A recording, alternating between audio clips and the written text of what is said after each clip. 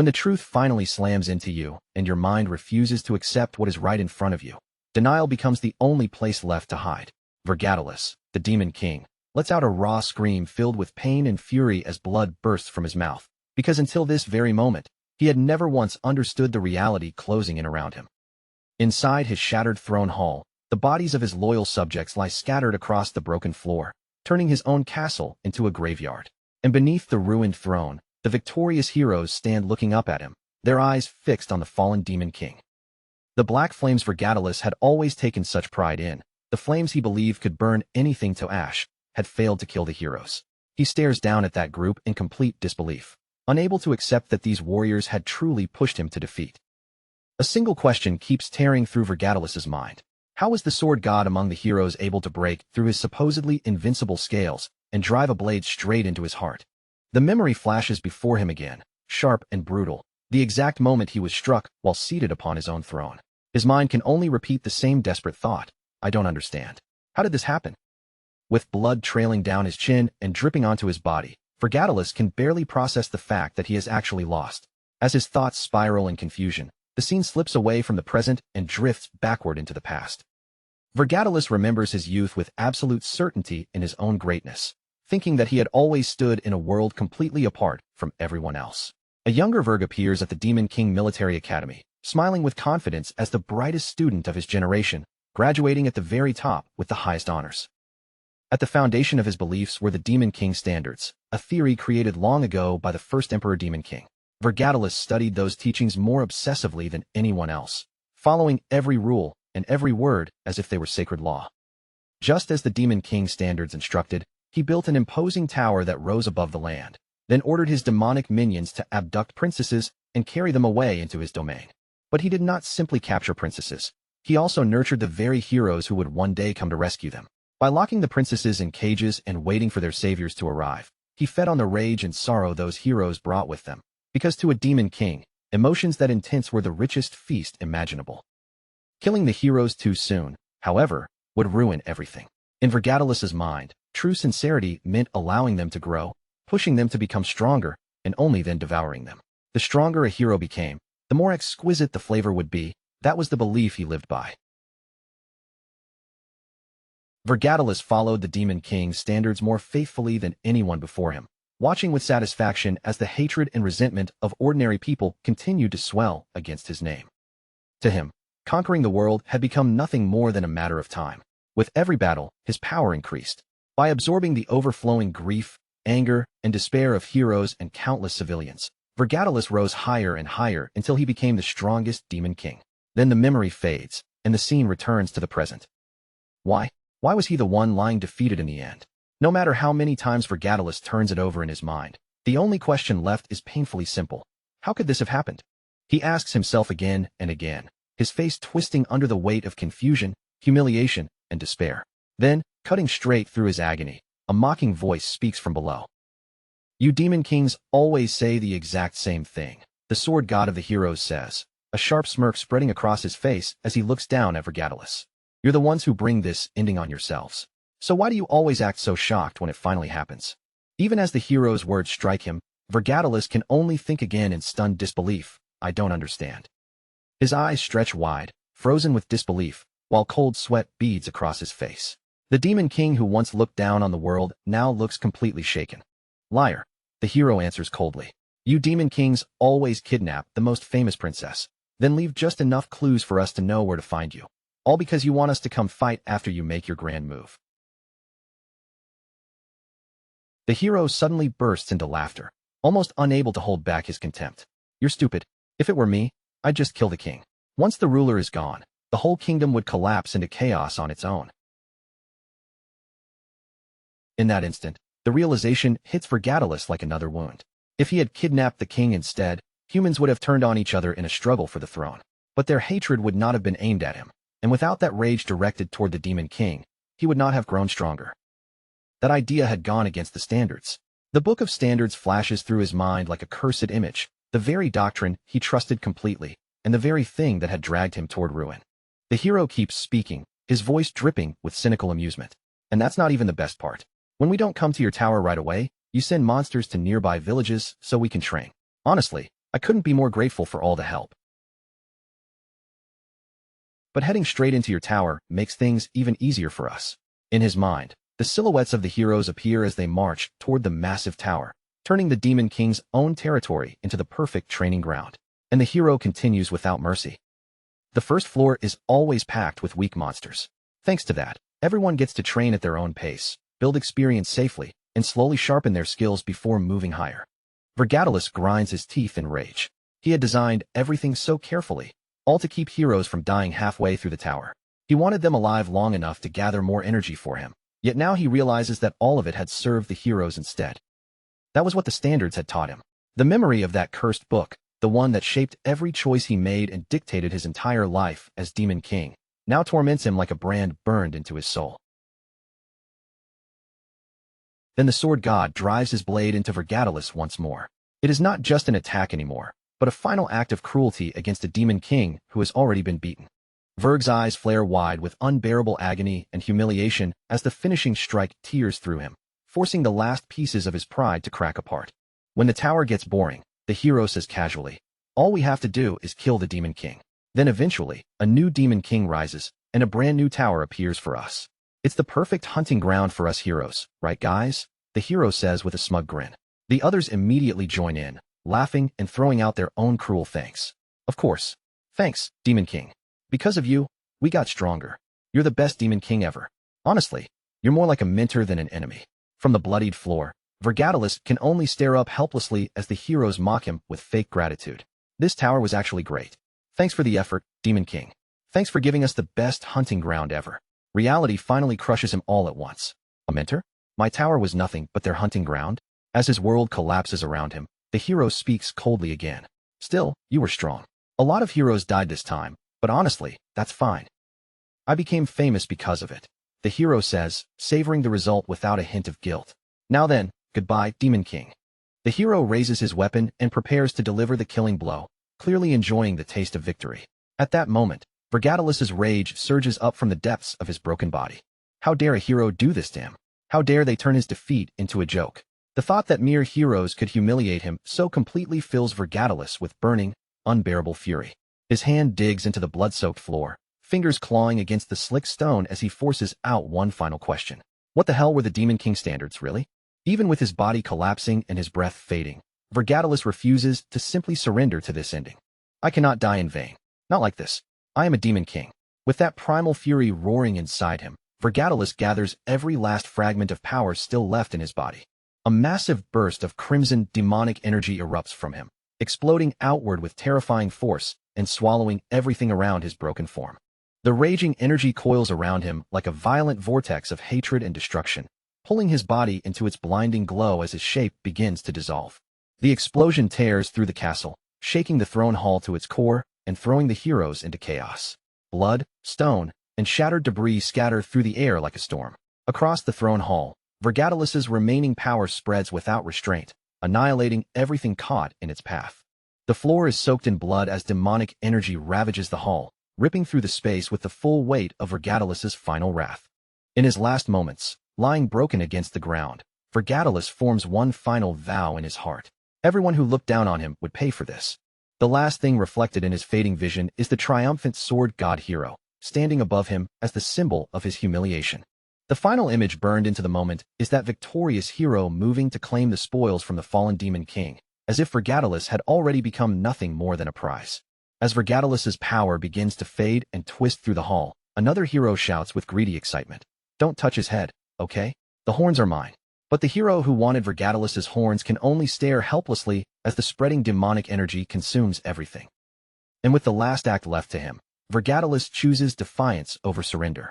Vergadalus swears that even if he has to sacrifice the final remains of his own life, he will drag them down with him.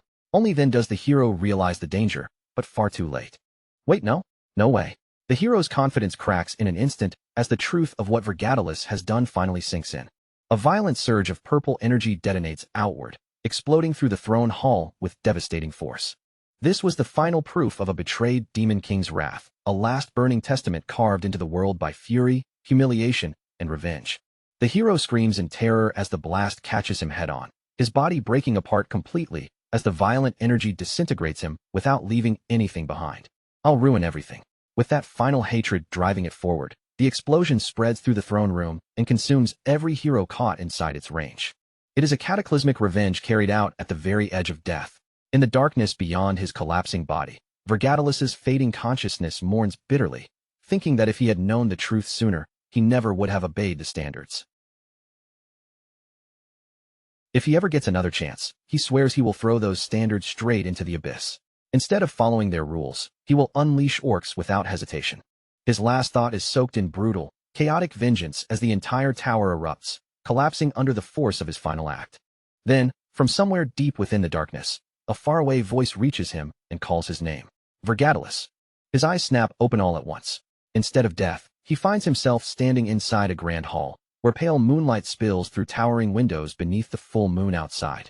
Vergatalus is completely lost. He turns his head, scanning the hall in disbelief, and sees rows of other students around him, all wearing the exact same uniform as him. What the hell is going on? Sweat slides down his face as an impossible thought crashes through his mind. He is alive.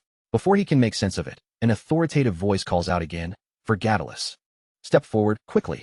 Hearing his own name, Vergatalus moves before he can fully think, walking ahead obediently, while confusion still clouds every corner of his mind. Questions spin wildly inside his head, one after another, as he tries to understand where he is and how any of this could be real. Impossible. This place. As he makes his way toward the platform, the voice speaks his name once more, firm and unmistakable. Vergatalus. Standing before him is the Academy headmaster himself. Vergatalus, why would a brilliant mind like yours behave this way on your graduation day? The moment Vergatalus sees him clearly, recognition strikes. The headmaster raises a red emblem into view. That crimson symbol is the very badge given to every graduating student of the Demon King Military Academy. It is the mark of a Demon King. The realization hits Vergatalus like lightning, and his mind freezes around one thought. Then this is. The Academy spreads beneath the moonlit sky, confirming what his eyes are already telling him. This is graduation day at the Academy, 15 years in the past, and the announcement echoes that every graduating student must step onto the stage. Those students, each one destined to become a Demon King, are now required to stand before everyone and make their vow. An instructor calls out, Summa cum laude Vergatalus. Please read as the representative of your class. With every eye on him, Vergatalus walks toward the stage. Before him, a massive hologram materializes in the air, displaying the Demon King standards, the very same rules that once guided him straight into humiliation and death. Vergatalus stares at the words he once revered with blind faith, but now his eyes burn with hatred and bitter understanding. The Demon King standards, the source of all his misery, are floating right in front of him, waiting to be recited aloud. He thinks to himself that he has seen these lines countless times before. He memorized every word perfectly, devoted himself to following them, and gave everything he had to live by them. And yet this garbage was what turned him into a toy for heroes and dragged him into ruin. The memory of his shameful death flashes through his mind, still hot and unbearable. Does he really have to stand here and recite this nonsense right now? He looks out at his classmates, who are all watching him with calm, expectant faces, waiting for the genius of their class to speak. Does he truly have to swear again, in front of every single one of them, that he will follow these cursed rules for the rest of his life? His throat tightens as the words refuse to come out. Meanwhile, the headmaster and the faculty continue smiling, completely unaware of the storm building inside their top student, while Vergatalus clenches his jaw, so hard his teeth grind together. Slowly, his expression twists, and the calm mask on his face gives way to pure, unmistakable rage. The host, still oblivious to the danger in the air, prompts him once more. Vergatalus, please read the Grand Demon King standard. Vergatalus's teeth clamped together in a tight, trembling line, his fury gathering just beneath the surface, ready to burst free. Then, in front of the entire academy, his voice cuts through the hall, clear, sharp, and filled with defiance. I refuse. In an instant, stunned silence falls over everyone. The students stare at him, their faces frozen in confusion as if they cannot believe what they just heard. And that is when Vergatalus finally lets his fury loose. I will not swear loyalty to something this unbelievably stupid. His eyes blaze with hatred as he screams the truth he had paid for with his own death, making it clear that following the standards is completely pointless. The Demon King standard is trash. His words slam into the audience like a shockwave, spreading through the hall before anyone can even breathe. The students stand petrified, mouths hanging open, their minds unable to process such a direct insult against everything they were raised to respect. One student is so shaken that even his glasses crack apart from the sheer shock of hearing those forbidden words. The headmaster's face twists with disbelief and rising fury, as if he has just witnessed public blasphemy against the very foundation of Demon King tradition. Vergatalus's rebellion echoes through the grand hall, tearing through decades of ceremony and tradition in a single moment. That was the instant the Academy's greatest summa cum laude fell from its highest honor to its lowest disgrace. And from that disgrace, a completely new path begins to open, one forged not by obedience, but by vengeance. Inside the great ceremonial hall of the Demon Kingdom, fury explodes as a fist crashes down against the podium with enough force to silence the room.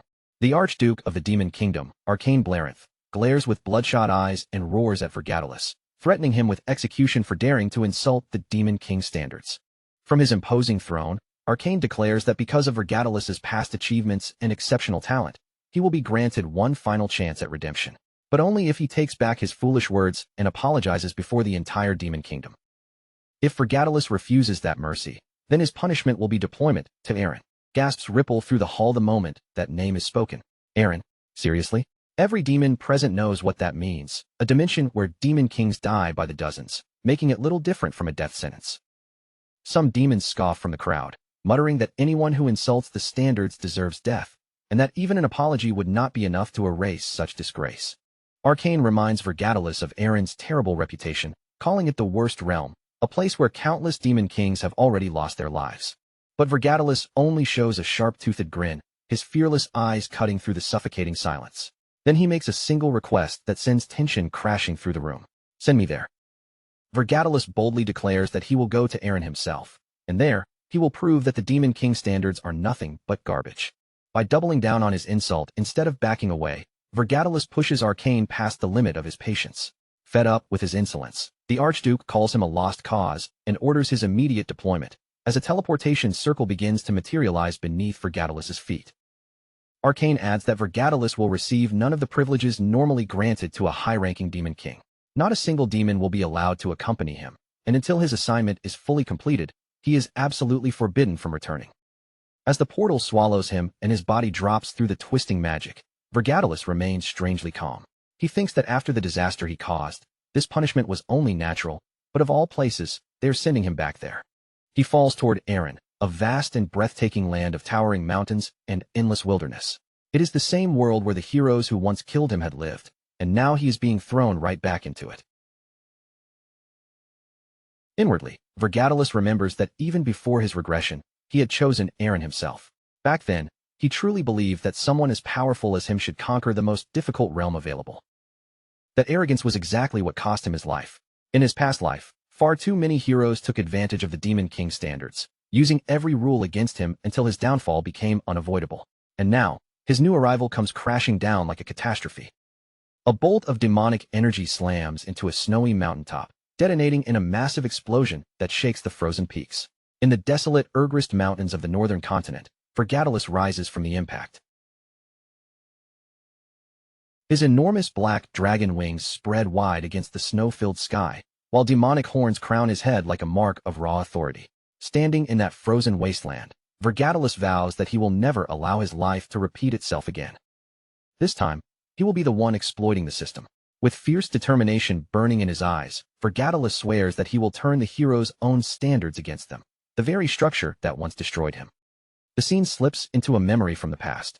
Back at the Academy, the strict hierarchy of the Demon Kingdom had once been taught clearly to every student. The Demon King Academy existed to train those destined to become Demon Kings.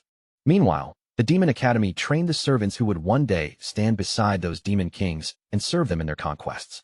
Among those demons was Gordon, a fortunate top graduate who was congratulated for earning the rare honor of serving the Supreme Demon King, Vergatalus. Another demon could only lament his own failure, wishing he had worked harder so that he might have earned that position instead. Gordon, smiling kindly at first, responds by addressing Alderman. He says that kings are certainly great figures, but as he continues, his expression twists into something close to fanatic devotion. In his eyes, none of them could ever compare to Lord Vergatalus. Gordon's admiration is so intense that it almost feels like obsession. Yet among the demons of that time, he is far from the only one who feels that way. In the past, Vergatalus was treated like a living legend, a prodigy said to appear only once in a millennium. To graduate in the same era as him was considered a blessing, and that overwhelming reverence only fueled Gordon's ambitions even further. In Gordon's fantasies, he imagines a grand statue of himself standing proudly beside Vergatalis, convinced that together, they could conquer any dimension placed before them. With a bright and hopeful smile, Gordon dreams aloud that if he can stand at Vergatalis's side, then his own name will surely be carved into the glorious history of the Demon Kingdom.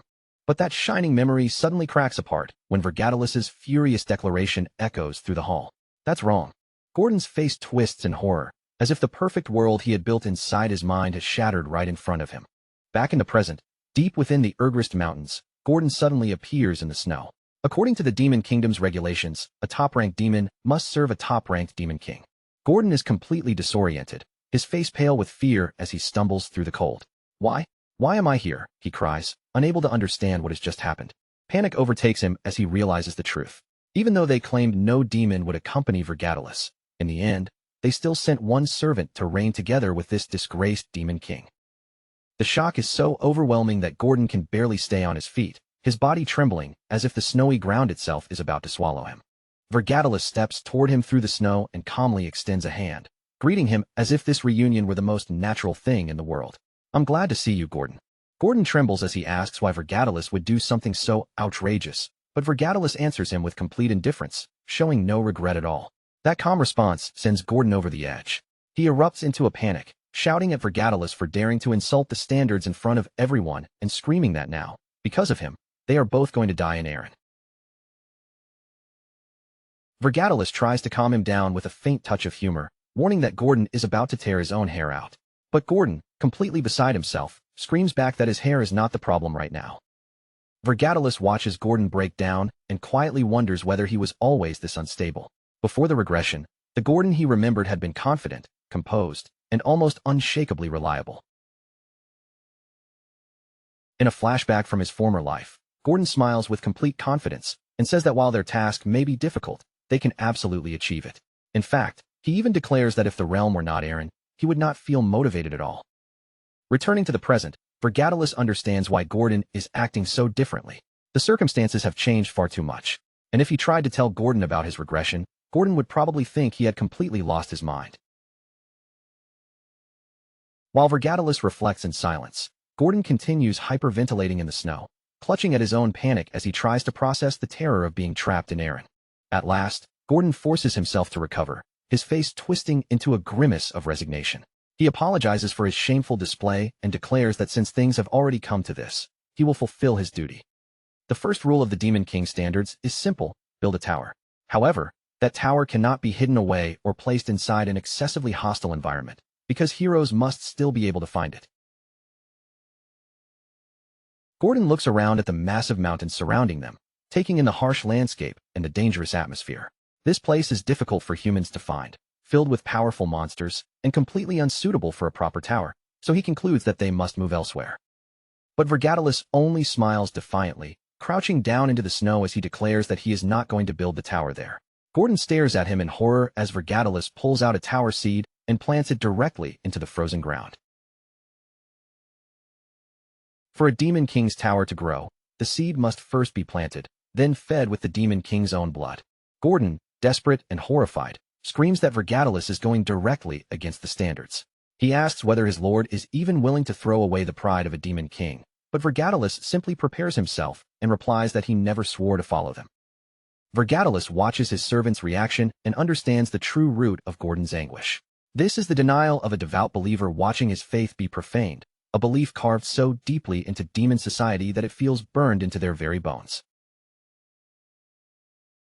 With a gaze weighed down by hard-earned experience, Vergatalis thinks that unless someone dies, or goes through something just as drastic as death, they can never truly reject that faith. After all, he had once been exactly the same. Then, with iron determination, Vergatalis clenches his fist hard enough to draw blood, offering his own body as the sacrifice needed to feed the seed. As drops of his blood fall onto the tower seed and soak into it, Vergatalis tells Gordon to listen carefully. The Demon King standards are trash, especially in a place like Aaron. Gordon can only stand there speechless, trembling as he faces both his lord's blasphemy and the terrifying conviction behind every word. Without warning, the surrounding mountains begin to quake violently, the snow and stone trembling as if something enormous has awakened beneath them. Activated by Vergatalus's blood, the tower seed suddenly bursts open with a brilliant pulse of red energy. A scarlet beam shoots upward from the seed, cutting through the freezing air and reaching straight toward the sky. As the energy spreads across the snowy ground, red light swirls around Vergatalus and Gordon, forming a powerful vortex that announces the imminent summoning. Vergatalus then reveals the raw truth he learned through bitter experience. The reason the standards fail here is simple. Eren is packed with far too many heroes. A series of images flashes through the mind, showing the formidable and wildly varied heroes that infest this land. This is the true reason Eren is so dangerous. Eren is a cemetery of demon kings. As that truth settles in, a massive magic circle forms beneath their feet, and the system identifies its user, tribe, Black Flame Dragon. Name, Vergatalus. The identification finishes, and in that instant, the summoning of Vergatalus's tower begins in earnest. From deep beneath the frozen earth, a colossal dark structure starts to rise, tearing through layers of snow and stone as the ground groans around it. Watching the tower emerge, Vergatalus begins to explain the trap hidden inside the so-called rules. After destroying countless Demon King towers over and over again, humans eventually realized there was a repeating mechanism behind them. Once they understood that pattern, they began using the Demon King standards against the Demon Kings themselves. Only then does Gordon finally grasp the horrifying truth of this land. In Eren, the Demon King standards no longer function as rules for Demon Kings at all. They have practically become the hero's standards.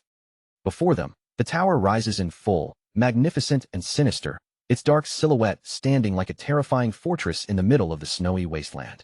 Gordon looks up at it in stunned disbelief, overwhelmed by the sheer scale of what has just appeared. In the end, despite every warning and every rule, Vergatalus has built the tower in this forbidden place.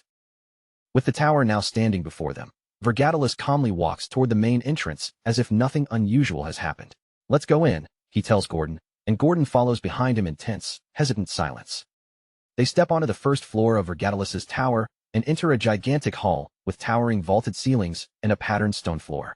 But despite its grand size, the entire space is completely empty. Gordon says aloud that a normal tower should have a complex internal structure or, at the very least, be guarded by monsters. Yet there is nothing here at all, making it a tower stripped of every advantage a Demon King should have, especially one already denied proper privileges. They continue upward to the Demon King's chamber on the 5th floor, but the result is exactly the same. A huge hall waits there with a throne set at the far end, and still, not a single defender or useful feature can be found. Every floor is deserted. With a serious expression, Gordon reasons that since the tower has already been built and cannot be undone, they must at least follow the second rule of the Demon King standards. Rule number 2 is to kidnap a prince or princess, preferably someone close to the throne, because captured royalty, especially high-ranking royalty, produces far more demonic energy. Gordon formally offers to advise Vergatalus on their next move, and Vergatalus, standing with his back turned, gives him permission to continue. Pointing to a map, Gordon begins his recommendation and explains that the kingdom closest to the Urgrist Mountains is the obvious target. He pleads with Vergatalus to kidnap the princess with the highest succession rank, so they can absorb the kingdom's anger and sorrow, and help him grow stronger as quickly as possible. Gordon fully expects Vergatalus to refuse, but to his shock, Vergatalus agrees. Gordon is left astonished, barely able to process the answer. Then Vergatalus adds that he already has a specific princess in mind. Filled with sudden excitement, Gordon immediately offers to assist him, but Vergatalus gives him a clear order instead. Gordon must stay behind and protect the tower, because a Demon King's residence cannot be left empty, and the moment he hears that, Gordon bursts into visible relief and joy. In Gordon's mind, hope rushes back all at once. Thank goodness, Vergatalus is still a Demon King after all. His strange behavior must have only been caused by stress. This situation can still be salvaged, and this is where things truly begin. As Vergatalus prepares to leave from the balcony, Gordon tries to perform his duty as a proper servant and asks who exactly his lord intends to bring back. With a sly, secretive smile, Vergatalus gives only a vague reply. Well, and with that, the scene shifts away. Vergatalus flies over a city beneath the night sky, revealing that his chosen target is nowhere near his tower. Instead, he is heading to the kingdom of Hilgeron, the southernmost nation on the continent and the farthest kingdom from his fortress. The view settles on a single brightly lit window in a massive castle, glowing alone like a tiny beacon in the thick darkness of the night. Inside that room, the beautiful blonde princess, Ernan Hilgeron, gazes out through the window. Under the full moon, Vergatalus descends before her with his demon wings spread wide, his silhouette cutting across the silver light. Vergatalus's real strategy is far more twisted than Gordon could imagine. Out of every possible royal target, he chooses the princess with the least presence of all, the 13th princess. With his red horns gleaming beneath the moonlight and his gaze fixed intensely on her, Vergatalus announces his purpose. I have come to take you, princess. Back at the tower, Gordon's mind practically explodes at the realization. Gordon screams at the top of his lungs, completely losing his composure, because Vergatalus's plan is the exact opposite of what the standards demand. In the middle of the night, Demon King Vergatalus appears inside a princess's chamber without warning. The young woman, with long blonde hair and a soft nightgown, watches him from her bed without the slightest trace of fear, showing only calm curiosity. With a serene expression, Princess Ernan Hilderon looks at the intruder standing in her room and simply asks, "Who are you?" Beneath the full moonlight, Vergatalus introduces himself with a serious and determined expression. The Demon King who has come to kidnap you. Instead of screaming or trembling, a faint and mysterious smile appears on Princess Hernan's face, an entirely unexpected reaction for someone being told she is about to be kidnapped. Still sitting calmly on her bed, she asks the surprised intruder a question that sounds almost like a challenge. Vergatalus, are you sure you can handle me? Her strange response leaves him briefly bewildered. Vergatalus wonders if she thinks demon kings are some kind of joke, but he quickly steadies himself and reaffirms his confidence. Of course he can handle her. He is a demon king. To Vergatalus's astonishment, Princess Ernan simply extends both hands toward him and offers herself without resistance. Then I'll let you take me. Now suspicious, Vergatalus asks what she is plotting. Ernan thinks for a moment and admits that, as a princess, she had always assumed something like this might happen to her one day, but Vergatalus refuses to let himself be fooled so easily. He warns her not to expect him to lower his guard, because he is also in a desperate situation and will not be tricked. Ernan denies having any scheme at all, then calmly points out the obvious. How could she have prepared a trap when she had no idea a demon king would come for her today? Vergatalus mentally admits that her logic is sound, but even so, he cannot shake the strange uneasiness crawling beneath the surface of this situation. At last, standing face to face with him, Princess Ernan appears completely ready to leave. She extends her hand as if inviting him to proceed and asks, "Then shall we go?" The scene shifts to a snowy mountain landscape, where Vergatalus, in his demonic form with wings spread wide, flies through the cold air toward his towering fortress. When he lands, he is carrying the princess wrapped in a cloak. His subordinate, the long black-haired demon with pointed ears, greets him, and Vergatalus immediately orders Gordon to house her on the 4th floor. Gordon is shocked that Vergatalus is not sending the princess to the dungeon, but Vergatalus explains that since she offered no resistance, she will be granted some leniency. Meanwhile, the princess cheerfully waves as if this entire kidnapping were almost pleasant. Immediately after that, Gordon approaches Vergatalus with a serious look and says there is something important he needs to report. The scene then shifts to the 4th floor of Vergatalus's tower. The 4th floor is a massive, empty hall with cold stone floors, and Princess Ernan has been left there completely alone. Sitting on the freezing floor, she quietly murmurs to herself that she really has been kidnapped. Her thoughts drift as she begins comparing this strange new reality to the life she had back in the palace. Here, there are no soft pillows, no warm blankets, and no servants waiting nearby like the ones who once attended her palace bed. She continues thinking to herself, remembering that there are no beautiful gardens here, no fountains, and none of the elegant comforts of the kingdom. Without a doubt, this place is nothing like home. And yet, her expression suddenly shifts into pure mischief and joy. A different thought pops into her mind, bright and unexpected, and she inwardly declares that maybe this is not so bad after all. Back with Vergatalus, Gordon informs him that an invitation has arrived from the Beast Tower. It is a welcome banquet for him as the newest Demon King. Vergatalus is immediately skeptical, suspecting it is nothing more than a pathetic attempt to intimidate him and test the newcomer. Demon Kings are naturally far too proud to cooperate easily with one another, but Aaron's unprecedented danger has forced even them to swallow their pride and maintain a tense alliance. Vergatalus reflects on that balance of power. In his previous life, he ignored the other Demon Kings because he saw them as weak, but now that he is the newcomer, he understands that he has to play the game. So he decides to accept the invitation and establish first contact. Following the invitation, Vergatalus and Gordon arrive at the Beast Tower, a colossal stone structure wrapped in thick vines and standing deep in the heart of a dense jungle. On an enormous throne sits a colossal beast with white fur, razor-sharp claws, and glowing red eyes. His heavy voice fills the chamber as he declares, "My name is Draxon. I am the Demon King of Beasts." Draxon boasts openly about his age and power, stating that he has ruled this place for 70 years. While Vergatalus listens in silence, Draxen looks down at him with clear disdain and begins to mock him. "So you're the new Demon King," Draxen says, sizing him up with contempt. "I heard you made fun of tradition, but honestly, you look pretty mediocre." Vergadalus does not flinch at all. Instead, he looks straight at Draxen and asks whether the Beast Demon King came looking for a fight, demanding that he stop circling around the issue and speak plainly. Behind him, Gordon already looks like he regrets ever stepping into this place, while Draxen breaks into a laugh and finally reveals the real reason he summoned them. "You know absolutely nothing," Draxen says with a sneer. "Archduke Arcane personally ordered me to keep an eye on you the moment you arrived here." Vergadalus scoffs the instant he hears that name, calling the Archduke nothing more than that noisy old vampire. He even thinks bitterly that he should have just left Arcane behind in Errant if he had the chance. That blatant disrespect instantly sends Draxen into a rage. "How dare you speak of the Archduke like that? You've got guts."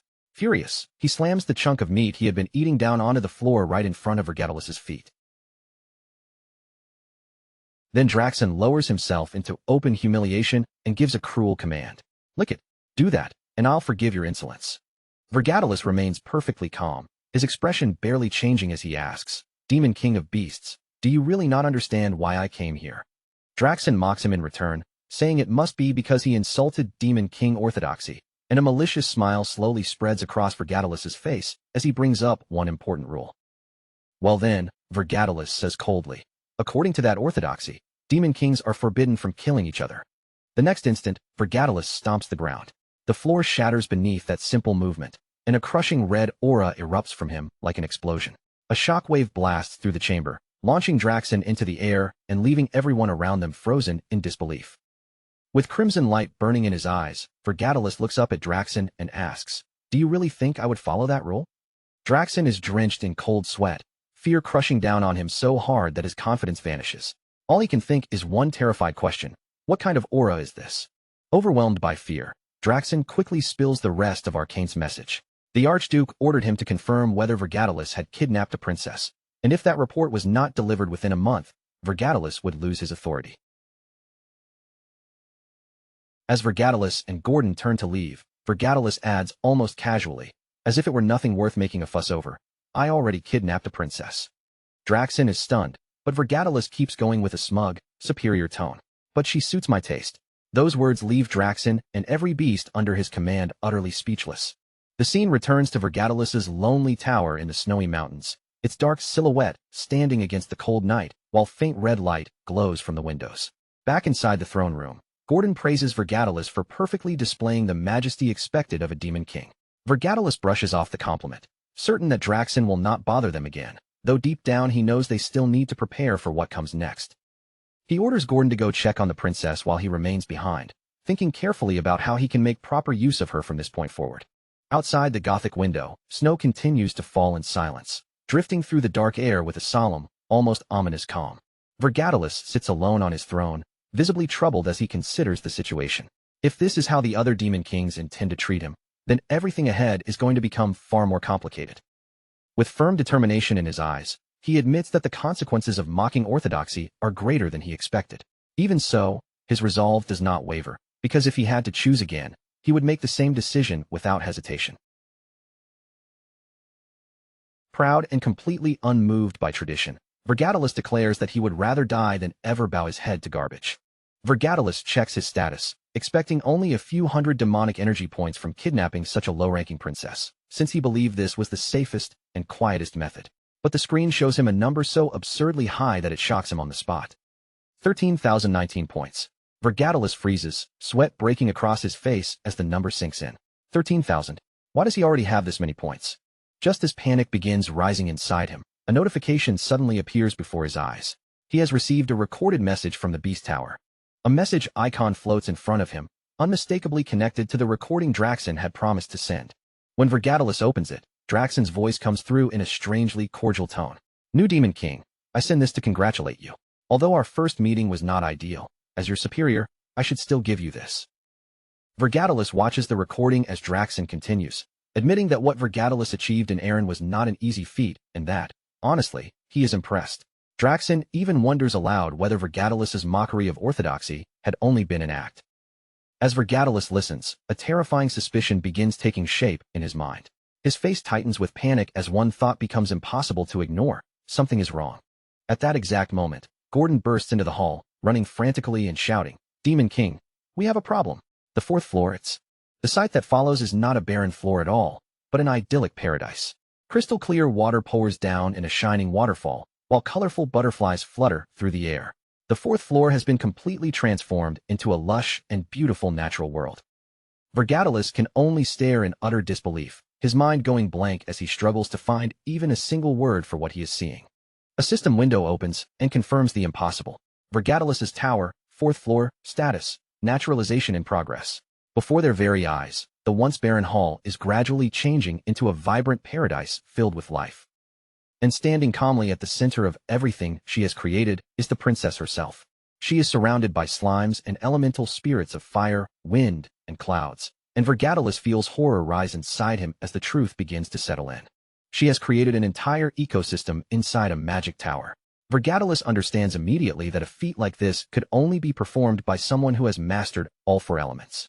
He remembers visiting the castle of the 13th princess, yet no one had known the most important truth, that only one spiritualist on the entire continent was capable of doing something like this. At last, he confronts her directly. "You are not the 13th princess." Ernan gently pets one of the slimes beside her and answers with perfect calm. "Just as I expected. You mistook me for Elena." Vergatalis's face twists with panic as every scattered piece finally locks into place inside his mind. "Wait, don't tell me you're..." Before he can finish, she smiles with mischievous pride and reveals the truth herself. "Correct. My name is Ernan Hilgeron.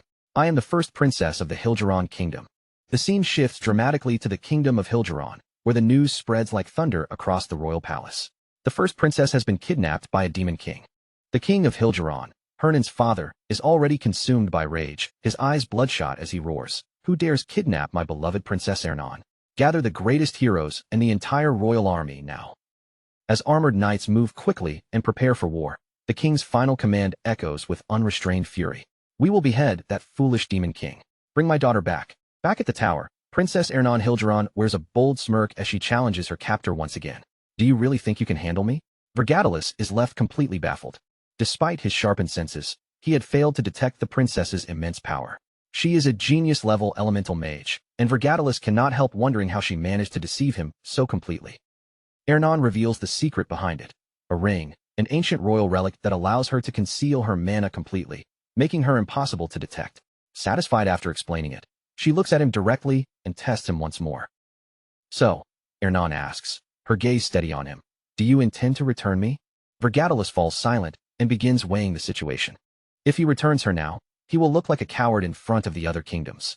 Even worse, it will become much harder for him to accumulate demonic energy. With his expression hardening into firm resolve, he makes his decision. There is no turning back anymore. Vergatalis will follow this plan through to the very end, no matter what consequences come crashing down afterward. A sharp system alert suddenly flashes into view, locking onto Verg's presence and instantly revealing the amount of demonic energy he currently possesses. Verg answers her with complete calm, his voice steady and unshaken, telling her plainly that his status has not changed at all. To him, whether she is truly the 13th princess or not means nothing. In Verg's eyes, that title never mattered, because she remains his queen all the same. Ernan gazes back at him with a soft, peaceful expression, almost as if she is quietly pleased. There is no fear in her face at all, nothing like a captive trembling before her kidnapper. The story then moves to the dazzling and luxurious kingdom of Hilgeron, where the shocking news has already stormed its way into the royal throne room. The king of Hilgeron is nearly blinded by rage, slamming down his order for his soldiers to kill that foolish demon king and bring his princess home at once. A nervous minister quickly steps forward, trying to calm him by explaining that they still have no confirmation of which demon king is responsible, and that patrols are already searching for clues. But the king only grows more furious, shouting for them to move faster, unable to accept that his daughter has been taken while his own men are standing around doing nothing. Then another minister, a sharp-eyed man wearing glasses, speaks up with a more careful observation. He says that something about this kidnapping feels wrong. Not long ago, the Demon King of Lust attracted far too much attention and ended up being slain by heroes. So for another Demon King to abduct a princess immediately after such a clear warning is far too suspicious. The royal council gasps as the logic finally hits them, realizing this incident may not be as simple as it first seemed. The king grips the arm of his throne so hard that his hand begins to tremble, fury and frustration twisting together inside him. Grinding his teeth, He reaches the only conclusion he can accept. If it was not one of the known demon kings, then it must be a new and unknown one. At that very moment, a knight bursts into the throne room with urgent news. They have detected traces of teleportation magic. The magical trail points far to the north, stretching toward the harsh and distant Urgrist mountains. The king's face stiffens with disbelief, his anger momentarily replaced by shock. The Urgrist mountains? That place is known as the most dangerous, isolated region on the entire continent. The scene cuts to the barren, snow-buried wilderness of the Urgrist mountains, where icy winds sweep across the empty land, and a single ominous tower rises alone against the frozen sky, the Tower of Verg. Inside the tower, Gordon Dirick, Verg's loyal but deeply anxious subordinate, can no longer hide his concern. He warns that the Hilgeron army will come for them soon, and he doubts his lord can possibly face such a force alone. Verg, however, simply smiles with quiet confidence, showing not even the smallest trace of fear. With his usual composure, Verg tells him there is no reason to worry, because the kingdom of Hilgeron will never be able to reach this place. Gordon is left completely confused by that confidence. Then, standing before a large map, Verg calmly reveals the foundation of his plan. His tower stands in the far northern reaches of the continent, while Hilgeron lies deep in the distant south. Between those 2 points stretches an enormous distance, with multiple nations standing in the way, making a direct military assault practically impossible and forcing Hilgeron to search for another solution. Verg's smile turns smug as he explains that those nations will not involve themselves. That means Hilgeron will have only one realistic option left. They will be forced to hire the Hero Guild. And just as Verg expected, the king of Hilgeron soon finds himself trapped with no proper path forward. With a heavy, reluctant expression, he orders his ministers to contact the Hero Guild, and the scene shifts to the guild's massive fortress. Surrounded by snowy landscapes, heroes and mercenaries gather noisily around the quest board, their attention fixed on the kidnapping notice for Princess Ernan. But the moment the destination is revealed as Urgrist, the entire crowd erupts, and their reactions turn instantly and overwhelmingly negative. One mercenary refuses on the spot, scoffing that he never agreed to throw his life away in some monster-infested wasteland. Another only smirks from the side, remarking that the king of Hilgeron is going to have a very hard time. Meanwhile, Verg had already predicted this outcome perfectly. The Hero Guild would not move easily, because in the end, they care about money above all else and would never accept such a dangerous mission unless the reward was outrageously high. That is exactly why Verg chose to place his base in Urgrist. Gordon is stunned by the depth of his master's foresight. Verg has not only considered the enemy's response in advance, but also seems to understand Aaron, the human world, with an almost unbelievable level of detail, even while ignoring so many of its ordinary rules. The thought unsettles Gordon deeply.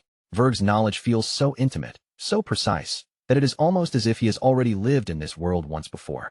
Back in Hilgeron's throne room, the king finally explodes with frustration. He roars in disbelief that not even one hero is willing to take the mission, furious that people who call themselves heroes would dare refuse to rescue his daughter. A minister lets out a weary sigh and explains the bitter reality to him.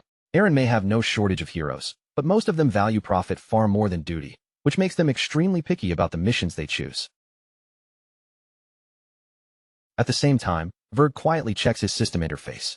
He understands that Hilgeron will need time to gather heroes capable of taking the job, and even more time before those heroes can travel all the way to his remote stronghold.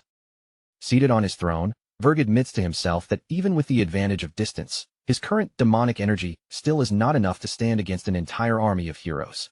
A dark memory flashes through his mind, the heroes who once defeated him. He knows that terror far too well, and this time, he refuses to underestimate them again. With a new plan already forming, Verg gives Gordon an order so shocking it nearly stops him cold. He tells him to contact Draxon, because he intends to sell demonic energy in exchange for human money. Gordon freezes in place, then cries out in complete disbelief. Sell demonic energy? To him, the very idea sounds nothing short of blasphemy. In a panic, Gordon reminds Verg just how priceless demonic energy truly is. It is the currency of dreams, a power that can transcend species, activate tower functions, and even summon monsters into existence. And now Verg wants to trade that precious power for mere human money. Still, Verg does not waver for even a moment. He knows Draxon will pay an enormous fortune for it. With his current demonic energy, he cannot stop the heroes directly, but with human currency, there is something else he can do. The scene then shifts to Odenwer, a lively fortress city built near the dangerous Urgrist Mountains and Verg's next destination. Hidden beneath a black cloak, Verg approaches the city gates, only to be stopped by 2 guards blocking his way. When the guards demand to know who he is, Verg answers without hesitation, calmly claiming that he is a mercenary. The guards immediately grow suspicious, narrowing their eyes at him. After all, what kind of mercenary in his right mind would travel alone into the Urgrist Mountains? Verg says nothing more. With a casual flick of his hand, he sends a gold coin spinning into the air. One guard catches it, and the moment he sees the glittering metal in his palm, his eyes widen in shock. The bribe is bold, simple, and instantly effective. While the guards remain fixated on the gold, Verg strolls past them with an amused air, mockingly asking whether they still do not trust him. Once inside the city, he looks over the crowded plaza, taking in the movement and noise around him. Verg understands that wandering through this place blindly would only waste time, so his first objective is to find someone who can guide him. That search soon brings him to the Scarlet Falcon Mercenary Guild. Inside the noisy tavern, the air is heavy with the smell of beer, rough laughter, and mercenaries loudly bragging over one another. One man lounges back with his feet kicked up on the table, perfectly capturing the lazy arrogance of the room. He boasts about how easy their lives are, letting soldiers do the hard fighting while they only deal with monsters afterward and casually collect the loot. That same attitude fills the entire tavern. Gain as much as possible while risking as little as possible. As the drinks keep flowing, the conversation naturally shifts toward the latest rumors. One mercenary mocks the news about a new demon king appearing in the Urgrist Mountains, calling the whole thing fake. He insists that demon kings always build their towers in places heroes can actually reach. His companion then adds that he even heard this so-called demon king kidnap the princess of Hilgeron.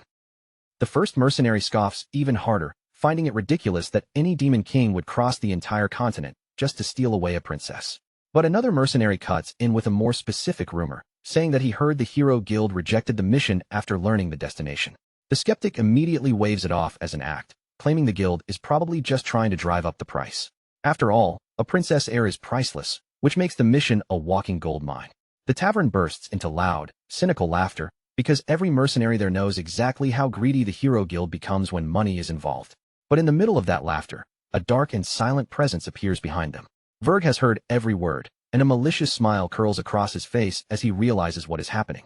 When the laughing mercenary turns around, he screams in terror. In an instant, the other mercenaries draw their weapons and surround the intruder, demanding to know who he is. Verg looks over them with a predatory smile and remarks that they seem to know quite a lot, deciding on the spot that they will make perfect guides. Then he gives a chilling order: leave one alive and throw the rest outside.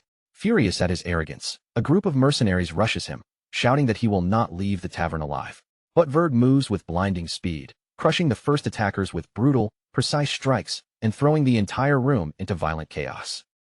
Verg tears through the tavern like a dark whirlwind, dropping mercenary after mercenary with ruthless speed and terrifying efficiency. One of the largest and strongest men in the room tries to take advantage of the chaos, charging in from behind Verg with a heavy club raised high. Verg does not even seem to react. He stops the attack effortlessly, shattering the weapon in the process. Then his eyes begin to glow with a dangerous red light as he turns to strike back. A dark aura wraps around Verg's fist, and the giant mercenary's face contorts with pure terror as he realizes he is standing before something far beyond anything human. The surviving mercenaries are swallowed by panic. One after another, they scramble toward the exits in terror, desperate to escape before the tavern becomes their grave. From the spared mercenaries' terrified point of view, the entire tavern has become a nightmare of screams, flying bodies, and unstoppable violence. Verg lets this one man live, forcing him to witness everything. Bodies are hurled through the air around him, and the once boastful leader now curls up on the floor, clutching his head as he trembles in fear. Barely able to speak, the mercenary finally chokes out a single word. Monster. The word only makes Verg's face brighten with a savage grin, his eyes burning brighter as demonic energy surges through them. Outside the tavern, screams and the violent crash of destruction echo through the streets, loud enough to make nearby passers-by slow down and turn their heads. 2 people, one of them a mage, watch the commotion with complete indifference. They're fighting again, she says flatly. Her companion answers that they never seem to get tired, neither of them realizing that what just happened inside was not a brawl at all, but a one-sided slaughter. Back inside the tavern, the floor is now covered with unconscious bodies, scattered across the wreckage like proof of Verg's overwhelming power. Verg stands completely unharmed amid the wreckage, towering over the mercenary kneeling before him in terror. With an icy calm that makes the man shake even harder, Verg tells him there is no need to be afraid. So long as he answers a few questions, his life will be spared. The mercenary nods desperately, his head bobbing again and again as if refusing might get him killed. Only then does Verg lower his gaze and ask, in the same calm voice, where the slave market is. The scene shifts to a lavish mansion surrounded by elegant fountains and tall iron gates, a place so polished and grand that it almost feels like a noble's estate. But behind that beautiful exterior hides something far more rotten, the slave market. True to Verg's command, the terrified mercenary leads him through the city streets until they arrive at a secluded, luxurious mansion. On the surface, it looks refined and respectable, but in truth, it serves as the hidden front for the slave trade. The moment Verg steps inside, a merchant greets him with a practiced smile and proudly presents the first selection, a cage packed with human slaves. With a greasy, eager expression, the merchant asks whether these goods suit his taste, clearly expecting this to be an easy deal. Verg glances over the human slaves without the slightest interest, his expression barely changing. Instead, he asks the merchant if he has anything rarer, then tosses over a heavy bag of gold, which the merchant catches with wide eyes filled with shock and greed. The merchant's face instantly lights up, his grin stretching wide enough to show the gleam of his golden tooth. Bowing eagerly, he answers that of course he has something special, then invites Verg to follow him deeper inside. As Verg follows behind the merchant, his thoughts turn cold and cynical. He wonders how this man can smile so easily even after his subordinates were slaughtered, and in the end, he concludes that humans chasing money are no different from demons craving demonic energy. Soon, they descend a set of stone stairs into a darker, more hidden section beneath the mansion. At the bottom, the merchant stops before a wooden door and explains that the truly special merchandise is waiting beyond it. A memory of Verg's earlier conversation with Gordon reveals what he has been planning all along. When Gordon asked what use human currency could possibly have, Verg answered with a wicked smile that it could buy slaves, especially the rare races captured by humans. Then he made his target clear: an elf, known for honesty and loyalty, would be ideal. Behind the bars sits Granada, a green-haired elf bound in chains and silenced with a muzzle. Even trapped in that miserable cell, his eyes burn with hatred as he glares fiercely at anyone who dares look at him. While watching the chained elf, Verg reveals the true reason behind the purchase. He intends to use Granada as a spy, sending him into the hero's side to stir confusion and chaos from within. Suddenly, the scene cuts back to Hilgeron's throne room, where a herald announces that their savior has arrived. The hero Hillenkargil is here. Relief spreads across the king's face, and he declares with renewed confidence that Hillenkargil will surely accept the mission. Hillenkargil, a heroic-looking man clad in shining armor, kneels before the king with absolute confidence. With a firm voice, he vows that he will rescue the princess and return with the demon king's head. Determination burns in Hillenkargil's eyes as he presses one fist against his chest, radiating the pride of a righteous hero. In the name of justice, he completes his vow, setting the path toward an unavoidable clash. Meanwhile, Demon King Verg lays out his plan to his subordinate. The elf locked inside the cage will be used as a spy to mislead and confuse the heroes. His subordinate agrees that the plan should work well, since elves are known for their pure and innocent nature. As Granada's muzzled face fills the moment with quiet hostility, the focus returns once again to the slave market. Verg faces the two slave traders directly and states without hesitation that he has come to buy the elf. Then, with perfect confidence, he adds that his subordinate will handle the payment, leaving both traders visibly stunned. With a sharp, intimidating glare, Verg asks whether they have any objections. The terrified trader immediately agrees, while his partner nervously moves to prepare the transaction. Verg then orders both of them to leave the room, saying there is something he needs to confirm with the elf himself. The trader hesitates and warns him that the elf could become violent if left unchecked. Verg does not care at all, simply telling him that if anything happens, the trader will be the one held responsible. With no room left to argue, the trader is forced to agree, though the disgust and fear on his face are impossible to hide. After the traders leave, the room falls quiet. Verg steps toward the cage, where Granada remains seated on the floor, his body weighed down by chains. Verg releases a stream of demonic energy, and the restraints binding Granada begin to fall away. Granada stiffens in shock as the dark power surrounds him, instantly sensing that this is no ordinary buyer. The moment Granada feels that energy, he realizes Verg is a demon. Anger flashes in his eyes, and he demands to know what business a demon could possibly have with an elf. From outside the bars, Verg answers by offering him something simple but dangerous: the chance to take revenge on humans. The offer clearly tempts Granada, but his distrust does not disappear. He answers coldly that he cannot trust demons any more than he trusts humans. Verg, however, insists that he is not like the others. Verg then proposes a deal. If Granada serves him loyally for exactly 50 years, he will personally guarantee both his safety and his freedom. Verg adds that 50 years is hardly a long time for an elf, especially compared to the humiliation of remaining a prisoner in human hands. But even with that argument, Granada refuses to let himself be persuaded so easily. Granada reminds him that demons like Verg are enemies of the elves, beings who seek to destroy the sacred world tree they serve. With a defiant stare and his pride still intact, Granada asks him directly how he is supposed to trust Verg at all. Granada continues, pointing out that the very idea of a demon asking an elf for help is suspicious from the start. Verg pauses, realizing that the elf's doubts are not foolish at all. His reasoning is solid. After thinking it over for a moment, Verg's expression shifts into a sly smile. Since words alone will not be enough, he decides to change his approach and says they will handle it another way. Verg summons a book of magical contracts and makes a solemn oath by the standards of the great demon king, promising that he will not bring harm to the world tree. He explains that the standards of the demon king hold the same weight for demons as the world tree does for elves. In return, he demands that Granada swear his loyalty upon the world tree for the next 50 years. Granada's expression softens into a strange smile, as if he cannot quite believe what kind of demon he is dealing with. He admits that Verg is bizarre, but at the very least, he seems willing to negotiate. Granada rises to his feet and introduces himself with formal pride as Granada of the Maple tribe. He agrees to make the oath, but only after meeting the demon king who sent Verg. Filled with complete confidence, Verg reveals the truth without hesitation. I am the demon king. Granada freezes on the spot, his thoughts crashing to a halt as he struggles to process what he just heard. All he can manage is a confused, disbelieving, what? Then, without warning, Granada bursts into wild, uncontrollable laughter. Still laughing, he grabs Verg by the shoulders and shakes him, insisting that it is impossible for a demon king to leave his tower, weaken himself, and come all this way just to buy one slave. Between fits of laughter, Granada mocks him even further, declaring that if Verg really is the demon king, then he will swear loyalty for 100 years instead of just 50. Before long, Verg, Granada, and the subordinate arrive on the 5th floor of Verg's tower, where the air is grand, heavy, and silent. Seated upon his throne, Verg calmly reminds Granada that the 100-year contract was his own idea. Only then does Granada finally realize the truth, and shock crashes over him. His face slowly shifts from disbelief into pure outrage.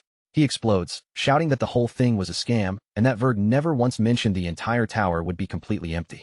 Granada keeps ranting, unable to hold back his frustration. He yells that everything was barren all the way up to the 3rd floor, and that the 4th floor was nothing but plants. Boiling with anger, Granada demands to know what kind of demon king walks out of his own tower without even keeping a single monster there to guard it. The complaint comes out so absurdly that it almost turns into a laugh. Then Granada's mind drifts back to the journey they took to reach the tower. Even though the tower looked neglected and strangely empty, not a single monster from the mountains dared to approach them. The reason was obvious now. Verg's overwhelming presence alone had kept everything away. At last, Granada can only accept it. Empty tower or not, a demon king is still a demon king, and through Verg, he may finally gain the revenge he has long desired. Completely defeated, Granada kneels before him and swears upon the great name of the world tree that his loyalty will belong to Verg for the next century. As he gives his oath, Granada's mind races with expectation. If the demon king himself came to recruit him, then surely he must have some important role to play in a terrifying, world-shaking plan. But Verg's first order is nothing like what Granada imagined. With a casual smile, he simply says, "Good. First, make me dinner." Granada goes completely still. His mind, which had already prepared itself for some grand and sinister mission, turns blank the moment he hears such an ordinary command. The scene shifts into pure comedy. Granada is now wearing an apron, chopping vegetables with surprisingly top-tier cooking skill, while silently wondering how he ended up here when he was supposed to be part of some dark master plan. To make things even more shocking, Princess Ernan of Hilgeron stands beside him in the kitchen, also busy cooking. With a bright and cheerful expression, she asks if he needs help making vegetable bread, leaving Granada completely speechless. The view pulls back to reveal the 5th floor, where a long dining table stretches across the room like this is some perfectly normal noble banquet. Verg sits calmly at the head of the table, Princess Ernan and Gordon Dirick seated along one side, while Granada sits across from them on the other, still trying to process what kind of situation he has walked into. Granada, still wearing that confused look, slowly turns his head toward Verg and points his attention to the woman sitting beside him. He asks, almost like he needs to hear it twice to believe it, whether she really is the Princess of Hilgeron. Verg answers without the slightest hesitation, as if introducing an ordinary guest at dinner, saying yes, that is Ernan Hilgeron. Princess Ernan does not look nervous or offended at all. She simply sits there with a soft, graceful smile, as if this entire strange dinner scene is completely normal to her. Granada instantly loses control again, his shock bursting out into anger as he accuses Verg of being completely out of his mind. He cannot believe Verg would kidnap the heir to an entire kingdom while living in a tower that barely has any proper defenses. With his voice rising, he demands to know what Verg thinks he will do when heroes come charging in to tear the whole place apart. Verg does not even flinch at Granada's outburst. He calmly lifts a bite of food with his fork, as if this is nothing more than casual dinner conversation, and says that is exactly why he bought Granada in the first place. For now, he tells him to stop making noise, sit down, and eat. Granada freezes again, completely robbed of words by Verg's ridiculous calm. Then, in the most absurdly casual way possible, Verg adds that the food is actually quite good. Princess Ernan brightens up beside him and happily mentions that she helped prepare it too. Meanwhile, Granada can only sit there in silent horror, his mind screaming one question over and over. What in the world is even happening here? The setting shifts down to the 4th floor, where the tower opens into a wide, lush green field full of fresh grass and natural energy. Granada looks around and asks if this is the place where Verg plans to make his stand against the heroes. But Verg immediately shakes his head and answers no. If the heroes ever manage to reach this floor, then by that point, everything will already be finished. Verg then finally explains the real reason he needs Granada. Granada will not be waiting inside the tower as a guard. Instead, he will be sent out to stir up chaos in the human world. Granada blinks, thrown off by the answer, and asks if Verg is telling him to act as a spy. Verg gives a small nod, confirming it, but he does not let Granada relax for even a moment. Before Granada can fully absorb the mission, Verg adds that he first needs to see what Granada is capable of. Then, with a simple gesture, he gives the order directly, attack him. Granada is left staring at him in disbelief, his mind racing as he wonders how he is supposed to beat a demon king inside that demon king's own territory. Seeing his hesitation, Verg offers him a handicap. He says he will fight using only one hand, without relying on demonic energy, and if Granada somehow wins, Verg will cut 50 years off their contract. That one offer is enough to set Granada's fighting spirit ablaze again. His eyes sharpen, nature energy begins gathering around his body, and he shouts that he will strike with everything he has. Wind rushes across the green field, leaves whip through the air, and the test finally begins. Granada launches forward with a fierce storm of attacks, throwing one blow after another with all the force he can muster. But Verg remains almost annoyingly composed, blocking every strike with just one hand, and perfectly keeping to the conditions he set for himself. As the exchange continues, Verg observes Granada's movements with cool interest.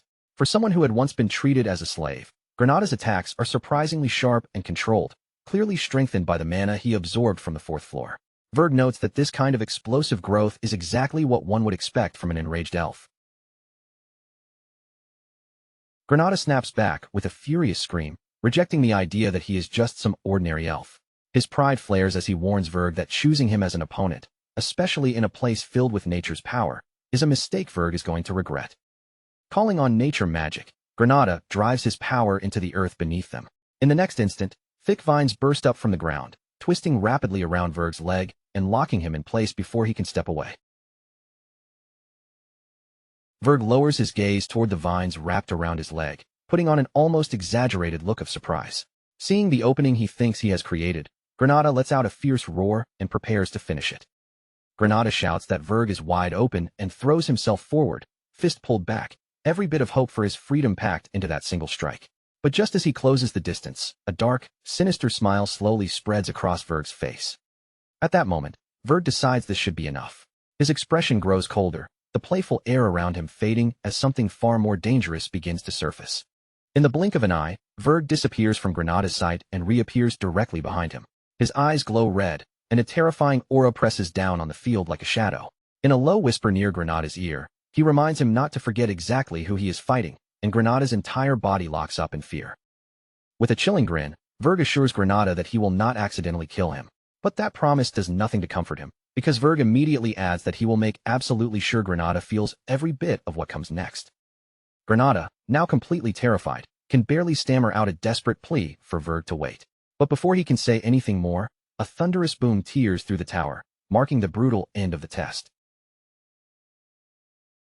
The story then moves to Otenwar, where the headquarters of the Red Falcon mercenaries stands, rough and lively as always. The captain greets Verg with a shameless mix of flattery and greed, practically shouting his welcome as he declares what an unbelievable honor it is to see Verg again. Verg gets straight to the point and states that he wants to hire their entire unit for a full year. The captain immediately leans into the topic that matters most to him and eagerly asks about the payment. Around him, his men whisper nervously about how Verg beat them senseless the last time they met. Then Verg drops a massive bag of gold as the deposit, and the entire mercenary group falls silent in shock. The moment the mercenaries see that much money, their attitude changes completely.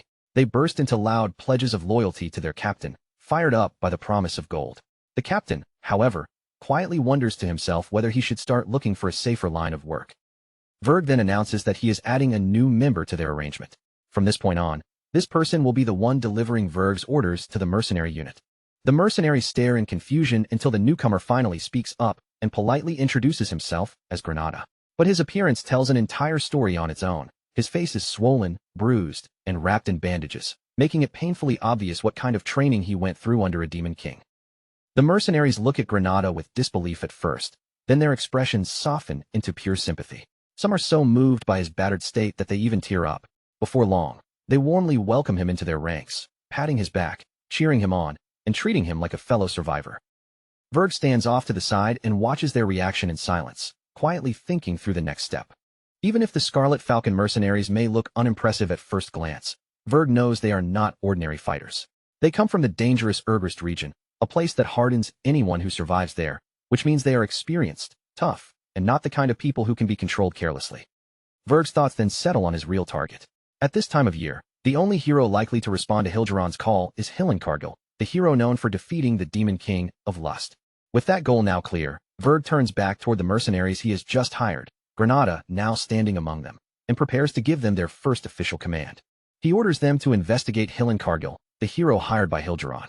Now that they have been paid so generously, the mercenaries answer with roaring enthusiasm, shouting back a powerful, "Yes, sir."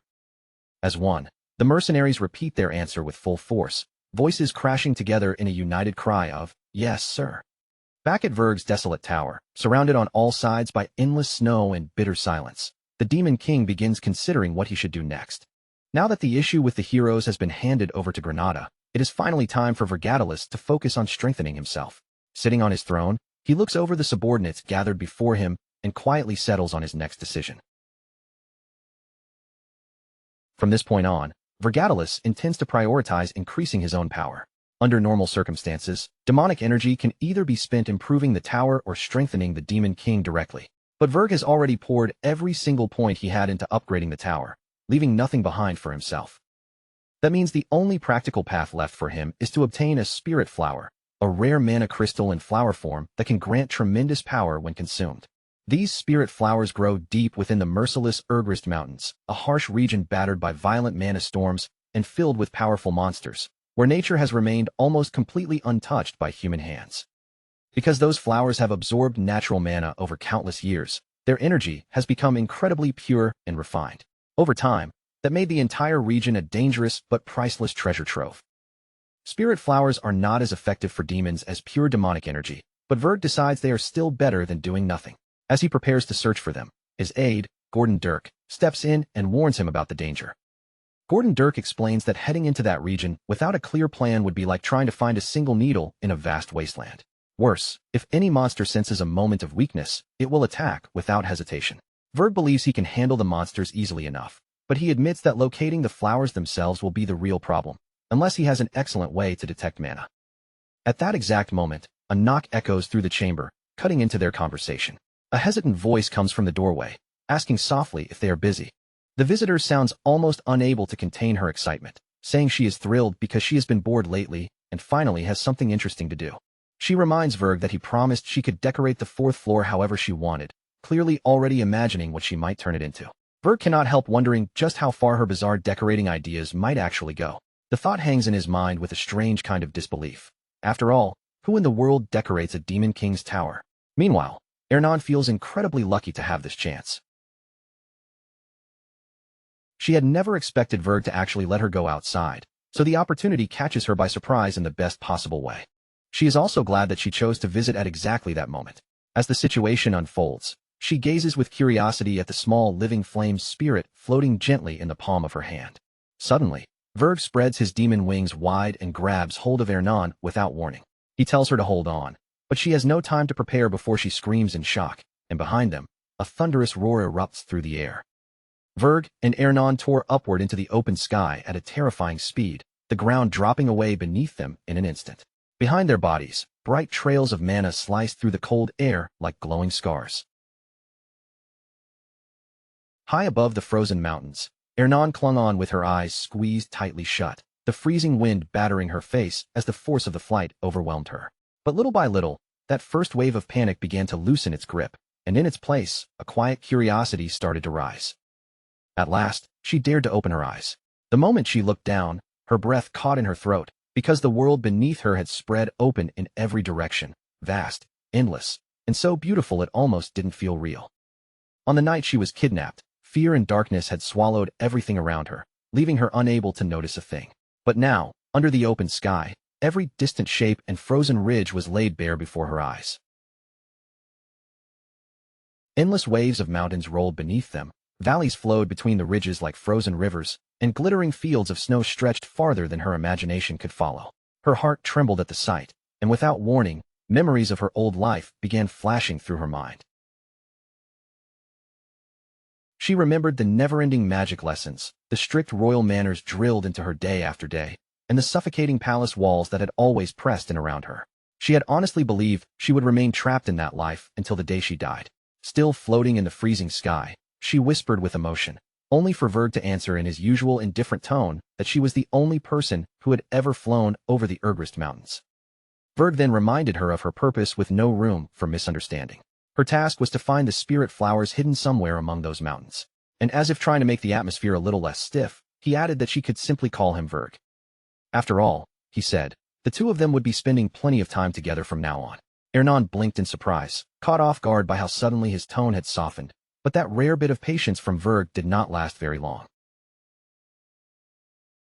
His voice dropped cold as he reminded her that she was forgetting her place. If she failed to focus, he warned, he would throw her straight into the underground dungeon. Ernan instantly panicked, hurriedly apologized, and forced herself to concentrate on the task in front of her. She lifted her focus toward the mountains below and gave her tiny water spirits a clear command, sending them scattering across the vast snowy range in every direction. As the search began, Verg watched the process and quietly scoffed to himself, already doubting it would be as simple as Ernan seemed to hope. He did not believe they would find a spirit flower so easily. Still, even he had to admit that with Hernan's spirits spreading out over the mountains, this method would be faster than relying on himself or Gordon alone. Then, only a few seconds later, Ernan suddenly cried out in excitement, shouting that she had found one. Verg's eyes widened in genuine surprise, the speed of her discovery catching even him off guard. And sure enough, there it was in the middle of the snowy wilderness, a magnificent spirit flower glowing against the white landscape, its petals shining with a cold, icy blue mana. But the thrill of finding it vanished almost immediately. Around the flower stood a large group of massive orcs, their brutal bodies and threatening presence making it clear they were guarding that treasure as their own. Verg descended in front of them with the overwhelming presence of a demon king, his posture calm but commanding. He told the orcs that if they had even a shred of honor left, they should obey his order, leave the flower behind, and go. The orcs answered with low, hostile growls. One of the orcs snarled back that they had no intention of listening to a demon. With hatred burning in its voice, it declared that they despised him, and that Verg would die there. Verg laughed at their answer, but there was nothing warm or amused in the sound. It came out twisted and vicious as he darkly admitted that Gordon had been right after all. He called himself foolish for expecting beasts to think, and the air around him instantly changed. Dark purple demonic power erupted from his body, small horns rising from his head as he declared that he would simply reduce them to ashes. A violent wave of demonic energy swept forward and swallowed the orcs whole. Their screams rang out across the snow as the roaring flames consumed them one after another. The difference between them was not even close. Verg's power overwhelmed the battlefield so completely that the orcs looked helpless beneath it. Driven into desperation, the surviving orcs abandoned any thought of facing Verg head-on.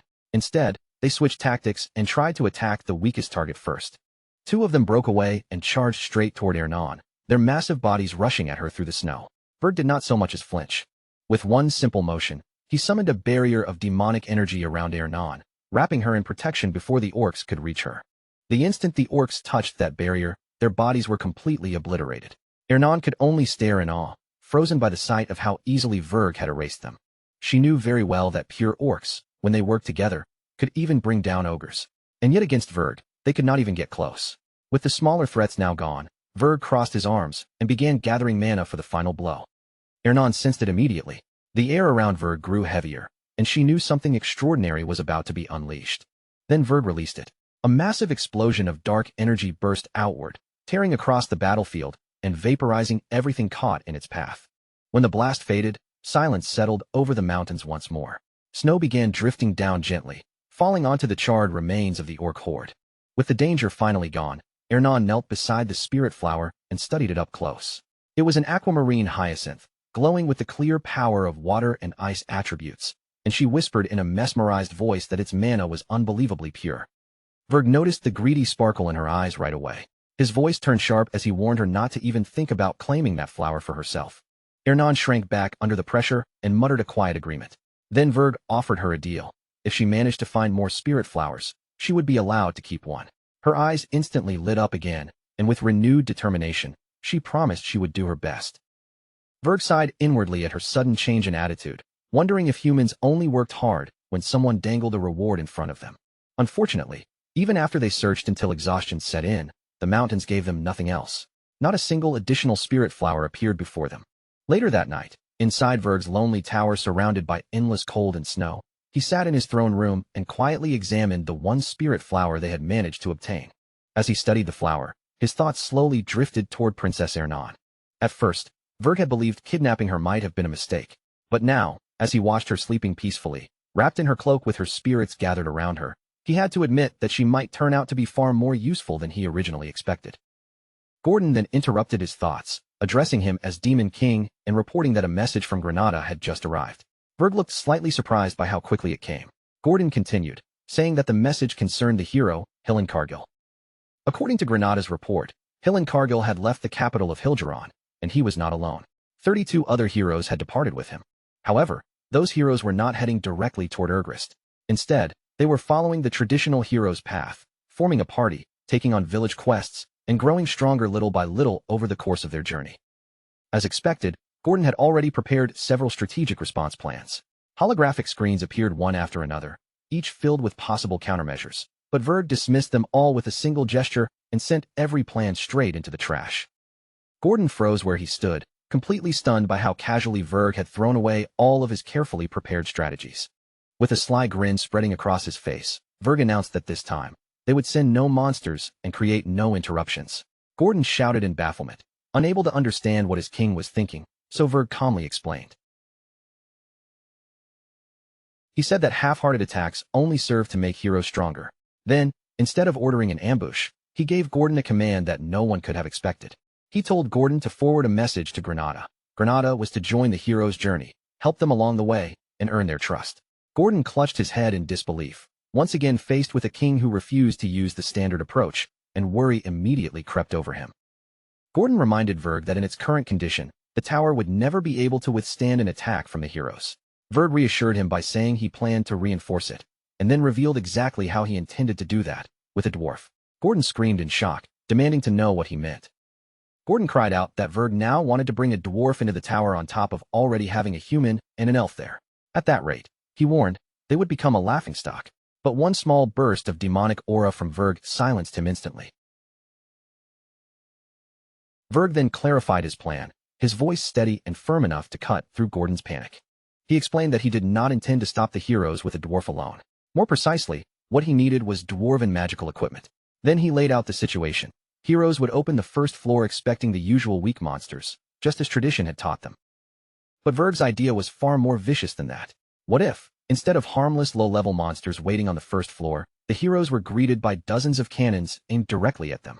Gordon could only stare in shock as the idea sank in. Dozens of cannons, all lined up on the first floor of the tower. No hero walking in with the usual expectations would ever see something like that coming. And yet, because his mind was so trapped by rules and tradition, he could not stop himself from noticing just how wildly unconventional Vergatalus's plan really was. As Gordon looked toward the now empty throne, The meaning of Vergatalus's words began crawling into his mind little by little. The realization arrived slowly, then horribly, and the color drained from his face as he understood where this was going. Wait a second. If reinforcing the tower required a dwarf, then that could only mean one thing. And the next instant, Gordon screamed in despair, realizing this was going to become yet another kidnapping. Far away from the tower, the scene shifted to the underground dwarven city of Wolfner, a vast kingdom carved into solid stone and lit by the glow of countless crystals. At the heart of that underground city, a blacksmith stood before his forge, working without pause. Each hammer strike crashed down with steady rhythm and raw power, sending sparks flying through the heated air. This was Loya Frederick, known far and wide as the greatest dwarven smith alive, a craftsman whose skill stood at the very peak of his people. And unfortunately for him, that same reputation had placed him directly at the top of the Demon King's next abduction list. Before his regression, Vergatalus had crossed blades with countless dwarves in battle, but this was the first time he had ever stepped into one of their cities for himself. Naturally, his first move was not complicated. He simply approached the guard at the entrance and bribed him. Using human gold, Vergatalus casually asked where he could find the best blacksmith in the city. The dwarf guard smirked as he slipped the coins away, clearly satisfied with the exchange. The guard remarked that for a human, Vergatalus certainly knew how business worked. Meanwhile, Vergatalus had completely suppressed his demonic presence, hiding his true identity so perfectly that the guard suspected nothing. With a bribe that small, the directions came surprisingly quickly. The guard told him to head into the city and look for the enormous hole at its center. From there, he would need to take the lift down. The dwarves would check his identity, assign him to the proper floor, and only then let him continue through their two-step security process. The whole system was designed so that no intruder could slip through unnoticed. But Vergatalus had no intention of wasting time with verification. Instead, he simply dropped straight down to the lowest level on his own. Once he reached the depths below, Vergatalus moved through the underground passages and headed toward the deepest chamber, the true heart of Wolfner. That was where the legendary Loya Frederick carried out his work. And the very first thing Vergatalus noticed was not the forge itself, but the breathtaking technique behind every movement of the dwarf's hands. The metal shimmered under the heat, and mana flowed through it so smoothly that it almost looked as if the flames themselves were dancing around the blade. For a brief moment, Vergatalus found himself wondering whether this dwarf truly was the best blacksmith the city had to offer. But in the end, that detail hardly mattered. He could always confirm the dwarf's true value after kidnapping him. Without wasting another second, Vergatalus reached out with lightning speed, aiming to seize the dwarf and escape before anyone could react. But the target in front of him was nowhere near as ordinary as he looked. A roaring wave of fire erupted from Loya's forge and surged straight toward Vergatalus, swallowing him in a blast of scorching heat. Loya did not hesitate for even a heartbeat. In the very next second, a massive hammer came swinging toward Vergatalus with crushing force. As the attack closed in, Vergatalus noticed something strange in the flame, a faint trace of demonic power mixed inside it. Finding that suspicious, Vergatalus raised one hand and blocked the hammer head-on. The impact was so violent that the force cracked through his bones, yet he held his ground without stepping back. Vergatalus calmly asked whether Loya was a hero. Loya lifted his chin with pride, refusing to show fear in front of the intruder. Loya declared that he was indeed a hero, then demanded to know how a demon dared to enter dwarven land in the first place. He warned Vergatalus that he would not be leaving this place alive. But Vergatalus only grinned, flashing that unmistakable Demon King smile, and mocked him by saying that for all his boasting, he was actually pretty weak. Then he corrected him. He was not merely a demon. He was the Demon King. With overwhelming strength, Vergatalus slammed the hammer down into the ground, then seized Loya by the throat and lifted him clean off his feet. After hearing the commotion, the guards rushed toward the chamber as fast as they could, weapons ready, only to find the room completely empty. Panic exploded through the dwarven city. A demon intruder had appeared, and Loya Frederick had been kidnapped right from the heart of Wolfner. High above the city, on a terrace away from the chaos below, Vergatalus warned his captive that if he made a single sound, he would kill him. Still trembling, Loya demanded to know why the Demon King had come to a place like this. He asked if Vergatalus was after the princess, but Vergatalus casually dismissed the idea. He had no interest in dwarven royalty. What he wanted instead was information about the secret underground passages, emergency routes known only to blacksmiths. Loya immediately assumed this was exactly how the princess was going to be kidnapped. And honestly, even if he understood the danger, he knew he could not stop Vergatalus by force. The truth was painfully simple. Loya talked like a hero, but deep down, he was terrified of demon kings. Even so, he still refused to answer. So Vergatalus leaned closer and whispered that if Loya stayed stubborn, he would kidnap the princess and then release him afterward. That way, It would look as if Loya had betrayed her just to save his own life. Vergatalis told him to imagine the rumors, the disgrace, and the torture that would follow. That threat broke him. Everyone already knew Loya was not exactly courageous, so if such a rumor spread, no one would doubt it, and his life would become a living nightmare. Vergatalis gave him one final choice: walk with him willingly, or sell out the princess and pray for mercy. Loya stayed silent on the outside, but inside, he was already scheming about how he might escape while still handing over the princess. He was a greedy little schemer through and through. To lock the agreement in place, Vergatalis made a vow. On the Demon King's standard, he guaranteed Loya's safety as long as he cooperated. To dwarfs, that kind of oath was sacred. A Demon King would never break a vow made on that standard, and the moment Loya heard it, his attitude changed completely. The fear vanished from his posture almost instantly, replaced by confidence, obedience, and an almost cheerful willingness to help. Vergatalis nearly felt sick watching how quickly Loya switched sides once his own safety was guaranteed. Meanwhile, deep inside the dwarven city, Princess Louise Verf paced back and forth in clear anxiety, unable to stay still. Loya had disappeared while working on her weapon, and even though the guards explained that he had been taken, their report only made her worry grow sharper. The guards insisted that Loya had been kidnapped, but Princess Louise snapped at them furiously, ordering them to shut their mouths. She reminded them that Loya was a hero too. In her mind, the idea made no sense at all. How could someone who carried the title of hero possibly be kidnapped so easily? One guard nervously tried to reason with her, carefully pointing out that while Loya was a hero, he was also, to put it mildly, a terrible fighter. That comment earned him a murderous glare from the princess. She ordered them to find Loya immediately, and warned that if they failed, she would personally take every one of their heads. After that, not a single guard dared to argue. Jar. Meanwhile, deep within Loya's hidden tunnel system, Vergatalis was quickly losing patience. The passage was cramped and narrow, so narrow that the Demon King had no choice but to follow directly behind the dwarf the entire way. The distance between them was far too close for Vergatalis's liking. Growling in irritation, he ordered Loya to move faster, warning that if he had to keep staring at this disgusting view any longer, he would burn the entire tunnel down.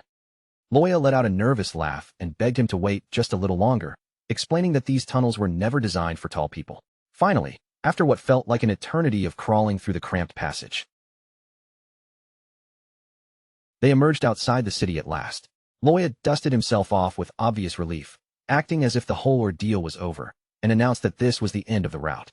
Loya dusted his hands like he had finished some harmless little errand, then tried to excuse himself right away, saying his job was done and he would be leaving now. But Vergatalis immediately shifted into his demonic form, his wings spreading wide behind him like a black shadow swallowing the moonlight. In a cold voice, he asked what nonsense Loya thought he was saying. Loya froze on the spot, reminding him that he had sworn on the Demon King's standard, but Vergatalis only gave a careless shrug. To him, a meaningless vow like that was nothing but trash. And just like that, the promise Loya had been clinging to vanished into thin air. In that instant, Loya officially became the newest victim dragged onto the Demon King's list of rage-inducing captives. Panic slammed into him all at once, and every bit of confidence drained from his face. For one horrifying second, Loya wondered if selling out the princess really would have been the smarter choice after all. Then he snapped back to survival mode, waving his hands frantically and shouting for Vergatalis to wait, because he was still useful. He desperately insisted that no one could rival his metallurgy, that with his skill, he could craft anything Vergatalis wanted. Vergatalis stared at him with a frown, clearly unimpressed by how quickly the dwarf started bargaining. Vergatalis asked how a hero could offer to work for a demon so easily, but Loya had already thrown pride and morals straight out the window. To Loya, survival mattered far more than honor. So Vergatalis gave him one final order: swear loyalty to him. Loya immediately slammed his forehead against the ground and shouted that he swore, thanking Vergatalis for sparing him with almost embarrassing desperation. Of course, inside his head, Loya was already plotting how he might escape later. Unfortunately for him, clever plans do not mean much when the person making them is knocked unconscious before he can use them. A sudden jolt cut the moment short, and everything went dark for him. Some time later, Loya slowly woke up in a peaceful garden surrounded by spirits, his head spinning and his body stiff with confusion. He looked around, dizzy and terrified, while Gordon was already pacing nearby like he was one bad decision away from losing his mind. Gordon burst out in disbelief, asking if Vergatalis had really kidnapped a hero, and not just any hero, but a dwarf hero. Vergatalis simply raised a hand, motioning for him to be quiet. Then Granada appeared on a floating screen, looking just as shocked as he asked whether his lord had seriously brought a dwarf into the tower. Vergadalus cut him off at once, telling him to save the report for later. Princess Ernan ignored the chaos around her and walked straight up to Loya, calmly studying his battered, frightened face. She asked if he had come to rescue her because he was a hero, then paused for a beat before admitting that he probably had not. Loya still had no idea how to process any of this. He looked at Vergadalus and demanded to know why he was here, reminding him that he had promised to keep him safe. Vergadalus only smirked and answered that Loya was safe. After all, he was still breathing. Vergadalus explained that he had simply knocked Loya out and carried him here because he could not trust what a small, panicking dwarf might do if left awake. Loya forced out a laugh, but it sounded painfully unnatural. His smile was stiff, his posture awkward, and every part of him looked like he was desperately trying not to collapse. He muttered that it was wonderful, though his face made it painfully clear that he found absolutely nothing wonderful about it. Vergadalus wasted no time entertaining his fear. He immediately moved on and announced Loya's first assignment. Loya was to install a large number of cannons across the tower's first floor, turning the entrance into something no hero would ever expect. If any heroes dared to come through that floor, Vergadalus wanted them obliterated before they could even begin their heroic advance. Loya swallowed hard, the word cannons clearly weighing on him. Still, with no room to refuse, he forced himself to nod and agree as if this request were perfectly normal. The focus then shifted to the hero's journey preparation station, where the heroes were already making their own arrangements for the road ahead. A holographic communication link flickered to life, and Granada delivered his report from the outside with practiced calm. He informed Vergadalus that rumors were spreading quickly among the heroes, and according to the latest intelligence, they believed the newly emerged Demon King possessed black flames. Because of that rumor, the heroes had started equipping themselves with fire-resistant gear, preparing for the battle they believed was inevitable. Granada continued, adding that another rumor had begun moving through their ranks as well.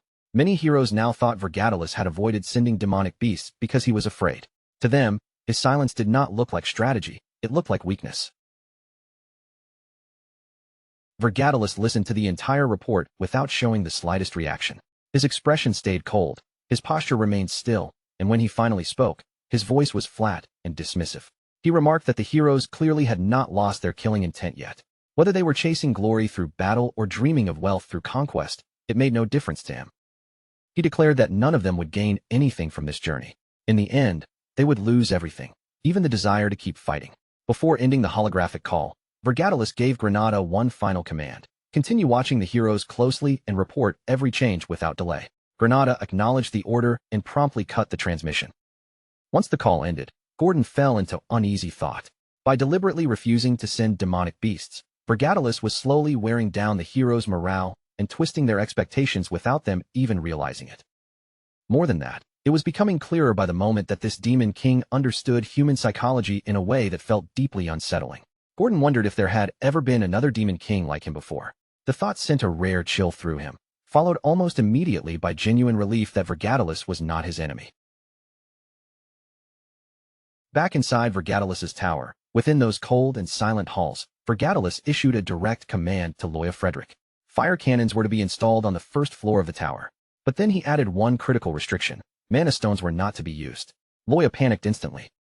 He argued that building weapons like that without mana stones was nearly impossible, and even if he somehow completed them, they would barely be effective against heroes. Vergadalus cut him off sharply, his tone leaving no space for excuses. Finding a solution, he said, was Loya's responsibility. Vergadalus then explained why the restriction mattered.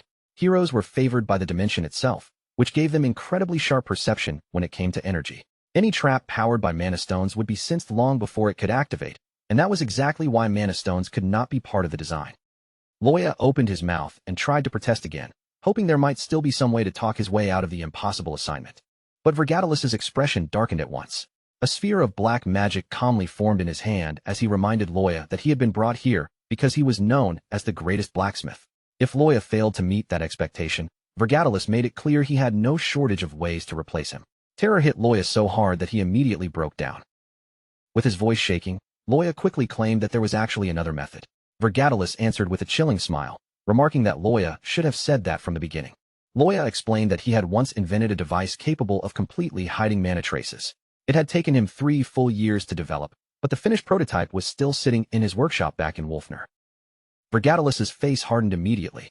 His eyes narrowed as he demanded to know whether this was just another desperate excuse Loya had made up to buy time. Crying and trembling, Loya swore over and over that he was telling the truth and that the device really did exist. After a short pause, Vergatalis chose to believe him, but he had no intention of doing so without insurance. He fastened a purple, rune-etched collar around Loya's neck, locking it into place with an ominous glow. When Loya nervously asked what the collar was, Vergatalis casually explained that it was a magical restraint capable of separating Loya's head from his body instantly with a single gesture. Then, with a thin and ominous smile, he added that the collar also distorted perception, making it difficult for others to clearly recognize Loya's face. If Loya ever tried to remove it, Vergatalis would take that as proof that he had chosen escape, and death would follow immediately. Understanding the threat completely, Loya collapsed in fear and swore that no matter what happened, he would never try to take the collar off. With his orders given, Vergatalis departed alongside him. Together, they traveled across several kingdoms, gathering rare supplies and mana-compatible materials needed for the tower's new defenses. The journey dragged on for nearly a full month. Throughout that entire time, Vergatalis stored everything they acquired inside his spatial pocket, carefully preserving each material so nothing essential would be lost before the preparations were complete. Once their task was finally finished, they returned to Wulfnar, the dwarf kingdom. But by the time they came back, chaos had already taken root inside the city. A massive boulder suddenly came crashing down near a group of dwarves, smashing into the stone floor and sending broken debris flying in every direction. At the center of the destruction stood Princess Louise Verf, her fury so obvious that no one dared look relaxed in her presence. She shouted that it had already been a month and a half, yet the dwarves still had not found Loya. She berated them for their incompetence and demanded to know how much longer they expected her to remain patient. An elderly dwarf stepped forward nervously, trying to calm her down. He explained that Loya had dug countless underground tunnels over the years, and their forces were still investigating every passage. However, given the situation, it was highly likely that Loya had already escaped the city. Louise snapped back immediately, saying of course he would have fled, because staying behind would have been idiotic.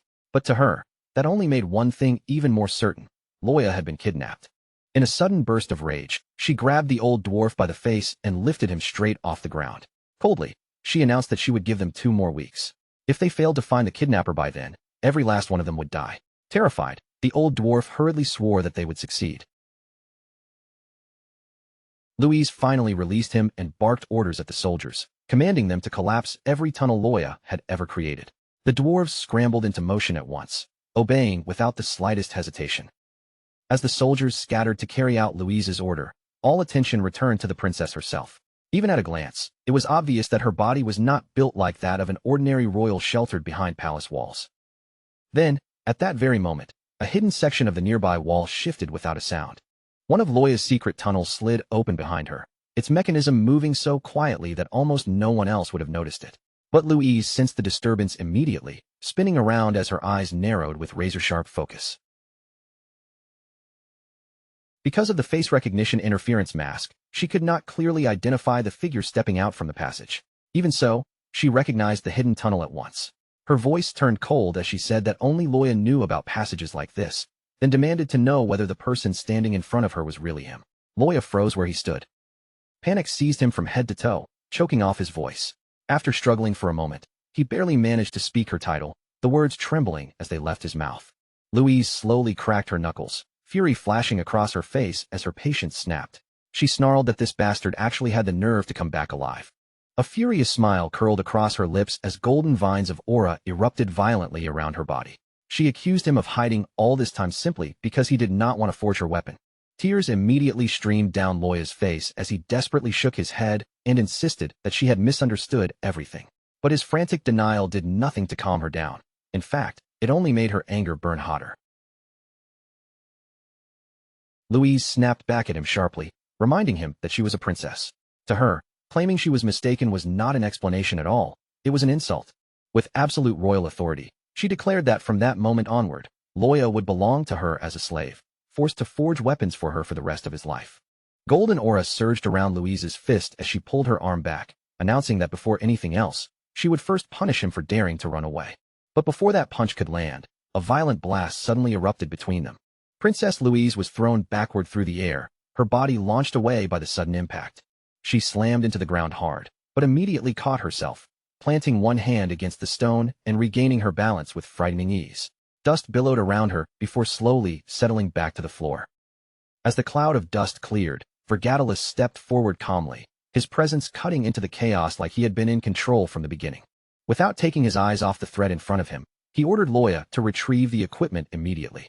Louise glared at the newcomer, unable to see through the interference effect well enough to identify him.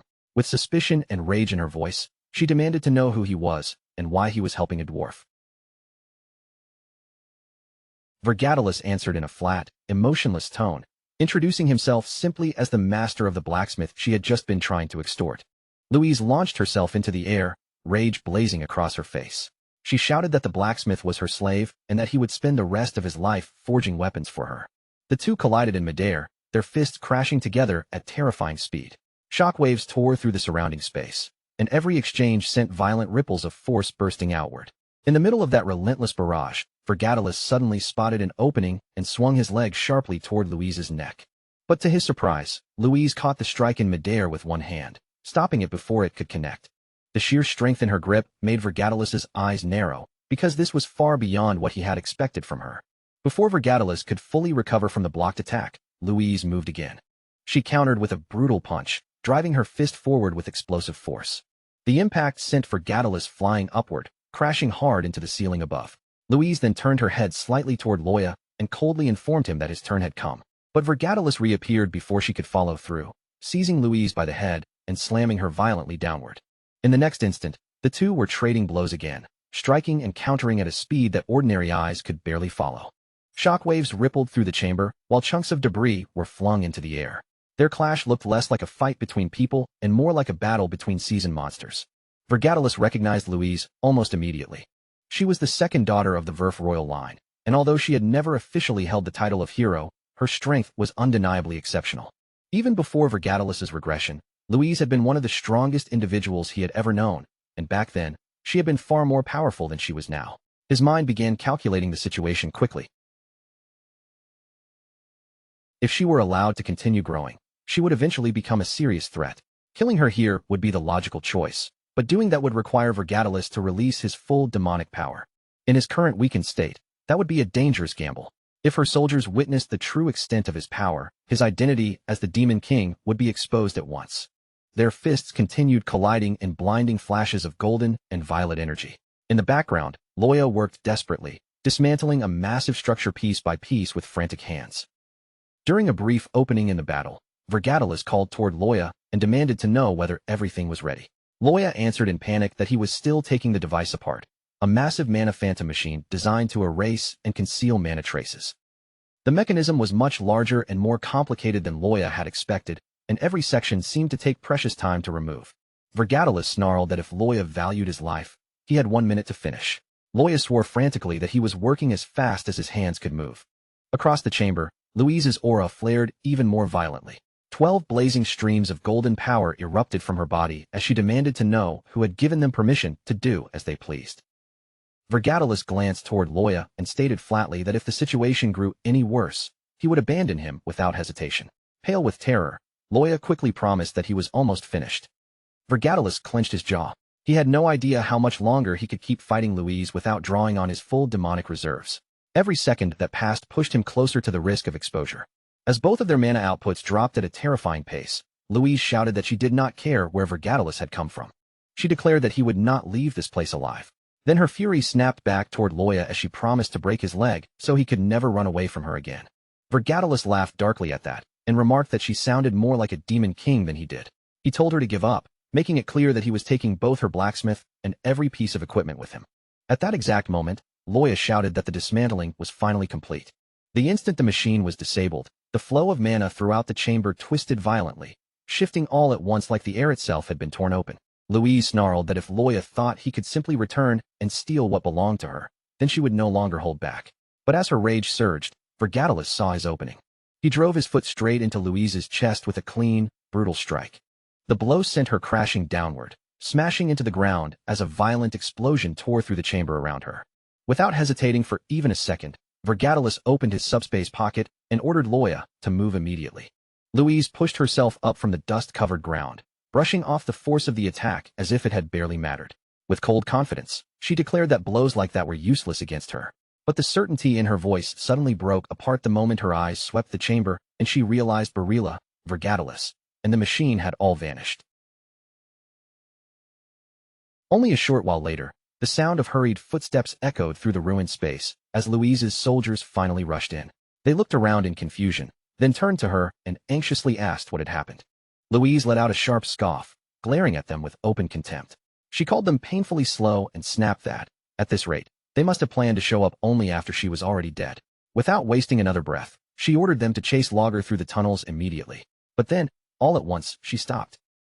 Her gaze locked onto the tunnel entrances, and her expression darkened. The passages had already been brought down, sealed beneath collapsed stone and debris, making pursuit impossible. Louise clenched her jaw so hard her teeth nearly ground together. That was when the truth finally settled over her. Logger had never planned to come back. He had no intention of returning to forge her weapon at all. A cold smile slowly crept across Louise's face as wind swept through the shattered chamber, stirring the dust around her feet. Instead of rage alone, a dangerous amusement flickered in her eyes. She admitted that this had become far more interesting than she ever expected. Her eyes burned with a fierce, almost crazed light, and her smile twisted wider. In a voice filled with promise and threat, Louise swore that she would hunt Logger down with her own hands, even if she had to search every corner of the entire continent. And once she finally found him, she would make sure Logger regretted every single thing he had done. Meanwhile, on the first floor of Breeze J Tower, the Demon King stood before an enormous magical apparatus, its massive frame looming over the chamber like something far beyond ordinary craftsmanship. He stood perfectly composed, his posture steady and his gaze fixed on the towering structure as he examined every part of it with sharp attention. In a firm, unwavering voice, he stated that this was the magic they needed in order to stop the hero. No matter what price had to be paid, he made it clear that this device was absolutely necessary. Behind him, Princess Ernan Hilgeron, the first princess of the Hilgeron Kingdom, stared up at the enormous mechanism with wide eyes, clearly stunned by its overwhelming size. She murmured that it was huge. Nearby, Logger, the Demon King's loyal servant, tilted his head with uneasy confusion and asked what the device was actually supposed to do. Logger explained that he had been in the middle of cleaning when everything suddenly began unfolding like this, gesturing toward the reinforced structure installed beside the tool. Then he straightened his posture and reported that the Monophantom's framework was complete and that installation had finished without issue. The Demon King gave a short approving nod and ordered it to be activated at once. Logger answered immediately, showing no hesitation as he obeyed. A moment later, the Demon King unleashed his dark energy. A terrifying purple aura exploded outward from his body, rolling across the floor and filling the air with a suffocating pressure. His voice dropped coldly as he said that after everything it took to bring the device here, it had better prove useful. Logger trembled visibly beneath that demonic presence, yet he forced himself to remain steady and answered that the activation was already underway. As the enchantment reached its conclusion, the magical tool suddenly awakened with a heavy roar. Mana surged wildly through the chamber, rushing through the surroundings with violent force. Blue lightning coiled around the tower in brilliant arcs, lighting up everything it touched. Princess Ernan Hilgeron quickly raised an arm in front of her face, struggling against the blinding glow. Just then, a translucent system screen appeared directly before the Demon King. A system notification appeared, announcing that the tower had recognized the Mana Phantom. To complete synchronization, it required 10,000 points and asked whether to proceed. The Demon King lifted his eyes toward the glowing screen, studying it with quiet interest. He muttered that the tower apparently possessed such a function, then calmly decided to confirm it for himself. Another display appeared immediately, revealing his available resources, 11,182 points. Without the slightest hesitation, he selected synchronization. The system responded at once, confirming that synchronization was complete and that only 1,182 points remained. Then one final notification followed. The system announced that the Mana Phantom had officially recognized the Demon King as its master. The process then completed, and the Mana Phantom's power source was fully transformed. What had once operated on mana had now been converted entirely into demonic energy. The Demon King lifted his head and called out to Logger. Logger, overflowing with excitement, instantly shook his head as if trying to deny any suspicion before it could even form. He insisted that he had not interfered with the process in any way. Then, barely able to contain himself, he admitted that he had never even imagined the Mana Phantom could be merged with the tower, much less have its power source completely converted. To him, this was nothing short of a discovery for the century, a result so extraordinary that even the device's original creator could never have predicted it. At that moment, Princess Ernan Hilgeron stepped forward, her eyes shining as she stared at the awakened structure with childlike excitement. She breathed out that it was incredible. The Demon King turned toward her and, in a casual tone, suggested that she try casting a spell. Princess Ernan Hilgeron immediately agreed, clearly thrilled by the chance to test what felt to her like a brand-new toy. With a cheerful smile, she announced that she would use whichever spell she wanted. Then she began to chant, and magical symbols quickly formed in the air around her as a huge, vividly colored sphere of magic took shape in front of her. Logger's face went pale in an instant. He shouted for her to wait, panic cracking through his voice, and desperately reminded her that he had only just finished cleaning the tower. Then he begged her to stop before she ruined everything. He frantically warned Princess Ernan Hilgeron not to treat the tower like some kind of playground. The Demon King, however, paid little attention to the commotion behind him. His focus stayed on the phenomenon itself, because a spell of that size should normally have been detectable far beyond the tower's walls. He stepped toward the entrance and looked outside, carefully checking the space beyond the doorway. After a moment, his brows drew together in a slight frown. No matter how he searched, he could neither see nor sense even the faintest trace of the spell outside the tower. The Demon King murmured that this must be the tower's effect after synchronizing with the Mana Phantom. The realization stirred his curiosity, and his attention sharpened even further. He extended his demonic energy outward, testing the tower in its newly synchronized state and trying to manipulate it directly through his own power. His hand began to shimmer with dark energy. Then his expression changed in sudden shock as the entire tower disappeared completely from existence. After a brief pause, he stretched out his arm once again, testing the power a second time. In the next instant, the tower reappeared exactly as it had been before. Nothing seemed damaged, nothing seemed out of place, and the meaning of what had happened immediately struck him. Slowly, the Demon King said that he could now conceal the tower whenever he wished and summon it back again at will. The implication of that ability alone was astonishing. A faint glimmer of demonic energy flickered in his eyes as a restrained smile settled on his lips. He calmly concluded that using this power freely would still be difficult for the time being, but in the future, it would become an invaluable advantage. Meanwhile, outside the inner chamber, Logger finally lost the last of his restraint. His voice rang loudly through the area as he begged for permission, insisting that he only wanted a small chance to examine the device. His excitement quickly spiraled out of control, and he blurted out a request to dismantle both the magical tool and the tower before hurriedly correcting himself. What he meant, he claimed, was simply to examine them, purely for research. Logger declared that he had never encountered anything like this in all of recorded history, past or present, and he pleaded for permission to study what he called a truly historic discovery. His behavior was now close to outright madness. The Demon King watched him with a sharp, appraising gaze and remarked that Logger sounded like a demon itching for battle. Even so, he could not deny just how completely Logger had lost himself in excitement. After a brief moment of thought, the Demon King gave his answer and allowed it. The Demon King told him that if he completely wiped out the heroes trapped on the first floor, then he could do as he pleased afterward. Logger's eyes flashed with delight as crimson energy surged around his body. He swore that he would crush those cunning heroes without mercy. Then, without wasting another word, he immediately began chanting, throwing himself fully into what he considered his grand examination. Leaving Logger behind, the Demon King turned his attention to Princess Ernan Hilgeron. In a calm, measured voice, the Demon King proposed that she should confront the heroes who had managed to reach the fourth floor. Princess Ernan Hilgeron froze on the spot, caught completely off guard.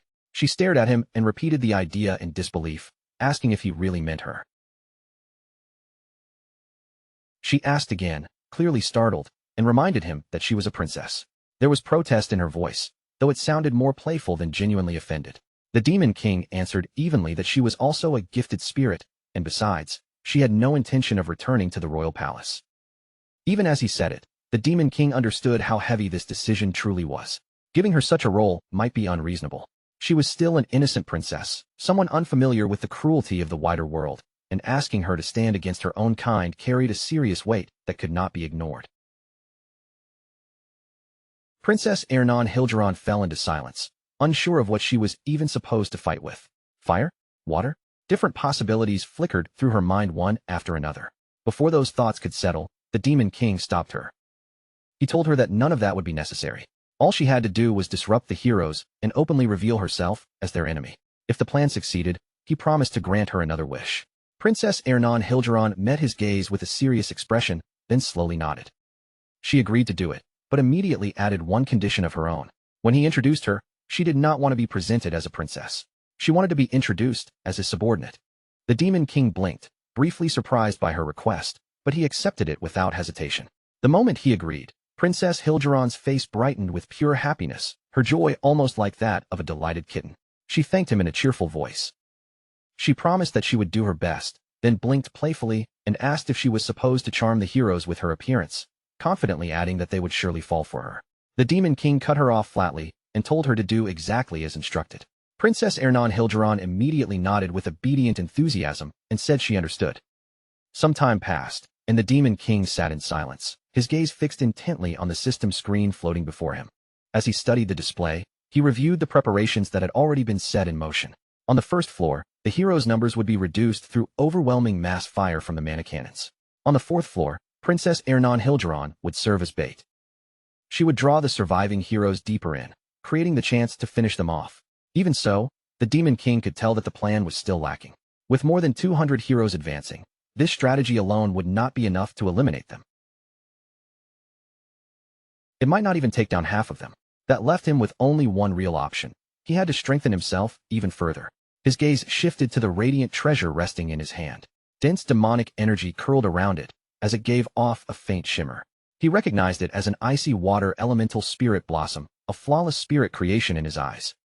Spirit blossoms tainted by demonic energy were far more powerful than ordinary ones, and their effects were potent enough to work even on demons themselves. Realizing just how valuable they could become, the Demon King quietly made up his mind that he would have to obtain even more of them.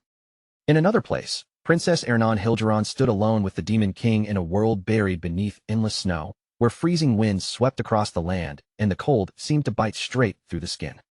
She slowly looked around at the frozen landscape, scanning the white horizon and the empty snowfields before letting out a soft, disappointed sigh. In a low voice, she said there was nothing here either. Wondering what they should do next, Princess Ernan Hilderon turned her attention back to him. The Demon King answered that this was already their third attempt, and perhaps their earlier success had simply been nothing more than luck. Princess Ernan Hilderon gave a faint nod, admitting that the situation really did feel strange. Just then, the stillness of the snowy field was suddenly broken as a towering figure appeared before them without warning. The Demon King reacted instantly, lifting one arm as dark energy began to gather and swirl around it. A trace of irritation slipped into his voice as he prepared himself for another disturbance. He asked coldly if the intruder had come back again, his gaze sharpening with visible annoyance. Then he added that he was growing tired of these constant interruptions.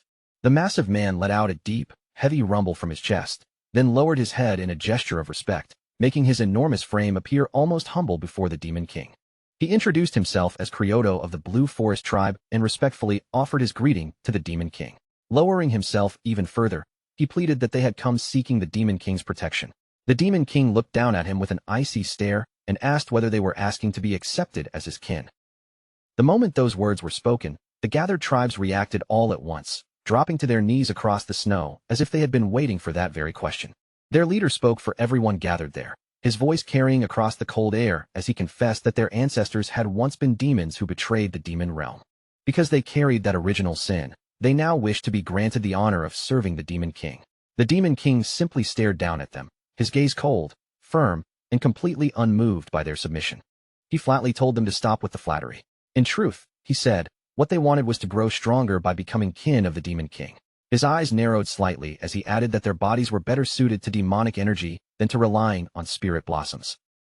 An orc elder turned toward his subordinates and gave a slow, knowing nod.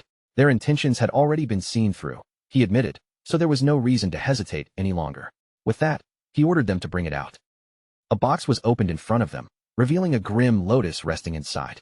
Its dark petals were sealed within a casing of icy frost, giving off a strange and ominous presence.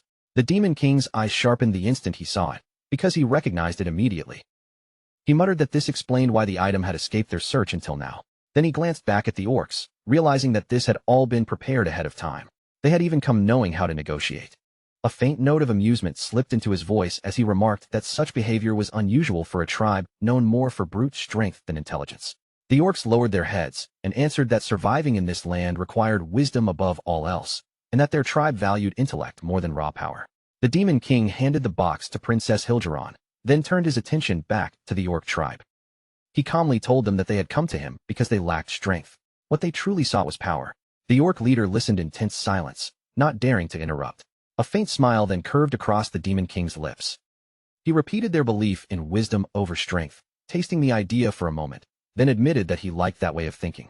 Raising one hand into the freezing air, the Demon King began to chant. Then he announced that he would accept only one of them. The one he chose was Kyoto. In the very next instant, a demonic sigil appeared in the air and drove itself into Kyoto's body, branding him with the Demon King's power. Dark power surged across the snowy field, spreading through the air as the Demon King spoke again. He ordered Kyoto to roam the land and expand his tribe under the Demon King's authority, his voice steady and absolute. He told Kyoto to wait for his orders and promised that, in return, he would grant him a reward greater than simple strength. His gaze became completely commanding as he declared that Kyoto's tribe would gain permanence under his rule. At the same time, demonic energy swallowed Kyoto's entire body. Kyoto's body twisted, changed, and reshaped under the force of that power as he transcended his former state and became a true demon. When the transformation was complete, he dropped to one knee and bowed deeply, offering both his life and loyalty to the Demon King. Behind Kyoto, the rest of the tribe followed his lead, kneeling together in perfect unison across the snow. Then the scene shifted. At Aljust Mountain Tower, power surged through the entire structure, coursing through its floors as if the tower itself had awakened for the battle to come. Outside the tower, an orc legion had gathered, standing in disciplined ranks and forming an imposing force beneath the mountain's shadow. On the first floor, loggers stood ready beside 60 mana cannons, prepared to unleash their combined firepower the moment the heroes entered his range. The Demon King reviewed the battlefield arrangement in his mind. The orcs had taken their positions exactly as planned. The tower's floors had been secured, and Princess Ernan Hilgeron was waiting on the fourth floor. Even with everything arranged, a tense pressure still lingered in the air, as if the entire tower was holding its breath before the coming clash. He went over each stage of the plan one more time, carefully confirming every prepared step before finally giving a small nod to himself. Everything was now in place. The Demon King raised his gaze, and his dark eyes hardened with resolve. Silently facing the enemy drawing closer, he vowed that he would repay the humiliation from his previous life. Elsewhere, the hero looked up at the enormous mountain rising before them and spoke to Granada at his side. He said that they had finally arrived. Aljust Mountain towered ahead of them, its vast form looming over the land like the final barrier between the heroes and the Demon King. The heroes began their advance, stepping onto the battlefield with one clear purpose burning in their hearts: to slay the Demon King. Before that final march, at the heroes' journey preparation base, a magnificent city stood proudly as the starting point for countless legends. Inside the city's grand central hall, a lavish banquet was being held to honor the heroes before their departure. Laughter, music, and the bright clinking of glasses filled the hall as warriors, nobles, and dignitaries celebrated the night before their final advance. Among the guests, a young hero dressed in polished armor stood speaking with the elderly Lord Castellan. The old lord smiled warmly and told him that he was far too modest for someone with such accomplishments. The hero responded with respect, thanking him for preparing such a splendid banquet. Lord Castellan humbly replied that it was his honor to witness and take part in such a historic journey. The hero simply nodded and thanked him for his kind words. After a brief pause, Lord Castellan suggested that Lord Hillen should say something to the crowd. Hillen hesitated, clearly uncomfortable with standing before everyone, but the lord insisted that all the guests were waiting and that his words would raise their morale. Realizing there was no graceful way to refuse, Hillen reluctantly agreed. The moment he did, Lord Castellan seized the opportunity, turned toward the gathered hall, and loudly announced that Lord Hillen wished to speak. The entire hall's attention shifted toward him at once. With every eye now focused on his figure, Hillen cleared his throat and stepped forward. His expression settled into calm composure as he prepared himself to address the crowd. Then, standing before everyone present, he began to speak. He acknowledged them all with respect: his comrades, the heroes, the nobles, the knights, the mages, the mercenaries, and even the merchants who had gathered there. Then he declared that their long expedition was finally nearing its climax. With confident pride, he boasted that their march for justice had frightened the Demon King so thoroughly that not even a single monster had dared stand in their way. The hall burst into laughter, and a wave of confidence swept through the crowd.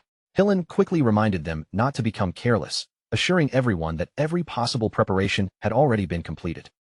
His voice grew louder and more resolute as he proclaimed that tomorrow would be the day they took the head of the foolish Demon King. Lifting his glass high, he spoke with burning righteous fury and demanded to know who would dare kidnap the crown princess of Hilgeron, Princess Ern. He roared that the time had come to remind the entire world who they truly were. With one final, passionate shout, he declared that they would show everyone who the true masters of this world were. The hall exploded into thunderous cheers. Cries for justice rang from every corner as the crowd followed Hillen's lead, raising their glasses high and shouting for everyone to eat, drink, and celebrate. Watching the chaotic celebration from a distance was Granada, the elf, calm and observant. He silently noted that everything had unfolded just as the Demon King had predicted. The size of the expedition had not grown, but it had not decreased either. As Granada thought back on Hillen's speech, he had to admit that the man's presence was exactly why this expedition had managed to push forward this far. Hillen had convinced the guilds to open their coffers, gathered the money they desperately needed, and even kept the more doubtful mercenaries standing firmly in line. And yet, no matter how impressive that was, Granada could not shake the heavy unease settling in his chest. His mind drifted to the last tower he had personally investigated, the one that had been so completely empty it almost felt like a trap. Because of that, he could not help wondering whether the final battle against the Demon King would really go this smoothly. Then, for one dangerous instant, a dark thought slipped into his head. Should he betray the heroes right here and now? The moment the idea appeared, Granada stiffened in terror and silently cursed himself for even allowing it to cross his mind. He hurried to steady himself, reminding his own wavering heart that if the Demon King was truly defeated, then his curse would finally be broken. That was the future he needed most, a future where Granada himself would clearly gain the greatest benefit. Granada shook his head hard, as if he could physically throw those poisonous thoughts away. Forcing his breathing back under control, he decided he needed a moment alone, so he stepped away to get some cold night air and send out his report. Later that same night, beneath the pale glow of the full moon, Granada stood by himself on a high balcony. The wind brushed past him in silence as he held a faintly shining device in his hand, quietly communicating through it under the cover of darkness. From the other side of the device, a calm voice reported that they had arrived at Otenwer and would only take a short rest before beginning the climb up the mountain tomorrow. The voice listening to Granada gave a brief, measured response, simply saying that it understood, and then immediately followed with a strict order. Once Granada left Otenwer, he was not to make contact again. For a short moment, silence hung between them. Then the voice returned, and this time there was no mistaking who it belonged to. It was the Demon King, Vergatalis.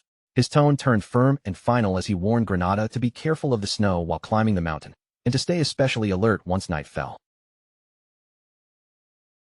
But his final warning was the strangest one of all.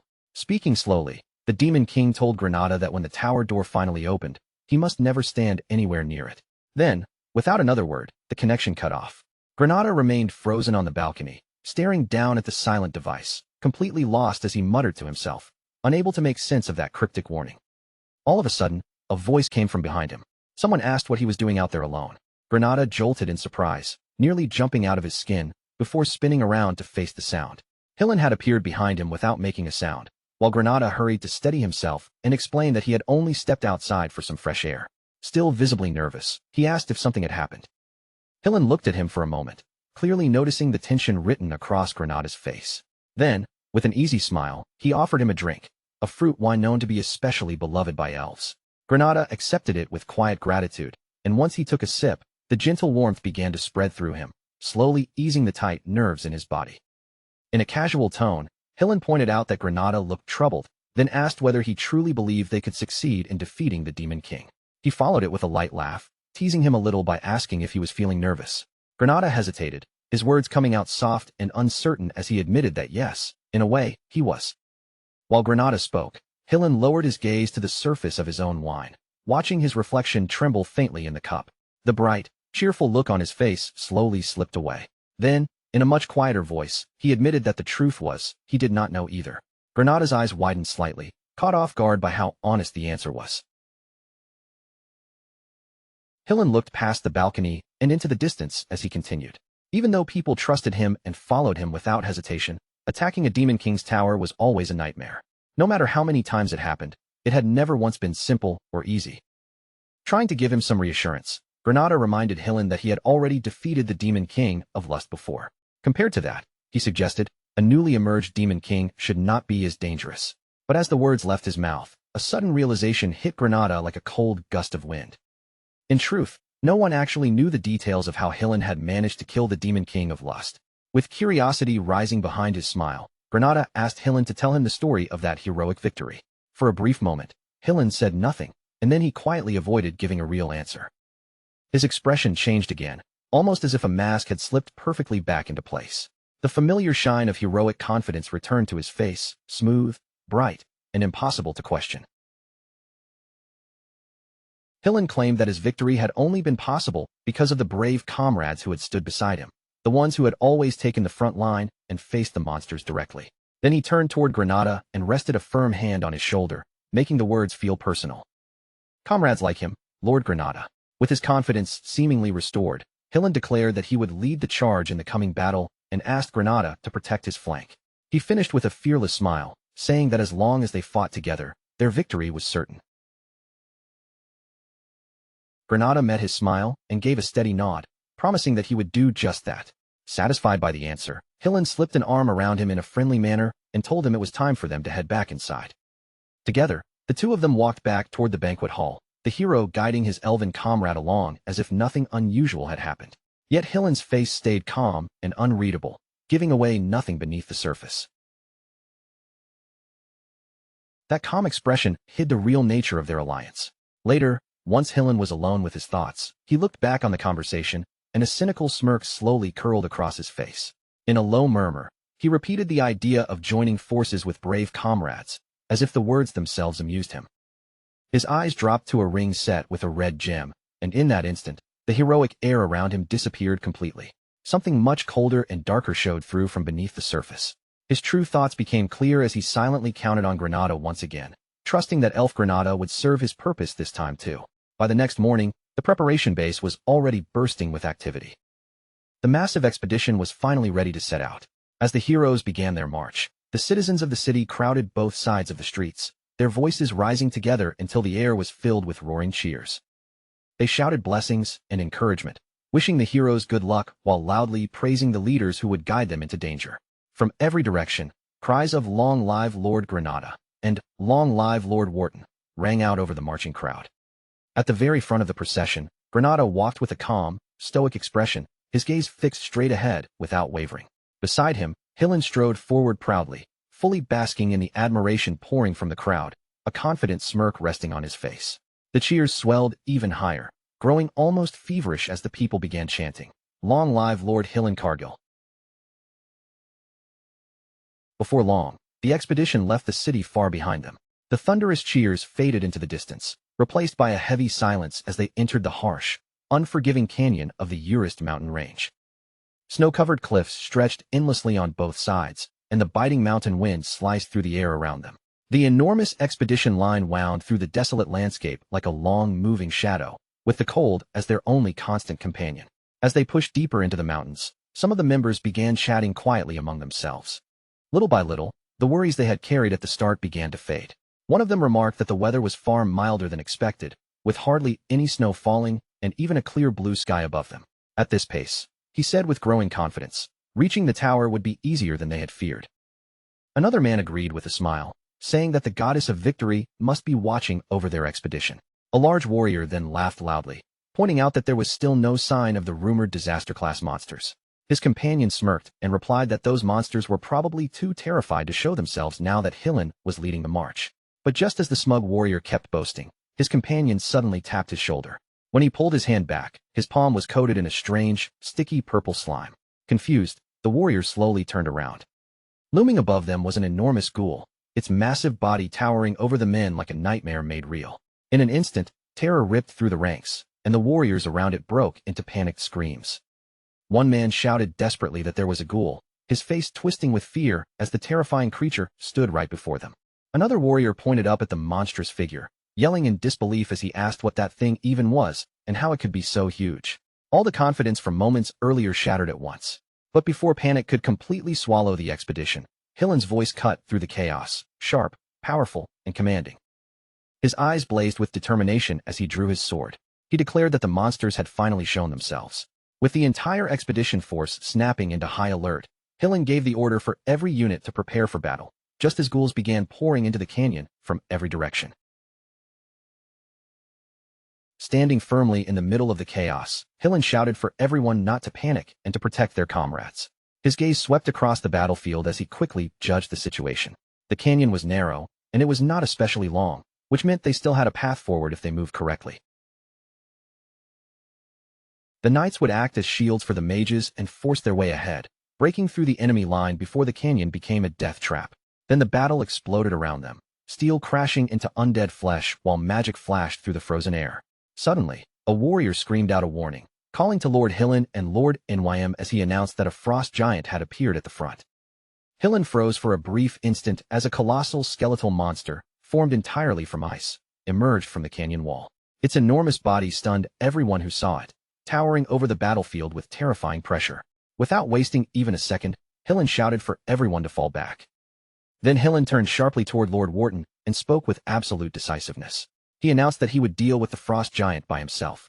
While the rest of the expedition escaped the canyon together, Wharton stared at Hillen in shock, questioning whether he truly meant to face such an enormous monster alone. Hillen's answer came calm and confident, as if there was nothing to worry about. No problem.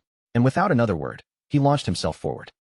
A powerful surge of blue energy slammed into the frost giant, crashing against its icy body with tremendous force. But the gigantic creature did not move at all, standing completely unfazed. Hillen charged in again, his movements blurring as he faced the towering monster head-on by himself. The frost giant's crimson eyes glowed with a dreadful light, its skeletal frame rising ominously against the endless white snow like a frozen disaster given shape. A confident grin spread across Hillen's face as he stared up at the beast. In his mind, he scoffed at the threat before him. After all, there was no way a frost giant could be stronger than the demon king of lust. With a thunderous roar that shook the canyon, the frost giant swung its gigantic arm down, bringing the massive limb crashing straight toward Hillen. But Hillen had already prepared himself for the strike. He answered with a fierce upward slash, driving his blade up toward the descending attack with explosive force.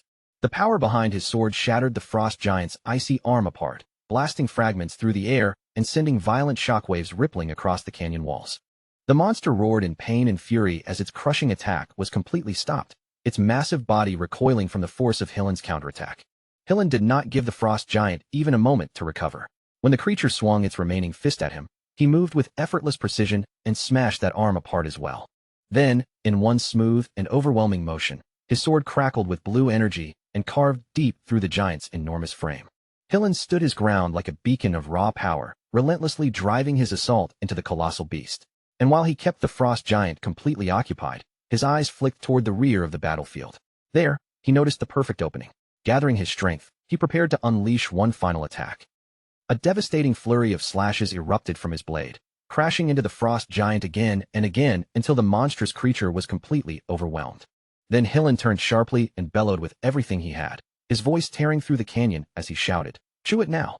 Everyone ran. The expedition force did not waste even a heartbeat hesitating. Warriors, mages, and mercenaries rushed past the hero locked in battle and the stunned frost giant, pouring through the narrow opening as they fled the deadly canyon with everything they had. As they sprinted forward, Lord Wharton repeated Hillen's order in a voice loud enough to tear through the chaos, shouting for everyone to run. Behind them, a massive explosion burst through the canyon, a violent proof of Hillen's strength as he continued holding the frost giant back. Wharton pushed his comrades onward, yelling that Hillen had blocked the path for them and that this was their only chance to escape. Left behind in the canyon, the frost giant stared after the fleeing expedition with crimson eyes burning like hateful embers. Its skeletal body had been badly damaged, with chunks of ice broken away, but even in that state, it still gave off a terrifying pressure. Rage poured from the monster as it watched its prey slip beyond its reach. Deprived of the victims it wanted to crush, the frost giant released one final furious roar. Then its enormous body folded inward, collapsing on itself before self-destructing in a colossal blast that shook the entire canyon. After escaping the immediate danger, the surviving members of the expedition staggered into a nearby snowy forest. One after another, they dropped onto the frozen ground, gasping desperately for air while their bodies trembled from exhaustion, fear, and the shock of what they had just survived. One warrior, still pale and shaken, muttered in disbelief about the dozens of huge ghouls and the frost giant that had towered taller than a cliff. To him, the place was completely insane, nowhere any human should ever set foot. Another man nodded grimly, adding that even the Demon King's tower had not felt this brutal. A third warrior pointed out that, despite the nightmare they had just been through, their losses were surprisingly low. He credited their survival to Lord Hillen's overwhelming strength, his voice trailing with awe as the others began turning the conversation toward where that terrifying power had come from. One soldier brought up a rumor that Hillen had absorbed the power of the Demon King of Lust after killing him. The idea spread quickly through the exhausted group, and more of them began to believe that Hillen might already be equal to a Demon King. One warrior pushed the thought even further, saying that if Hillen had slain a Demon King once before, then by now he had to be even stronger. That thought lifted the heavy mood around them. Confidence slowly returned to their faces, and one by one, they agreed that as long as they believed in Lord Hillen and followed his lead, there was no reason to be afraid. As Granada listened to their faith returning, he could not stop the same thought from rising in his own mind. If it was Lord Hillen, then perhaps he really could defeat that Demon King. But before that thought could settle, something abruptly cut through his focus. Ahead of the expedition, a new threat had appeared. A tribe of massive blue-skinned orcs stood in their path, blocking the way forward, and at their head loomed a towering chieftain with curved horns. The heroes had barely escaped one disaster, yet their journey was clearly far from over. As they struggled to catch their breath, Lord Wharton spoke in a grim voice weighed down by urgency. There was no time to rest. Granada narrowed his eyes and studied the figures standing before them, immediately recognizing what they were. These were Frolorks. Halon's expression hardened as he sensed it too, saying coldly that demonic energy was flowing from them. They were servants of the Demon King. Then the orc chieftain stepped forward. His huge frame dominated the battlefield, blue skin stretched over rippling muscle as he glared down at the heroes. His name was Crew. A cruel grin spread across his face, and when he spoke, his voice came out as a low, mocking growl. He called them foolish heroes and welcomed them to Ursust. Lord Wharton scoffed in response, tightening his grip on his weapon. Wharton declared that he would deal with trash like Crew right then and there. He was just about to rush forward when Granada suddenly raised his hand. His sharp elven ears had caught something strange in the distance, a deep rumbling that did not belong there. He urgently told Lord Hillen to wait, his attention fixed on that sound as the rumble grew louder. In Granada's mind, the Demon King's warning echoed again with chilling clarity. Beware of the snow. A look of horror spread across Granada's face as the meaning finally struck him. His eyes widened, and in a whisper filled with dread, he wondered if this was what the Demon King had meant. In front of them, the orc chieftain Crew watched the heroes with a cold, predatory stare. With absolute certainty in his voice, Crew declared that none of them would ever reach the tower. At that moment, the ground beneath their feet began to tremble violently. The rumbling grew louder and heavier as cracks spread across the snow-covered mountainside. Snow and ice shifted above them, groaning under their own unbearable weight, until the terrifying sound of an avalanche filled the air. As the mountain began to collapse, Granada screamed in terror and frustration. How were they supposed to be aware of something like this? In that final moment of clear thought, his fear was swallowed by pure rage. He cursed the one who had arranged this nightmare, roaring at the crazy Demon King bastard even as his voice was drowned beneath the thunderous collapse of snow and ice. Then the disaster struck. A massive avalanche ripped down the mountainside, crashing over the expedition in a single, overwhelming wave. Snow and ice swallowed warriors, mages, and heroes alike, dragging the entire force into a frozen storm of chaos. As Granada was swept away, his face twisted with raw terror. Using the last of his strength, he screamed for everyone to run. But his desperate cry was buried almost instantly, crushed beneath the unstoppable weight of the snow. Far away, deep within his towering fortress, Demon King Vergatilus sat calmly upon his throne. In front of him, holographic screens displayed the catastrophe unfolding across the mountains, and one by one, the images of the heroes flickered before vanishing. A sinister smirk slowly crept across his face. In a soft voice dripping with mockery, he welcomed the heroes once again while staring at the now static screens. With wicked satisfaction, Demon King Vergatilus watched the final moments of the heroes screaming in agony, knowing his plan had gone exactly as intended. Leaning back on his throne, his eyes glinted with cold satisfaction as he made a chilling vow to the fallen. This time, he whispered, he would hunt every last one of them down. Then, still seated calmly before the large screen, his relaxed posture and unreadable expression did not change at all. When he spoke again, his voice carried no emotion, only a cold certainty, as he began laying out the grand design he had already put in motion. First came the snow. Across the vast frozen battlefield, the terrain itself began to shift. The trap had already begun activating, precisely striking the zone it had been designed to target. In an instant, the endless white landscape fell into complete chaos. Visibility dropped sharply, the cold became suffocating, and the damage was impossible to measure. The storm simply swallowed everything in its path.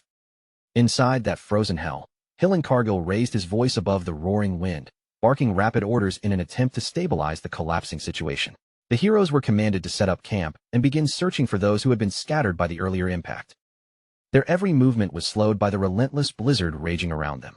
As the Demon King watched the disaster unfold, he continued explaining with unnerving calm. The second command was absolute. They must never be allowed to drop their guard during the night, because the enemy waiting for them was no ordinary threat, and even one moment of carelessness would be fatal. When darkness finally fell, the disorder grew even worse. From deep within the shadowed forest, ghoul-type monsters began to emerge, their twisted forms barely visible as they moved through the snow. Alongside them came enormous forest beasts, their heavy presence making the ground shake beneath each step. One of the knights froze as recognition flashed across his face, and he spoke in shock as orc-class monsters appeared once again. Weapons were drawn immediately, and the heroes tightened their formation, bracing themselves for yet another brutal battle. From a distant vantage point, Granada clenched his teeth hard. Irritation cut across his face as he cursed the Demon King's recklessness, realizing that the situation was escalating far faster than expected and spiraling beyond anything that could be called controlled warfare. In response to the spreading chaos, the Demon King finally moved.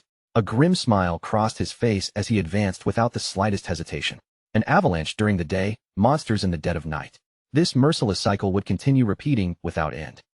Long before the heroes could fully understand the trap they had fallen into, exhaustion would eat away at both their bodies and minds. Their collapse was not merely possible. It was inevitable. 3 days passed like a nightmare that refused to end. It was a relentless struggle balanced on the thin edge between survival and death. When the heroes finally reached the highest summit of the Argus Mountains, the cost of the journey was written all over them. Their movements had grown slow, and every breath came out heavy.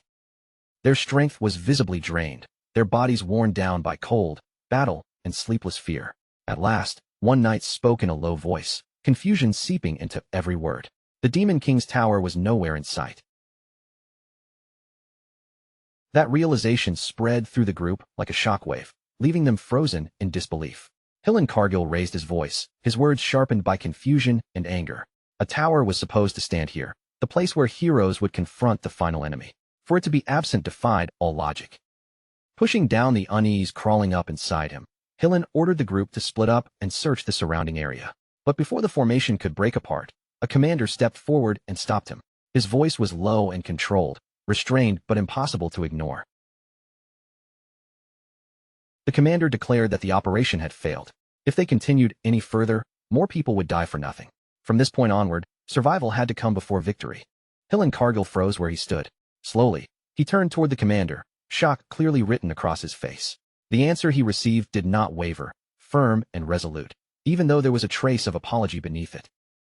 Cargill clenched his teeth tightly, but no words came out. 6 days had passed since they first entered the Argus Mountains. At last, the Demon King's tower was found. The moment it came into view, anger erupted through the heroes' ranks.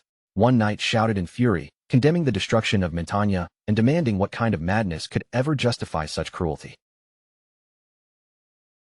When the gates of the tower were finally forced open, confidence surged back into the expedition's hearts. One knight laughed dismissively, saying that the first floor was nothing but a nest of weaklings, then boldly ordered everyone to push forward. That was the moment the Demon King's voice rang out. It echoed coldly through the entire tower, coming from every direction at once. A chilling smile spread across his face as his presence alone became suffocating, and his crimson eyes burned fiercely while his true demonic form manifested, filling the space with overwhelming pressure. This was the third command. The instant the tower doors opened, those who stepped inside would be thrown straight into hell. Magical cannon constructs materialized across the battlefield, rising into position until the heroes were completely surrounded. Lightning erupted violently through the air, cracking with deafening force. Cargill stared ahead in disbelief, unable to immediately understand what had just appeared before them. His voice tightened as he demanded to know what they were facing. Whatever confidence remained among the heroes shattered as the true scale of destruction revealed itself. Brilliant blue energy flooded the battlefield as the mana cannons activated. The Demon King remained perfectly still while beams of condensed power tore through the heroes' ranks, cutting knights down in an instant. The assault was precise, merciless, and absolute. This was not merely an attack. It was the true beginning of despair, as the magical cannon constructs surged forward and overwhelmed the front line. In the blink of an eye, blue beams descended from above, ripping through the battlefield and erasing everything caught in their path. Knights vanished before they even had a chance to scream. Cargill stood frozen, shock tightening around his chest as total annihilation unfolded right in front of him. Inside the control chamber, the Demon King spoke in a calm, almost indifferent tone. This had only been the opening strike, a true one-shot deployment meant to test their endurance and nothing more. When the destruction finally quieted, the Demon King examined the screen and allowed a faint smile to curve across his lips. Even after all of that, Cargill was still standing. Down on the devastated battlefield, Hillen fought to steady himself, tightening his grip around his sword as he forced his body upright. His breathing was uneven, and inside him, confusion and rage churned together violently. Nothing Cargill had just witnessed matched any logic, strategy, or battlefield experience he had ever trusted. The attack was too sudden, too precise, too impossible to understand. Then a voice called out through the drifting smoke. Granada stepped into view, shaken but still alive, reporting that he had barely managed to escape the cannon strike. For a brief instant, relief flashed across Cargill's tense face. Without wasting a moment, Cargill immediately suggested that they push forward to the next floor. Granada fell silent for a beat, looking at him carefully. With only the two of them left standing, moving deeper into the tower was undeniably dangerous, but Cargill's answer came firm and unwavering. He reminded Granada that he had once defeated the Demon King of Lust and taken that power into himself. Compared to a trial like that, this enemy should not be completely beyond their reach. As long as Granada remained beside him and fought together with him, Cargill insisted that victory was still possible. After a short silence, Granada finally nodded and agreed to continue. Together, the two of them advanced deeper into the tower. But when they reached the second floor, it was completely empty. Then they climbed to the third floor, only to find that it was empty as well. Bit by bit, anger began creeping into Cargill's expression. The total absence of enemies felt deeply wrong. A tower this enormous should have been packed with monsters, traps, or at least some trace of hostile presence. Yet there was nothing at all. No footsteps, no movement, no killing intent, not even a lingering aura. As Cargill voiced his growing frustration, Granada stayed silent, sensing that something far more deliberate was unfolding around them. If both the second and third floors had been left completely vacant, then someone powerful had to be rearranging the battlefield itself. Granada's thoughts naturally drifted toward Princess Erin. Even so, Cargill refused to let down his guard. He warned that something could appear at any moment without warning, then continued forward with every step carefully measured, fully prepared for hidden traps. When they finally reached the fourth floor, both men stopped dead in their tracks, stunned by what lay before them. A lush forest stretched out in front of them, filled with vibrant greenery and arranged more like a peaceful garden than a Demon King's battlefield. Cargill stared into the impossible sight, completely stunned. A living forest existing inside a tower defied every bit of common sense. Granada let out a slow breath and confirmed what they were seeing. This was a curse, a spatial distortion created through extremely advanced magic. Doubt crept into Cargill's voice as he looked around the impossible forest and questioned whether they were truly still inside the Demon King's tower at all. Before Granada could give him an answer, Cargill noticed a figure standing quietly ahead of them. The moment he saw her, his breath caught in his throat. A young woman stood there in silence, dressed in a demonic-looking outfit that seemed to radiate dark mana.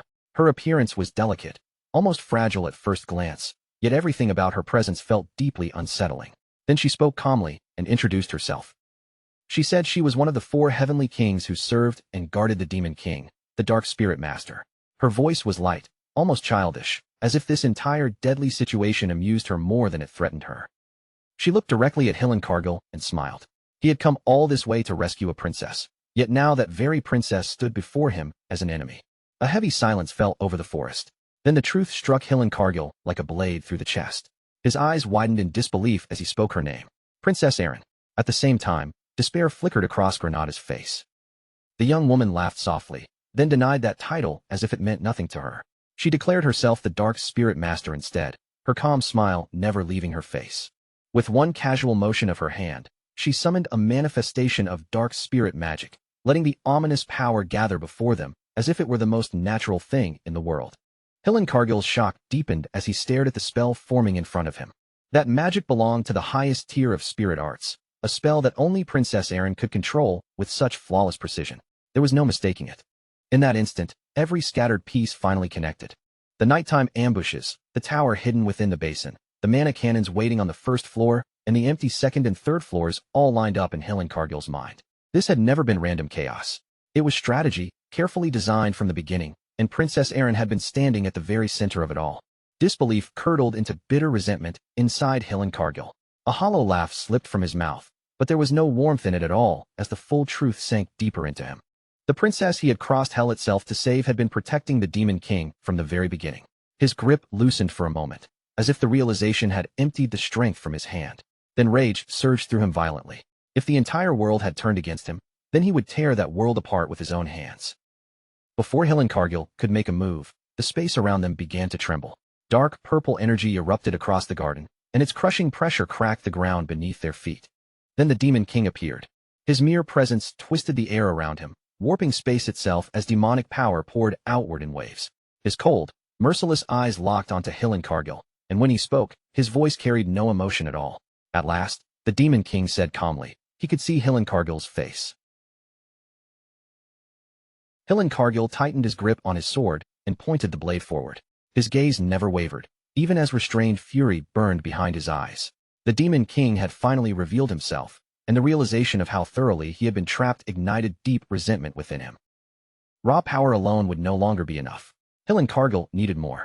Turning sharply toward Granada, he called out and demanded his strength, while the ground trembled beneath them. At that exact moment, the Demon King's gaze shifted toward Granada as well. Hillencargill stepped closer to Granada, insisting that the two of them needed to combine their power if they wanted to win. Granada hesitated, confusion flashing clearly across his face. He questioned how a fusion like that could even be possible in the first place. Before any answer could come, his entire body suddenly stiffened. Granada felt his vitality being drained away, pulled from somewhere deep within his blood. Panic surged through him as the sensation grew stronger, his strength bleeding out faster with every heartbeat. Hillencargill's expression hardened into something cold and detached. In a calm voice, almost gentle on the surface, he assured Granada that everything would be fine as long as Granada stayed by his side. Granada collapsed to the ground. His body hit the floor heavily, completely drained of strength. The Demon King's eyes narrowed as he looked at the scene. He recognized it immediately. It was the artifact. Hillencargill laughed darkly and revealed the truth.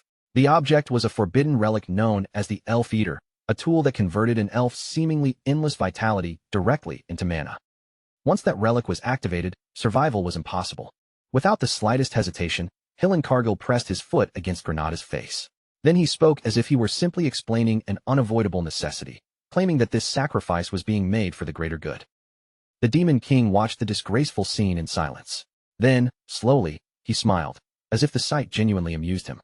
The act was vile, contemptible, and utterly disgraceful, yet somehow undeniably human.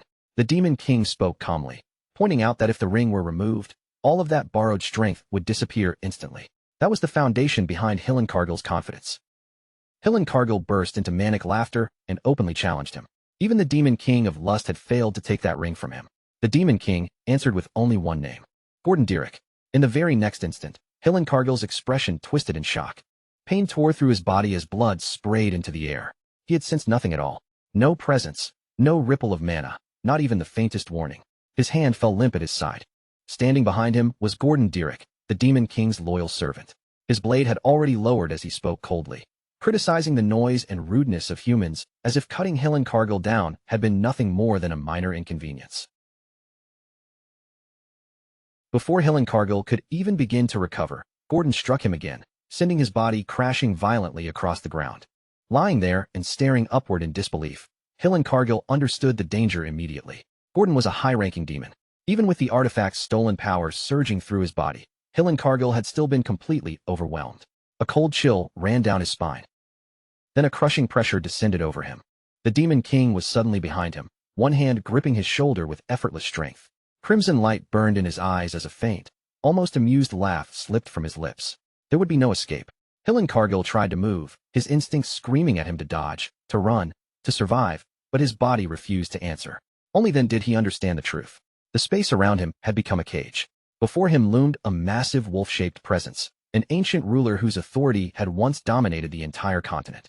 As that realization settled into Hillencargill's eyes, he knew there was nowhere left to flee.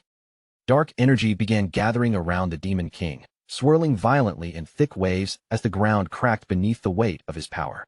His voice remained chillingly calm as he declared that it was finally time to show Hillencargill what a true Demon King really was. The rumbling only grew louder, rolling through the tower like thunder trapped beneath the ground. Hillenkargil's eyes widened in pure shock as that oppressive energy spread across the entire battlefield. It seeped into every corner around him, heavy and suffocating, carrying the silent promise of destruction wherever it reached. After the Demon King's devastating blow landed, Hillen was left sprawled across the ground, unmoving and half-dead. Yet even in that ruined state, his chest still rose faintly, proving that he was somehow still breathing. Even after suffering such a crushing defeat, the fact that he had survived it all was proof of just how overwhelming Hillenkargil's strength truly was. The Demon King looked down at him with cold, measured acknowledgement, his gaze calm as he assessed the fallen hero. Withstanding a strike like that was no ordinary achievement, and the Demon King openly admitted that Hillen's power deserved respect. But respect and mercy were two completely different things, and mercy had no place in his rule. Without the slightest hesitation, the Demon King ordered Remek to bind Hillen's hands and throw him into prison. He also added that the other humans who had collapsed outside the door were to be imprisoned as well. Remek accepted the order immediately and moved to carry it out without a single question. Granada, meanwhile, was in an even worse state. His body had withered so badly that he looked almost like a white skeleton, barely clinging to life. Groaning weakly through the agony, he muttered that he could already see the afterlife waiting for him. The Demon King turned his eyes toward Granada, offered a praise that sounded more like thinly veiled mockery, and then casually activated Spirit Blossom. In the very next instant, Granada's body was completely restored. The pain vanished as if it had never existed, his flesh returned, and his strength flooded back into him. Granada stood there frozen in disbelief, unable to understand how his ruined body had recovered so suddenly. A few moments later, the Demon King used Spirit Blossom on the princess as well. As Granada watched the same healing power take effect, a question rose in his mind. Had he just been saved in exactly the same way? Before Granada could think any deeper, the dwarf suddenly shouted in excitement. The Demon King acknowledged the dwarf's hard work and granted him permission to dismantle the tower. Overwhelmed with joy, the dwarf burst into loud celebration, bowing again and again while pouring out endless gratitude toward the Demon King. With every immediate matter settled, the Demon King ordered everyone to return to their assigned duties. The damaged floors of the tower were to be restored and maintained at once, without delay. After giving his final instructions, the Demon King turned away and left the area. His presence gradually faded, and a strange calm slowly settled over the battlefield. As the silence returned, Granada thought back on everything he had just witnessed. Even after such a fierce and brutal battle, the Demon King still appeared completely unharmed. That alone made his terrifying reputation feel even more real. To Granada, this was exactly the kind of overwhelming existence one would expect from a true Demon King. The princess, however, stood quietly nearby, lost in thought. When Granada asked what was bothering her, she brushed the concern aside and simply said it was nothing. But deep down, she could not shake what she had felt. To her, the Demon King had seemed tired. Away from everyone's watching eyes, the truth finally revealed itself. Alone, Vergadalus collapsed onto the floor, completely exhausted.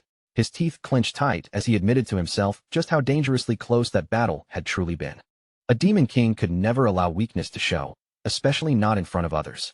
Vergadalus cursed Hillenkargil under his breath, forced to acknowledge just how dangerous that human really was. Vergadalus reflected on what it meant to fight one of the 10 stars, the 10 strongest heroes on the entire continent. Hillenkargil was counted among them, even if he was considered one of the weaker members. Even so, Vergadalus understood the truth all too clearly. In this life, he had barely used any demonic energy points to strengthen himself, partly because he lacked the resources to do so properly. If Hillen had faced him in perfect condition, victory would have been impossible. Instead, Vergadalus's plan had slowly worn Hillen down piece by piece. He had provoked him, pushed him into panic, and forced his attention to shrink until Hillen could only focus on what was directly in front of him. And in that desperate moment, Hillen exposed a single fatal opening. The Demon King's all-out strike took hold of that opening without hesitation and ended the battle in one decisive blow. For now, Vergadalus considered it a perfect victory. Even if the results still fell short of what a true Demon King should be capable of, one incredible realization struck him. He had changed fate itself. That fact burned through him and filled him with fresh resolve. If fate could be altered once, then it could be altered again. Vergadalus began to believe that the future was no longer fixed. And if he could change the future, then one day, he could finally take revenge on the heroes who had destroyed him before. As the tension from the battlefield faded, panic was already spreading inside the Holton Walk press conference hall. The hall had fallen into total chaos. Officials shouted over one another while reporters angrily accused them of spreading nonsense. They mocked the claim that the heroes had simply given up because they could not find the tower, treating the explanation as completely absurd. Furious investors demanded accountability, their voices rising as they asked who would take responsibility for such a disastrous failure. In the middle of the uproar, one man refused to back down. He insisted that the mission had not failed yet. According to him, there was still hope. Sir Hillencargill and the great heroes had not abandoned their duty. They were still out there, searching for the Demon King's tower. All they needed, he claimed, was just a little more time. But those words were enough to make the king finally explode. His rage burst through the hall as he cursed Hillencargill for his arrogance and failure. His voice thundered over everyone as he declared that Hillen had made grand promises and delivered nothing in return. The king's patience had completely run dry. If Hillen failed to rescue the princess, he would be executed without mercy. The princess, burning with frustration, tried to speak up and explain the hero's journey and the circumstances surrounding everything that had happened, but the king cut her off without hesitation. He had no interest in excuses or explanations and immediately ordered that Hillen be found. Around them, whispers began to spread through the hall. Some claimed that Sir Hillencargill had never returned. Others insisted that he was already dead. As those rumors multiplied, news of the new Demon King spread rapidly across the continent. With every retelling, the story became more twisted, more exaggerated, and far more frightening. Fear and despair took root in the hearts of the people, until the world slowly sank into deep sorrow. Because of that widespread despair, Vergatalus's demonic energy points began piling up at an alarming speed.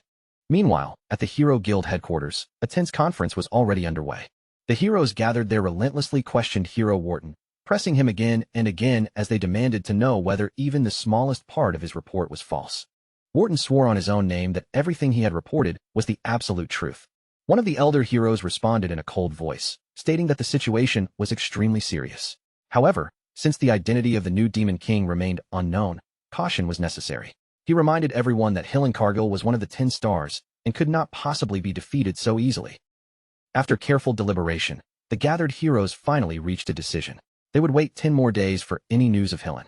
If nothing was heard from him after that time, then every hero across the continent, all 4,728 of them, would launch a full-scale assault to eliminate the new Demon King.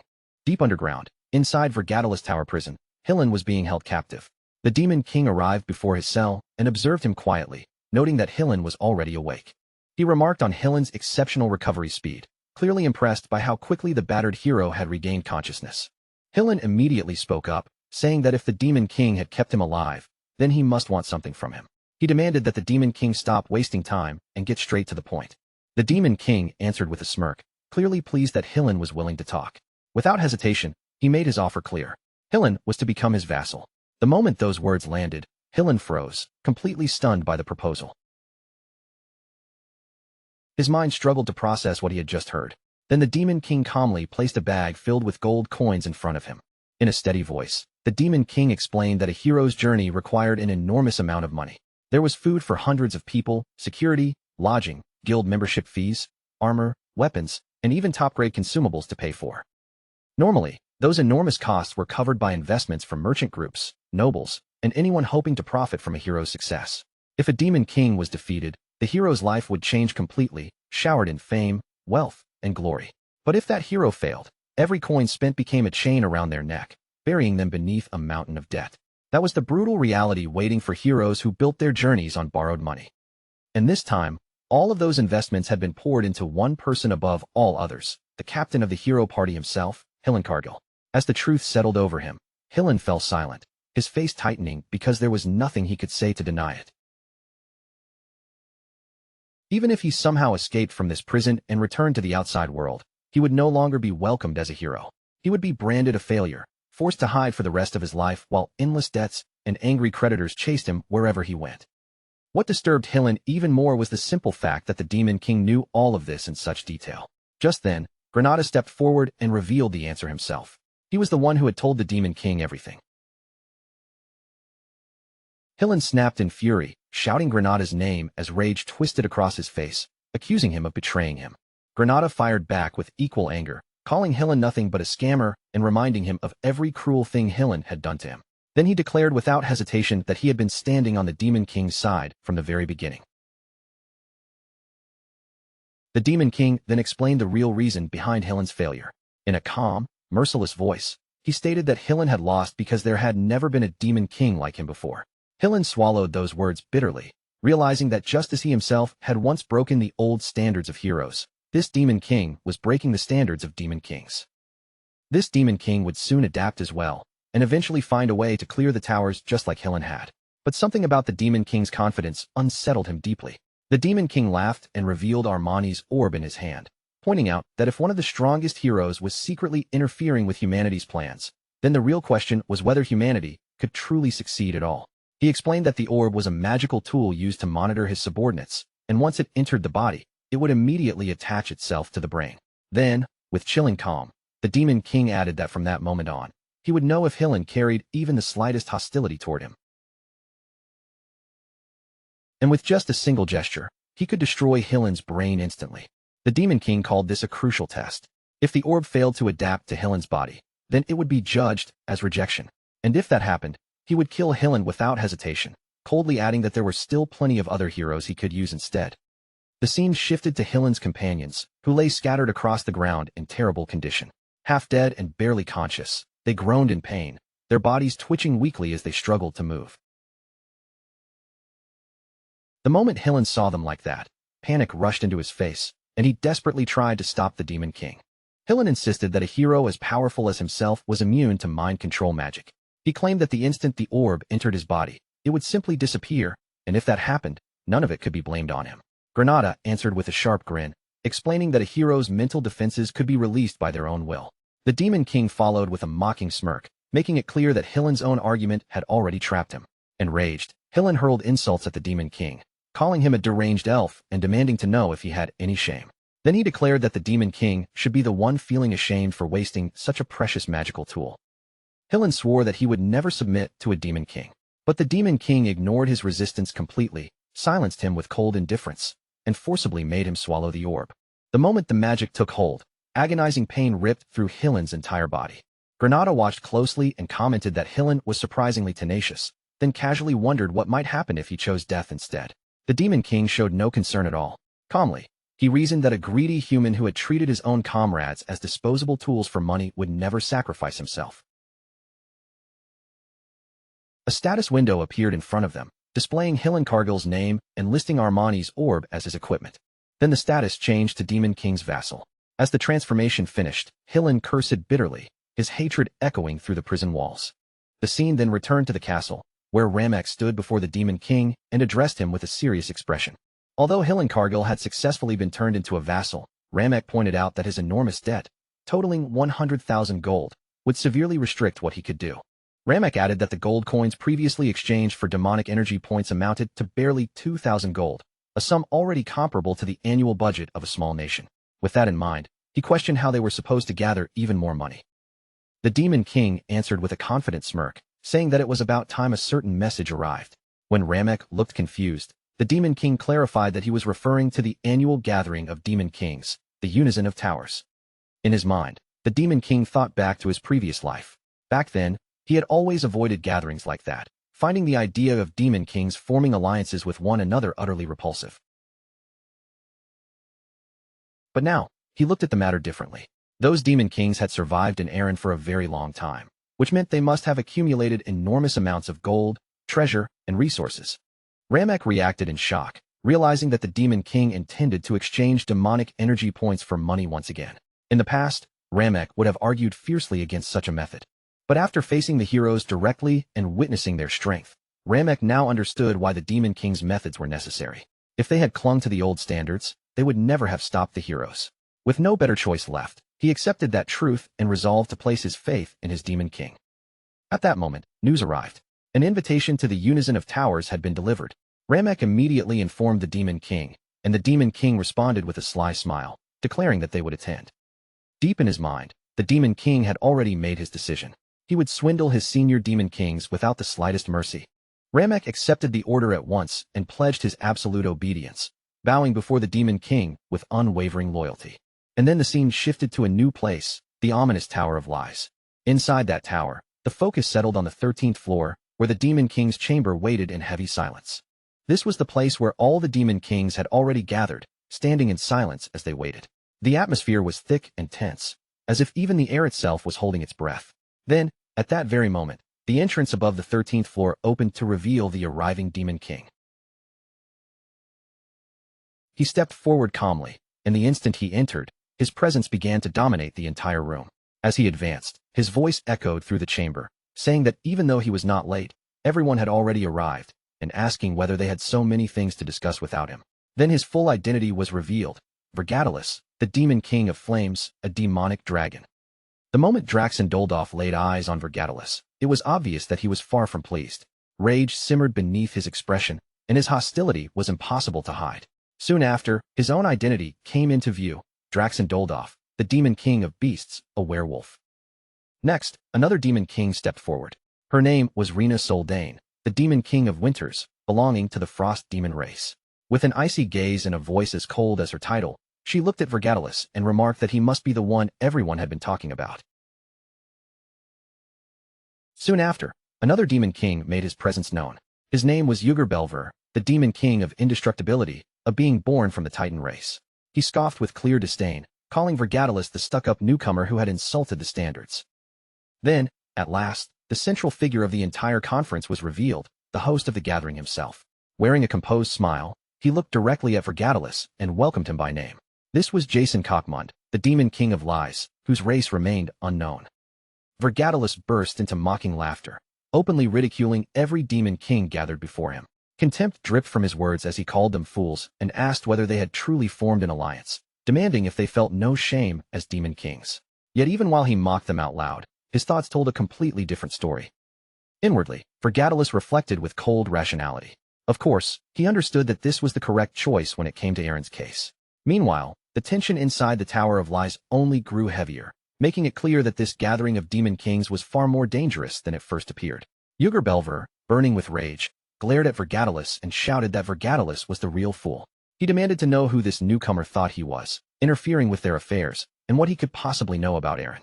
Hearing those harsh words, Vergatalis showed no outward reaction. Instead, he calmly noted in his mind that a simple provocation made it easy to see what someone was really thinking. Then, with cold confidence, Vergatalis looked straight at the enraged Demon King and answered that Yugur was calling him a fool when he was the only elite one there. The reply only poured more fuel onto Belver's anger, and with a furious roar, Yugur snapped back that if Vergatalis had a death wish, then he would grant it. In the next instant, both Demon Kings unleashed their power. Their overwhelming energy and auras exploded outward, crashing against each other with terrifying pressure that shook the chamber. Just then, someone stepped between them and moved to stop the clash before it could erupt any further. It was none other than Jason Cockmund. Even so, the tension between Belver and Vergatalis did not fully disappear. The two Demon Kings continued glaring at each other with blazing fury, their hostility still hanging thick and sharp in the air. With a calm yet commanding voice, Jason Cockmund addressed them both. He called on Belver and Vergatalis, reminding them that this occasion was meant to discuss cooperation, and asked them not to waste everyone's precious time. Hearing this, Vergatalis felt something unsettling stir inside him. In his mind, Vergatalis realized that Jason had made the killing intent of two Demon Kings vanish almost instantly. That was not ordinary magic. He wondered how Jason had done it, and whether it came from Jason's own power or from the authority of the tower itself. Soon after, the Demon Kings moved toward their respective seats. As they settled into place, Jason Cockmund spoke once more. He thanked them for being understanding. Even after taking his seat, Vergatalis continued thinking about Jason Cockmund and the Tower of Lies, his suspicion deepening with every passing moment. If it was the tower's power, then Vergatalis wondered whether it was similar to Mana's phantom. No, he told himself, he should not jump to conclusions without evidence. At that moment, Jason Cockmund finally declared that they would begin, inviting everyone to voice their thoughts freely. Hearing this, Vergatalis answered bluntly, his tone carrying quiet disdain as he remarked that this meeting was nothing grand after all. And with those words, the true nature of the gathering inside the Tower of Lies slowly began to reveal itself, promising conflict, deception, and power struggles far greater than anyone present was willing to admit. At that moment, Draxen Doldorf finally spoke up. His voice dropped low, but every word carried a dangerous weight as Draxen spoke first. If no one else had anything to say, then he would begin. His eyes sharpened as he asked where Hillen Cargill was, and the moment the question left his mouth, he deliberately let his energy spill out, pressing that invisible force straight toward Vergatalis.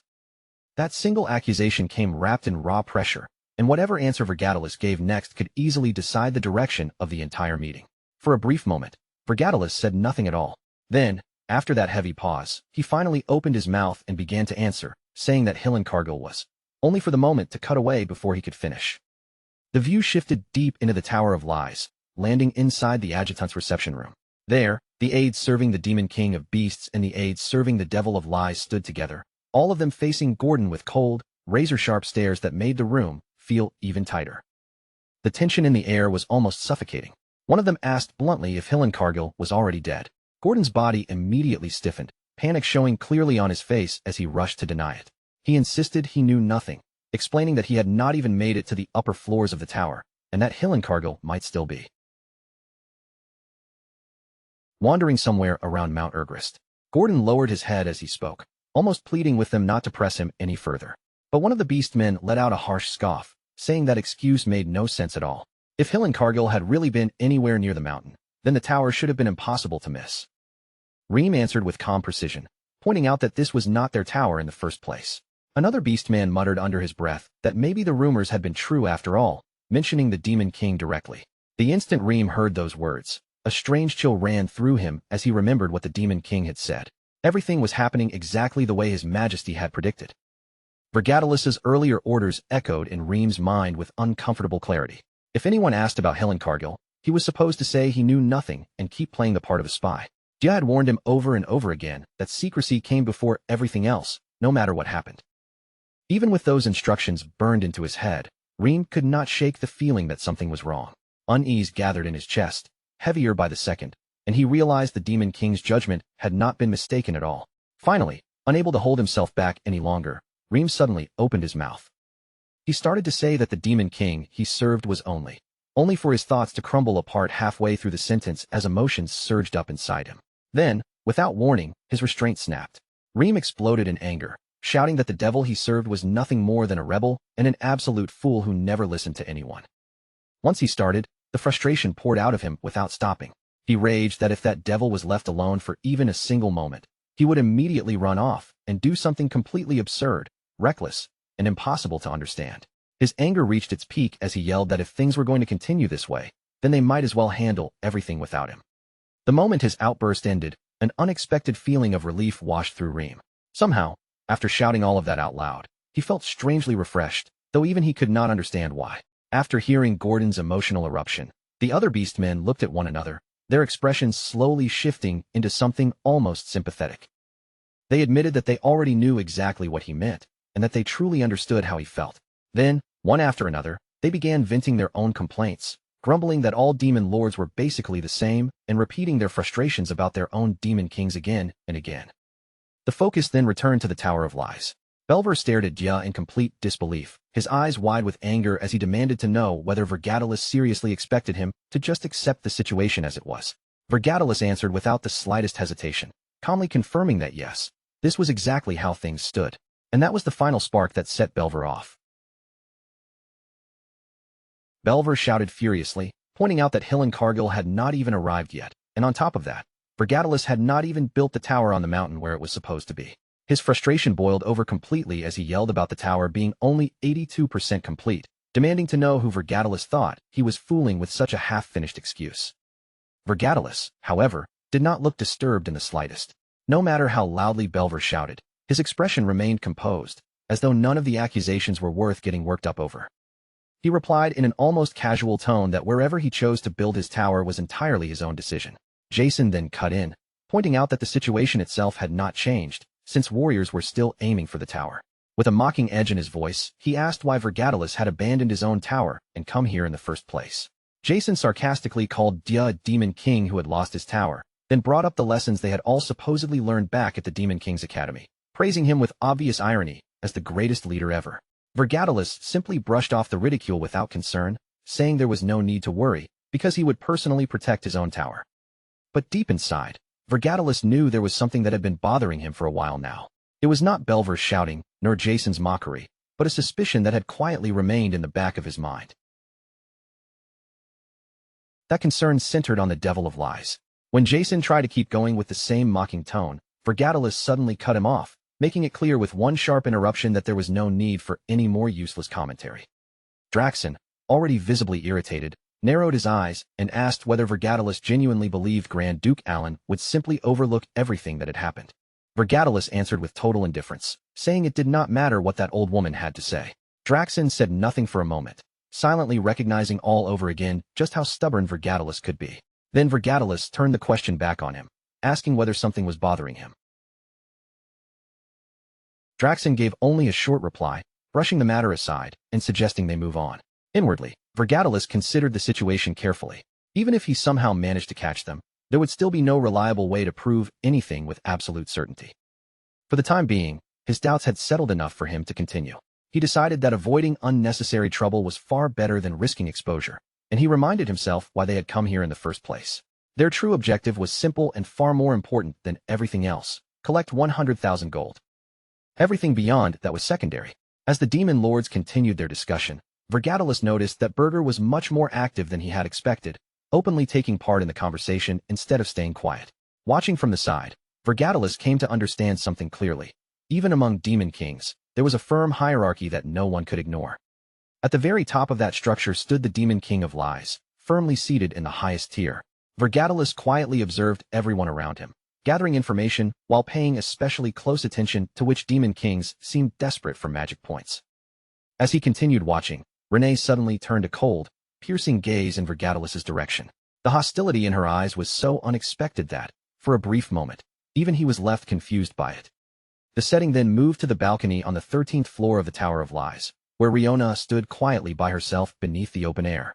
She remained there alone, looking out into the distance, until Vergatalis approached and asked what was going on. Riona answered calmly, saying it was nothing secretive. After hearing the rumors spreading around, she had simply decided that she wanted a private conversation with him. Vergatalis was clearly caught off guard by the fact that she wanted to speak with him specifically. Riona turned toward him without hesitation and confirmed it directly, telling him that she agreed with some of his opinions. Vergatalis was visibly shocked by that answer and immediately wondered whether Riona had ever said anything like this in his previous life. Riona, noticing the look on his face, quickly clarified that he should not misunderstand what she meant. She explained that she did not hate orthodoxy the way he did, and that she still firmly believed in classical values. However, she also believed that flexibility was sometimes necessary, especially in Eren, and that was exactly why she had wanted to meet with him. She added that compared with the others, he was at least someone she could actually communicate with. Dia listened to her words, then answered honestly with his own thoughts instead of hiding behind formalities. Riona replied that his perspective was not bad at all, admitting that he was better than she had first expected. Vergatalis accepted the compliment with mild surprise still lingering on his face. Then Riona handed him an item and explained that it was a personal communication port. She told him that if he ever needed advice, he could contact her whenever he wished. Then, with a faint sharpness in her voice, she added that as long as he did not insult Jinak in front of his wife, she would be willing to tolerate him. At the end, Riona said she hoped someone like Vergatalis, someone capable of holding a proper conversation, would not disappear anytime soon. Still puzzled, Vergatalis asked why she had not simply spoken with the Devil of Lies instead. Renee explained calmly that the Devil of Lies could not read his mind, and although he was superior to the other two, even he had limits he could not overcome. After saying that, she turned away and left the balcony without the slightest hesitation. Vergatalis remained there alone, quietly admitting to himself that he still could not fully trust her. Even so, Riona's clear-minded, composed, and honest way of carrying herself lingered in his thoughts as something unexpectedly valuable. That one conversation alone had made this entire meeting feel worth attending. Meanwhile, in another part of the tower, the focus shifted away from Vergatalis and moved to Burger's domain.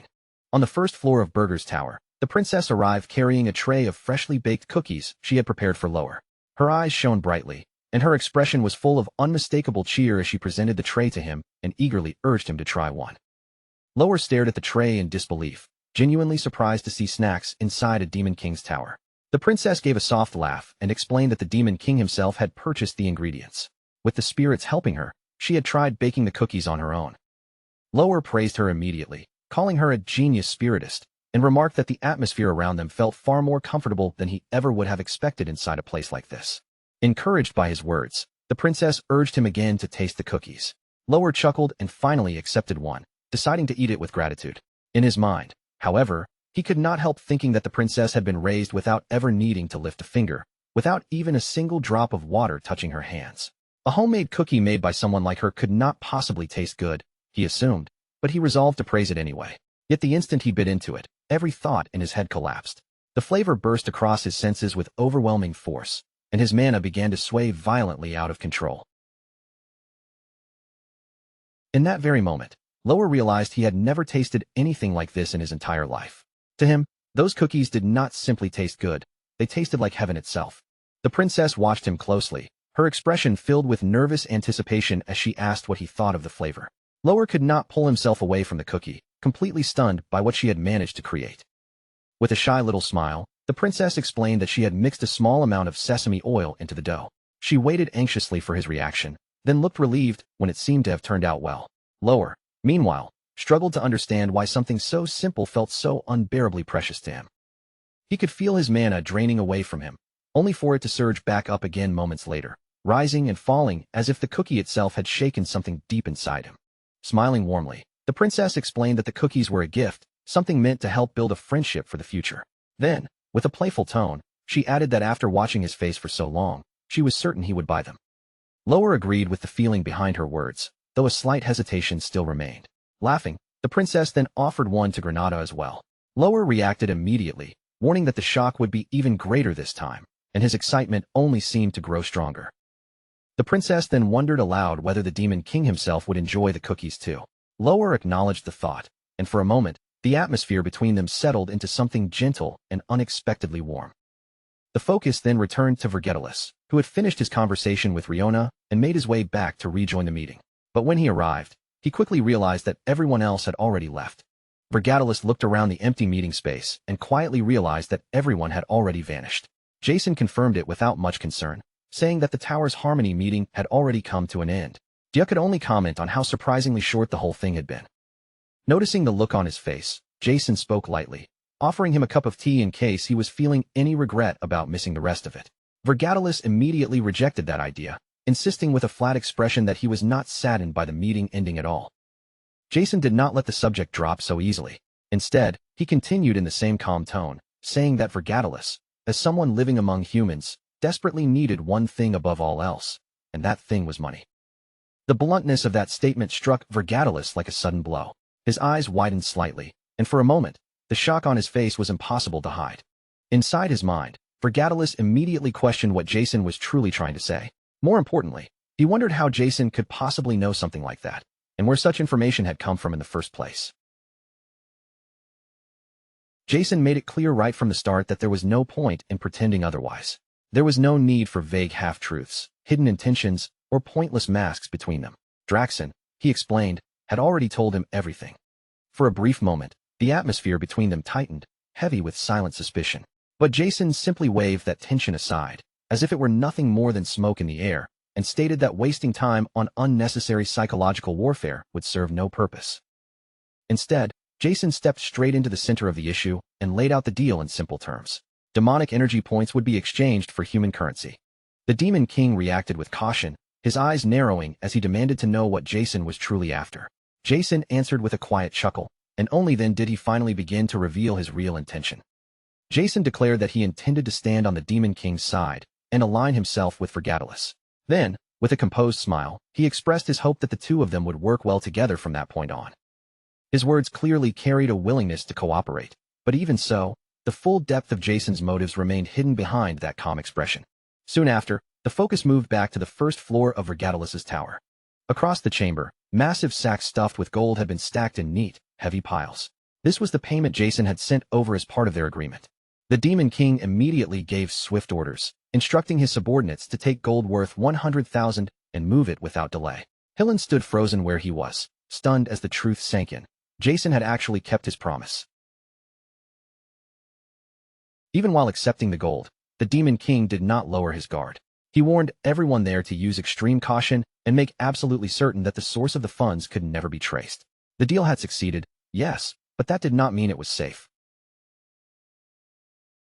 As he considered the situation, suspicion continued to gnaw at him. Jason might have a way to track the flow of money, and if he could perfectly follow every movement of those funds, then the worst possible outcome would be Vergetalis becoming nothing more than that man's puppet. With Jason's true intentions still unclear, the Demon King understood that caution was the only path forward. Turning his attention to those gathered before him, he explained that everyone who remained had already been converted into dark knights and dark magicians. He then pointed toward the person standing in the center and identified him as Amon, a member of the Golden Moon Mercantile Group. The Demon King revealed that he had known this fact even back when the contract was first formed. Hillen listened in silence as the Demon King went on, bringing up the Dark Knights and Dark Magicians from the Tower of Urge and ordering that they be placed in charge of managing the funds. He emphasized that they would obey commands absolutely, without hesitation and without question. Meanwhile, the Dark Knights and Dark Magicians who had been forced into contracts by the Demon King burned with resentment. Humiliated by their fall into servitude, they silently cursed their fate and desperately wished for Hillen to rescue them from this nightmare. The Demon King spoke again, saying that the situation was not a complete failure after all. Everyone was still alive, and the debt could still be repaid. The thought crossed Hillen's mind that this might even mean returning to hero activities in the near future. With a crooked smirk tugging at his face, he remarked that things did not seem so bad after all and suggested they could make it work as partners. Those words sent a shock through the entire room.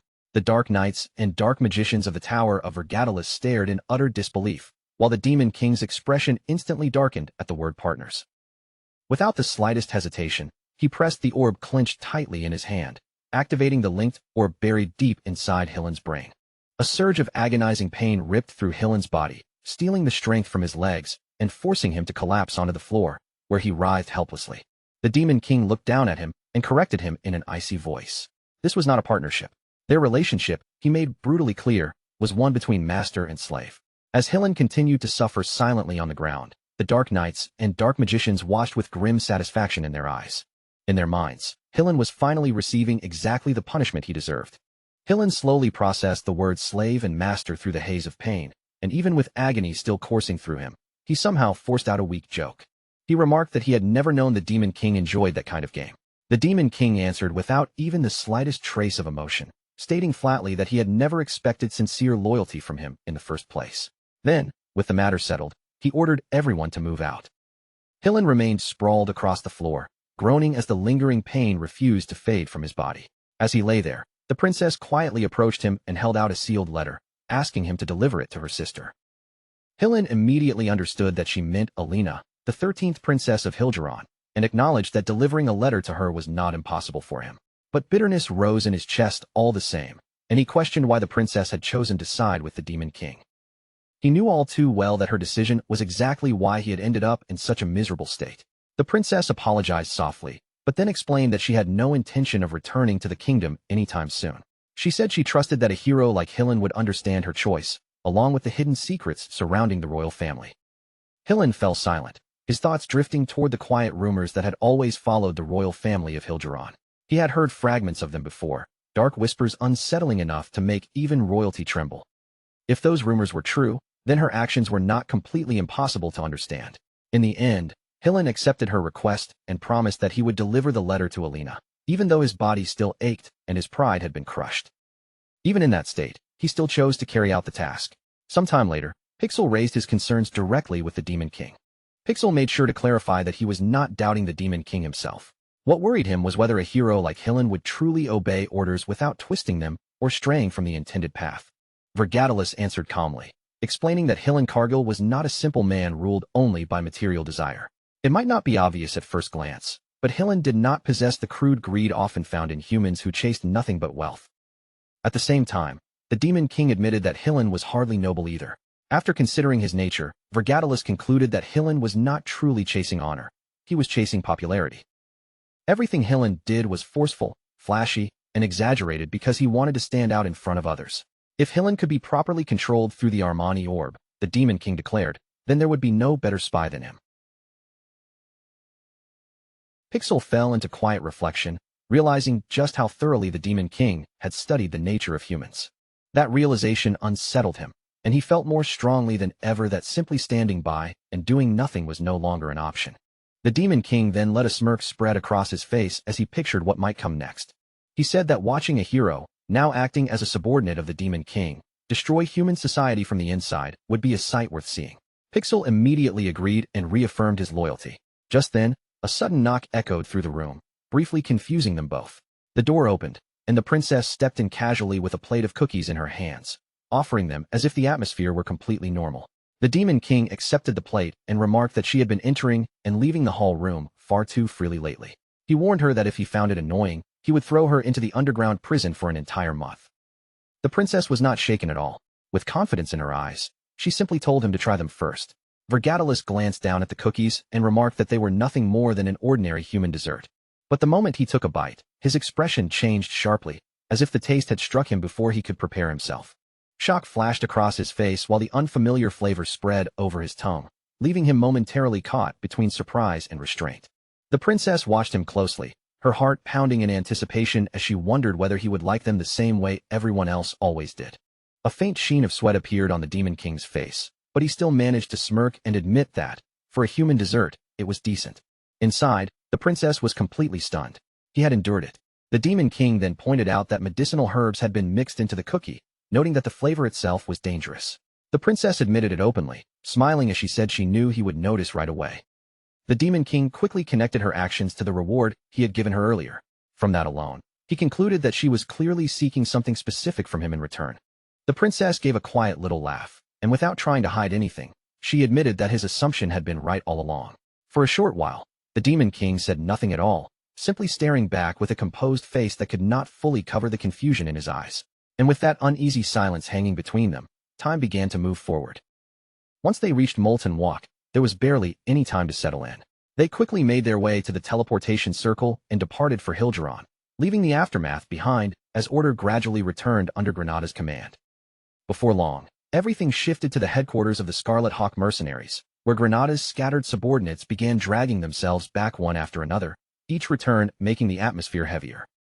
They were battered from head to toe, covered in bruises, and so drained they could barely stand straight. But to Granada, that pitiful sight did not stir sympathy. It lit the fuse of his anger. With fury burning in his eyes, Granada exploded at them, demanding how every last one of them could run the moment the first avalanche came crashing down. He shouted that they had abandoned their own captain without even trying to face the danger first.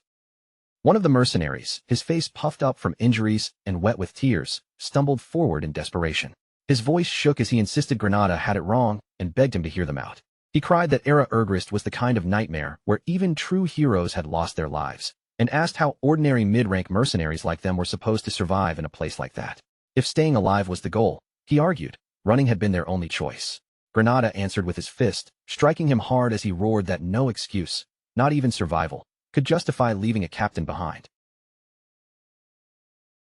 Right then, a voice rang out from behind Granada, sharp enough to cut through the chaos and make him turn his head. A blonde female knight stood there calmly, her posture straight and her presence impossible to ignore. She introduced herself as Kay, then stated without hesitation that she was a hero, explaining that unavoidable circumstances had kept her from joining the hero expedition at the very beginning. But now that she had finally arrived, she wanted to make use of this chance while it was still before her. Even though she was late, Kay formally asked Granada to allow her to join the expedition. Granada stared at her with open confusion, unable to understand why a hero would come all this way only now. Meanwhile, some of his subordinates were already laughing over their drinks, loudly joking that she was the generous woman who had paid for all of them. Since their captain had been away, they casually suggested ordering yet another round, acting as if the whole matter were nothing. Granada shut them up at once by hitting them again and barking at them to close their mouths. Facing Kay again, Granada admitted that it had been kind of her to pay for the drinks, but then delivered the news she clearly was not prepared for. The hero expedition was already over.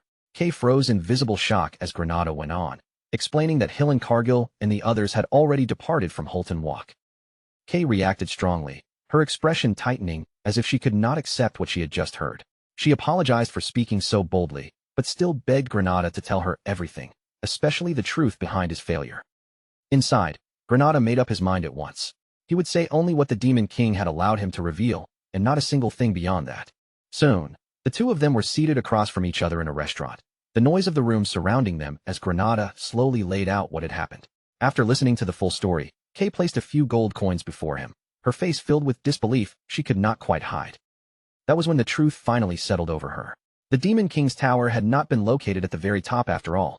Once Kay understood that, she realized there was no longer any reason for her to stay in that place. She thanked Granada for giving up his valuable time and explained that the gold was nothing more than a small gift of gratitude. Then, without lingering or turning back, Kay rose from her seat and walked away.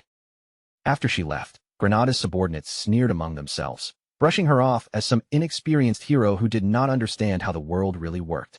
They even mocked that she would be lucky if someone did not betray her someday.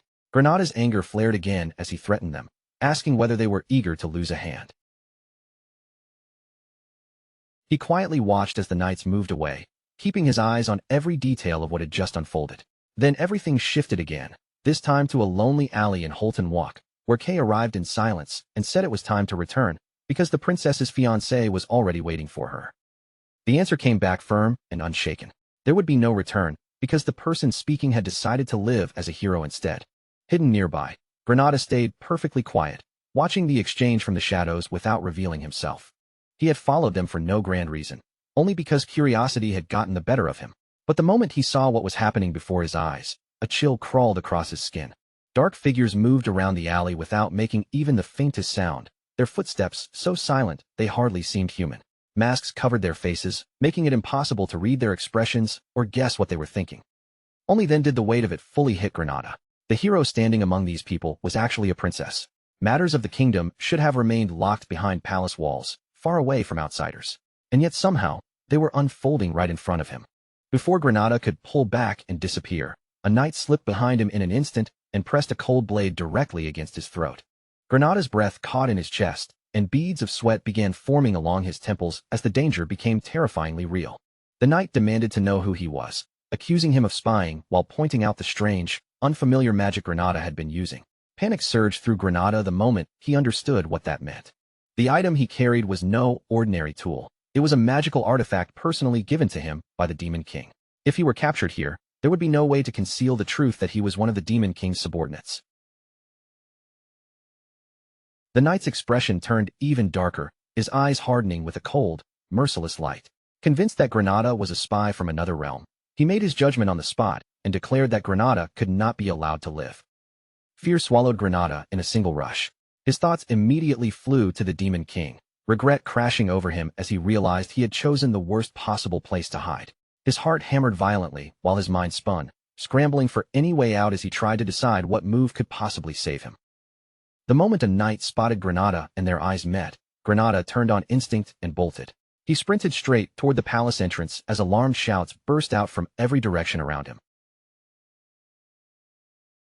The knights raised their voices in panic, yelling that an assassin had appeared. Their cries echoed through the area as they warned one another not to let him get away. A wave of shock swept through everyone as the possibility sank in that this really might be an assassin. But the knights did not waste even a second freezing in fear. They immediately urged the princess to fall back, closing ranks around her and using their own bodies to guard her. At the same time, one female knight stood frozen in place, stunned by how suddenly everything had collapsed into chaos. As the alarm spread wider, Granada understood just how deadly his situation had become. He clenched his teeth, thinking desperately through his options. Right now, he was the only elf in all of Odenwar, and if he revealed or used elven power, he would instantly stand out as an obvious target. Even knowing that, Granada also understood he could not simply hold back and hope for the best. Doubt crept in as he wondered whether escaping from this place alive was even possible anymore. The knights moved with practiced precision, tightening their formation around the princess and shielding her from every side. They insisted she step back and leave everything to them, but the princess refused to retreat. With firm resolve in her voice, she declared that she was a warrior too and would not hide behind the protection of others. Granada panicked inwardly, realizing there was no longer any room for hesitation. Even if his identity was exposed here, he had no choice left. Just then, the knights unleashed a volley of arrows toward him, driving the entire situation to its breaking point. Right as the attack was about to close in, the Demon King suddenly appeared, speaking as casually as ever and remarking that he had been wondering why everything was taking so long. In the next instant, the arrows flying toward Granada shattered in midair, broken apart as if they were nothing before the Demon King's overwhelming power. Granada stood there completely stunned, his eyes fixed on the impossible sight before him as he struggled to understand what had just happened. The Demon King spread his wings and rose into the air, a calm magic flame forming in his hand as though he had arrived for something completely ordinary. With a faintly amused tone, he commented that Granada must have been playing around in a place like this. Granada stared up at him, disbelief and irritation twisting together across his face as he recognized the figure above him, the Demon King himself. Even with that overwhelming presence right in front of him, Granada could hardly accept that it was real. The Demon King brushed the danger aside, saying there was no need to make such a big fuss over wounds that would heal with saliva anyway. Hearing that, Granada snapped back in frustration, making it clear that he was taking this situation very seriously. Panic spread through the knights at once. and they began shouting over one another as if an unimaginable enemy had dropped from the sky. They immediately assumed the devil had come for the princess, crying out that he intended to kidnap her and drag her away as a sacrifice. The knights steeled themselves and swore they would protect the princess no matter what it cost. At the same time, the princess stepped forward on her own, her face calm but filled with resolve, declaring that her personal safety did not matter. She urged the knights not to hesitate for her sake. This was their chance to capture the Demon King, she declared, ordering them to attack, without worrying about what might happen to her. The Demon King turned his gaze toward her, a trace of surprise crossing him as he realized something he had not known before. The knights reacted in disbelief, shouting angrily and rejecting her order as complete nonsense. Confusion spread rapidly through their ranks as they demanded to know why the Demon King would appear in a place like this at all. Granada, already irritated beyond measure, jumped in without holding back. He bluntly agreed with the knights, voicing his own annoyance as he demanded to know exactly why the Demon King had shown up here. The Demon King remained perfectly calm, listening to the chaos swelling around him while tension in the palace climbed to its peak. Then, with the same casual indifference as always, he explained that he had simply happened to be nearby while running an errand, and that relaxed answer only made the knights even angrier. The knights rejected his answer on the spot, their voices rising in anger as they shouted that such a casual explanation was obviously nothing but a lie. None of them could accept the idea that a being like him would appear inside the palace grounds for something as ordinary as an errand. Their suspicion quickly hardened into open fury, and as the air grew heavier with hostility, their angry voices crashed over one another until the moment slowly faded away. Time then shifted back to an earlier point. Inside the quiet tower, the Demon King sat with his usual calm expression, listening as the princess explained exactly what she wanted from him. What she asked for was senile powder. The Demon King understood the meaning behind her request almost immediately. Senile powder was known as a substance that helped people form contracts with spirits, and when the princess answered with a soft, knowing smile, her intentions became perfectly clear. From there, she began telling him an old story that reached back hundreds of years. Long ago, an elf named Senil had returned to the human kingdom, and after her return, the king personally gave her an order. The king wanted humans to form spirit contracts more easily and with fewer obstacles, so Senil was commanded to create a supplement that could help make that possible. After a long process of trial and effort, that substance was finally completed, and over time, it became known as senile powder. The Demon King then brought the conversation back to the princess herself, calmly pointing out that if they were talking about raw talent alone, she did not actually need senile powder at all. The princess lowered her expression slightly, wearing a faintly sad look as she replied that he was giving her too much credit. She explained that, as he already knew, the tower contained very little mana. Without senile powder to support them, her spirits would have a difficult time functioning properly in such a place. The Demon King told her not to stop there, then revealed that he had also been thinking about making a new contract with a higher-level spirit himself. The moment those words left his mouth, the princess became flustered, turning her face aside and puffing up in embarrassment. Even her fire spirit and water spirit copied her expression almost perfectly. After a short pause, she admitted that what he said might indeed be true, and the Demon King calmly confirmed that she was right. As their conversation settled, the princess quietly sank into memories from her previous life. Her thoughts returned to Ernan, who had formed a contract with a high-level spirit at the age of 27, a feat so rare that news of it had shaken the entire continent. Only a tiny handful of humans had ever managed to contract higher-level spirits, and now that same kind of contract was happening 7 years earlier than before. She had meant for this moment to become a surprise, but the Demon King had already seen through it. Remembering how she had left the palace and spent months living in the tower, she wondered what influence that choice, and her changed heart, had created. Uncertainty and blame continued to drift through her mind for a moment, but in the end, she decided it did not matter. If the tower's power grew stronger because of this, then so be it. The Demon King then casually picked up a cookie, took it into his hand, and remarked that he had eaten well. With that easygoing farewell, he rose from his seat, and the moment flowed back into the present. Vergatalis lifted his hand, and a fierce mana flame began gathering above it, dense, powerful, and almost suffocating in its intensity. He calmly explained that he had his own circumstances to deal with and intended to finish everything quickly, while the sight of that flame left the ninth princess staring in stunned silence. Without the slightest hesitation, Vergatalis released the flame. A massive explosion erupted through the area, tearing outward with violent force and swallowing everything in its destructive blast. As devastation spread across the ground, the Demon King suddenly noticed something he had not expected. His expression shifted with surprise, and he muttered as if realizing that a warrior truly was something different. Everything around them had been completely obliterated by the Demon King's flame. Yet in the middle of the ruins and scorched earth, the ninth princess was still standing. From her body, a vivid green aura began to surge outward, bright with life and overflowing with strength. The Demon King stared at her in visible shock as the truth of what he was seeing slowly settled in. Around them, everyone else remained frozen, too stunned to speak or even move. The knights immediately turned toward the princess, shouting for her not to move and warning her that her life was in grave danger. Their panicked voices overlapped, but none of those warnings reached her. As anger surged through her, an even stronger and more violent aura burst from her body, spilling outward like a raging storm. Ignoring every desperate warning, she charged straight toward the Demon King and attacked him head-on. With both hands gripping her sword, she shouted in fury that a warrior's aura held the power to destroy the demon race itself. She declared that this was exactly why a warrior stood as the natural enemy of the Demon King. Then, rejecting the idea of being trapped inside a suffocating palace, she proclaimed that the battlefield had always been where she truly belonged. With one powerful swing of her sword, she unleashed Jespin's highest-level swordsmanship, Crescent Slash. The force behind the blade alone detonated the air, triggering a massive explosion that ripped violently through the surroundings. Grinding her teeth, she poured every bit of anger into the strike and focused everything on Crescent Moon Slash, the most difficult sword technique of all.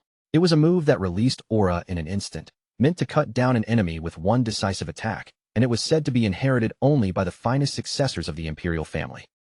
As she attacked, her thoughts raced through the meaning of honor and pride, all of it tied to the sword and the path she had chosen for herself. She saw herself as a low-ranking princess, someone long treated as having little value, someone who could be sold off to a foreign king without hesitation. Even so, no matter how bitter her reality had been, she refused to believe she was meant to be treated as something worthless or vile. A deep sense of injustice flooded her heart. She remembered questioning her fate, seeking out the imperial swordsmanship instructor, and enduring merciless training day and night. She had done all of it for one purpose, to be acknowledged not as a princess, but as a warrior. And if she could capture the Demon King here, she believed that recognition would finally be hers. With that recognition, even under Bama's command, she could gain the freedom she had always wanted. Holding tightly to that resolve, she swore in her heart that she would save her husband. The warrior princess clenched her teeth as the tension between them reached its breaking point. Across from her, the Demon King remained calm and gathered a dense, terrifying aura into his hand. In the very next instant, he destroyed the warrior princess's sword completely, shattering it before her attack could reach its goal. He looked down at her fury-filled face, a mocking smirk tugging at his lips, and remarked that it had been quite a useful sword. The warrior princess froze where she stood, stunned by what had just happened. She stared in disbelief as pieces of her broken blade scattered through the air around her. The Demon King then added that his ultimate skill had been unleashed, saying almost casually that a warrior would not die so easily from something like that. As his words faded, a dark red aura, heavy with overwhelming negativity, began pouring out from Vergatalus's body. He rose into the air and hovered above the warrior princess, completely dominating the space around them. Below him, she looked up in terror as his crushing presence pressed down on her like an invisible weight. Sweat ran down her face, her eyes widening with fear while her body trembled so badly that she could no longer hide it. In a voice that shook, she admitted that the enemy before her was far beyond anything she had imagined. The Demon King answered with a vile grin, saying that being both a princess and a warrior made her useful in all sorts of ways. Those words drove her fear even deeper, leaving her frozen in place as shock and dread swallowed her completely. Her breathing grew uneven, and sweat continued pouring down as panic tightened around her chest. A desperate thought flashed through her mind, the terrifying possibility that the perverted Demon King might take her away too. Sensing the danger closing in, all the knights rushed forward at once, shouting urgently as they threw themselves between the warrior princess and the Demon King. Fully aware of the risk, they still planted their feet and stood their ground to protect her. In response, the Demon King unleashed a massive explosion. An overwhelming aura erupted from his body, shaking everything around them as the battlefield was engulfed in raw destructive force. The explosion swallowed everything in its path. After the violent shock finally faded and several minutes passed, a thick fog hung over the devastated land before slowly beginning to drift apart. As the haze cleared, the aftermath came into view. The surrounding area had been completely destroyed.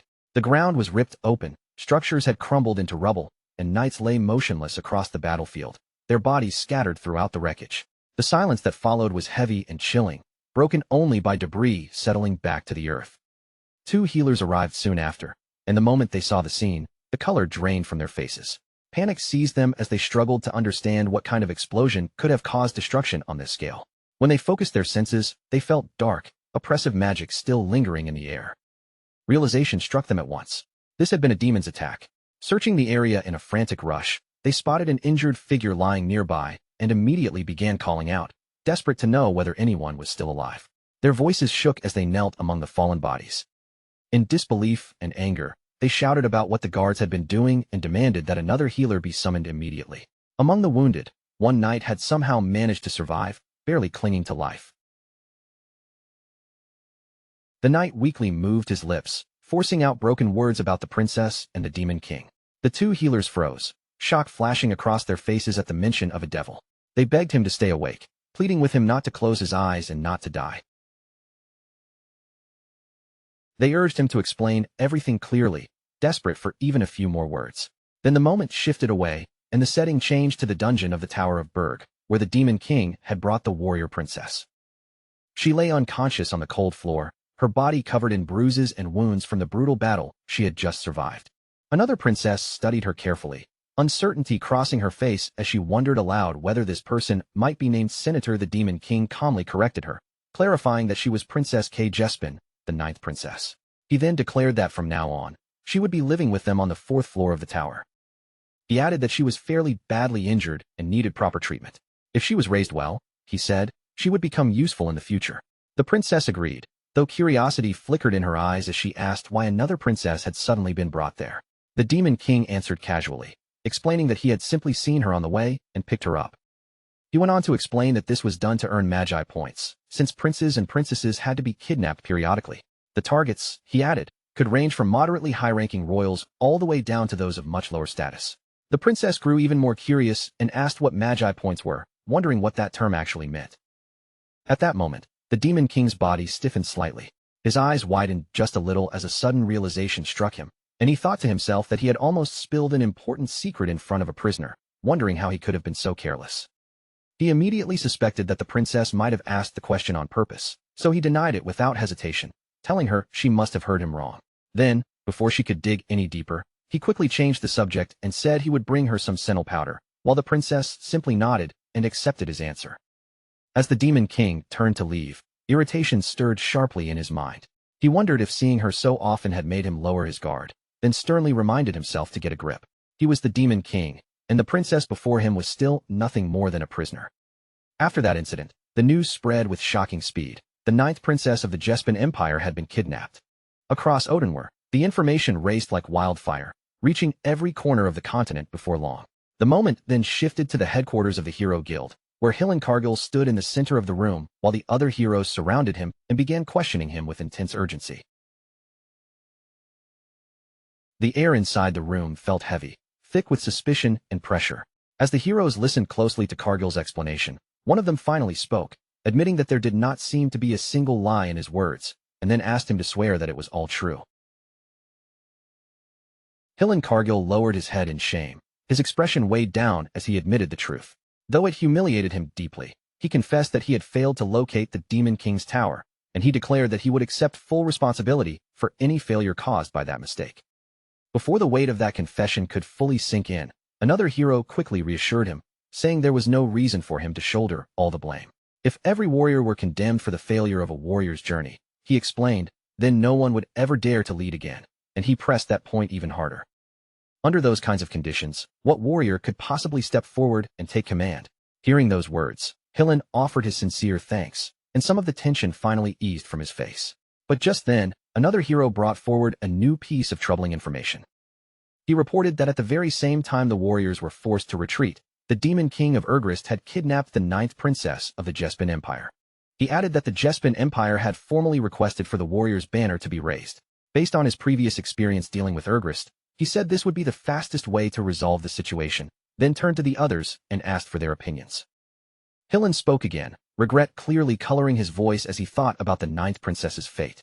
He admitted that even he had been unable to find the top of the tower, so instead of rushing straight into war, he argued that it would be wiser to send a small reconnaissance team first to locate the tower. Once its location was confirmed, Hillen believed the actual subjugation would be much easier. In his view, a demon king who was truly confident in his power would never need to hide his tower in the first place. That kind of secrecy only suggested weakness. Around him, the other heroes began nodding in agreement, acknowledging that his reasoning made sense and that a powerful demon king would have little reason to conceal his stronghold. Several of them openly voiced their support. Others added that while this behavior went against what people usually expected from a demon king, a weak and cowardly one would not be a serious threat. They concluded that this demon king was probably no different. Finally, a hero who had remained silent up until then stepped forward.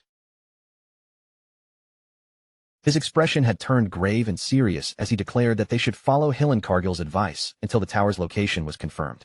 With that decision made, he announced that the warriors' all-out war would be temporarily suspended. Hillen bowed respectfully, quietly showing that he accepted and agreed with the decision.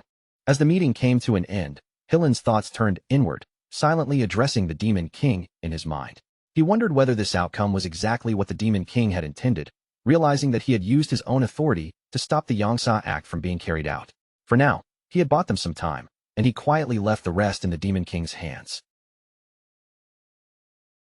The scene shifted back to the Demon King as a surface opened before him, revealing Ramin's report on Hillenkargil. He calmly acknowledged it and instructed Ramin to keep watching the situation. Still, a troubled look crossed his face as he reflected on everything that had happened, admitting to himself that he had never expected the Warriors Guild to start preparing. They had been preparing for an all-out assault. Letting out a slow breath, the Demon King felt a wave of relief wash over him.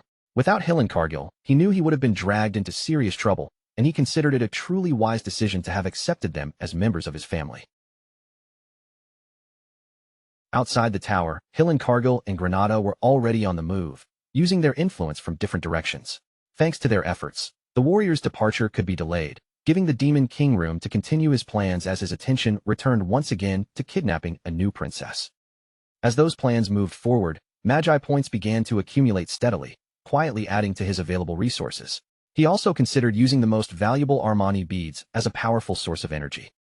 Meanwhile, the dwarves continued working without pause, remodeling the tower and reinforcing the first floor until it became solid, sturdy, and nearly impossible to break through.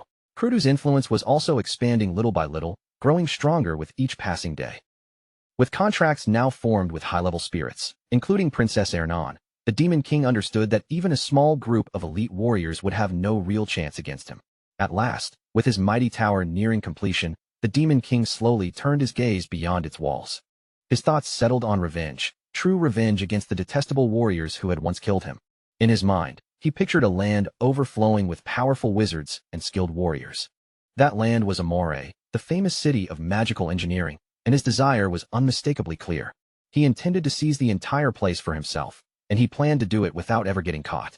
The scene then shifted to the kingdom of Akan, and to its renowned city of magical engineering, Amore. On the outskirts of the world's largest magic market stood a small, unimpressive shop called Jetson's Paradise. Inside, the shopkeeper sat lazily behind the counter, looking as if business had long since forgotten him.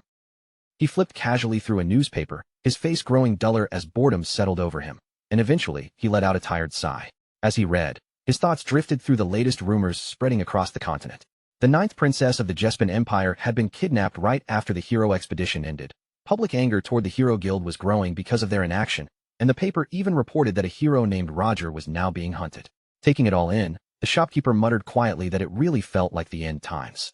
Then, all of a sudden, the bell above the door rang, announcing the arrival of a new customer. The Demon King stepped into the shop. The shopkeeper immediately set his newspaper aside, straightened his posture, and greeted the Demon King with an overly bright, friendly smile. He welcomed him with exaggerated warmth and asked if he was looking for anything in particular. The Demon King, however, barely reacted to the enthusiasm. His eyes swept across the dusty, run-down shop with clear disinterest before he finally said he was looking for senile powder and asked if they had any. In his mind, he remembered that the princess had personally asked him to bring the senile powder back for her. The moment the shopkeeper heard that request, his mood instantly shifted into excitement. His eyes lit up as he proudly declared that of course they had it in stock. The shopkeeper began talking with excessive cheer, almost as though the Demon King were the first customer he had seen in ages. Watching that exaggerated behavior, the Demon King only grew more irritated, silently criticizing how shabby and unreliable the entire shop looked. The kingdom of Akan was known far and wide as the sacred land of magical engineering, a place that drew heroes, mages, and alchemists from every corner of the world. Because of that reputation, all the famous shops were constantly packed with powerful figures. Even if demonic energy was carefully hidden, there was still a high risk of being detected in places like that. That was exactly why Vergatalis had deliberately chosen this quiet, isolated shop with almost no customers. The shopkeeper excitedly held up 2 glass vials filled with senile powder and laughed loudly, declaring that the Demon King was incredibly lucky today. He insisted there was no need to visit any other store, praising both his own shop and the Demon King's good fortune before announcing a special price of just 1 gold coin per vial, acting as if this were some once-in-a-lifetime festival sale. His excitement was almost like a merchant celebrating New Year's Eve. The Demon King, now visibly annoyed, told him to stop shouting and bluntly said the price was still too high. Then he picked up one of the vials and examined it closely, noting that senile powder was normally green, so he wanted to know why this one was purple. The shopkeeper laughed and explained that this was a newly developed version. Then, lowering his voice as if sharing a dangerous secret, he added that it had been secretly created inside the Mage Tower and had not yet been officially released. The seller continued his excited explanation, saying that this new senile powder had not yet reached the public market. He repeatedly emphasized that it was an extremely rare item, so rare that most people did not even know it existed. With a confident grin, he insisted that this was a once-in-a-lifetime chance, one even someone as impressive as the Demon King should not miss. He dramatically warned that if the Demon King failed to buy it now, he might never get another opportunity, adding that many powerful people were already searching for this special version of senile powder. As he spoke, the shopkeeper secretly smirked to himself and judged the Demon King's appearance, assuming the man before him must be some wealthy noble, since no ordinary person would come all the way to such a remote, rundown shop. Convinced of that assumption, the shopkeeper decided to squeeze as much money out of him as possible. The Demon King saw through the scheme immediately. His expression darkened as he realized the seller knew he had no better options and was deliberately trying to extort him. Anger rose inside him, and for one brief moment, the thought of killing the seller crossed his mind. But before anything could happen, the bell above the shop door rang once again. The seller instantly forgot about the Demon King and turned with a cheerful smile to greet the new arrivals. A group of people stepped inside, and one of them quietly whispered in disbelief to another, wondering why their search had to begin in such a shabby place. The Demon King looked toward the entrance and froze in shock. He recognized the newcomers immediately. It was Princess Louise and her knights. One of the knights spoke calmly to Louise, remarking that if Roger had even the slightest bit of sense, he would avoid showing himself anywhere that drew attention. Louise, however, was already irritated, openly complaining that she could not believe she had been forced to come to such a filthy dump because of him. Hearing that, the Demon King's unease grew stronger, because he was the one who had kidnapped Roger. Meanwhile, one of the knights approached the shopkeeper and politely explained that they were looking for someone. At the same time, the Demon King watched Louise carefully. He studied her sharp temper, her rough way of speaking, and, most noticeably of all, her distinctive twin tails. He became certain that she was Louise Ver. At the same time, he reassured himself that she probably would not recognize him, since he had used a magical item to hide his identity during their previous encounter. The shopkeeper gave an awkward laugh and told the knight that he understood they were searching for someone. Then, in the strangest possible turn, the shopkeeper suddenly claimed he suffered from a peculiar condition. Whenever he failed to sell anything, his memory stopped working properly. The knight stared at him in stunned disbelief, clearly unable to process such an absurd excuse. Louise snapped instantly, her rage bursting out as she hurled insults at the shopkeeper without holding back. In the next moment, she strode forward and brought her sword dangerously close to his neck, shouting that he clearly had no idea how serious this situation was and accusing him of daring to extort her right to her face. The shopkeeper's face went completely pale with terror. He screamed that murder was forbidden in the royal capital and begged them not to kill him. Shaking from head to toe, he stammered that if they were going to threaten him, they should at least buy something first, and in his panic, he hurriedly tried to recommend an item. Louise exploded again, staring at him like she could not believe such a person actually existed, and called him completely insane. Even under that terrifying pressure, the shopkeeper forced a trembling smile onto his face and made an outrageously reckless proposal. He declared that if they agreed to purchase even one item from him, he would willingly accept whatever punishment they chose afterward. Hearing that, the Demon King was left stunned into silence, unable to believe what he had just heard. Even Louise herself seemed caught off guard for a brief moment by the shopkeeper's sheer nerve. Louise stared at the shopkeeper in frozen silence for a few seconds, clearly taken aback by how recklessly he had spoken. Then, unexpectedly, she threw her head back and burst into laughter. Instead of growing angrier, she found him amusing, remarking that he was surprisingly interesting and deciding to hear what he had to offer. Seizing that sudden opening, the shopkeeper instantly changed tactics. He renamed the senile powder on the spot, proudly presenting it as ash powder and confidently lying that it was an extremely valuable item, especially useful for dwarven masters. Without even blinking, he boldly announced a price of 3 gold coins. Watching this shameless act unfold, the Demon King felt his anger flare, his teeth clenching as he cursed the seller in his mind for trying to scam him first, and now brazenly deceiving Louise as well. Yet, to the Demon King's shock, Louise seemed completely satisfied. She happily accepted the so-called ash powder, thanked the seller with a smile, and even offered him blessings before finally turning to her real purpose. With a calmer voice, she asked whether a dwarf named Roger had recently passed through the shop. The shopkeeper shook his head and admitted that this was the first time he had ever heard that name. Still, he quickly added that there was a well-known gathering place in Akan where blacksmiths usually met whenever they visited the kingdom, suggesting that someone there might know something. Louise considered the answer for a moment and found it reasonable enough, telling her knight that it was not a bad lead. She decided they should leave at once, and the knight agreed without hesitation. As Louise turned toward the door, she muttered under her breath that the shopkeeper's behavior was truly disgraceful. Once Louise and her knights finally stepped out of the shop, the heavy tension inside the room loosened all at once, and the Demon King released a quiet sigh of relief.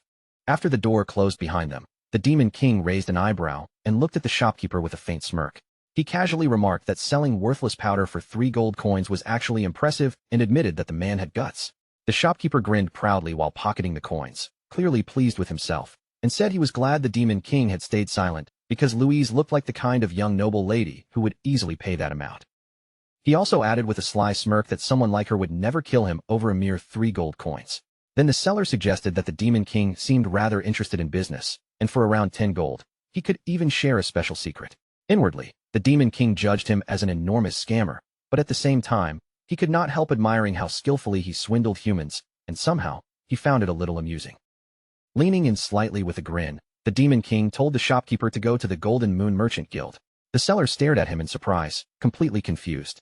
The Demon King explained that if he told them he had been sent by the mountain, the guild would accept him without question. As the seller calmly rearranged the remaining powder vials on the shelf, he wondered aloud whether the Demon King might have some connection to the Golden Moon Guild. He pointed out that the guild was nearly bankrupt and questioned why someone with such potential would involve himself with a place like that. The Demon King simply smirked again and revealed the truth in a calm but heavy voice. The woman the shopkeeper had just scammed was Louise Verdade. The instant those words reached him, the seller froze completely. His hands began trembling violently, and the glass vials slipped from his grip one after another, crashing to the floor and shattering into glittering pieces. His face turned ghostly pale as he stammered in pure terror, the realization striking him like lightning. That had not been just any noble lady. She was the infamous villainous princess, the dreaded mad dog, Louise Verdade.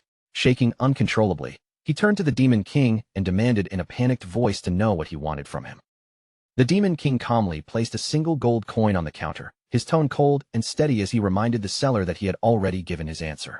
He repeated that the man would join the Golden Moon Merchant Guild, explaining that the monthly salary there was 1 gold coin.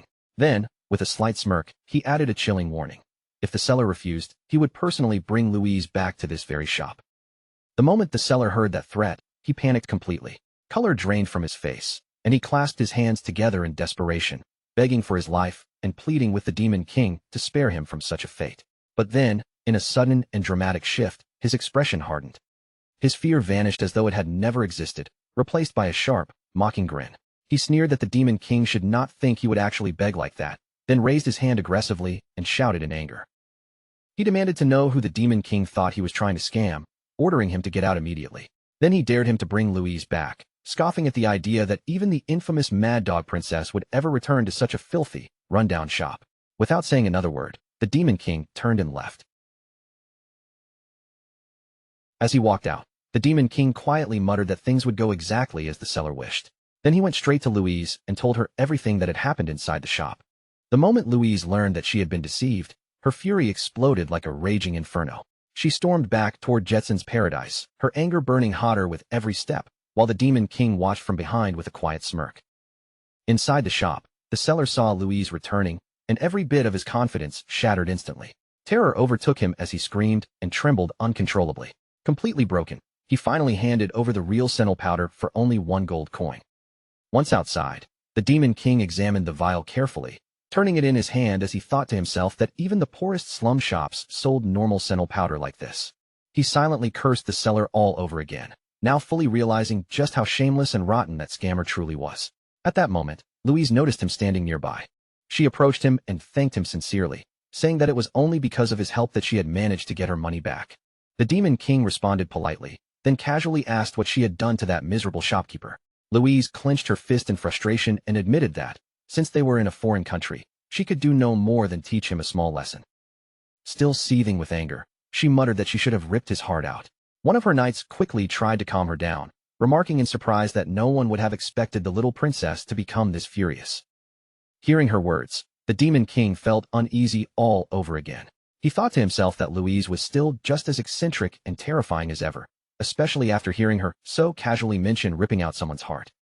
Sensing the tension in the air, he quickly changed the subject and asked about the person she was looking for, confirming whether Roger was really a blacksmith. Louise's mood shifted instantly. Her eyes lit up with sudden excitement as she eagerly confirmed that Roger was indeed a blacksmith, then urgently asked whether the Demon King knew him or knew where he might be. In response, the Demon King took out a necklace and showed it to them, asking whether it might have some connection to Roger. The knight gasped in shock the moment he saw the necklace. He recognized it right away and explained that it was one of Roger's early creations. The Demon King then calmly began spinning a fabricated story. He said that 2 months earlier, he had happened to come across Roger in a tropical forest in Ormus. At the time, Roger had been starving, so the Demon King shared some supplies with him. As a token of gratitude, Roger had given him the necklace, and because it looked like the work of a true master, the Demon King had kept it. Louise took the necklace into her hand and clenched her fist tightly, her body trembling with anger. She admitted that she owed the Demon King yet again, adding that she would have loved to welcome him to the palace and treat him to drinks for 5 whole days. Unfortunately, the situation did not allow it. Hearing this, the Demon King grew uneasy and silently hoped she would restrain herself. Then Louise handed him an emblem. She explained that they needed to catch Roger before he could leave, so the Demon King should keep the emblem for now. She told him it could be exchanged for the finest equipment in the Dwarven Kingdom. The Demon King thanked her and remarked that it seemed like it would be useful. He accepted the emblem and put it away. Soon after, Louise and her knights began preparing to leave, and the Demon King watched them as they moved off. One of the knights then asked Louise what she planned to do next. Louise answered that she would contact Her Majesty and request reinforcements. As she departed, a determined smirk spread across her face. She declared that this time, she would absolutely not let Roger escape, directing all of her fury toward him as she vowed that he had better wait for her. As the Demon King stood there, his thoughts turned inward, narrowing down to a single word that echoed through his mind: heart. Numbers and fragmented memories rose up one after another. After his regression, he realized something important. He had been so focused on avoiding the path of a typical demon, so determined to act differently and control himself, that he had completely forgotten a crucial event. Before the regression, around this exact point in time, Duran had discovered the heart of a certain mystic beast. After finding it, Duran absorbed that heart and gained overwhelming power, a force strong enough to drastically shift the balance of strength. As that realization settled in, the Demon King understood that this was the power he truly wanted. Now reborn as a new Demon King, he knew his own current limitations all too well. Dimensional interference was still affecting him heavily, restricting the full extent of his true strength. If he fought Laws one-on-one under these conditions, especially with Laws fully equipped with Heilgear, even the Demon King knew the outcome would be uncertain. At best, he would only barely manage to win, and that would never be enough to take revenge on the heroes and survive in this dimension. The Demon King reached a firm conclusion. In the end, he had to increase his own power. With that plan taking clear shape in his mind, he decided what his next move would be. He would send Louise to Ormus, to the place where the Tower of Beasts stood. Once she arrived there, 2 monsters would inevitably collide. Those 2 would be the Mad Dog Louise Verdade and the Demon King of Beasts, Draxon and Daldeth. While those 2 tore each other apart in a brutal clash, the Demon King would remain hidden in the shadows, waiting patiently for the perfect moment to strike. And when the battle finally ended, he would step in and claim the prize for himself. The scene shifted back to the tower, where a ghostly mana-fused tool hovered quietly near the terminal known as Kinniashur. Around it, the air hummed with power, as if the tower itself were waiting for the next command. 2 new functions had been added to the tower, one that allowed the top floor's feature to be activated remotely, and another that made it possible to transfer items across distance. Without any warning, A box wrapped in swirling purple energy appeared in midair, its edges flickering as if space itself had opened around it. Then a calm voice echoed through the chamber, announcing the command to send an item. That was the nature of the new function. Far above, on the highest balcony of his residence, Demon King Piers Doss stood overlooking the land below. His gaze sharpened as he sensed something unusual, and he muttered that something had happened before telling Gordon to watch over the tower for the time being. He opened his status window and gave a direct order to his subordinate, commanding him to deliver this senile powder to Princess Ernan Hilgeron. The item was a fine powdered potion infused with Heil spirit energy, an important material required to help form a Heil contract. Piers Doss added with quiet confidence that it would greatly benefit the princess. When Princess Ernan Hilgeron received the potion, her eyes immediately sparkled as she examined it closely, unable to hide her excitement. She exclaimed that it was top-tier quality and asked whether it had come from the kingdom of Akan. Gordon Derrick gave a firm nod and explained that the Demon King himself had obtained it, then advised her to use it carefully. Meanwhile, inside the prison on the 4th floor, a blonde-haired girl sat calmly on the cold stone floor, her posture strangely serene despite the fact that she was still confined there. Elsewhere, in the middle of a fierce training match, she faced Garen head-on. Their swords crashed together with explosive force, and the energy around them clashed violently with every strike. Garen blocked her attack and glared at her with cold intensity, telling her that once she managed to win at least one time, then she could speak to him. On the 1st floor of the tower, where the new item had appeared, the dwarves were practically bursting with excitement. One of them rushed straight toward the massive blast furnace, his eyes shining like a child who had just discovered hidden treasure. He shouted in amazement, asking what the furnace even was, and saying he had never seen anything like it before. He kept circling it, inspecting every inch, wondering out loud how such a thing could possibly operate, while Gordon stood behind him in silence and simply watched. The dwarf continued staring in awe, running his hand along the glowing surface as he marveled at the color, saying it almost felt alive. He declared that all of it was thanks to the Demon King's grace, his mouth hanging open in disbelief. Then, overwhelmed with excitement, he swore that he would forge equipment worthy of the Demon King himself. In another place, Piers Doss observed the orc tribe from a distance and frowned, questioning what had happened to the orcs. His eyes turned toward a towering orc warrior, and he issued a firm order: hunt every monster in the surrounding area and grow strong enough to be useful. At that moment, a screen flickered to life, and Garen appeared to deliver his report. The Demon King nodded in approval and told him to guard the tower until he returned. Garen answered solemnly, promising that he would not disappoint him. In one swift movement, the Demon King leapt through the air and landed smoothly on top of a tall building. He instructed his subordinate to manage the tower directly, saying there was no need to travel all the way back to the kingdom. Nearby, a rabbit-eared subordinate responded with open admiration. The subordinate remarked that it was an incredibly convenient feature. Then, without warning, another call came through from Hillen Cargill. Piers Doss's eyes widened slightly as Hillen cautiously asked whether now was a good time to contact him. His expression quickly hardened, calm but alert, as he told Hillen to speak and asked what was happening. News arrived that the conquest of the summit of the Golden Moon had been completed. The Golden Moon Monastery was now under the management of the Black Knight and the Black Magician. The Demon King listened closely, then acknowledged in a thoughtful tone that this was significant. On the other side of the call, the man spoke with urgency, explaining that he was a 10-star warrior supporting him. Even if he failed once, he said, his reputation would still remain. That kind of reputation would not disappear easily. After listening, the Demon King gave his command. He ordered him to report everything to Granada, explaining that funding would come from the top of the Golden Moon. Then, in a quieter and more deliberate tone, he told them to secretly gather every elf slave across the continent. Hillen's eyes widened in shock as he repeated the words in disbelief. The Demon King's expression darkened, and a low laugh slipped from him as he mentioned a scammer named Jason, saying the man would be useful and should be allowed to act as he pleased. Hillen blinked in surprise, murmuring that it really was fraud after all. Piers Doss smirked as the memory of that man came clearly back to him. He remembered Jason as a pathetic fool who had once tried to scheme against him, and he had already uncovered every piece of personal information about him. With that thought, everything moved to another place. Standing before Jason, the shop owner, the Demon King glared down at him with a cold, oppressive gaze. In a voice filled with menace, he said he knew everything about him, then reminded Jason that he was not some nobody. He was the great Demon King. He warned Jason that if he did not come to him within a month, he would send the association after him.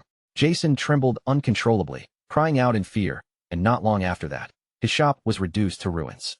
At the public training grounds, the sharp sound of clashing swords rang through the air while nearby students whispered among themselves, watching the commotion unfold. A man from the association appeared there, and Granada, observing the situation through his screen, gave him a firm and unmistakable order. Granada told him to follow the Lord's command. The man immediately replied that he understood and would gather the members as quickly as possible. Still, deep inside, Granada felt conflicted. Saving the pirates had been one matter, but dragging them into the Demon King's affairs was something else entirely.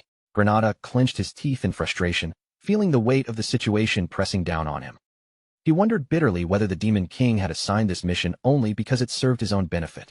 Nearby, a captain swung his sword during practice, while his eldest companion watched and asked why he was training in the 11th swordsmanship. The captain answered with irritation, saying he did not know and that some old man had simply told him to do it. The companion pointed out that the old man had lived 100 years longer than he had. A younger subordinate stared in disbelief and muttered that the captain must have lost his mind.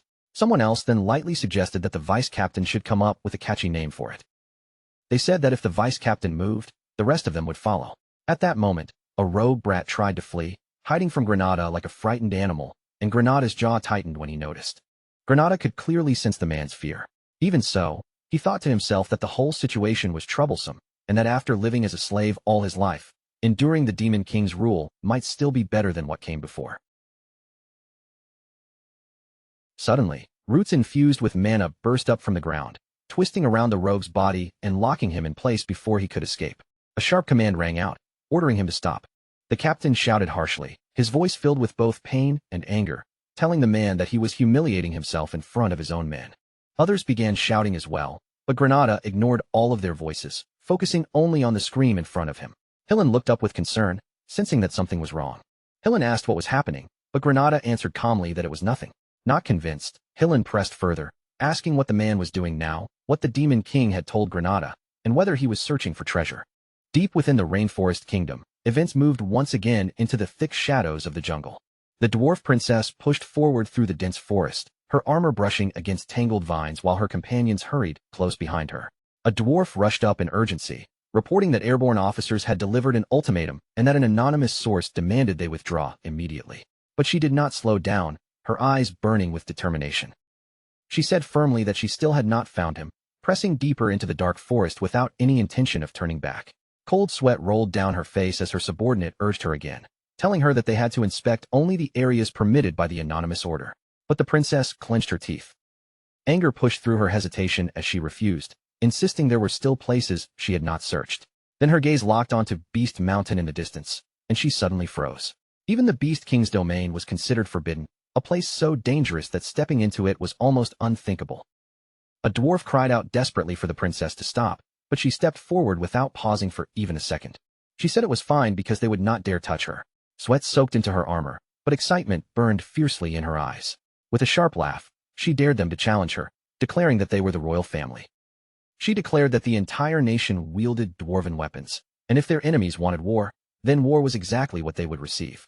Then, under her breath, she added that she had not forgotten the fallen princesses from 200 years ago. Her eyes hardened with resolve as she thought about the Demon King who had once been defeated in a single subjugation and was now rising again. She warned herself that she could not afford to rush forward blindly. Beside her, the small doll-like companion whispered nervously, asking what they would do if there had never been any loggers here in the first place, and whether that man might have fooled them. Her glare sharpened instantly. She admitted coldly that it was possible, but told the doll to stay quiet unless it wanted her to knock its head off first. Without waiting for a response, she marched ahead again and glanced toward the distant tower. Inside the tower, someone urgently warned the Demon King that the situation had become serious. The Wolf Demon King slowly lifted his head in response. A demon girl appeared before him and bowed, reporting that the dwarf princess was approaching Beast Mountain. His eyes widened at once, and rage twisted across his face as he demanded to know why that crazy princess was there. He wondered if she had come to interfere with the heart of reincarnation. The security around that chamber was absolute, and even the pure mana sealed within the magma core could not be altered. Not even 10,000 spirits combined would be able to move it.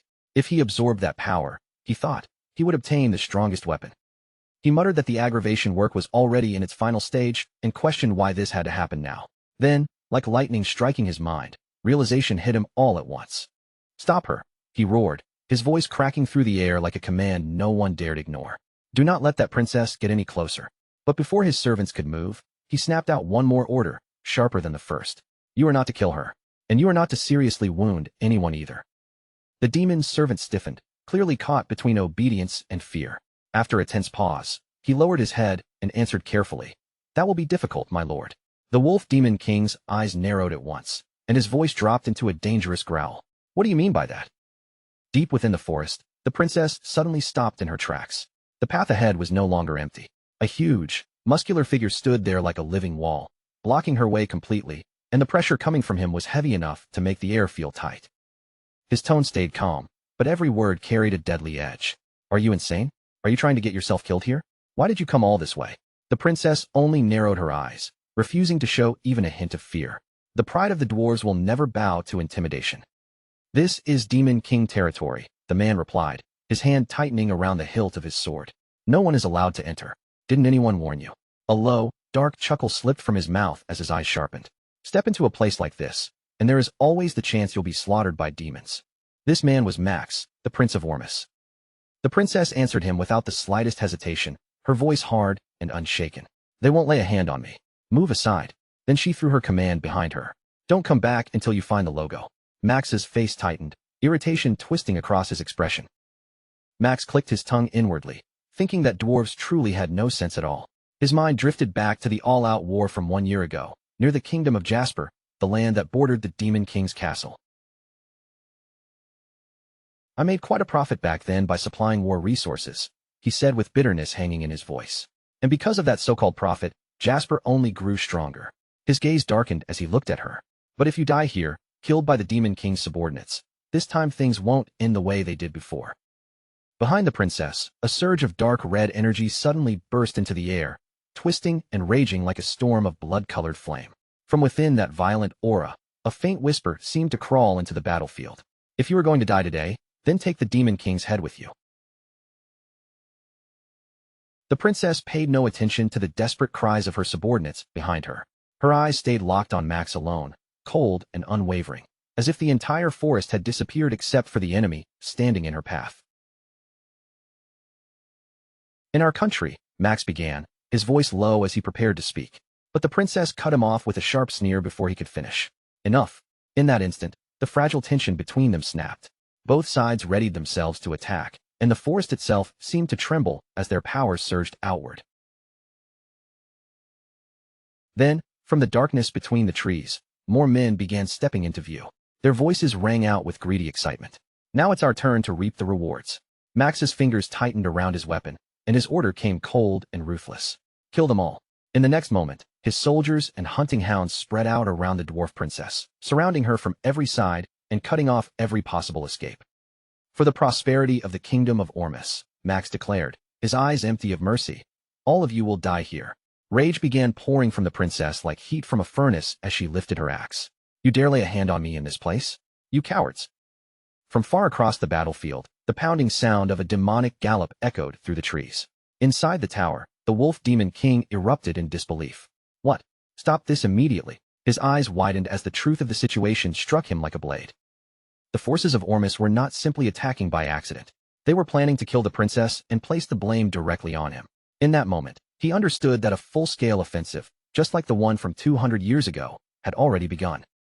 Outside the tower, monstrous demonic creatures were sent out at once, rushing toward the battlefield with terrifying speed. The wolf demon king's expression turned grim as one thought pressed heavily in his mind. The princess had to survive, no matter what. As bloodshed and violent mana began staining the forest, Max's comrades pushed forward without mercy. Their movements were swift and precise, and one after another, dwarf soldiers were cut down with terrifying efficiency. The battlefield quickly turned savage, filled with screams, flashing weapons, and the heavy scent of blood. Then, in the middle of that brutality, a golden shield suddenly burst to life around the princess, shining like a barrier against the chaos. Release them all, the princess shouted, her voice cutting fiercely through the roar of battle. One wounded dwarf struggled to speak, blood and exhaustion weighing down his voice. Princess, their advantage is overwhelming. We can't beat them head-on. Please run. We'll open a path for you. The princess clenched her teeth, and instead of retreating, the fury burning inside her only grew brighter. This is so frustrating, she growled, her grip tightening as if she wanted to crush the entire battlefield with her own hands. I'll smash everything myself. The doll pleaded desperately for her to calm down, but the princess ignored it completely, her rage already drowning out every warning. Max raised his weapon as wild mana flared around him, flickering violently like a storm ready to break. A sneer spread across his face. So you protect yourself like a turtle, hiding behind that pitiful shield. But at that exact moment, a blast of purple energy exploded right in front of him, violent, blinding, and impossible to ignore. Max froze where he stood, staggering slightly as shock flashed across his face. Magic. His mind raced as he stared into the sudden burst of power. Has one of the Beast King's subordinates already arrived? Above them, a dark purple aura thickened and spread, growing colder and heavier with every passing second. Then a steady voice echoed toward Max, calm enough to be terrifying. The Ormus attack was never part of my plan. Humans were far too unpredictable, too complicated, and far too quick to twist any situation into something far more dangerous than expected. Max's body went rigid, his eyes widening as realization struck him. You are not a beast demon. At the very same time, both Max and the princess felt their bodies tremble beneath the overwhelming presence of the Demon King. Piers Doss appeared with a mocking smile curling across his lips, his presence cutting through the battlefield like a blade of ice. His voice turned cold as he spoke. Die here, Princess of Ormus. Then he activated the equipment magic tool on him, a facial recognition mask, and his expression remained unshakable. The Demon King had already made up his mind completely. Someone suddenly cried out in panic. They're high-level demons. At that same moment, Max stood before the Demon King, his face cold as he gave another ruthless order. Kill the princess while I deal with her. But the guards who had been behind Max only moments earlier were no longer steady at all. Terror spread across their faces, their confidence collapsing in an instant, and they scattered in different directions, desperate to escape the crushing pressure filling the air. Then Max heard it, a sharp, rapid rhythm of footsteps pounding toward him at incredible speed, cutting through the chaos like an approaching strike. Someone was charging straight at him, closing the distance without slowing down, and that furious voice was screaming his name with unmistakable rage. It was none other than Princess Louise Werft. Her voice rang out across the battlefield, burning with fury as she shouted, "How dare you do this right in front of me? Seal your eyes." As her shout tore through the air, an unbelievably terrifying power erupted from her body. The atmosphere trembled under the force of her aura, and the very space around her seemed to shake beneath its intensity.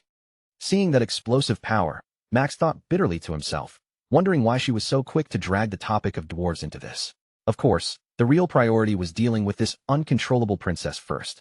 Even as he tried to keep his face calm, a faint trace of fear slipped into his heart. On the other side of the battlefield, the Demon King's body began releasing an even more monstrous aura. The pressure grew so dense and suffocating that it almost felt physical, pressing down on the ground, the trees, and everyone caught in its path. All at once, that dark aura coiled around Max's body like invisible chains and locked him in place. His eyes widened as he struggled against it, panic flashing through him. Did he bind me with magic? What the heck? Max's body refused to move no matter how hard he fought. The crushing pressure pinned him in place, freezing him exactly where he stood. In that instant, Princess Louise Werft flashed forward, moving with such unstoppable speed that she seemed to cut through the battlefield itself. With one decisive strike, she cleaved Max's body cleanly into two pieces, and even after landing that brutal blow, she did not hesitate for a single moment. She continued rushing forward as if nothing could stop her. Her anger had not faded at all. If anything, it burned even hotter. Without giving Max another glance, she advanced toward the remaining enemies, fury still pouring from her body, ready to strike down anyone foolish enough to stand in her way. The soldiers trembled the moment they saw Princess Louise Werft coming toward them. Fear seized their hearts, and without even trying to hold their ground, they scattered in every direction, desperate to escape the terrifying force surrounding her. Her power was so overwhelming that standing against her felt impossible. But inside her mind, Princess Louise Werft was searching for something else. Where had that demonic energy gone? Where did that demon disappear to? She swept her gaze across the battlefield, carefully searching for any trace of the dark aura that had filled the air only moments earlier. But before she could find an answer, a few of Max's surviving soldiers forced themselves to step forward. Gathering what courage they had left, they shouted at her with anger and arrogance in their voices. "How dare a dwarf like you attack the prince? You are the prince's enemy." Their words rang across the battlefield, but even as they yelled, they could feel the terrifying energy pouring from her body. The air around the princess seemed to vibrate under the weight of her power. Princess Louise's expression hardened, her eyes turning colder as the pressure around her continued to rise. Her aura flared even more intensely as she shouted back at them. "You came here to kill me first, and now what? I'll send you to join the prince too." Her voice rose higher and fiercer with every word, overflowing with rage, while the ground beneath her feet trembled under the force of her unleashed strength. Just then, the dwarf soldiers finally arrived at the scene. Without wasting a second, they shouted, "Form a shield. We must protect the princess. Don't let them get near her." Moving quickly and in perfect coordination, they built a defensive formation around her. From within that shield wall, several soldiers rushed out alongside the others and launched counterattacks against the approaching enemies, throwing the forest into even deeper chaos.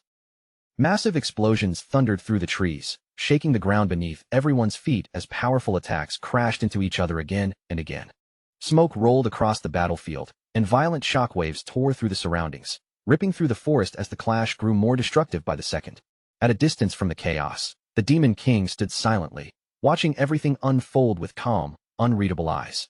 As he observed the destruction and the fierce battle raging before him, he spoke quietly to himself. "You won't die at this point, Louise." "All right then," the protagonist murmured, his gaze sharpening as the trap finally began to take shape. "Take the bait, Beast Demon King." With that quiet declaration, he prepared to move his true plan forward, slowly lifting his eyes toward the enormous structure rising ahead of him, the towering Beast Tower. The moment the view shifted toward the tower, a massive wave of power rolled out from within it. The energy was thick, heavy, and almost suffocating, pressing into the air so strongly that the space around the tower seemed to tremble. Inside the tower, the Beast King stood in a storm of rage, glaring down at one of his subordinates. His furious voice thundered through the chamber, echoing off the walls as his anger filled the room. Just then, the subordinate hurriedly spoke up, her expression tense. "Demon King, this magic is..." But before she could finish even that sentence, the Beast King cut her off sharply, already understanding what she was trying to say. "Yes," he said coldly, his eyes hardening. "It does not come from my kin." His voice grew heavier with suspicion. "Another demon lord has sent demons into my territory. If their power is already at this level, then are they high-ranking elite demons, or something even above that?" His expression darkened further, rage barely held behind his clenched jaw. Inside his mind, the Beast King began piecing everything together. Right now, the Dwarf Princess and Prince Max of Ormus were clashing, and at the same time, other demon tribes were invading his land. The more he thought about it, the more unnatural it felt. The timing was far too perfect. "I'll have to confirm it myself." With that decision made, the scene shifted back to the forest. The Beast King arrived on the battlefield with a heavy, commanding presence, and the first words out of his mouth were a furious demand. "What happened to the Dwarf Princess? And where is that invading demon bastard?" One of his men immediately tried to answer. "Demon King, that is," the soldier began, but before he could get the words out, another one quickly stepped in and lowered his head. "Sorry, we had just arrived." By then, the princess was already surrounded by the Ormus soldiers. The moment the Beast King heard that, the anger in his eyes burned even hotter. His aura flared violently as he glared at them, and a grim thought tightened inside his mind. This was bad. If the same kind of general offensive from 200 years ago happened again, he still did not have the skills needed to stop it. As that uneasy realization pressed down on him, one of the Beast soldiers spoke up nervously. The princess was already surrounded by Ormus soldiers. The Beast soldier said quickly, "I tried to save her." But then, before he could fully explain what had happened next, the battlefield itself gave the answer. Princess Louise Werft stood in the middle of the chaos, and the sight was absolutely terrifying. She was cutting through every soldier in front of her with a brutal, unstoppable assault, her weapon flashing again and again as not a single man managed to stand against her. Her own soldiers watched in alarm, their faces pale as they shouted toward her. "Princess, stop! If you keep going, this is just slaughter." Their voices were urgent, almost desperate, as they tried to reach her through the storm of rage surrounding her. But Louise's fury showed no sign of calming down. The view returned to the Beast soldier as he lowered his head and finished his report in shame. "The princess handled it on her own, so we couldn't save her. I'm sorry, Beast King." The Beast King's face twitched with irritation the moment he heard that. "Don't confuse me, you idiot," he snapped, his patience finally breaking. In his anger, he struck the soldier hard enough to make him recoil. The man immediately dropped into a bow, trembling as he apologized over and over beneath the Beast King's furious glare. A moment later, more soldiers arrived at the scene, and several powerful beasts moved with them, their heavy steps adding even more tension to the already chaotic battlefield. One of the newcomers hesitated before delivering his report. Prince Max of Ormus was killed by the Dwarf Princess. Another soldier quickly looked toward the Beast King and asked, "What should we do with the remaining Ormus warriors?" None of them moved on their own. They were clearly waiting for his permission before taking any action. The Beast King stayed silent for a moment, his expression dark and calculating. In his mind, he weighed every possible outcome. If he killed these men now, Ormus would use it to blame him for the prince's death. It might be the fastest way to earn magic points, but kidnapping and murder were not treated the same. Even if Ormus was only a small country, a grieving king who lost his son could still become a serious problem if he lost control. The Beast King turned toward his soldiers and gave a firm, icy order. Send them back alive. These men need to give proper statements, so I don't end up falsely accused. His voice stayed cold and controlled. Even so, the tension behind his words was impossible to miss. Then he shifted his gaze toward the rest of his troops and asked sharply, "Have you found the demon that invaded my territory?" The soldiers froze for a second, visibly hesitating. We're still searching." Their answer trailed off awkwardly, each word making them sound less certain than the last. The Beast King grabbed his head in frustration. "Pathetic. All of you. Not only are your heads useless, but even your noses can't do their job." His anger was obvious, but after a moment, his expression shifted into deeper thought. "No," he muttered inwardly. "If it's a high-level demon skilled in stealth, then it's no surprise these fools couldn't track it." His eyes narrowed as the situation grew more serious. "It's been a long time since I've faced something like this." With that, the Beast King activated one of his techniques, sensory super maximization. It was a powerful method that poured magic directly into the sense organs, pushing every sense far beyond its natural limit. Once mastered, the technique could even pick up the faint traces of stealth magic that would normally stay completely hidden. The Beast King focused in silence, spreading his magic outward through the forest like an invisible web, searching every shadow and every broken trace of energy. After a short moment, he sensed it. There were traces of an unfamiliar demon still lingering in the area. His expression sank into something darker. If that bastard had gone after the dwarf princess. He immediately turned toward his soldiers, his voice sharp and urgent. "Which direction did the dwarf princess run?" One soldier quickly pointed into the forest and answered, "She went that way." But before the soldier could even finish speaking, the Beast King had already vanished from the spot, moving with terrifying speed. As he tore through the forest, his furious roar ripped across the trees, shaking the air around him. That damn bastard Demon King. In one terrifying instant, the Beast King understood everything. His eyes widened as each piece of the trap snapped into place inside his mind. The dwarf princess, Prince Max of Ormus, even the exposed magic, it had all been bait. The entire setup was meant to lure him away from the volcano. Rage surged through him like wildfire, and his aura erupted violently as he charged forward at tremendous speed, heading straight for the mountain. The ground cracked beneath his steps, and the wind howled around him as he rushed onward. The scene shifted deep into the Beast King's territory, to a massive cave hidden near the volcano. The entrance and surrounding paths were heavily guarded, with numerous beast warriors stationed throughout the area. Demons could be seen carrying materials in and out of the cave, moving quickly and with strict discipline. Every part of the place felt like a secret operation already in motion, hidden away from the eyes of the outside world. Then the view moved deeper into the cave, where a calm voice spoke. The heart of Wanzu. It was none other than the Demon King himself, already standing inside the hidden location. Before him stretched a massive pool of extraordinary lava, and he observed it with careful, unreadable eyes. The molten flow glowed in an unnatural way, giving off a strange and powerful energy that did not belong to ordinary lava. "Indeed, this is no normal lava," he said thoughtfully. "The energy of return is being transmitted here." No matter how durable Draxon was, jumping into this would have been impossible for him. So they were secretly constructing a way to drain the lava. He looked over the glowing depths without concern. "Not that I mind." As he spoke, dark energy began rising around his body, wrapping him in a dense and ominous aura. Several mysterious abilities activated around him one after another as his power intensified. Flames swirled over his form, yet not a single spark seemed able to harm him. He spoke calmly, almost with complete confidence, because the black flame dragon scales can move even through lava. Just as the Demon King finished speaking, someone nearby suddenly sensed his presence. A tiger demon, sharp-eyed and instantly alert, locked onto him without hesitation and launched a full-force attack the moment he found him. The tiger demon poured all of his strength into his weapon and struck with deadly intent, aiming to crush the intruder in a single blow. But the Demon King simply raised one hand, calm and unmoved, and stopped the incoming attack as if it carried no weight at all. The weapon could not move forward even an inch. The Demon King did not look troubled in the slightest as he spoke. "At this distance, it was inevitable that a high-level demon would discover me." The tiger demon's fury exploded as he bared his fangs and shouted, "Stop right there." But before he could make another move, The Demon King's cold voice cut through him. You should come with me.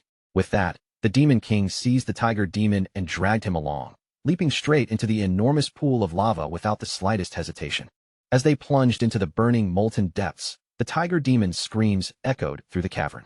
His body was completely destroyed, burned away until not even a trace remained. But the Demon King was unharmed.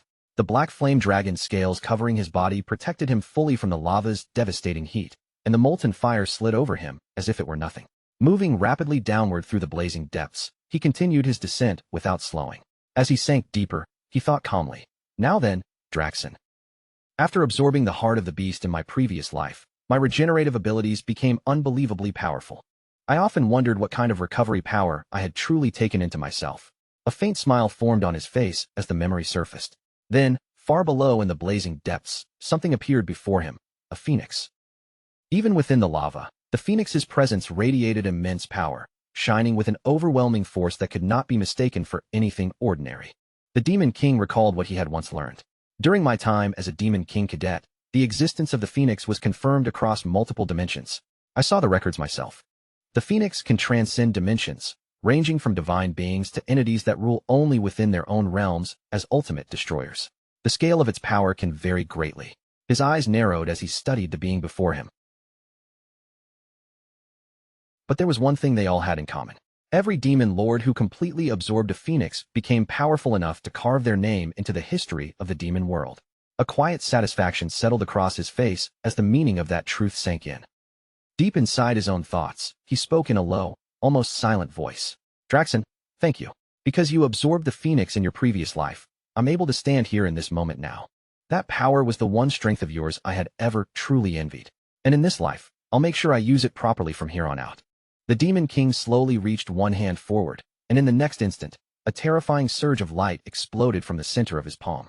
The brilliance was so overwhelming that it pierced far beyond the cave itself, shining across the distant sky and washing the surrounding mountains in blazing radiance. Far away, the Beast King caught sight of that blinding flare, and his face twisted with a mixture of shock and furious disbelief. "Who the hell found out about my phoenix?" he growled, his mind instantly racing through the possibilities. Could it be Vergatalis? But almost as quickly as the thought appeared, he threw it aside. No, Vergatalis would never move unless there was a clear benefit waiting for him. The Beast King kept charging forward at terrifying speed, his mind tearing through the situation. Aside from the adjutant who was supposed to be stationed above, there shouldn't be any high-level demons here. No newly risen demon lord should have been capable of discovering this place. The security had been handled flawlessly. There was no room for carelessness. In the blink of an eye, he reached the mouth of the cave. The guards stationed there froze, their voices stumbling as they tried to speak.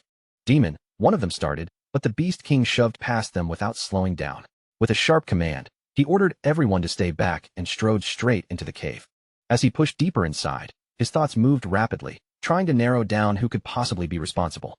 Ygr didn't have the intelligence to arrange something this carefully. And as for Rena of the Snow Demon tribe, the Phoenix carried a powerful fire attribute. To her, that power would be closer to poison than treasure. If that was true, then only one possibility remained. The Beast King snapped his gaze toward his soldiers and demanded, "Are you safe?" One of them quickly answered, still shaken, explaining that earlier, the tiger had suddenly leapt straight into the lava. "That's impossible. That's absolutely impossible." The Beast King snarled, his voice sharp with disbelief as if the very idea offended him. The soldier trembled as he forced himself to continue. He said the tiger had declared he was going to steal it. "Demon King, it's dangerous." A shout rang out from the depths of the cave, swallowed almost immediately by the roaring brightness pouring from within. The immense light only grew stronger, flooding outward with more force every second.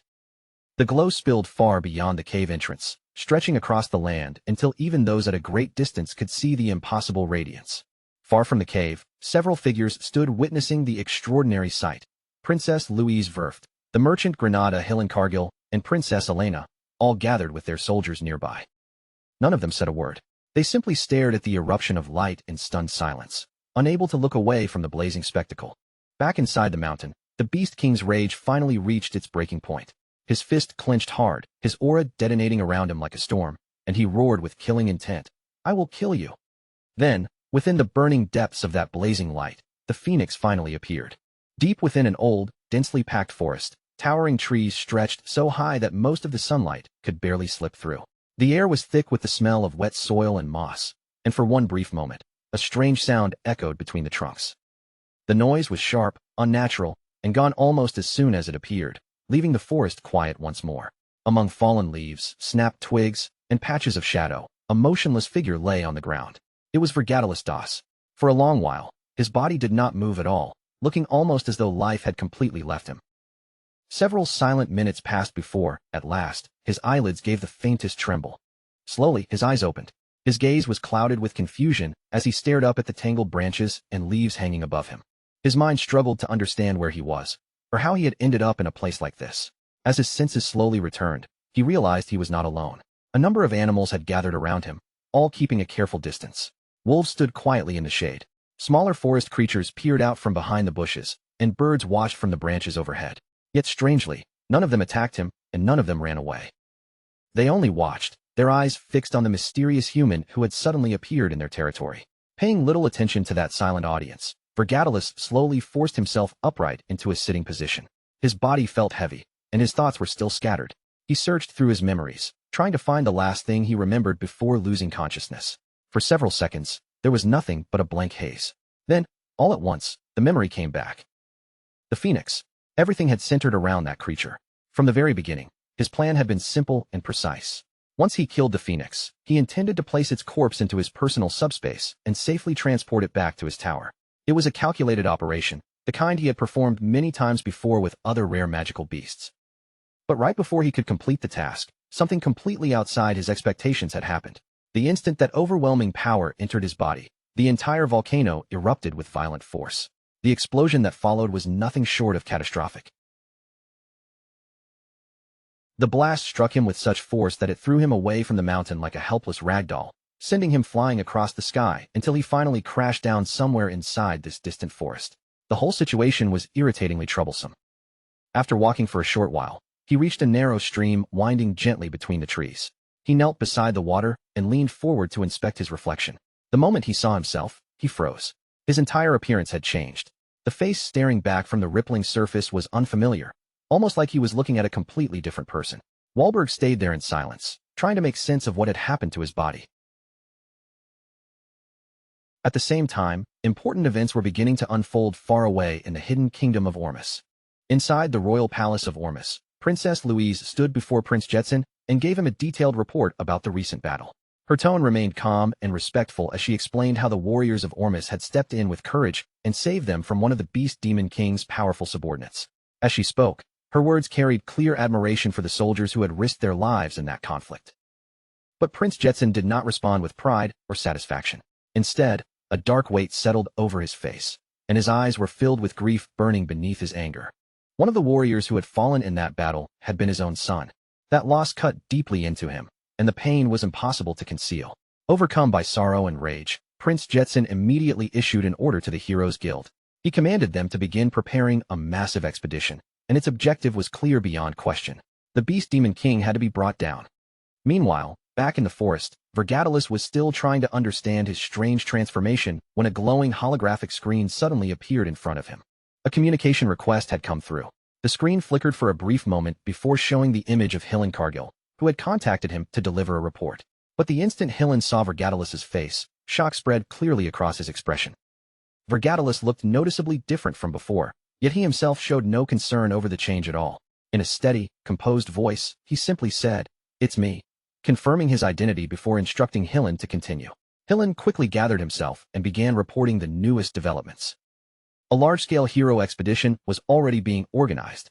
Nearly 500 participants were expected to join the operation, and among them were around 200 officially recognized heroes.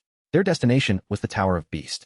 The expedition would be commanded by the famous 10-star battle mage Rose Elchin, while Baldus Road had been assigned to serve as vice commander. Hillen also brought up one particularly interesting detail. Not everyone actually wanted the Beast Demon King to be killed. Some groups were secretly hoping the Demon King would remain alive. The reason was simple. The tower produced valuable resources, including rare materials and magical components that were extremely hard to obtain anywhere else. After listening to the report with a calm, focused expression, Vergatalis made his decision without hesitation. He ordered Hillen to join the hero expedition. Then, when the right opportunity appeared, Hillen was to personally kill the Beast Demon King. If he succeeded, that achievement would greatly raise his reputation among humans. Not long after that conversation came to an end, Another message arrived. This time, the report came from Gordon. He informed Vergatalis that the Beast Demon King Draxon had summoned several other Demon Kings to gather at the Tower of Beast. Inside the tower, Draxon had already called two powerful figures to attend the meeting. They were Ygr Belver, the Demon King of Indestructibility, and Rena Soldian, the Demon King of Winter. For now, those two Demon Kings were already waiting inside the Tower of Beast, quietly anticipating the arrival of the remaining guests. Understanding just how dangerous the situation had become, Vergatalis wasted no more time. He immediately shifted into his demon form, spread his wings, and launched himself into the sky, flying straight toward his own tower. But while he was cutting through the air at high speed, a sudden, unbearable heat burst from deep inside his chest, as if a furnace had ignited around his heart. The Phoenix's mana had not disappeared. It was still lodged inside his body, and now that power began to stir violently, reacting as though it had a will of its own. The blazing energy rushed outward through him, and in an instant, his wings transformed into brilliant phoenix wings wrapped in fierce, burning light. His speed rose explosively, far beyond what he could control.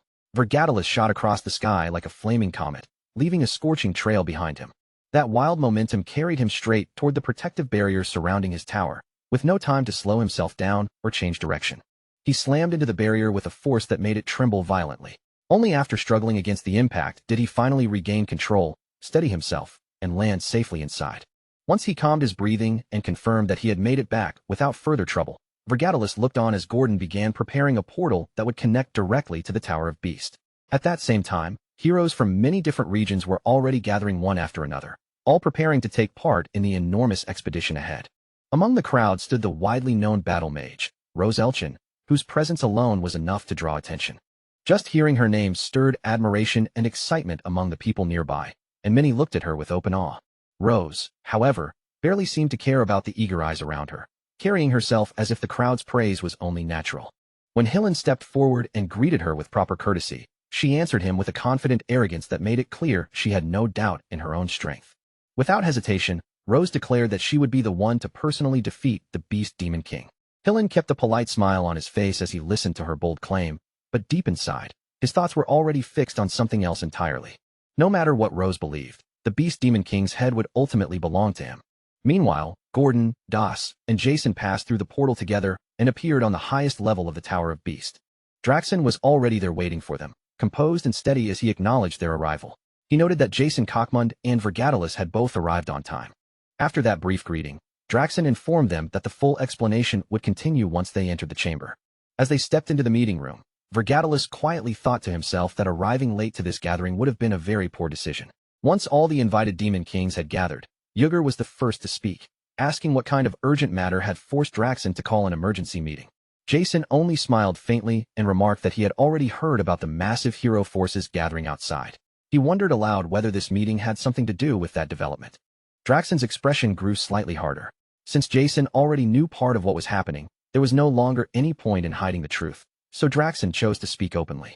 He revealed that one of the Demon Kings had secretly sent an acetate demon into his territory. That intruder had stolen the corpse of the Phoenix Draxon had been preparing to absorb. And that was not the worst of it. The same culprit had also caused the death of the second Prince of Ormus, directly triggering the hero expedition now marching toward them.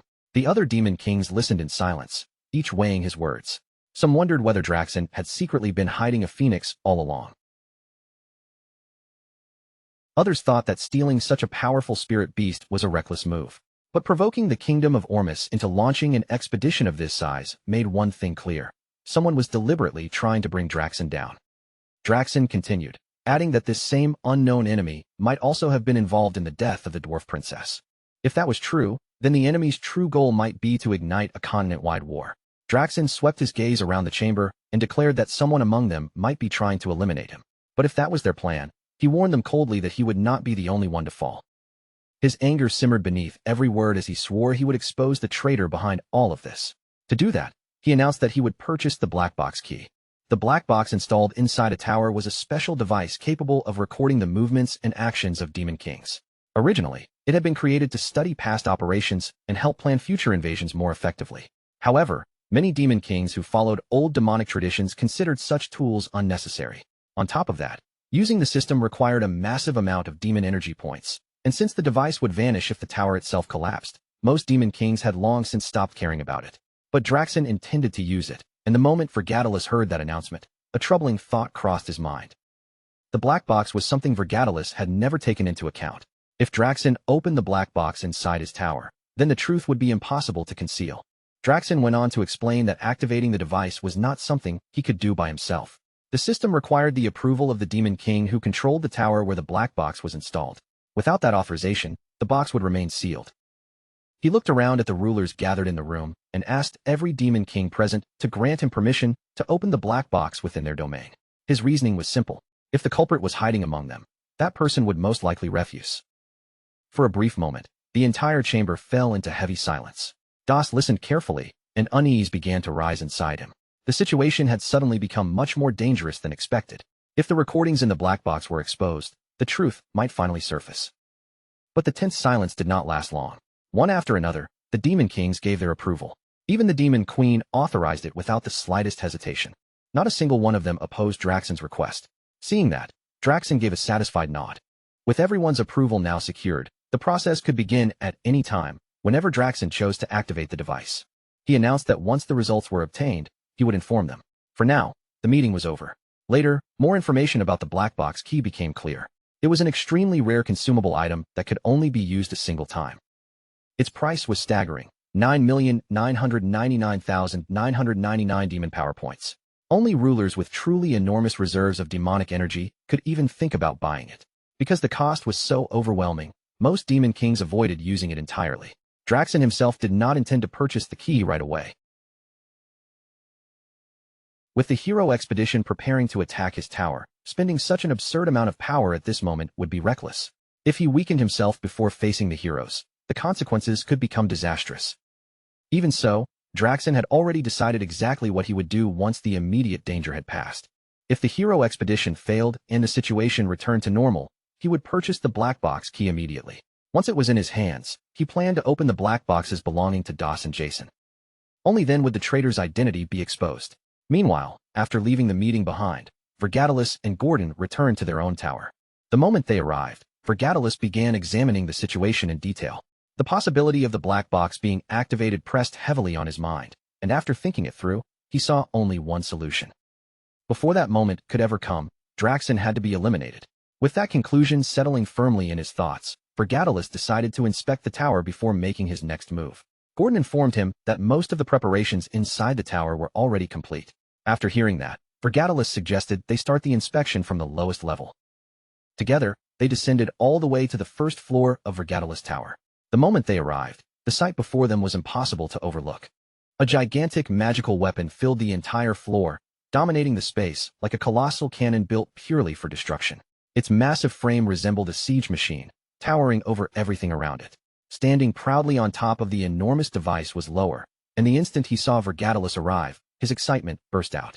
With great enthusiasm, he began explaining his newest creation, proudly declaring it to be a weapon forged in the Hellforge, Hell's Catapult Mark I. Lower's voice practically overflowed with admiration for his own masterpiece. According to him, the design was not only magnificent, but elegant as well. Without question, it was the greatest creation he had ever produced. Thanks to the Hellforge, he had managed to construct something truly extraordinary. A cannon capable of unleashing attacks infused with 3 or more magical attributes at the same time, making its destructive power almost unbelievable. But the cannon's power was only the beginning. Lower had also designed a mobile carriage system beneath the weapon, allowing the massive cannon to travel across terrain instead of being fixed in place like ordinary siege artillery. Its ammunition was made from compressed magical cores, enormous mana projectiles carefully engineered to carry immense magical force. By adjusting the inner composition of those projectiles, each shot could be infused with different elemental attributes, such as fire, lightning, ice, or even several elements combined at once. That design alone made the weapon terrifyingly versatile. But Lower had pushed it even further. Whenever the cannon's internal reserves ran low, it could absorb mana directly from the surrounding atmosphere. As Vergatalis and Gordon turned away to leave, Lower kept shouting after them with overflowing excitement, thanking the Demon King again and again. His voice echoed across the floor as he promised that the next weapon he built would be even larger, even more powerful, and far more extraordinary than this one. Leaving the noisy inventor behind, Vergatalis and Gordon continued upward to the second floor of the tower. On the second floor, they found Keed standing alone in the training area, completely focused on her sword practice. Her posture was steady, her grip firm, and every movement carried determination. The instant she noticed Vergatalis entering the room, she reacted without the slightest hesitation. Keed rushed forward at once, launching an attack the moment she moved. Her sword flashed through the air with impressive speed, cutting a sharp path straight toward Vergatalis. Vergatalis stayed completely calm. He simply lifted his weapon and caught the incoming strike with such ease that it looked almost effortless. "Nothing has changed," he said quietly, watching her stance and technique with a calm, assessing gaze. Keed narrowed her eyes, and a stronger resolve burned in her expression. "The real battle begins now," she answered firmly. Then, without wasting another second, she activated the Japan combat technique and released a modified strike known as Waxing Moon. The move broke through the form of Waning Moon, and the force packed into this new attack was clearly much stronger than before.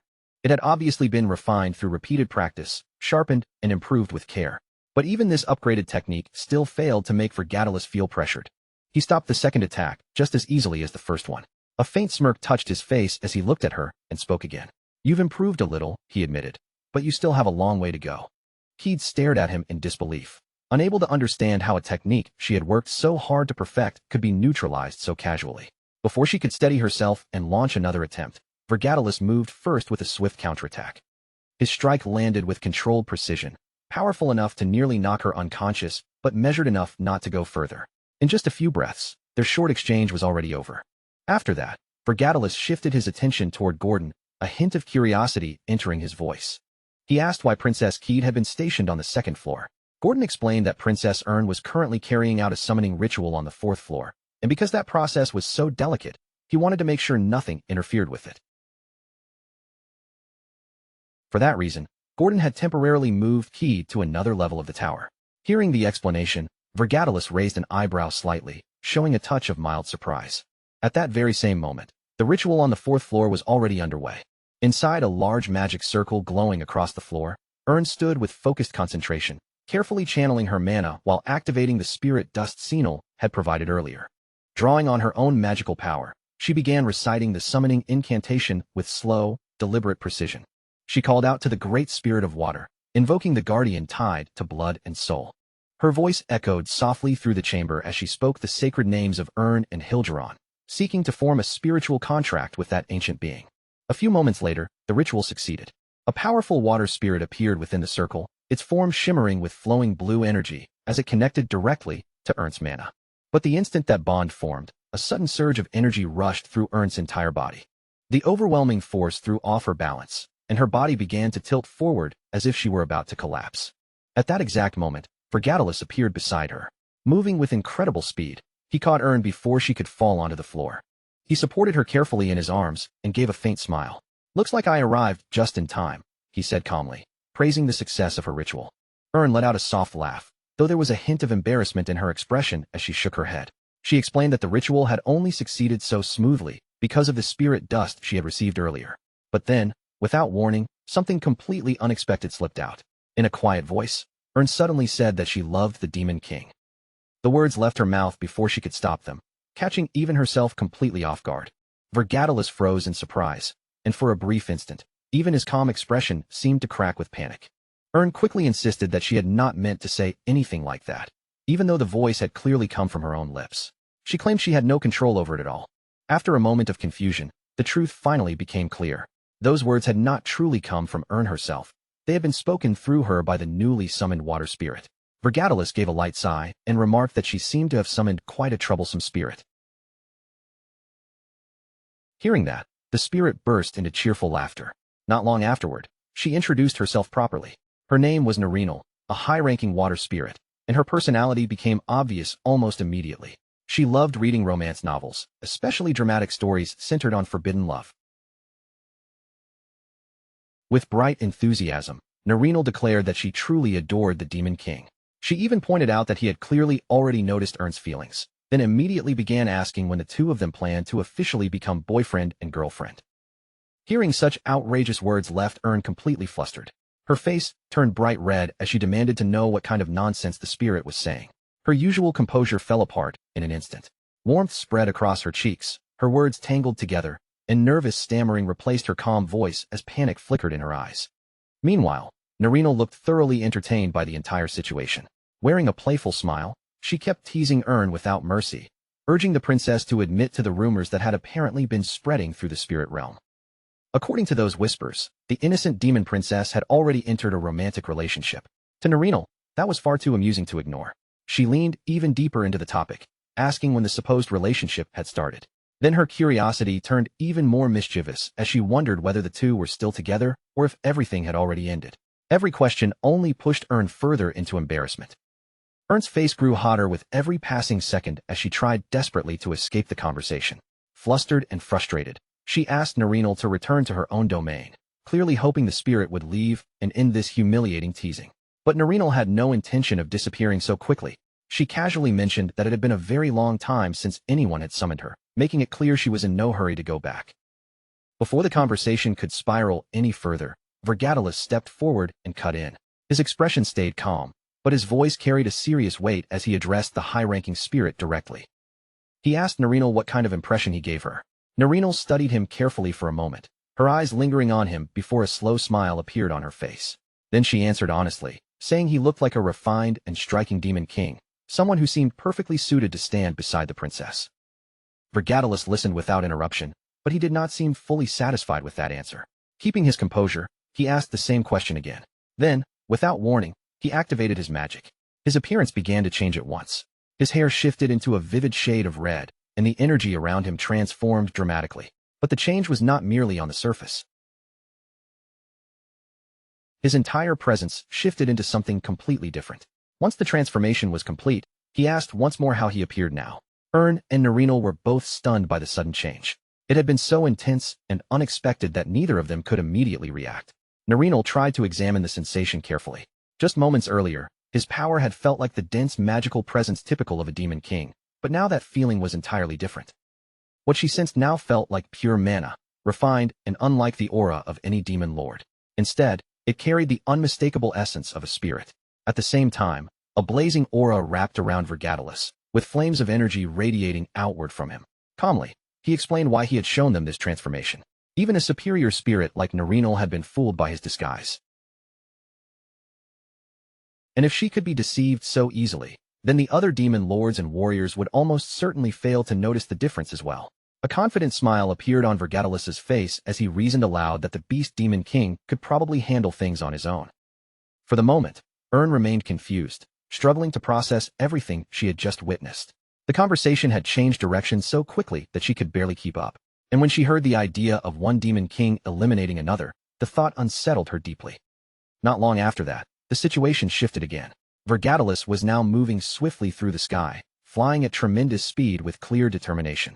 As he traveled, a system notification suddenly appeared in front of him. Gordon was trying to contact him. Once the connection was established, Gordon's face appeared on the screen, and his expression was full of stress and urgency. He looked completely overwhelmed, grabbing at his own hair in frustration as he shouted loudly. Vergatalis, still calm, simply asked what had happened. Gordon immediately answered that the situation involved the Demon King.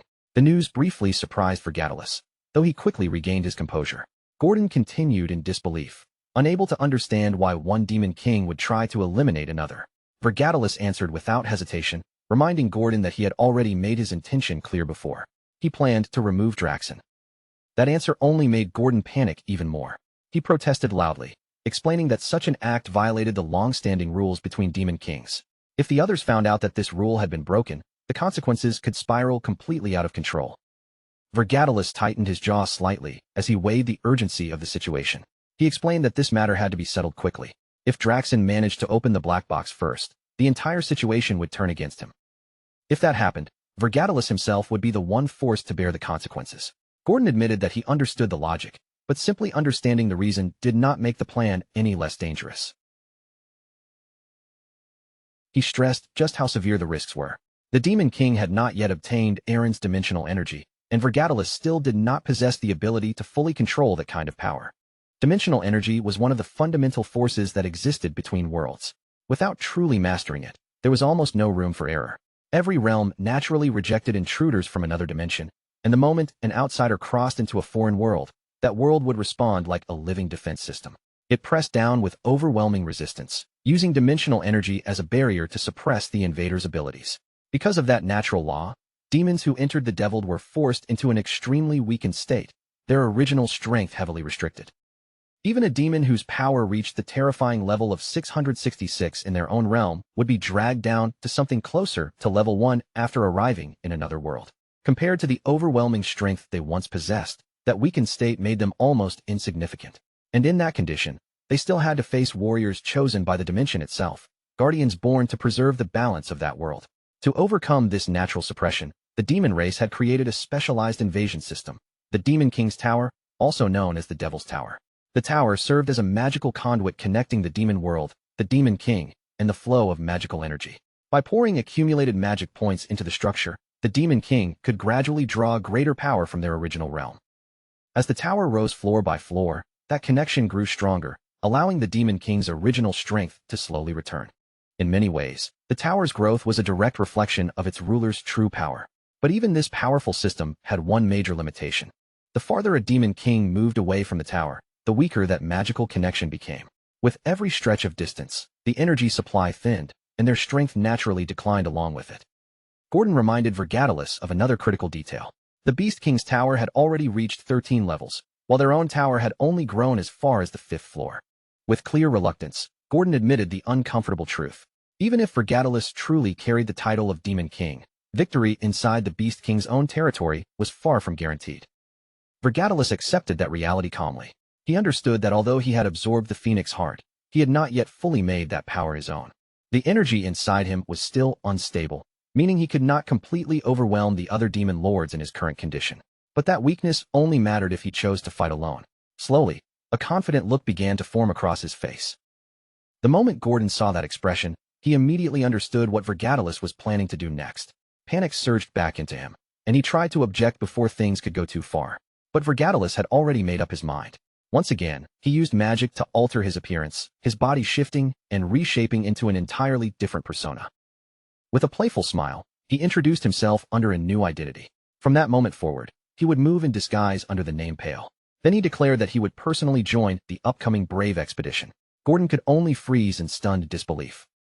The scene then shifted to the distant region of Ormus, where fierce combat had already spread across the land. The Knights of Hillen were locked in a brutal confrontation against invading demons. Although the knights had managed to cut down several enemies, they had not escaped unharmed. Many of them were injured, and the battlefield around them was filled with exhaustion, destruction, and the heavy traces of battle. Both sides had suffered losses. Hillen looked over the situation with concern, realizing the enemy had pursued them all the way to this location. But now, the remaining demons appeared noticeably weaker than before. Seeing the shift in momentum, Hillen quickly moved among his fallen comrades, kneeling beside injured knights to check their condition. He handed out healing potions, urging them to drink and recover their strength. One wounded soldier groaned in pain, barely able to push himself upright. In the middle of that aftermath, Vergatalis arrived in the guise of Pale. His presence was calm and unfamiliar, carrying a composed yet commanding air. After taking in the wounded knights and the disorder scattered across the field, he asked Hillen how the situation had reached this point. Hillen instinctively began addressing him with formal respect, but Vergatalis gently cut him off, telling him to use the name Pale instead. Hillen nodded in understanding and obeyed, then began explaining everything that had happened. Once the expedition force had gathered, they launched their assault on the Beast King's tower according to plan. Their strategy focused on exploiting the Beast King's weakness by targeting his tails. By concentrating their attacks on that vulnerable point, they had succeeded in dealing meaningful damage during the battle.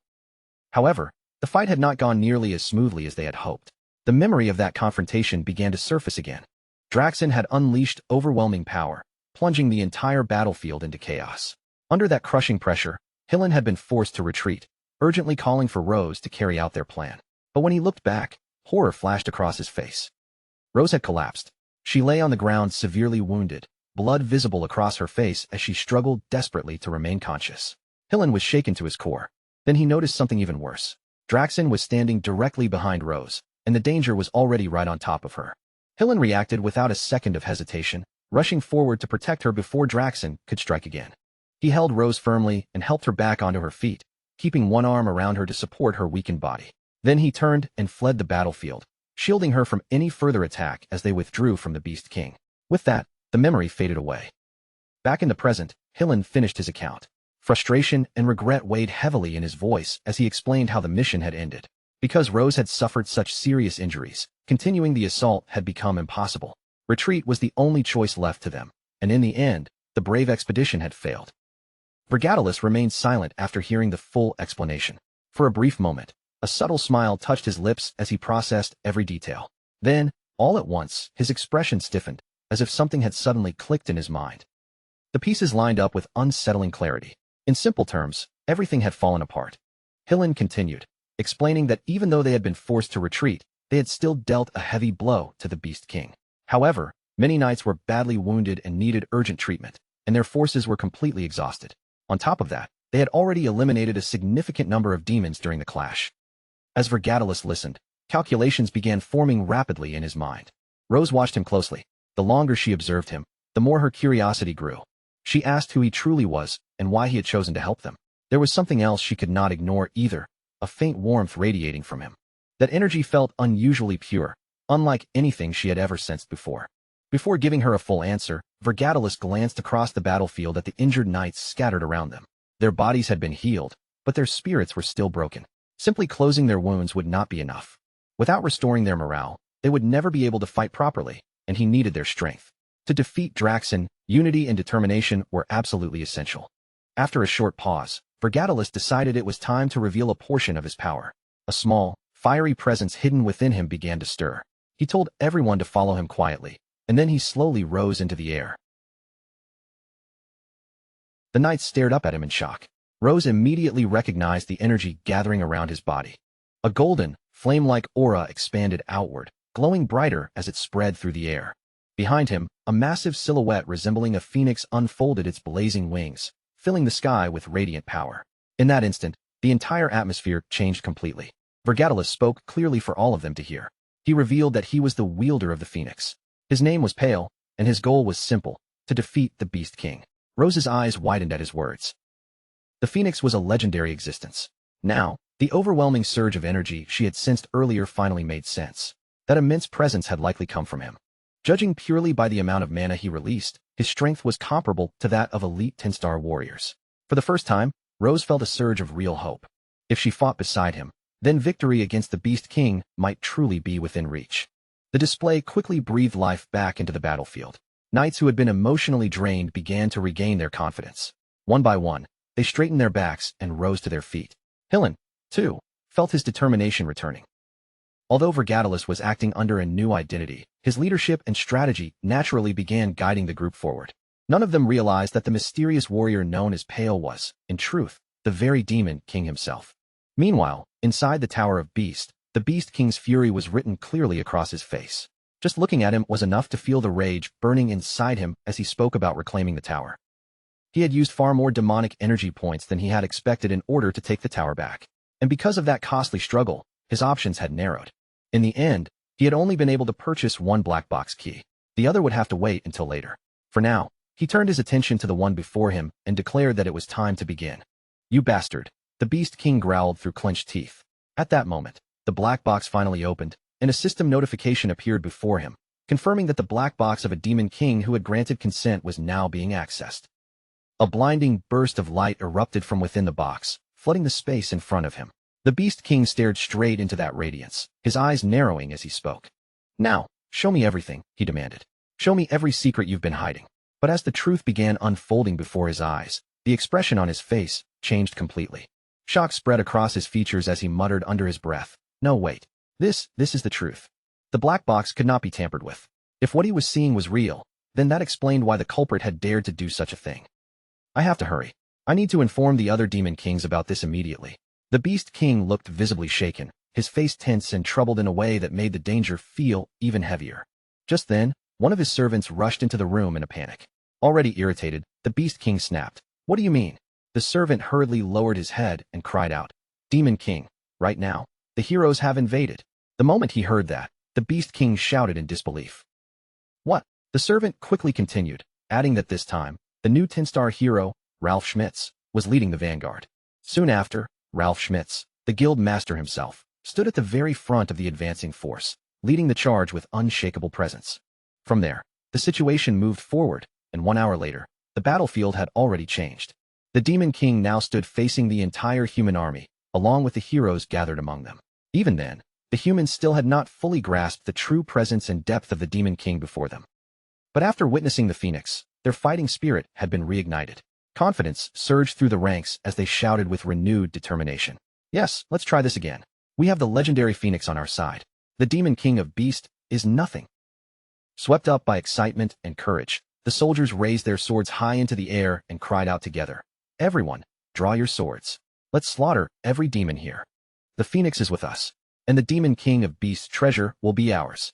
Their voices rang across the battlefield, their morale fully restored as they prepared to charge forward without hesitation. Watching their confidence return, the Demon King silently observed the army and thought to himself. Their morale had recovered, but he still could not be certain whether they could freely use the Phoenix's mana in actual battle yet. Even with their excitement rising, he remained cautious, carefully analyzing every part of the situation. Then he stepped forward and spoke to those beside him. Since the 10-star heroes alone aren't enough, I'd like to reinforce our forces if possible. Hearing this, Hill and Cargill remained quiet for the moment, giving no immediate answer. But Rose stepped forward and answered calmly. Well, that's fortunate. A decent hero has just requested to join the fray. As everyone's attention shifted ahead, the Demon King looked forward and declared that this person was a 10-star hero. A hero whose name alone carried enormous weight. Ralph Schmitz, the strongest powerhouse among the Shield Masters, appeared at that moment, advancing steadily with his companions at his side. With unwavering resolve, Ralph stood at the very front line, blocking and holding back waves of monsters all by himself. His presence alone steadied the battlefield as someone among the forces proclaimed his role. He was the vanguard of this revenge mission. On the front line, Ralph Schmitz held back an overwhelming number of monsters without retreating even a step. Then, with calm control, he suddenly deactivated his field. In that same instant, the shield in his hands began to shift, its shape changing into something completely different. As the shield transformed, a terrifying surge of energy burst outward from it, the pressure swelling with explosive force. For a heartbeat, the battlefield seemed to freeze beneath that overwhelming power, as if everything around Ralph had been caught in the silence before impact. Then the force exploded completely, sending every single monster flying backward and clearing the path in a single devastating instant. Thanks to Ralph's overwhelming defense and power, the human forces finally managed to break through and reach the first floor of the Beast Tower. Watching Ralph move, the Demon King observed him closely and thought to himself, Ralph Schmitz, the second strongest tank among the 10 stars. His weapon is the ultimate shield, one capable of reflecting any impact it receives. I know better than anyone just how troublesome he is to deal with. As he continued staring at Ralph, memories from his past life began rising in his mind. His expression darkened as he remembered the bitter truth. Ralph had been one of those hero bastards who brought him down and mocked him before. I want to rip him to shreds right now, he thought, barely containing the anger in his chest.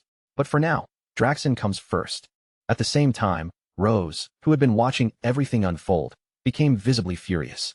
Unable to suppress her frustration, she said, Ralph Schmitz also arrived only after the hero expedition ended, just like you.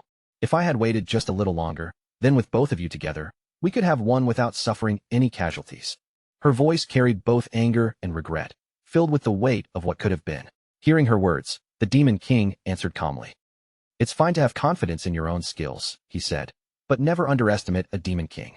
Rose was slightly taken aback and questioned him, but he continued in a firm voice.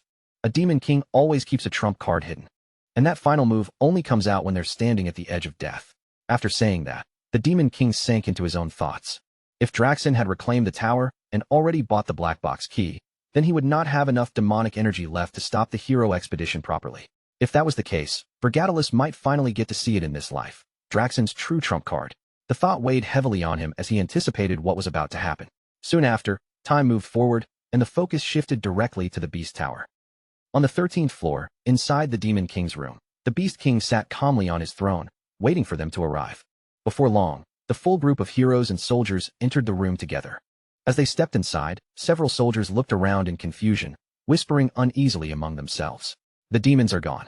This is definitely the top floor. So why is only the Demon King here? Last time, this place was crawling with them. Seeing them gathered before him, the Beast King glared down from his throne and spoke with contempt. You bug-like hero bastards. I didn't expect you to challenge me again so soon. I couldn't deal with other matters because I was busy preparing this. His voice was full of confidence, with a dark edge of menace beneath it. Hearing that, Rose immediately sensed something strange. Her eyes narrowed as she said, There's a massive concentration of demonic energy here. Is that why there are no demons around? In response, the Beast King released a powerful wave of dark energy and declared, "That's right. To wipe all of you out in one blow, I gathered every one of my vassals into a single place." Right after saying that, he consumed something, and his power began rising even higher. His aura thickened around him, growing more violent, more oppressive, and far more overwhelming than before. Watching him carefully, the Demon King analyzed what was happening in his mind. Normally, the strongest monsters should have been stationed on the top floor, but Draxon had found a loophole by absorbing the power of an entire floor instead. The focus returned to the Beast King as his expression grew even more ruthless. "Foolish hero bastards," he declared. "I'll kill you all without leaving a trace, so you can never climb back up again." Faced with that overwhelming surge of power, the Demon King, Ralph Schmitz, Hillenkargel, and Rose were all left completely shocked. The sheer intensity of the Beast King's aura was far beyond anything they had expected. As the Beast King locked his gaze on them, the Demon King immediately sensed the danger and thought, "He's coming." In the very next moment, the Beast King unleashed a thunderous roar, and along with it, an enormous wave of terrifying energy exploded outward.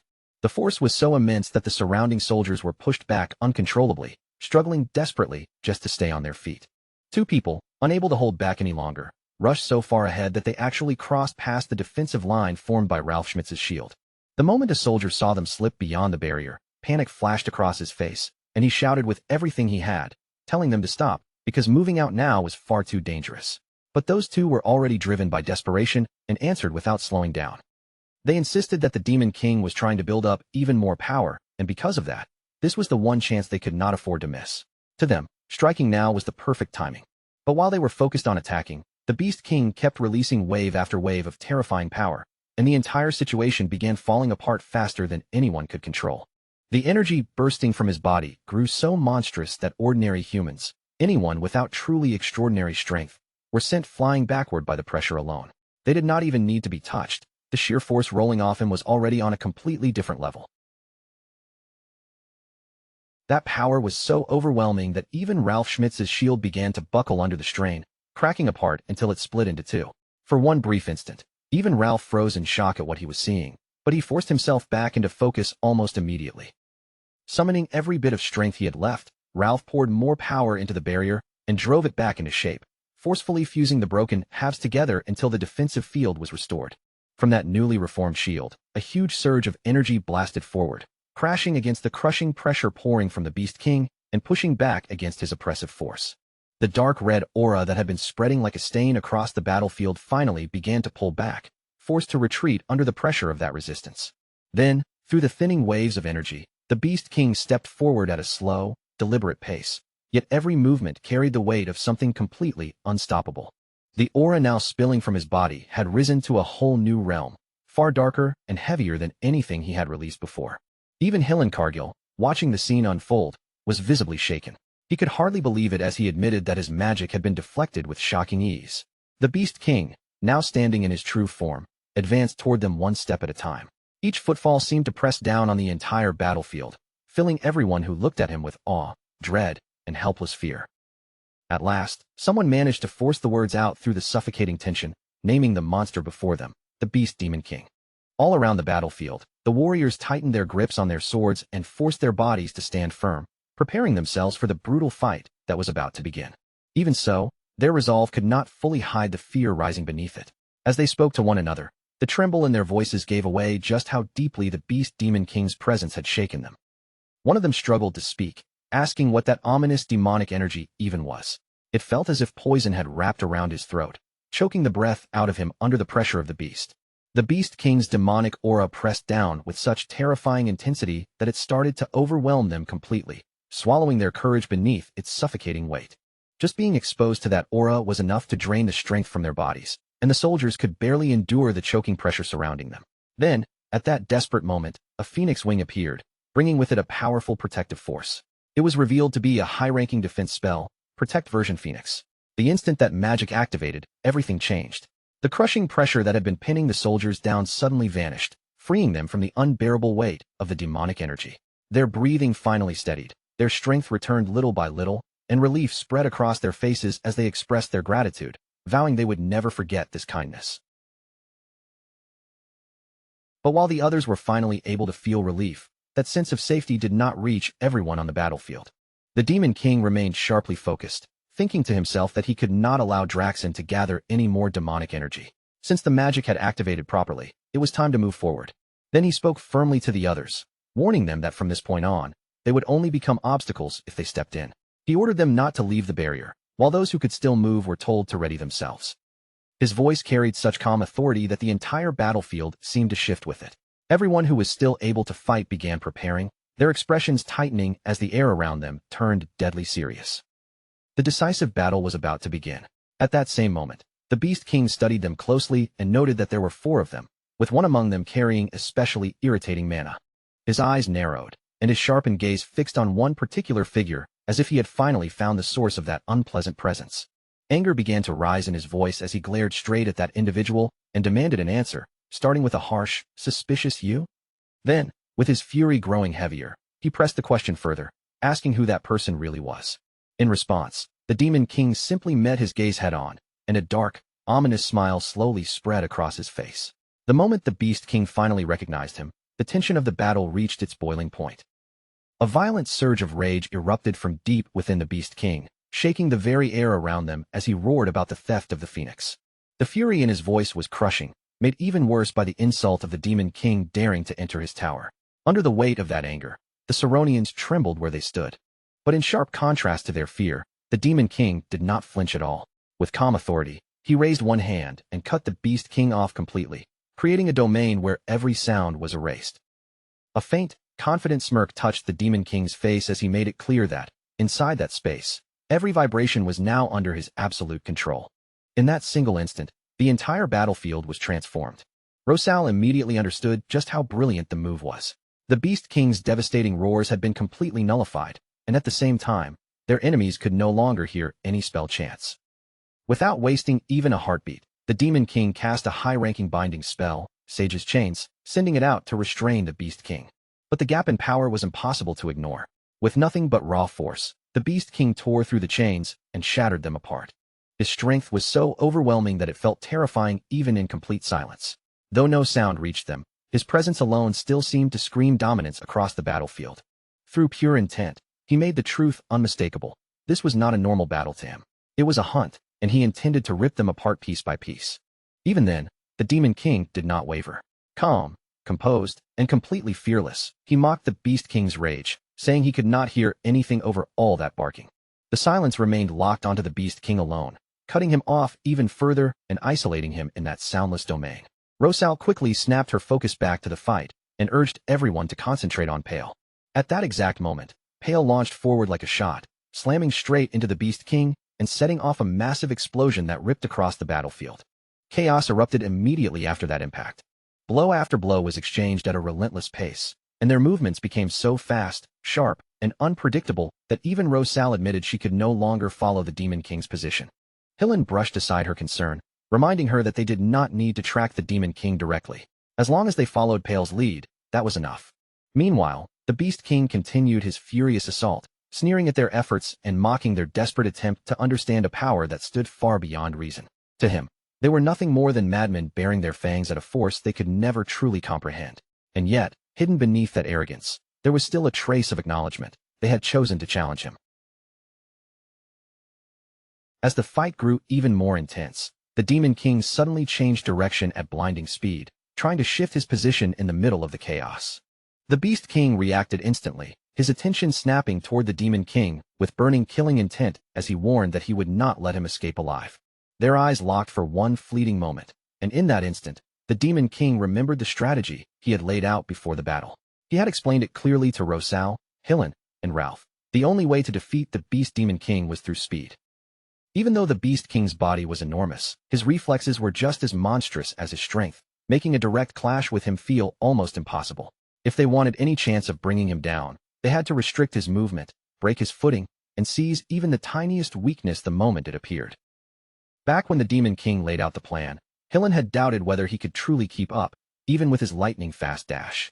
But the Demon King had spoken with calm certainty, telling him that a signal would come at exactly the right moment. Hillen had not understood what that signal would look like, but even so, he chose to trust him. Now, back in the present, the Beast King lunged forward with terrifying speed, his massive claws crashing down with lethal force as he became certain he had finally trapped the Demon King.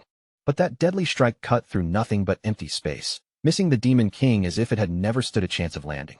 And in that perfectly timed instant, the Demon King suddenly stopped moving and revealed Aaron's orb, a knowing smirk slowly forming across his face. The Beast King only scoffed at the sight of it, brushing the orb aside as though it were nothing more than a useless trick. With complete calm, the Demon King explained that the orb had never been meant to affect the Beast King directly. Its real purpose was to reveal the Master's position to a vessel. The Beast King laughed at the Demon King's words, fully confident that no such vessel existed anywhere on the battlefield. But that very moment was the signal. In a flash, Hillen appeared, moving so fast it felt as though thought itself could not keep up with him. He activated the orb and drove forward, striking the Beast King with every bit of power he had. The pressure bearing down on Hillen was almost unbearable, and his mind felt as if it might crack apart under the strain. Even then, he clenched down on the pain and forced himself through it. For the first time, the Beast King's composure truly cracked. Shock and fury twisted together across his face as he realized what had happened. The Demon King had turned a hero into his vessel, all while wearing a faint, almost amused smile. The Demon King merely remarked that a method like that could be quite useful, as long as the person involved managed to survive it. His gaze stayed sharp and calculating, as if every move in this battle had been arranged far in advance. Hillen followed through without hesitation, pouring every ounce of his strength into a full-force blow. The impact exploded outward in violent shockwaves, splitting the earth beneath them and sending broken chunks of debris scattering in every direction. And yet, even after taking that blow, the Beast King barely staggered at all. His durability was nothing short of monstrous. Contempt filled his expression as he looked down on their efforts, dismissing everything they had done as insignificant. But then, from another direction, flames suddenly erupted against him. The attack landed with perfect timing, catching the Beast King off guard and forcing him to recoil for the very first time. This sudden shift in momentum had not happened by chance. The moment echoed the plan from earlier, when the Demon King had instructed Rosal that the instant Hillen created even the smallest opening, her turn would begin. His voice had been calm but firm, leaving no room for doubt or hesitation. He told her to pour everything into that one attack, her pain, her rage, and the bitter grudge left behind after losing everything she once had. Rosal had listened in silence, her resolve hardening as her trembling hand tightened into a fist. Now, back in the present, she unleashed all of it at once. Mana surged violently around her, warping the air as it gathered into an overwhelming force. The ground beneath Rosal's feet cracked under the pressure of her power, and even from a distance, the heat became unbearable to the eye. She fixed her focus completely on the Beast King and channeled every ounce of strength into her ultimate spell, Satellite Cannon. A massive beam of blazing energy burst forward, carving across the battlefield with a blinding intensity that swallowed everything in its path. The beam slammed directly into the Beast King, and the force of the impact was nothing short of catastrophic. The explosion that followed consumed the battlefield in a violent storm of fire and destruction. Its power was so immense that the sky itself seemed to tremble, while the earth groaned under the force. Then, for one brief and suspended moment, everything seemed to stop.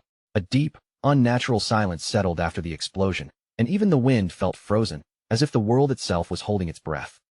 Slowly, the thick smoke began to thin, revealing the shattered battlefield beneath it. Hillen, Ralph, and Rosal stood rigid and tense, their eyes locked on the center of the devastation. Each second dragged on heavily, stretched thin by anticipation. Even after witnessing such overwhelming power, a cold, lingering doubt began creeping into their hearts. And then, from within the fading smoke, the Beast King rose once again, completely unharmed. Not a single wound marked his body, and that sight alone sent a chill through everyone watching. Rage twisted his expression as he mocked them, his voice louder, harsher, and filled with unrestrained fury. He ridiculed the Demon King for thinking an attack like that could ever kill him, while his dark laughter rolled across the battlefield. The Demon King, however, remained completely calm. There was no shock in his eyes, no panic in his posture, only a quiet understanding of the situation. He accepted the truth plainly. An enemy capable of surviving that kind of overwhelming force would never fall so easily, and this was an outcome he had already considered. Meanwhile, the Beast King's fury kept climbing higher, spiraling into something even more dangerous. His massive body trembled as his mana surged around him in violent waves. Then, with a roar fit for a Demon King, a terrifying red aura erupted around his body. It spread outward like a raging storm, swallowing the battlefield beneath its oppressive energy. The sheer intensity of it forced the others backward, their feet scraping across the ground as they fought just to stay standing. The aura itself tore into the surrounding area, splitting cracks across the earth while the air grew unbearably heavy, as though it were being crushed beneath his power. With pride and wrath burning in every word, the Beast King declared his true identity.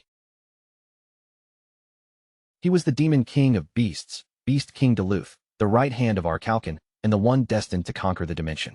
Every word he spoke carried crushing weight, shaking the battlefield with its force. He could not accept that they had pushed him this far, and he swore that none of them would leave alive. Without warning, he charged again, aiming straight for the Demon King with even greater speed and unpredictability, his movements now driven less by strategy and more by pure, uncontrollable rage. Yet the Demon King stepped back effortlessly, slipping away as if he had already seen the attack coming before it began. A faint grin appeared on his face as he watched the transformation unfold. The once calm and calculating opponent before him had been reduced to nothing more than a beast swallowed by madness. Overwhelmed by fury, the Beast King screamed that he would silence the Demon King forever. His voice cracked under the pressure of his rage as he revealed that he still had not unleashed the true power of the Phoenix.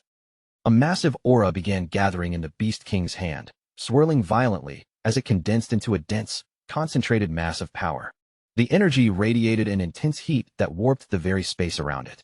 As he spoke of the power that had been stolen from him, his voice was soaked in hatred and desperation. But before the Beast King could release that terrifying power, the Demon King moved. With perfect timing, he launched a powerful and precise strike into the Beast King, cutting off the build-up before it could be completed. The blow landed cleanly, sending a violent shock through the Beast King's body and forcing a scream of pain from his throat. Even then, he refused to collapse, snarling that he would not die so easily. And in that exact moment, Rosal noticed the weakness.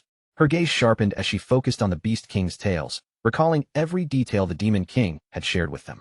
Without the slightest hesitation, she changed her approach, abandoning overwhelming force and instead gathering a precise amount of mana for a carefully aimed strike. When Rosal released the attack, it sliced cleanly through one of the Beast King's tails. His scream rang out again, raw and agonized, as his body reacted violently to the damage. At last, the opening they had been waiting for had arrived. The Demon King acted instantly, activating his high-ranking binding magic once again, Sage's Chains. This time, the glowing chains appeared without delay, wrapping tightly around the Beast King before he could react. They pulsed with power as they locked down his movements and suppressed his ability to gather mana. The Beast King understood the danger at once. If they attacked him now, it would be over. He thrashed with all his strength, his aura flaring wildly as he fought to break free, but the chains held firm. At that decisive instant, a calm yet vividly blue aura began to pour out from him, spreading in soft waves like a quiet tide rolling across the battlefield. The light washed over his allies first, steadying their shaking bodies, restoring their fading strength, and pulling them back from the edge of collapse.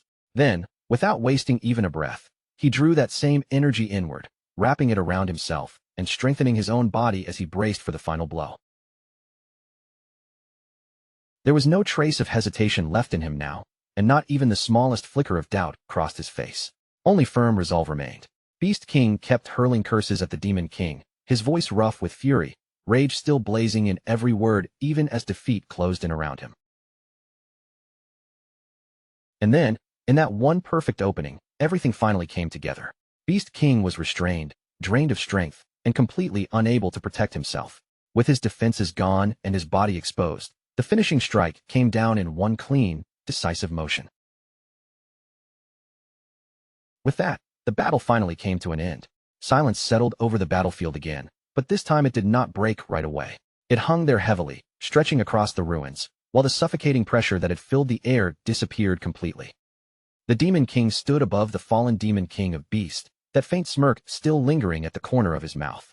His eyes remained fixed on the lifeless body for a moment longer, as though he was making absolutely sure there would be no return. Then, in a low and certain voice, he declared that the power of the Phoenix would not be wasted. After that final statement, he gave Beast King his farewell. Hillen moved before anyone could react, his action sharp, clean, and completely decisive. His blade sliced through the air in a bright arc, cutting straight through Draxon's neck with terrifying precision. The Demon King's head tore free from his body and spun away through the air before crashing heavily onto the ground. It struck the dirt with a dull, brutal impact, sinking slightly into the earth where it landed. For one brief moment after that, everything went completely still, as if the entire battlefield had forgotten how to breathe. Then, almost as if the world itself had finally released the breath it had been holding, the surviving heroes burst into thunderous cheers. Relief, shock, and victory rushed through them all at once. Their voices rose across the battlefield, shouting that they had done it at last, that the nightmare was finally finished. Over and over again, they cried out that Hill and Cargill had slain the Demon King. The excitement of the crowd only grew stronger, their scattered voices blending together until they became one powerful chant. They began calling him Lord Hillen, placing him at the very center of their praise. Hillen raised his sword high above his head, a confident smile spreading across his face as he soaked in every cheer, every gaze, and every bit of admiration surrounding him. But beneath that heroic pose and proud smile, Hillen's thoughts were already twisting towards something far more ambitious. The cheers ringing in his ears were not enough for him. He wanted greater recognition, louder admiration, and worship that would never fade. In his mind, he pictured a future where those voices continued forever, a future where he stood alone above everyone else as the greatest hero history had ever known. Just when the celebration reached its highest point, the ground beneath them suddenly began to shake with violent force. Cracks shot through the structure under their feet, spreading fast as the towers started to break apart. In an instant, the victory cries turned into screams of panic, and desperate shouts rang out from every direction. Orders were yelled through the chaos, telling everyone to grab whatever treasures they could carry, focus first on recovery potions for the 10-star heroes, and escape without delay. But in the middle of all that confusion and rushing movement, the Demon King remained still for a short moment, his gaze fixed silently on Draxon's lifeless body. His thoughts stayed on Draxon for a little longer, turning over the path that this Demon King had chosen for himself. For a brief moment, he wondered whether someone like Draxon might have changed if he had ever been given another chance. The answer came to him almost immediately. No, Draxon had held tightly to the identity of a Demon King until his very last breath, and because of that, there had never been space in his heart for any other path. At last, urgency crushed any remaining hesitation, and everyone rushed out of the collapsing structure with whatever treasures they had managed to seize. They escaped just in time, moments before the Beast Tower completely gave way behind them and came crashing down into a heap of ruins. Outside the fallen tower, Rosal walked up to Hillen with a sharp, watchful look in her eyes. Her voice stayed calm, but there was no softness in her words as she said it seemed like he had planned everything from the very beginning, as if his real intention had always been to claim the Demon King's head himself.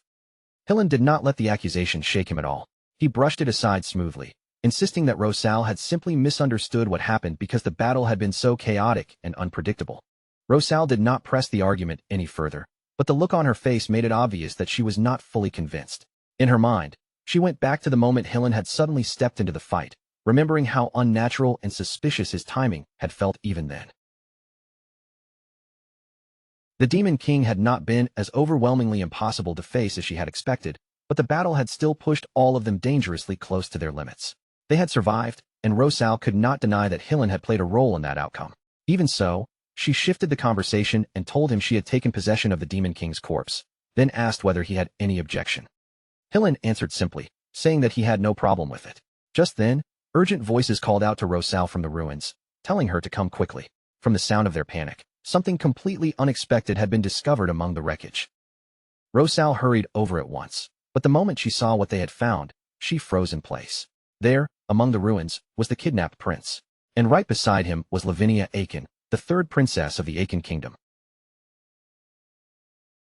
At first, Lavinia was lying there unconscious, completely still, but after a moment, she slowly began to stir. Rosal stared at her in shock, and immediately demanded to know why she was in a place like this. Lavinia answered in her usual broken, fragmented way, letting only a few scattered words slip out. But when she mentioned materials, Rosal quickly connected the meaning behind those pieces and understood what had really happened. Lavinia had entered the tower entirely on her own, all because she wanted to gather materials for creating a chimera. That realization left Rosal completely stunned. The level of recklessness was almost impossible to believe. Then Lavinia added a few more broken words about monsters, and Rosal's concern deepened even further as the full extent of the situation finally became clear to her. The people standing nearby watched the exchange with confused faces, unable to understand how Rosal could follow Lavinia's strange, disjointed way of speaking so naturally. Trying to keep herself focused, Rosal asked whether the Demon King had harmed Lavinia in any way. Lavinia replied with more scattered words, mentioning money and monsters. Rosal understood the meaning almost immediately. Lavinia had been trading monsters in exchange for money. Lavinia confirmed it without the slightest hesitation. Hearing that, the Demon King silently put the pieces together, and the mystery behind Draxon's wealth suddenly became much clearer.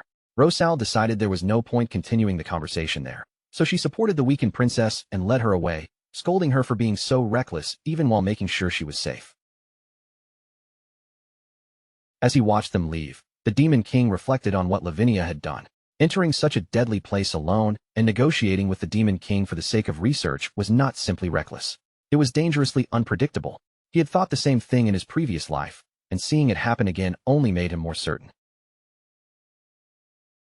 Elsewhere, at the Hero Guild, a meeting of the Elder Heroes was already underway. They discussed the aftermath of the battle in serious voices, focusing especially on the loss of the Beast Tower, which had once been an incredibly valuable hunting ground. Their frustration was clear in every word. They had gone through enormous trouble coordinating with sponsors and managing the 10-star heroes. Yet after all that effort, an unexpected figure had appeared out of nowhere and taken the glory of victory.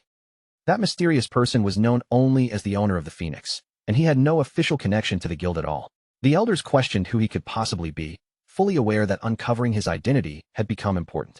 After all, for the first time since a Demon King had descended upon XYZ, the threat had been brought to such a decisive end. Recognizing that the balance of power had begun to shift, they concluded that the guild needed to tighten its control over the heroes once again, and the first step would be finding out the truth behind the Phoenix's owner. From there, the scene moved to the Ormus Royal Banquet Hall. The banquet hall was filled with low conversation and the soft movement of guests, but beneath the formal atmosphere there was a heavy sense of exhaustion and grief that no celebration could fully hide. The king, overcome by emotion, thanked the heroes again and again for defeating the Demon King and rescuing the prince. Even though the banquet had clearly been prepared in haste, he still urged everyone to enjoy themselves. Knights nearby gently tried to convince him to rest, but he continued speaking, unable to hold back his tears. Among the gathered guests, Rosal drew attention immediately, dressed with elegant grace as she quietly sipped from a cocktail glass. She watched the room without saying much, noticing that even though the mood was gloomy and restrained, the drink itself was surprisingly good. Hillen soon approached her and offered a polite compliment, saying she looked beautiful and that the dress suited her well. He also mentioned that the princess had safely returned to the Akan kingdom. Rosal looked at him with a faint edge of suspicion and asked if he was trying to leave a good impression on her. Hillen laughed off her suspicion with an easy smile, claiming that making that kind of effort in front of Rosal would be pointless. Rosal then shifted the topic and asked about Pale. She wanted to speak with him directly, especially about the Phoenix. The people nearby immediately echoed Rosal's curiosity, saying they also wanted to meet Pale and personally thank him. Then, without warning, Ralph spoke up. The simple sound of his voice was enough to stun everyone around him. Ralph openly praised the owner of the Phoenix, and the moment those words left his mouth, disbelief spread through the crowd. Hillen then revealed that Pale had already left, and that unexpected news only made the guests even more surprised. Far from the banquet hall, the story moved to the Ursum mountain range, where Verg's tower stood in the rugged heights. Inside the tower, Gordon stared at the Demon King in complete disbelief. Still struggling to accept what he was hearing, he thanked him and asked whether he had really killed the Demon King and returned alive. The Demon King confirmed it calmly, as if it were nothing unusual. Gordon was left speechless, his mind clearly struggling to process the scale of what had just been accomplished. But after the shock came concern, and he began wondering what kind of consequences would follow from this, and how the Demon King intended to deal with what came next. The Demon King dismissed Gordon's reaction without giving it much weight, as though the man's stunned silence and worried questions were only a minor inconvenience. The Demon King told Gordon to stop staring, and then calmly took his seat on the throne. He explained that now that Draxon was gone, the other Demon Kings would inevitably reach out sooner or later. If he was absent when that happened, suspicion would immediately turn toward him. Gordon listened, understood the logic, and accepted it. As he reflected on the battle, the Demon King quietly admitted to himself that he still was not strong enough. Even Draxon's final attack had not been as devastating as he had originally expected. Part of the reason was that the Demon King had already been weakened by the time that last attack was unleashed. He understood clearly that depending only on the strength he already possessed would never be enough. If he stayed as he was, then sooner or later, a stronger enemy would appear and crush him. He had to become stronger, far stronger than before. And it was not just his own power that needed to grow. The power of the Phoenix also had to be pushed to a higher level. Right at that moment, a message suddenly arrived from Jason, calling for a meeting among the Demon Kings. The timing was so abrupt that it almost felt like the summons had come the instant Draxon's death began to spread. Jason informed him directly that Draxon was dead. Inside, Vergatalis only gave a quiet smirk, because he already knew the truth better than anyone else. But on the outside, he carefully put on an act of surprise, as if the news had truly caught him off guard. Then Jason revealed something else. A new Demon King had already descended. That part genuinely caught Vergatalis by surprise. The replacement had happened far too quickly, and that speed hinted at preparation, or perhaps even foresight from powers far above them. Even so, there was no proof connecting him to Draxon's death, and the tower, along with the secrets hidden inside it, had already been erased. With that in mind, he felt confident enough to attend the meeting without fear.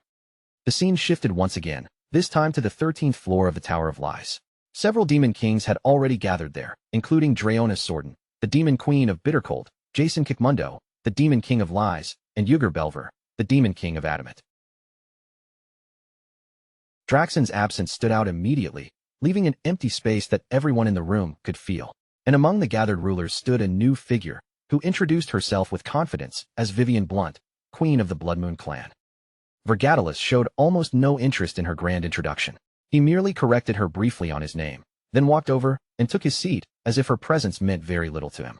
Vivian was visibly caught off guard by that cold indifference. She had clearly expected at least a glance from him, maybe even some sign that he recognized her arrival. But instead, she received nothing at all, not even the faintest flicker of attention. As she stood there, Vivian recalled the instructions given to her by her superior. Draxon's fall was suspicious, and among all possible suspects, the intruding Demon King Vergatalis was considered the most likely one behind it. She had been ordered to watch him closely and study every move he made. But now that she was seeing his sharp, dismissive attitude in person, she found herself becoming interested in him for a different reason. Perhaps he was not only intriguing, but also easier to manipulate than expected. With that thought forming in her mind, Vivian decided to test him herself. Just as the meeting was about to begin, Vivian rose from her seat and approached him with an easy, casual air. She remarked that the dimension of Aerie was fascinating, especially because its demon kings seemed to cooperate with one another in such an unusual way. But then her attention shifted completely toward Vergatalis. With her eyes fixed on him, she admitted that out of everything in this strange dimension, he was the one who interested her the most. Vivian moved even closer without hesitation, closing the distance between them and boldly sitting right in front of him, as if she had every right to do so. Vergatalis immediately questioned what she thought she was doing, irritation clear in his voice and posture. Vivian simply brushed off his reaction, claiming she was only curious about what kind of demon could throw the entire realm into disorder. Then, wearing a confident and teasing smile, she complimented his appearance and made a bold, suggestive advance. But Vergatalis did not hesitate for even a second before rejecting her outright. He shoved her hand away without the slightest courtesy and answered her with a blunt insult that cut straight through the atmosphere. The response left Vivian completely stunned. For a brief moment, she could hardly believe what had just happened. As a succubus queen, she was not someone others could casually ignore, much less insult directly to her face. Yet the man before her had done exactly that, without even pausing to think. Rianne, clearly irritated by the disruption, ordered Vivian Blunt to return to her seat. Her tone was cold and sharp enough to freeze the entire room. Vivian remained standing for a moment, taken aback, before Rianne continued in a firm, controlled voice. Rianne made it clear that while the gathering was meant to welcome Vivian, its true purpose was far more serious. They needed to uncover the truth behind Draxon's senseless defeat, and she reminded everyone present to preserve their dignity and behave accordingly. From the side, Jason watched in silent astonishment, still trying to process the fact that Lady Rianne herself was personally presiding over this meeting. Vivian, however, broke through the tension with a playful grin. She teased Rianne by hinting that perhaps they were both interested in the same man. That remark only made Rianne's irritation deepen, and she dismissed Vivian's thinking as shallow and absurd. Vivian remained completely unbothered, casually saying she had spoken enough for the day before finally returning to her seat. Sensing that the room needed to regain order, Jason stepped forward and called for the meeting to continue. He guided the discussion back to its proper course, and the focus soon turned to the 10-star heroes, the central force leading the current hero expedition. After that, the Demon Kings began exchanging the information each of them had gathered. The discussion moved steadily, almost monotonously, but one subject gradually rose above everything else: the sudden appearance of a mysterious powerhouse known only as the owner of the Phoenix. The atmosphere in the room grew heavier as their opinions began to clash. Each Demon King offered a different interpretation, and their levels of concern varied wildly, depending on what they believed the Phoenix's owner might truly be. Although no single conclusion satisfied everyone, they eventually reached one shared decision. The owner of the Phoenix had to be investigated thoroughly, and Jason Kikmundo's role would become essential from that point forward. In the middle of it all, Vergatalis remained silent and thoughtful. Since he had infiltrated the hero expedition under the disguise of Pale, he was confident that the demons had not actually been watching him directly. Even so, he understood that from now on, he would have to be much more careful about exposing anything tied to his true identity. His thoughts briefly shifted toward Vivian Blunt, the Inquisitor sent by Archduke Alkin. As if she had sensed his gaze or caught the direction of his thoughts, Vivian turned toward him with a playful expression and blew him a flying kiss. Vergatalis responded with complete indifference. He simply turned his face away, dismissing her without concern, as if she was not worth even a moment of serious attention. The scene then shifted smoothly to the first floor of Vergatalis's tower, where Keed stood alert and carefully observed everything around her. Something about the tower felt different from usual. The normal surveillance had clearly weakened, there were no demons in sight, and Princess Ernan was nowhere to be found. Realizing that this might be the rare opening she had been waiting for, Keed fixed her eyes firmly on the exit and made up her mind to escape. To her, crossing that door meant finally reaching freedom. Without allowing herself to hesitate, she broke into a sprint, pushing forward with determination driving every step. But the instant she reached the door and her hand made contact with it, a terrifying surge of energy erupted from the doorway itself. That overwhelming aura slammed into her with brutal force, blasting her backward like she had been struck by an invisible wall and sending her crashing hard onto the ground.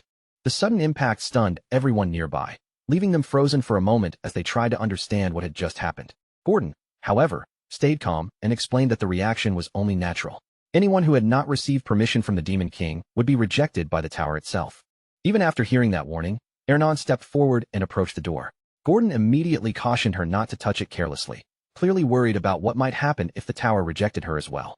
But to everyone's shock, Ernan opened the door with ease, as if there had never been any barrier or resistance standing in her way. The unexpected result left Gordon completely speechless. Ernan looked just as confused as everyone else, awkwardly admitting that she had only felt like she would be able to open it.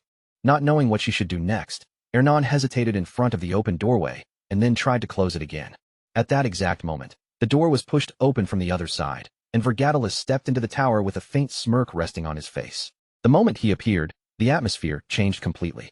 In a teasing tone, he asked whether Ernan had finally decided to run away from the tower. Ernan froze in surprise, clearly startled by his sudden entrance, while Gordon quickly lowered himself into a respectful acknowledgement of his return. Addressed with proper respect as the Demon King, Vergatalis calmly glanced around the area, taking in the strange scene before him. Then he asked what exactly had been going on, and his question hung heavily in the tense air, signaling that the situation was about to shift once again. Inside the Demon King's chamber within Vergatalis's tower, a heavy silence filled the room as Demon King Vergatalis issued his command with cold authority.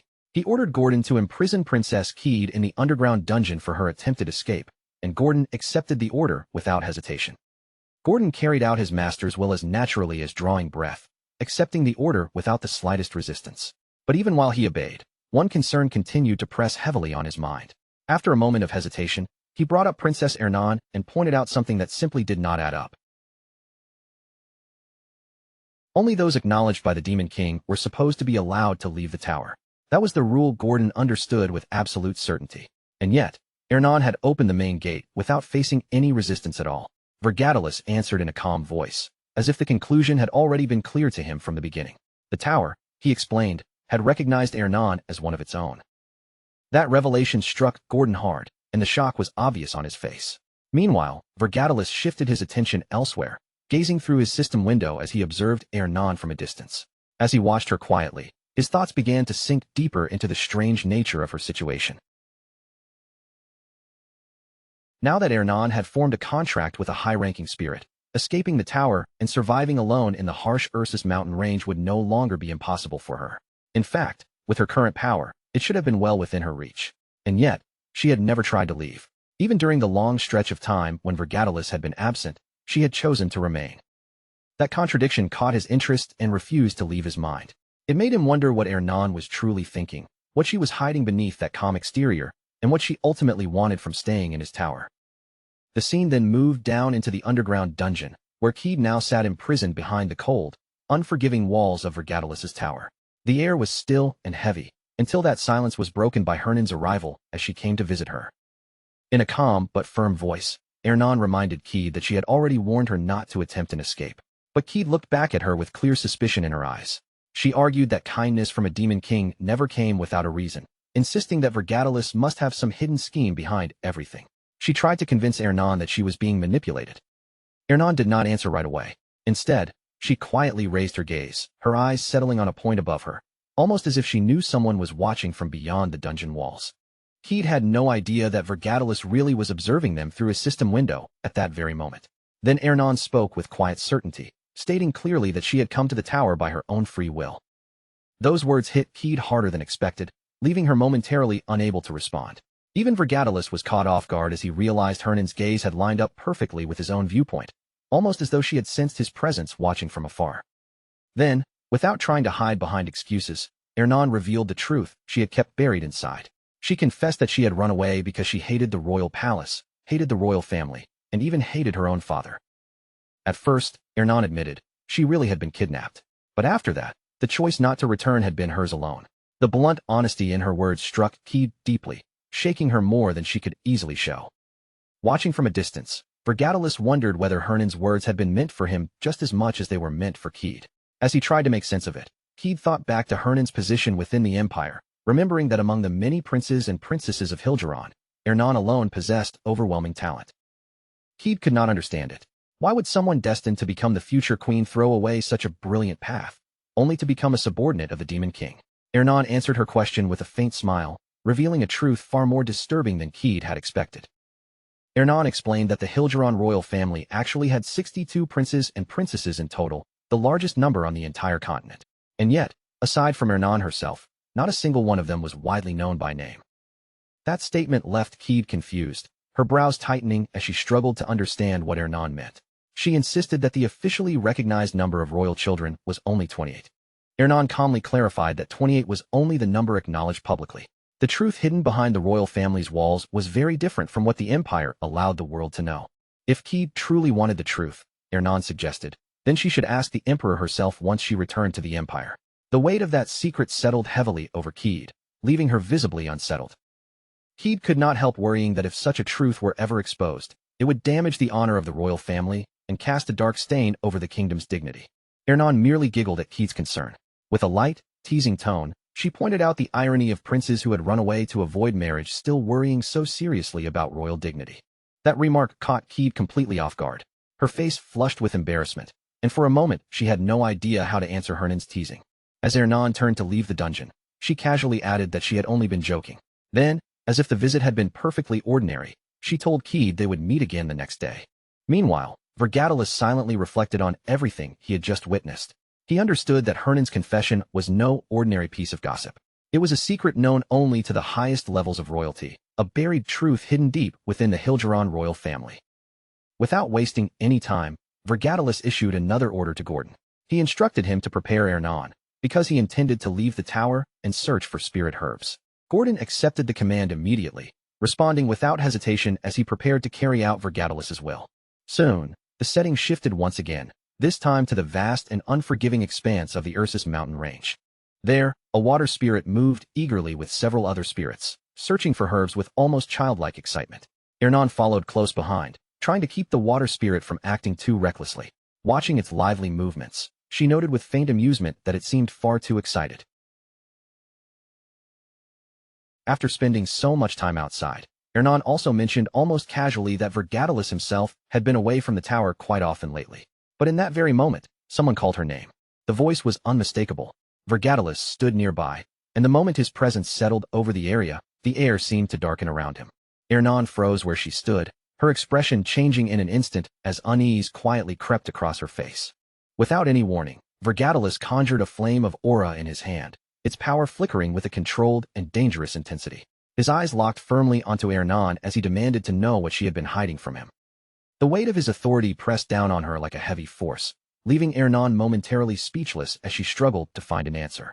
Far away from both of them, from a hidden vantage point, a lone observer watched the entire scene unfold through a telescope.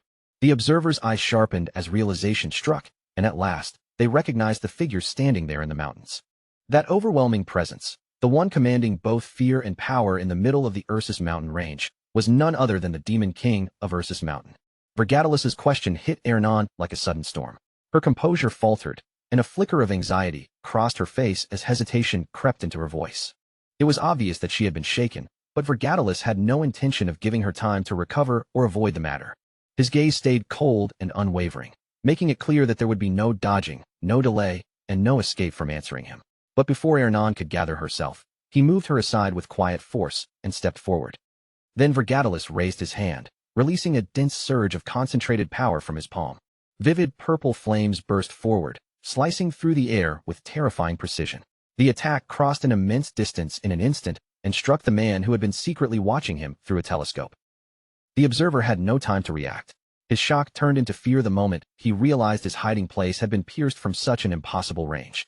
But the truth soon became clear. The one struck by the attack was not the man's real body at all, only a clone.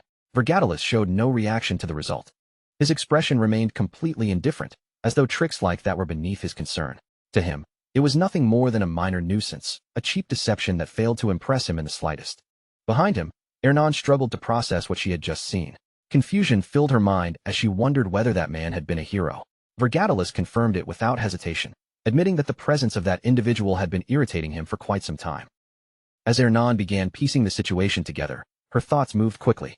A hero had traveled all the way to the Ursus mountain range under the cover of exploration, relying heavily on stealth, concealment, and hidden observation. There was only one person who matched that description.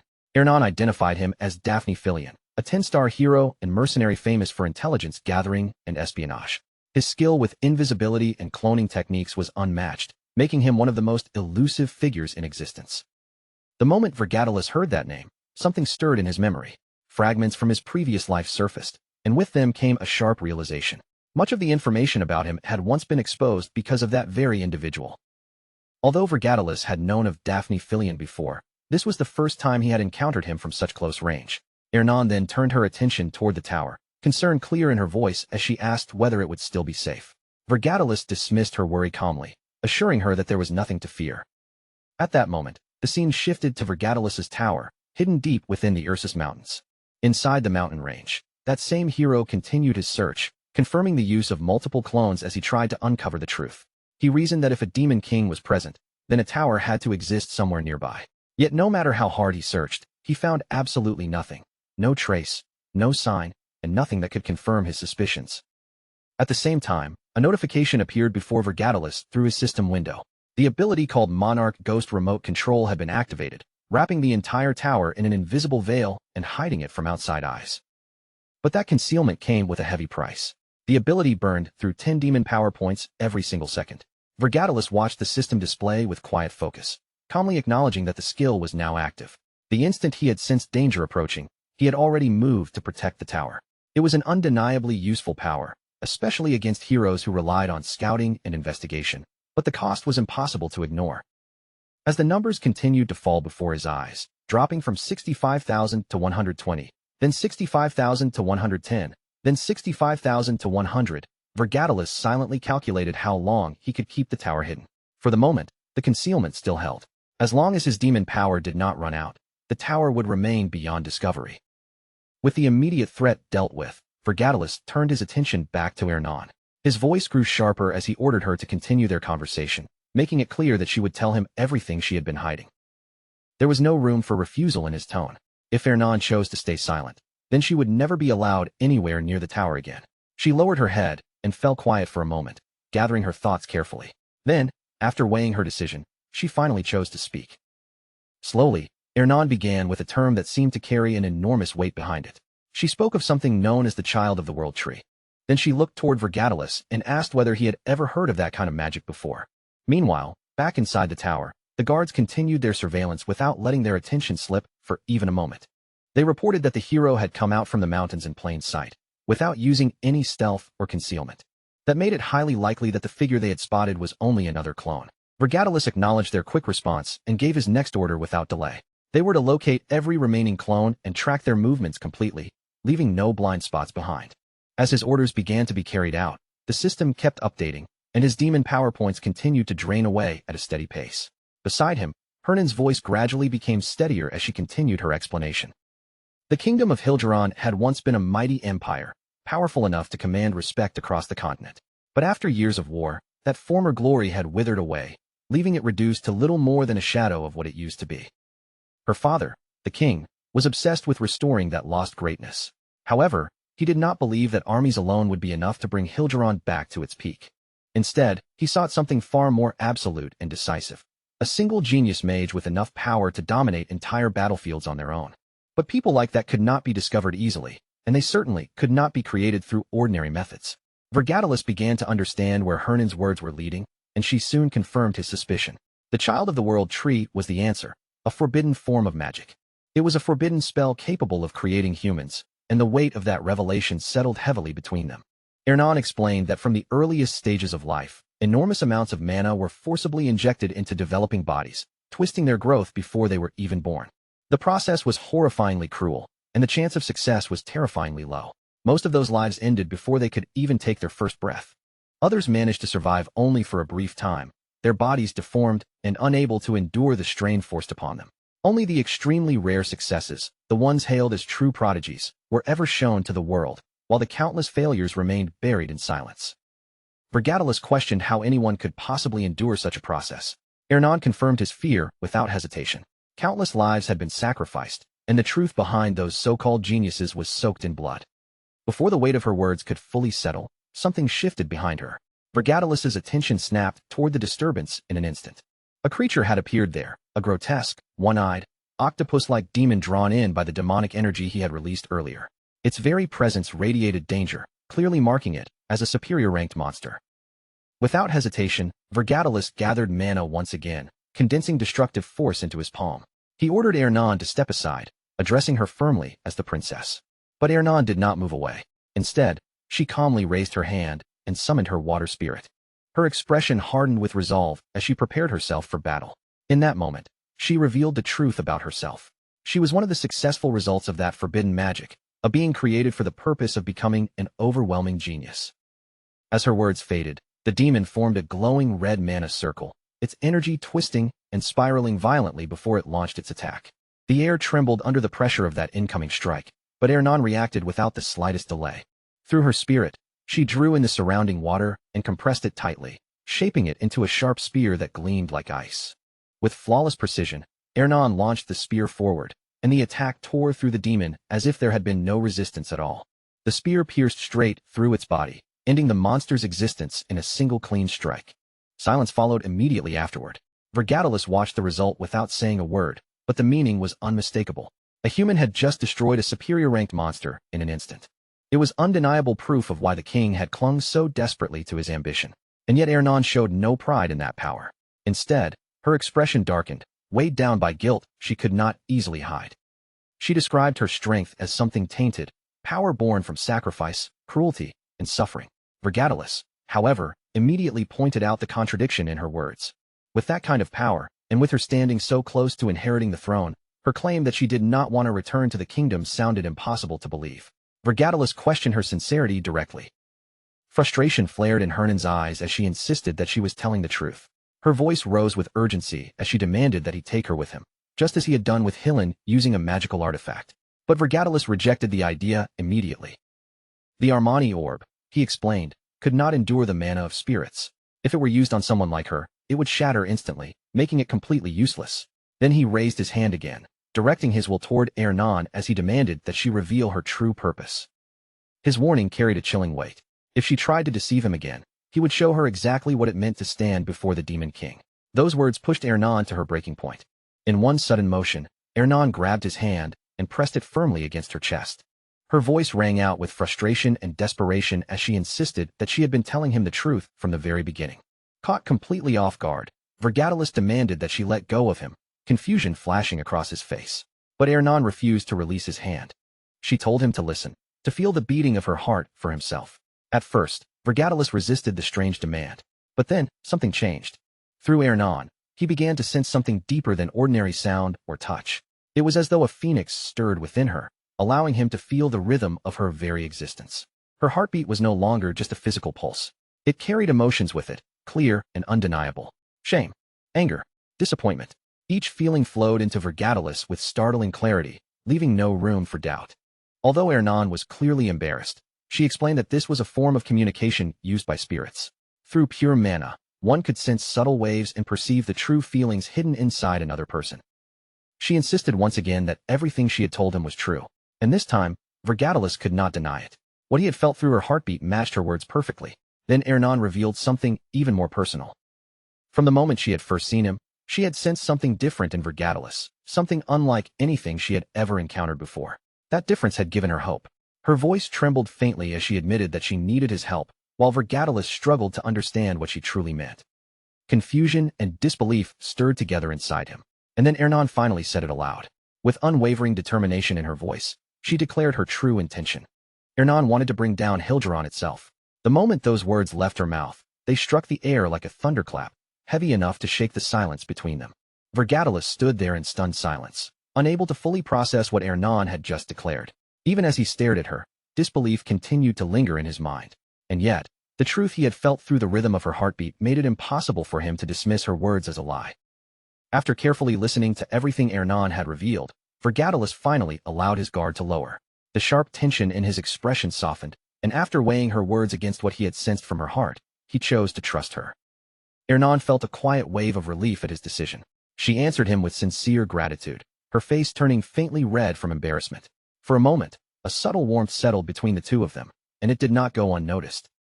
Watching them from the side, Naruniel's curiosity quickly shifted into playful mischief. A teasing smile spread across her face as she began poking at the situation, wondering aloud when the two of them had grown so close without her realizing it. Naruniel jokingly accused Ernan of pretending to be innocent while clearly hiding something more. Vergatalis was caught completely off guard by her bold teasing and was left momentarily speechless. Ernan, on the other hand, became visibly flustered, struggling to regain her composure as she insisted that nothing strange had happened and that it was only the spirit's way of communicating. But Naruniel clearly was not convinced. With a light laugh and a knowing look, she kept teasing them, hinting that this so-called communication seemed far deeper and more intimate than simply exchanging words. Clearly entertained, Naruniel stretched the moment for as long as she could before the conversation finally returned to order. Vergatalis calmly acknowledged Hernan's sincerity, and his tone became firm again as he suggested that they continue discussing Hilgeron once they returned to the tower. Ernan nodded right away, agreeing without hesitation.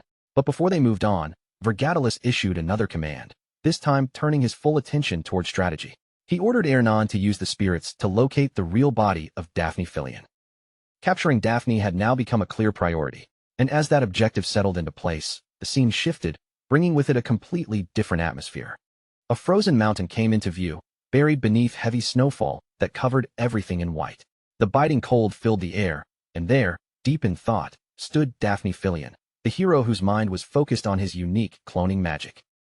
It was an incredibly powerful ability, one that allowed him to create multiple clones at the same time while letting each of them share a portion of his strength. Of course, that power came with a drawback. The more clones Daphne created, the weaker each individual body became. Even so, the advantage was undeniable because it allowed him to search enormous areas all at once. Holding his map in hand, Daphne carefully studied the situation. A Demon King's tower should have been at least 50 meters tall, a structure far too massive to overlook in a mountain range. And yet, even after scanning the entire region, he had found no sign of it anywhere. He thought back to the information previously provided by Lord Wharton Colo and Lord Hillen Cargill.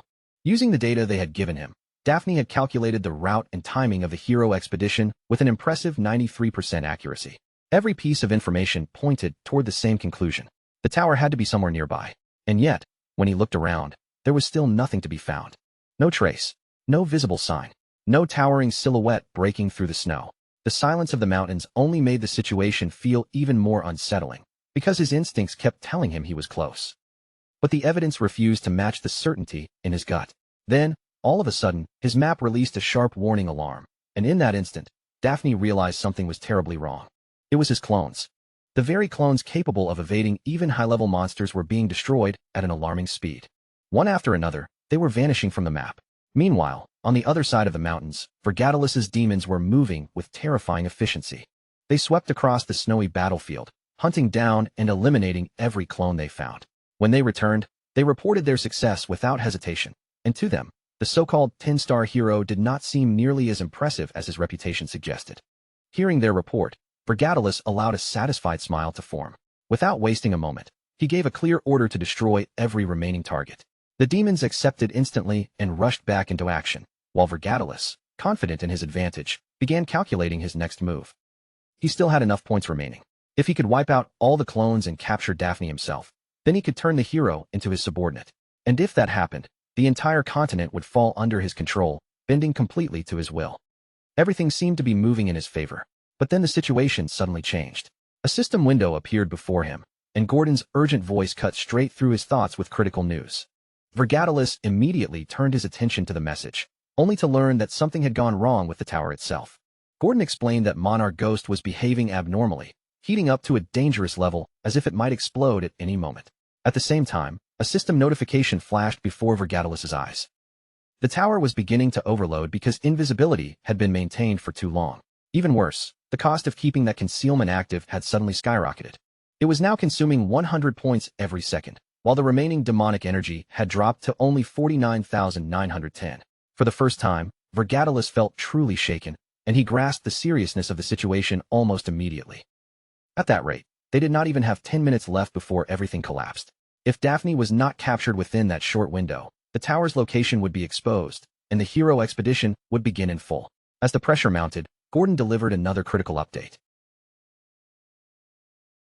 Outside the tower, countless clones had already surrounded the area from every direction. At the same time, Daphne continued scanning the environment, his confusion deepening with every passing second. He still could not locate the tower, no matter how hard he searched. And yet, his instincts refused to back down. He was certain it was there. After pouring so much mana into the search, Daphne made up his mind. He would find the tower, no matter what it cost. Back inside the tower, Vergatalis wasted no time responding.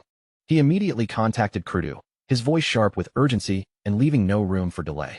He ordered him to stop any more clones from approaching and to search every inch of the surrounding area without exception. Krudu acknowledged the command instantly, ready to carry it out without the slightest hesitation. Without pausing, Vergatalis turned back to Gordon and demanded precise data.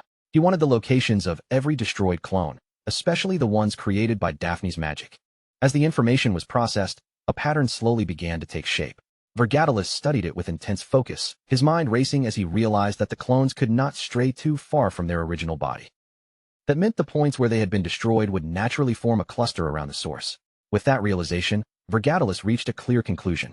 Daphne's real body had to be at the center of that pattern. Elsewhere, Daphne suddenly sensed something unusual nearby. It was an overwhelming and unmistakable presence, the Demon King himself. And that alone confirmed what he had suspected. The tower was nearby.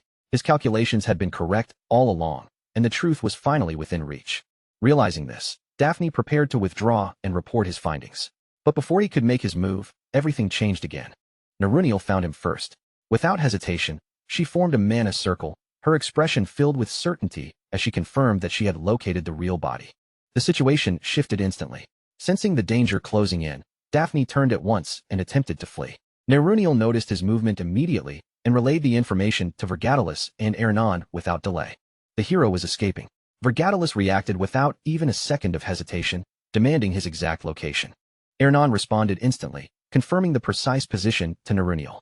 Together, they transmitted the coordinates directly to Vergatalis, giving him the location he needed. And in the very next moment, Vergatalis appeared right in front of the fleeing hero, cutting off Daphne's escape route completely. At that moment, Vergatalis activated the power of the Phoenix. His presence surged dramatically, and an overwhelming pressure flooded the surroundings, bearing down on everything around him. Blazing flames of incredible intensity coiled around him, wrapping his body like a living mantle of fire and making his already terrifying presence feel even heavier. Standing directly before Daphne Fillon, he calmly revealed who he was and gave him a choice. His tone remained steady and composed, but every word carried a crushing weight. If Daphne wanted to survive, obedience was the only path left. There was no space left for bargaining, no chance to talk his way out of it. Daphne stood frozen in place as shock and confusion crashed through his mind all at once. He recognized the Demon King in front of him almost immediately. But what truly shook him to the core was something even harder to accept, the unmistakable presence of the Phoenix. His thoughts began spinning faster and faster. According to everything he knew, the Phoenix's owner should have been F.A., someone deeply connected to Lord Hillencargill. That one detail alone completely broke his understanding of the situation. Then, little by little, a terrifying possibility started taking shape in his mind. What if Pharaoh was actually the Demon King? And if that were true, then Hillencargill was not a loyal ally of the kingdom at all, but someone serving beneath him. The more he thought about it, the deeper his confusion became. He clearly remembered that what he had encountered earlier was a spirit, but that only made the truth feel even more impossible. Spirits were not supposed to serve demon kings. The very idea went against everything he believed. And yet, the proof was standing right in front of him. As his thoughts spiraled further out of control, suspicion hardened into certainty. Daphne became convinced that even the princess had to be involved somehow, just like Hillencargill, working with the demon king instead of standing against him. But instead of being swallowed by fear, Daphne's mind suddenly turned in another direction. He saw a chance hidden inside the danger. If what he had discovered was truly real, then revealing a scandal this massive could change his entire future, giving him comfort, influence, and power beyond anything he had imagined. In an instant, the plan in his head changed completely. First, he had to escape.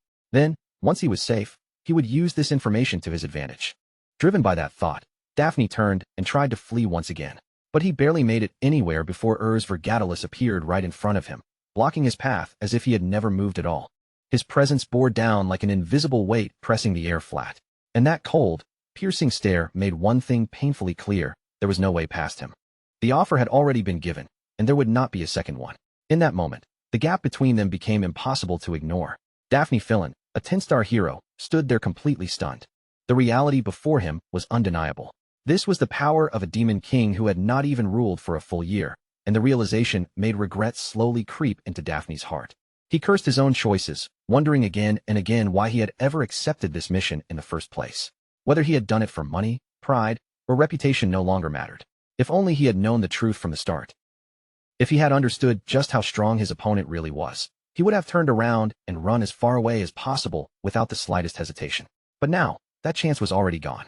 Before Daphne could make another move, Vergatalis released a devastating explosion. The force erupted violently across the battlefield, shaking everything around them and ripping through whatever stood in its way. As the clash reached its most desperate point, Daphne made one final attempt to survive in whatever way he still could. He summoned a mana bird and sent a message flying toward the king of Hilgeron. It became his final act before everything around him was swallowed by the destructive blast, and the scene shifted away. Inside the grand palace of Hilgeron, a messenger rushed into the king's presence. Dropping into a deep bow, he reported that a letter from Daphne Fillen had just reached the kingdom's intelligence department. The king's eyes immediately brightened with interest, his confidence in his hero still completely firm. He assumed that the tower's location had finally been found. The messenger confirmed that the exact coordinates had indeed been delivered, and a satisfied smile spread across the king's face. Inwardly, he praised Daphne once again, certain that this hero had never failed to carry out his duties. But then the messenger hesitated. That single pause was enough to make the air in the room grow heavy. The king's expression sharpened at once as he demanded to know what else had happened. With concern written clearly across his face, the messenger continued. The mana bird that had delivered the message had suddenly burst into black flames and disappeared the very moment its task was complete. The king trembled where he sat, understanding the meaning almost instantly. The messenger confirmed it in a heavy voice. The sudden destruction of the mana bird could only point to one conclusion. Daphne Fillen's real body had been killed by the demon king in that same terrifying manner. Rage exploded through the king, and his fists clenched so tightly that fury seemed to consume him completely. The loss of a hero as powerful as Daphne was never something he had expected. In that moment, the king finally realized just how badly he had underestimated this new demon king. Without wasting even a second, he gave his orders. The hero guild was to be contacted immediately, and a full summoning of every 10-star hero was to begin at once. His voice burned with anger as he declared that this time, he would personally kill the demon king and bring back his princess. Back on the battlefield, silence had only just settled over the ruined ground when another explosion tore it apart. A massive blast erupted with overwhelming force, powerful enough to drive even Vergatalis down onto his knees. The ground beneath him split and cracked as he collapsed, briefly overwhelmed by the sheer intensity of the power he had released. Even with the phoenix's strength fused together with his own, the force had gone far beyond what he expected. At the same time, exhaustion slammed into his body much harder than he had anticipated, dragging him down like heavy chains. Before he could fully steady himself, Ernan rushed toward him. She caught him in her arms and supported his weakened body, her expression filled with concern as she addressed him as the Demon King. Ernan quickly checked his condition, her voice carrying urgency while still trying to remain controlled. As Vergatalis slowly regained his focus, his attention shifted toward her. That was when he noticed the heat radiating from her knees. They were burning from the strain. He pointed it out right away, and Ernan answered him with a small, awkward smile. She explained that water spirits specialized in recovery, suggesting that she could deal with the damage on her own. But beneath her calm words, it was clear she was forcing herself to hold back. She reminded herself that she could not show weakness here. The thought that the nearby funny orcs might be watching stayed in her mind, forcing her to keep her composure no matter how much pain she felt. Understanding why she was acting that way, Vergatalis chose not to press her further. Ernan then decided to rest for a short while, giving herself a brief chance to recover. Vergatalis agreed without hesitation, calmly reassuring her that everything was under control. For a little while, the chaos around them faded into a rare, quiet moment. But far away from that battlefield, another storm was already beginning to rise. In the next scene, Jason stood holding a newspaper in his hands. Across the front page, a bold headline announced that dozens of succubi had invaded, followed by a loud call to hunt down demon kings. As his eyes moved over the words, anger began to flicker across his face. His grip tightened around the paper, his hands trembling with frustration, until he suddenly tore the newspaper apart. Yet even with that anger burning inside him, a faint smile appeared as he turned toward Vivian. In a calm, almost chilling voice, he reminded her that he had clearly told her not to send her subordinates outside the tower. They were supposed to keep a low profile. Vivian, however, simply sat back and sipped her wine as if none of it mattered. Then she straightened slightly, her expression sharpening as she asserted her authority without the slightest hesitation. She made it clear that she was not the kind of person who obeyed orders just because someone gave them. Calling herself Queen Luna, she emphasized that she was the one who gave commands, not the one who received them. With a faint edge in her voice, she asked whether Jason had truly summoned her over something so minor. His reply came quickly, thick with visible frustration. Jason explained that her careless behavior had already increased human surveillance, which was exactly what he had been trying to avoid from the very beginning. But Vivian brushed off his concern with casual indifference, treating his warning as nothing more than needless worrying. To her, the threat simply was not worth taking seriously. She spoke of heroes as if they were nothing more than prey, beings that existed only to be hunted by demon kings. As for her subordinates running into a hero inside the palace, Vivian saw that as nothing more than an unfortunate stroke of bad luck. Jason went silent for a moment, clearly caught off guard by her attitude. That confusion soon turned into disappointment as he lifted a hand to his forehead and muttered under his breath, wondering why the Archduke would assign someone so reckless and ruled by impulse. That single comment immediately struck a nerve. Vivian's expression hardened instantly, her pride clearly wounded. She snapped back sharply, unable to tolerate being reduced to something so crude. Without hesitation, she climbed onto the table, her presence flaring as she demanded that her title be spoken properly. With fierce pride, she declared that she was the succubus queen, far beyond any shallow description, and that her identity deserved respect. Jason, however, seemed more entertained by her reaction than intimidated by it. A quiet chuckle slipped from him before he smoothly shifted the conversation in another direction. His tone grew more serious as he pointed out that this dimension was already inhabited. Then he asked her to think carefully about how many heroes might exist in a world like this. Vivian answered with complete confidence, relying on her own past experience. In the dimension she had conquered before, there had only been around 10 heroes. Even in a place like Overrun, which was known for producing a large number of heroes, she estimated that there might be around 50 at most. From Vivian's point of view, numbers like that hardly justified the level of concern Jason was showing. Hearing that, Jason released a quiet sigh, his face showing a trace of disbelief, as though Vivian's confidence had only confirmed how little she truly knew. He remarked that the Archduke clearly had not told her what this dimension was really like. There was a heavy undertone in Jason's words, as if he understood perfectly that, had Vivian known the truth from the start, she never would have agreed to step into this world. Her confidence faltered for just a moment, confusion slipping into her eyes, and that was when Jason revealed the real number. The heroes registered with the Hero Guild were not 50. There were 4,732 of them. The moment those words landed, the impact was immediate. Vivian forced a tight, strained smile onto her face, her fingers nervously combing through her hair as she tried to keep herself composed. She asked if Jason was joking, insisting that even absurd situations had to have limits. To her, the idea that one single dimension could hold that many heroes was simply too ridiculous to accept. Jason only answered with a knowing smirk, as if her reaction was exactly what he had expected. In a calm voice, he explained that if those limits truly existed, then the demon kings who came before them would have conquered this world long ago. This was not some strange exception. This was simply what this dimension was. In this world, running into heroes was not rare, special, or unexpected. It was something that could happen as naturally as breathing. As Vivian took that in, her confidence began to break apart, and a faint sheen of sweat appeared on her skin while her body trembled ever so slightly. She tried to reject it, desperately clinging to the promise the Archduke had once made to her.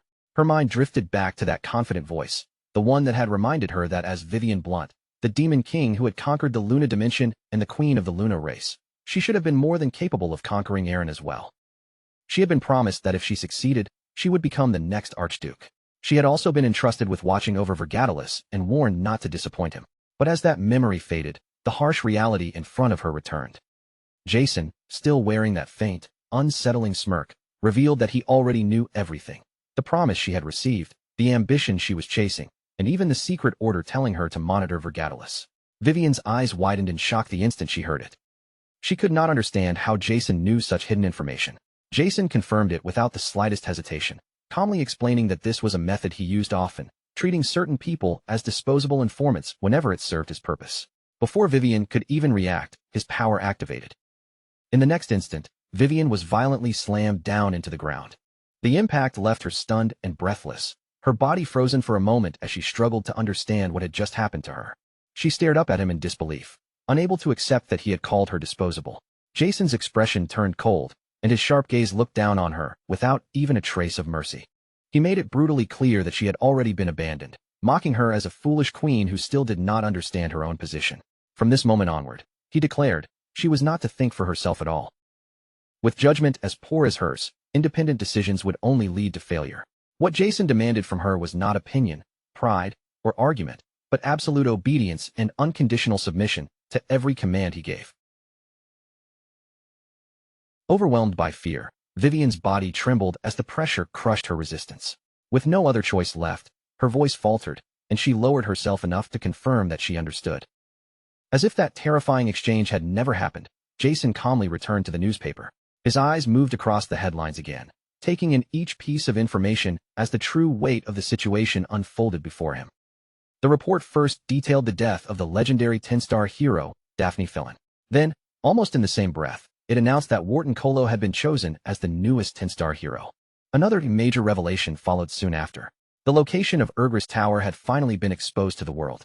But the next piece of news carried even greater meaning, and Jason's attention sharpened as he continued reading. The Demon King of Ergris had been given a new title, the Demon King of Flames. At the same time, the Hero Guild had officially announced that it would provide no support whatsoever to anyone attempting to conquer the tower.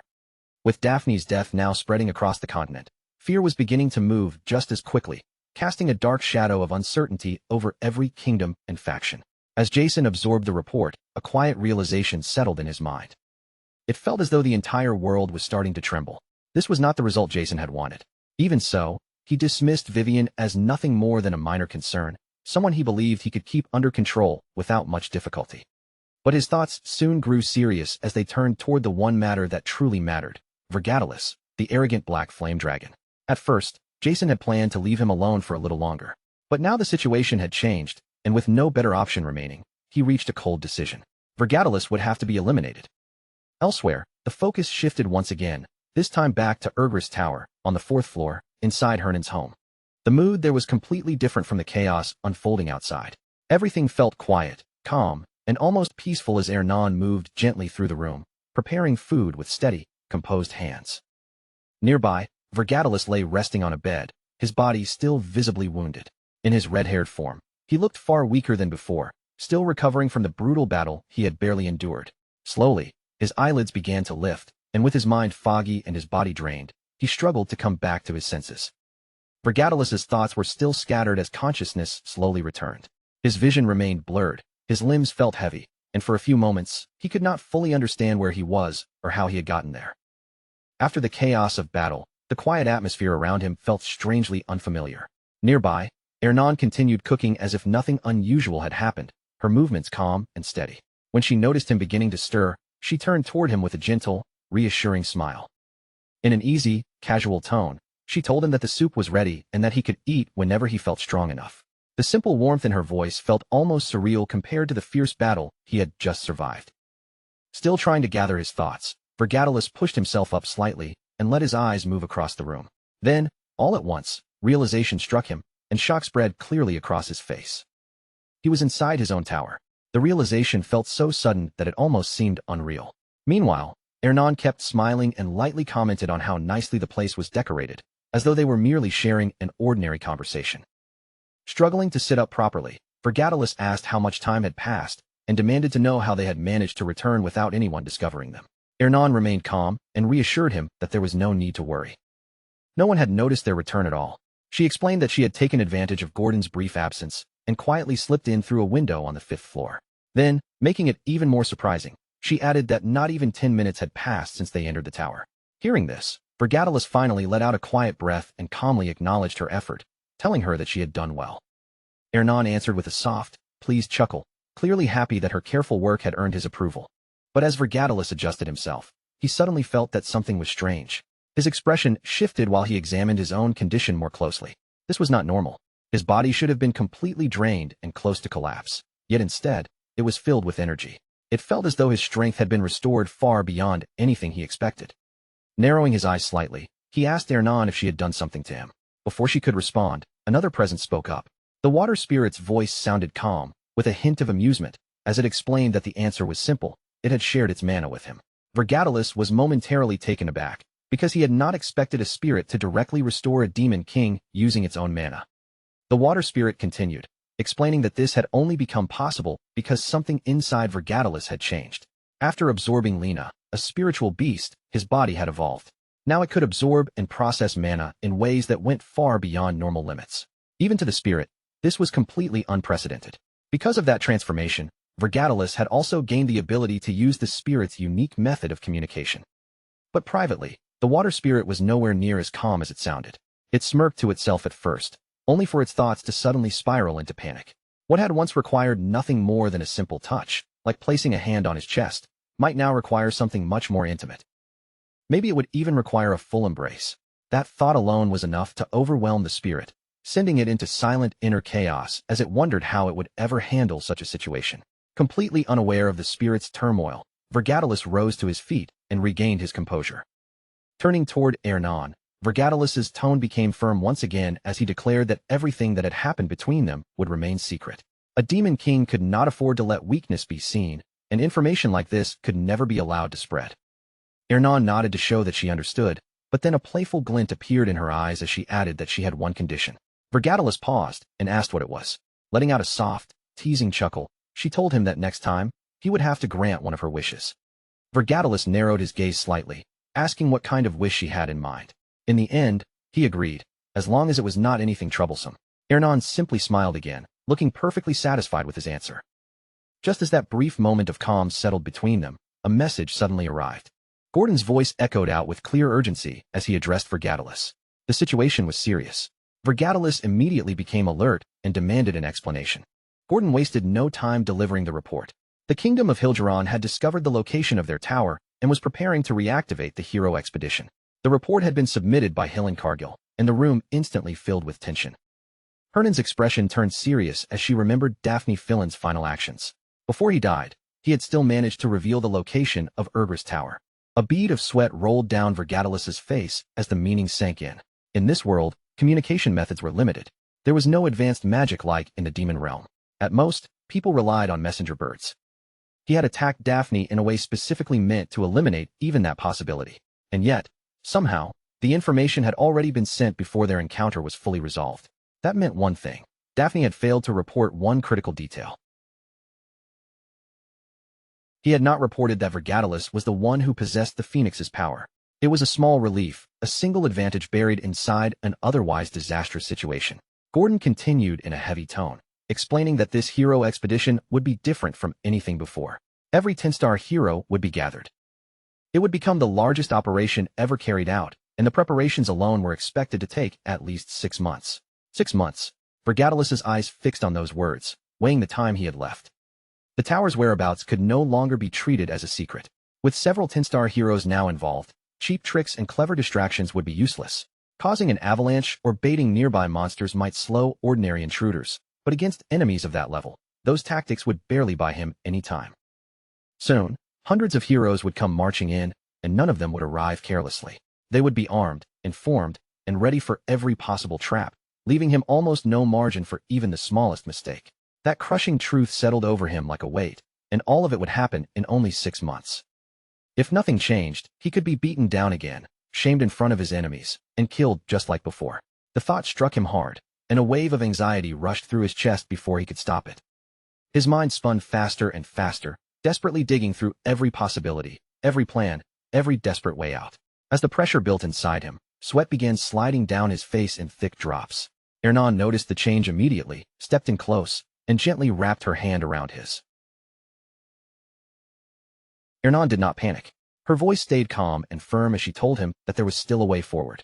There was a method that could stop the expedition from happening, but it would require someone with the right power and the right position to carry it out. What they needed was a true servant of the Demon King, a dark spiritist. The instant those words reached Vergatilus, something inside him seemed to settle back into place, and his hair slowly darkened once more.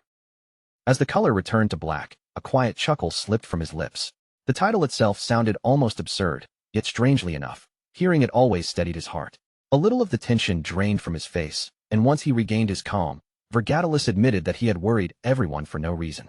Then, with his composure restored, he declared that they would begin preparing countermeasures. They would hold a meeting right away, and deep inside Vergatilus, his resolve hardened like steel. He would not fall a second time.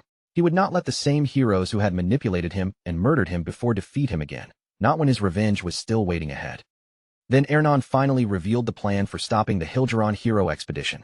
If they wanted to cut off the journey before it grew any worse, they would have to kidnap his younger sister, Alina. Vergatilus went completely still, his expression freezing in place as the unexpected suggestion landed on him without warning. Ernan tightened her grip around Vergatilus's hand, her face filled with a sharp urgency that could not be ignored. She insisted that if they truly wanted to prevent the hero's journey from spiraling out of control, then they needed to save Alina first. The moment that name reached him, Vergatilus understood exactly who Ernan meant. Alina was the 13th princess of Hilgeron, the very princess who, according to the original course of events, had been destined to be kidnapped. Ernan then lowered her voice and revealed the truth. Alina was her younger sister, even though they had been born from different mothers. Despite that difference, their bond had always been far closer and warmer than what most people would expect from ordinary siblings. Ernan explained that ever since she read the newspaper report claiming Alina had been taken by the Demon King of absolute hardness, she had not been able to stop thinking about her sister's safety. Not even for a single moment had that worry left her alone. Vergatilus found Hernan's deep concern somewhat strange. Looking at her with a composed gaze, he reminded her that other Demon Kings were nothing like him. Most of them would never treat hostages gently, nor would they bother keeping them safe simply because it was convenient. But Ernan quickly explained why she was so desperate. She spoke of the special magic tied to the Child of the World tree, that mysterious power capable of forcing mana sensitivity far beyond ordinary limits. Alina, just like her, had inherited that exact same ability. Unlike Ernan, however, Alina's mana sensitivity had been dangerously extreme from the moment she was born. Because of it, her body had grown unbelievably delicate, so fragile that staying outside for too long could place her life at risk. Because of that condition, properly learning magic had always been beyond Alina's reach. Even so, Ernan refused to abandon hope. She believed that if Alina were brought into Vergatilus's tower, where the density of mana remained extremely low, her fragile condition might slowly begin to improve. If Alina could learn to control her mana properly in that environment, Ernan was certain she could one day become someone truly remarkable. She spoke with absolute confidence, without even the faintest trace of doubt, and as Vergatilus listened, he quietly sank into thought. Someone with abilities similar to Hernan's would unquestionably become valuable in the future.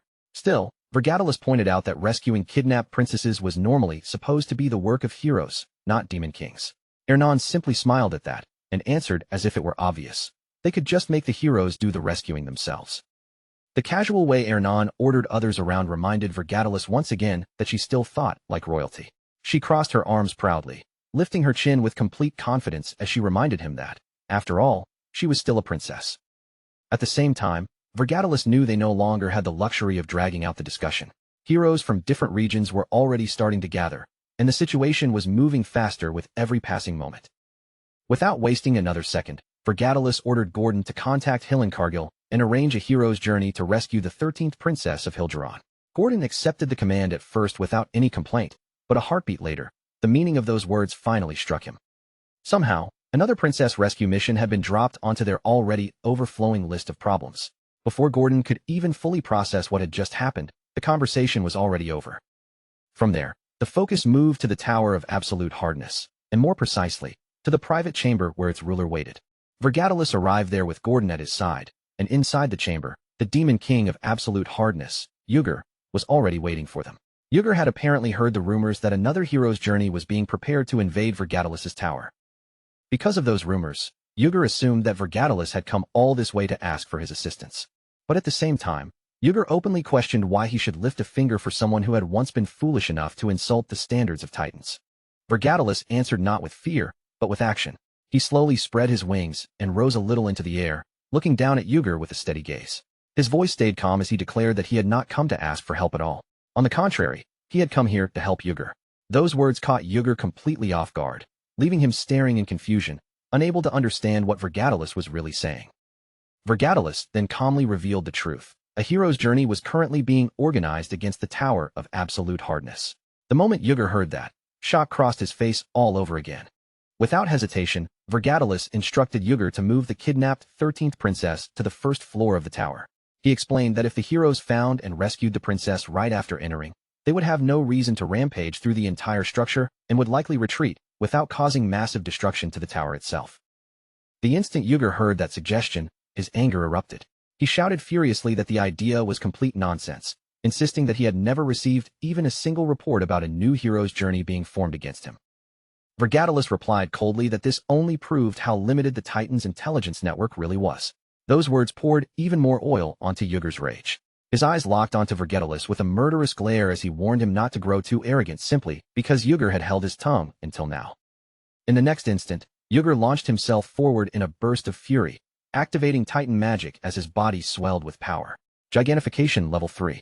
As he charged in, Yuger roared that Vergatalis had become far too cocky, spitting out insults and calling him worthless trash who had disgraced the standards of Titans. But before his attack could even connect, something stopped the momentum cold. Vergatalis calmly began naming people one after another. The 3rd Prince of Gianna, the 7th Princess of the Vostokdom, the 4th Prince of Macau, the 6th Princess of Candaria. The instant Yuger heard those names, his body abruptly froze in place, and Vergatalis continued in the same calm tone. Every single one of those royals, Vergatalis explained, had either already lost their place in the line of succession or lacked the resources needed to launch a proper hero's journey. In other words, kidnapping any of them would never provoke real retaliation from the heroes. Yuger was shaken to his core by that realization. Those were, in fact, the very same targets Yuger himself had once considered kidnapping, but he had never been fully certain about whether they were truly safe choices. Stunned beyond belief, he demanded to know how Vergatalis could possibly have that kind of information. A faint smirk touched Vergatalis's face as he answered that the method did not matter. Deep inside, however, Vergatalis knew the truth. Those princes and princesses were the exact people Yuger had kidnapped in his previous life before the regression. Outwardly, Vergatalis only remained calm and reminded him that the true priority was protecting the tower. Yuger hesitated for a long while before warning him that if the information about the incoming hero's journey turned out to be false, Vergatalis would face serious consequences.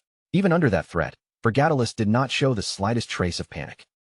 He simply pointed out that keeping a single hostage on the first floor would not put the tower at any real disadvantage, no matter what happened.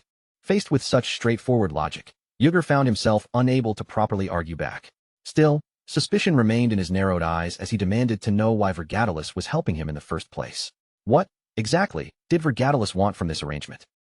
At that question, a small grin slowly appeared on Vergatalis's face. Inwardly, Vergatalis mocked Yuger for stepping right into the trap he had carefully laid. As he repeated the question in his mind, he began thinking about the harsh reality of this dimension. More than anyone, he understood that raw strength alone would never be enough to survive here. In a world overflowing with heroes, even Yuger understood that truth somewhere deep inside himself. No matter how enormous his power was, Yuger constantly feared the heroes of this dimension. He knew that strength was not the same as intelligence, and he lacked the cunning needed to outmaneuver them completely. That fear was exactly what had forced him to act with caution, choosing only kidnapping targets that would not bring proper hero expeditions down on his head. To Vergatalis, the situation felt painfully familiar, almost identical to the world he had known before his regression. As Vergatalis thought further, he remembered what was eventually supposed to happen. The giant yet cowardly Yuger would one day try to cling to a certain man in order to survive, and that man would become a guiding light for him. That man's name was Jason Cockmont. With that conclusion settled in his mind, Vergatalis calmly stated that he wanted nothing in return. He simply believed that a great demon king deserved to live a little longer. With those final words left behind, Vergatalis turned his back on Yuger and began walking away without another glance. But even as his footsteps carried him out, a new thought quietly rose within his mind. Rather than letting Yugger eventually become one of Jason's powerful future allies, Vergatilus would seize that place for himself first. He would draw Yugger into his own camp before Jason ever had the chance, cutting away one of that man's greatest future pieces before it could grow into a threat against him. Not long after that, the focus shifted to the Golden Moon Merchant Guild's base, where a teleportation circle station had been hidden away from ordinary eyes. Vergatilus arrived at that hidden station while wearing his alternate identity, blending into the Merchant Guild's operations without revealing who he truly was. Now that everything involving Yugger had been handled, his attention moved naturally to the next step of his plan, and the atmosphere around him sharpened with purpose. Hillen stood before him with confidence and reported that every preparation had been completed exactly as Vergatilus had ordered. According to him, the group was fully assembled, fully equipped, and ready to depart whenever the command was given. At the same time, Archmage Rosella explained that she had personally taken charge of preparing the raid map for the Tower of Absolute Hardness. She admitted that she had only accepted the responsibility because both Ellen and Carrie had asked for her help directly. Since she had climbed that tower several times in the past, her experience made her one of the few people capable of guiding the operation without leading everyone into unnecessary danger. Nearby, Hawk, the leader of the Scarlet Hawk Mercenary Guild, stepped forward and proudly announced that his entire guild had gathered for the mission. The mercenaries raised their voices, declaring that this would be the perfect chance to show the true strength of Scarlet Hawk. But among the noise, several members quietly whispered to one another, remembering how generous their mysterious supporter had been the last time. Many of them were secretly hoping that another massive reward would be waiting once the mission ended. Meanwhile, Vergatilus calmly judged the situation for himself, thinking that since this operation only required them to reach the first floor of the tower, the amount of preparation before him was already more than enough. Then his gaze shifted toward Granada and Amon Katrashu as he asked about the rescued elf slaves. Amon respectfully reported that 33 elf slaves had been successfully saved from different regions across the continent. Granada added with pride that every single one of them had willingly sworn loyalty to her afterward. Standing close by, Jadozan smugly reminded everyone that none of those negotiations would have gone so smoothly without his efforts. At the same time, however, Jadozan was secretly wondering whether a little extra bonus might be waiting for him as well. Vergatilus did not say much. He simply handed over several heavy bags packed with gold coins and praised everyone for their hard work, then told them they would meet again shortly. Jadozan immediately bowed his head and thanked him with obvious enthusiasm. Meanwhile, Hawk and the members of the Scarlet Hawk Mercenary Guild stared at the gold with bright, greedy eyes, barely able to hide their excitement. Once Vergatilus confirmed that every preparation had truly been completed, he officially announced the start of the hero's journey. Their mission was clear and simple: rescue the 13th princess of Hilgeron and return safely. The entire group answered in a loud, unified shout before immediately moving to prepare for departure. As the commotion above ground gradually settled, the focus slipped deeper below the guild base, into the hidden warehouse beneath the Golden Moon Merchant Guild. There, in the dim underground space, Vergatilus quietly turned toward Granada and asked about the loyalty of the rescued elves. Granada answered calmly, confirming the oath she had mentioned earlier. Every elf gathered there had already sworn loyalty beneath the sacred world tree itself, making their pledge far more than a casual promise.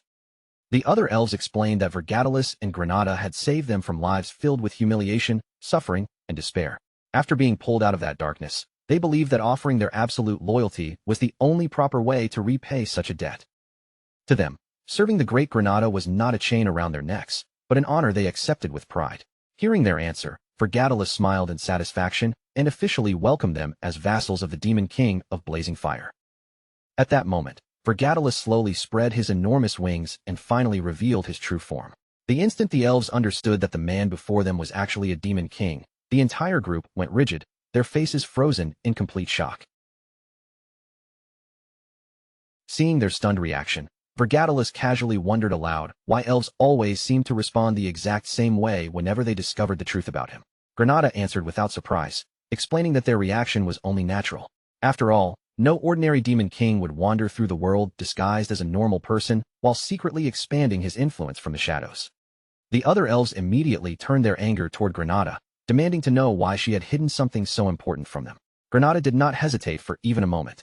She openly declared that she had pledged her loyalty to Vergatilus long ago. Because of that, any elf who chose to follow her would also be serving the demon king by her side. One elf shouted in disbelief, accusing Granada of betraying the world tree itself. But Granada's expression instantly darkened, and years of buried hatred finally spilled out through her voice. Everything she had done was for revenge against humanity. She could never forget the endless cruelty humans had inflicted upon her people. Those memories were carved into her mind like wounds that refused to heal. Humans had slaughtered elves without reason, dragged them into slavery, tortured them, violated them, and treated their lives as if they were worth absolutely nothing. Even when the elves broke down crying and begged for mercy, no one listened. Their pain, their fear, and their pleas had all been ignored. As the others listened to those painful truths, the same fury began waking inside their hearts as well. One after another, the elves clenched their fists until their knuckles tightened, admitting that humanity had truly committed every single one of those unforgivable sins. Before long, the entire group stood behind Granada's desire for revenge, believing with burning hatred that humanity deserved to suffer for everything it had done. Watching that hatred spread through the elves, Vergatalis quietly realized something important. Even elves with pure hearts could be pulled into darkness after witnessing the ugliness of humanity firsthand. And with that understanding settled in his mind, he wasted no more time. Vergatalis ordered Gordon to gather every piece of information related to the elves and prepare secret infiltration routes that would allow the girls to move unnoticed throughout human society. Gordon accepted the task immediately, without the slightest hesitation in his voice. Meanwhile, Vergatalis silently calculated what had to come next. In 6 months, the legendary 10-star heroes would finally gather together for one purpose: to kill him. Before that day arrived, he needed to recruit more talented people, reinforce the tower's strength, and push his influence deeper into human society. Creating disorder within the human world was also part of his plan, because every crack he opened would buy him more room to move. The longer he could delay the hero's journey, the more time he would gain to prepare for the war that was inevitably coming. 6 months still remained before the 10 stars united against him, and no matter what happened during that time, Vergatalis was determined to survive until the very end. The focus then moved to the Tower of Absolute Hardness, specifically its first floor. When the heroes arrived there soon after, one of the soldiers suddenly shouted out that he had found the princess. Inside a prison cell, Princess Alina of Hilgeron was discovered lying unconscious. Granada immediately lifted her into his arms and rushed toward the exit, determined to carry her safely beyond the tower's territory. Meanwhile, Hillen stayed behind to guard the rear and make sure the others could retreat without being attacked from behind. But as the heroes prepared to leave, Rosella's suspicion only continued to deepen. Something about this entire mission felt wrong to her, as if the success had come far too easily. She could not understand why a demon king would keep such an important hostage on the very first floor, in a place where rescue would be so much easier than expected. To Rosella, it almost felt as if the enemy had deliberately allowed them to take the princess and leave unharmed. Hillen tried to ease her doubts, suggesting that their success had simply come from good timing and careful planning. He pointed out that they had completed the rescue while suffering only minimal casualties. In his eyes, that should have been treated as a clean victory, not picked apart with suspicion. However, Rosella quietly watched Hillen and noticed something different about him.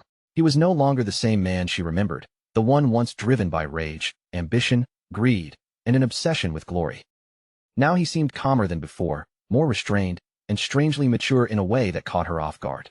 The change still felt unfamiliar, but it was impossible for her to ignore.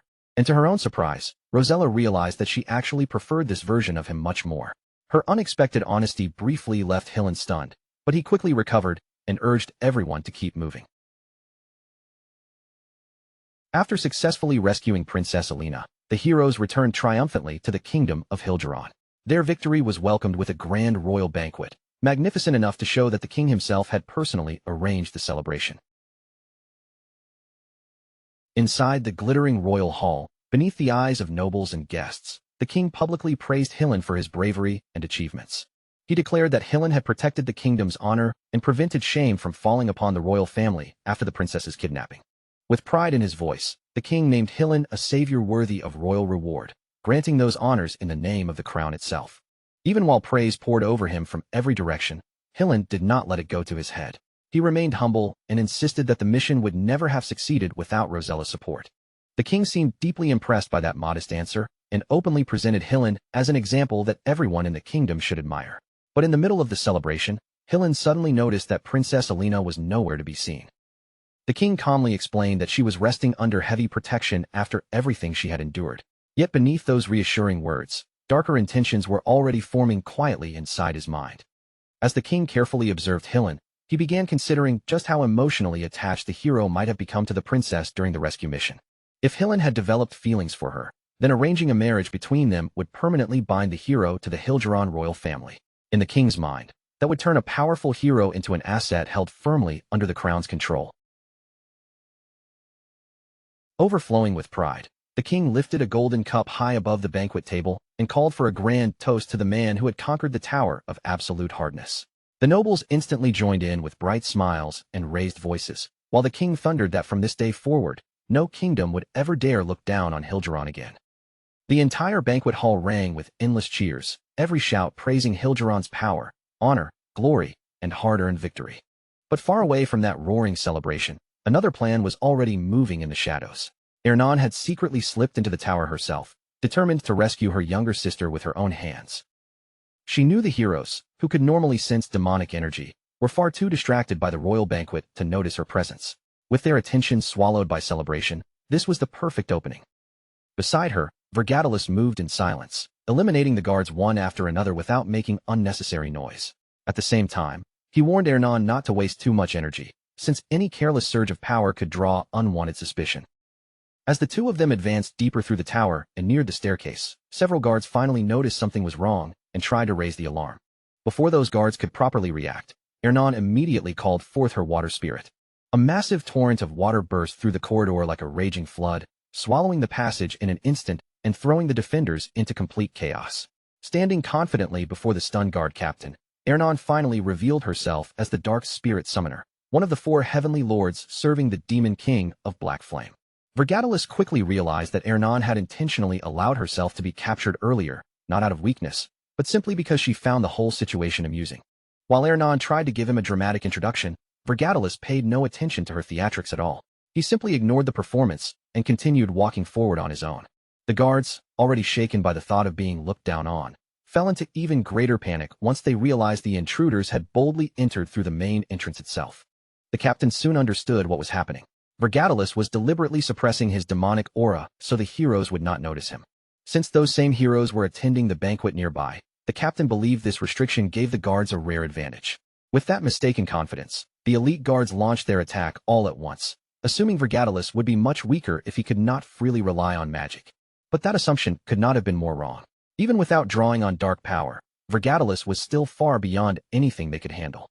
Every blade, every swing, and every desperate strike aimed at him missed, as Vergadalus avoided them with effortless precision.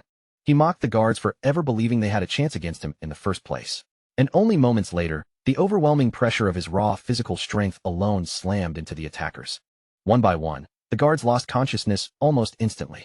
Terror spread through the tower like a nightmare repeating itself for the kingdom, as the same soldiers who had proudly celebrated the princess's rescue only hours earlier now collapsed helplessly across the floor. The force of the battle shook the tower so violently that the impact seemed to travel through the very stone itself. Even the enormous chandelier inside Princess Alina's room began to tremble overhead, its crystals clinking together until the sound finally stirred her from unconsciousness. Slowly, Alina began to wake. As her vision cleared, she saw Vergadalus standing calmly among the defeated guards. Without raising his voice, he demanded that the captain surrender, mentioning that he had intentionally held back his power so the entire structure would not collapse around them. Terrified and desperate, the captain suddenly tried to run, hoping to escape long enough to summon the heroes for help. But before he could get away, the damaged stone wall behind him shifted like a living creature. It dragged him backward and swallowed his body into the stone, trapping him completely. Immobilized and trembling, the captain cursed the Dark Spirit Summoner in fear and frustration, while Ernan casually mocked him as she walked past his helpless form. Vergadalus found the entire situation strangely amusing, almost too ridiculous not to enjoy. After all, kidnapping the princess again less than a single day after her rescue would utterly crush the kingdom's reputation and authority in front of everyone. When Vergadalus finally stepped into Alina's room and prepared to address her properly, she barely paid any attention to him at all. Instead, the moment she noticed Ernan, Alina rushed straight toward her. Even through the disguise, Alina recognized her sister at once and threw herself into Hernan's arms with joy. She explained that she had already received the secret letter, and she understood that no one except the Demon King's side would ever truly come to save her. Watching the sisters reunite so emotionally, Vergadalus quietly realized that the two of them were far more alike than they had seemed at first glance. Curious about what had happened behind the scenes, he questioned Ernan about the letter she had secretly sent to Helen earlier. Ernan admitted it casually, without any guilt at all, and even seemed a little surprised that Vergadalus had allowed her to do something like that. Vergatalis simply answered that he had never considered her actions dangerous enough to worry about. Then, without lingering on the matter, he spread his wings once more. He ordered the two sisters to return with him immediately, leaving no room for argument. Meanwhile, back inside the royal banquet hall, the joyous celebration suddenly shattered into chaos. A terrified guard rushed before the king and desperately reported that Princess Alina had been kidnapped once again. The king's face twisted at once with fury and disbelief. In a blind rage, he smashed dishes and golden cups across the banquet hall, screaming at his soldiers for their unbelievable incompetence. The focus then moved to the Tower of Flames, specifically its first floor, where Alina's attention was immediately pulled towards something extraordinary. Standing proudly near the center of the workshop was an enormous mana cannon, a weapon unlike anything Alina had ever seen before.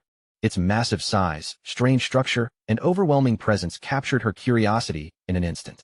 Alina stared at it with sparkling eyes, openly admiring every detail of the craftsmanship, and with pure excitement in her voice, she wondered whether Lager himself had truly created such an incredible weapon.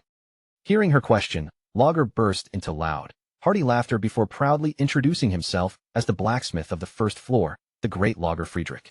He confidently declared that anyone personally brought into the tower by the Demon King had to be someone important, perhaps even a princess. Alina's excitement grew even stronger once she learned the cannon truly was Lager's creation. Without any hesitation, she eagerly announced that she wanted to build something like it herself one day.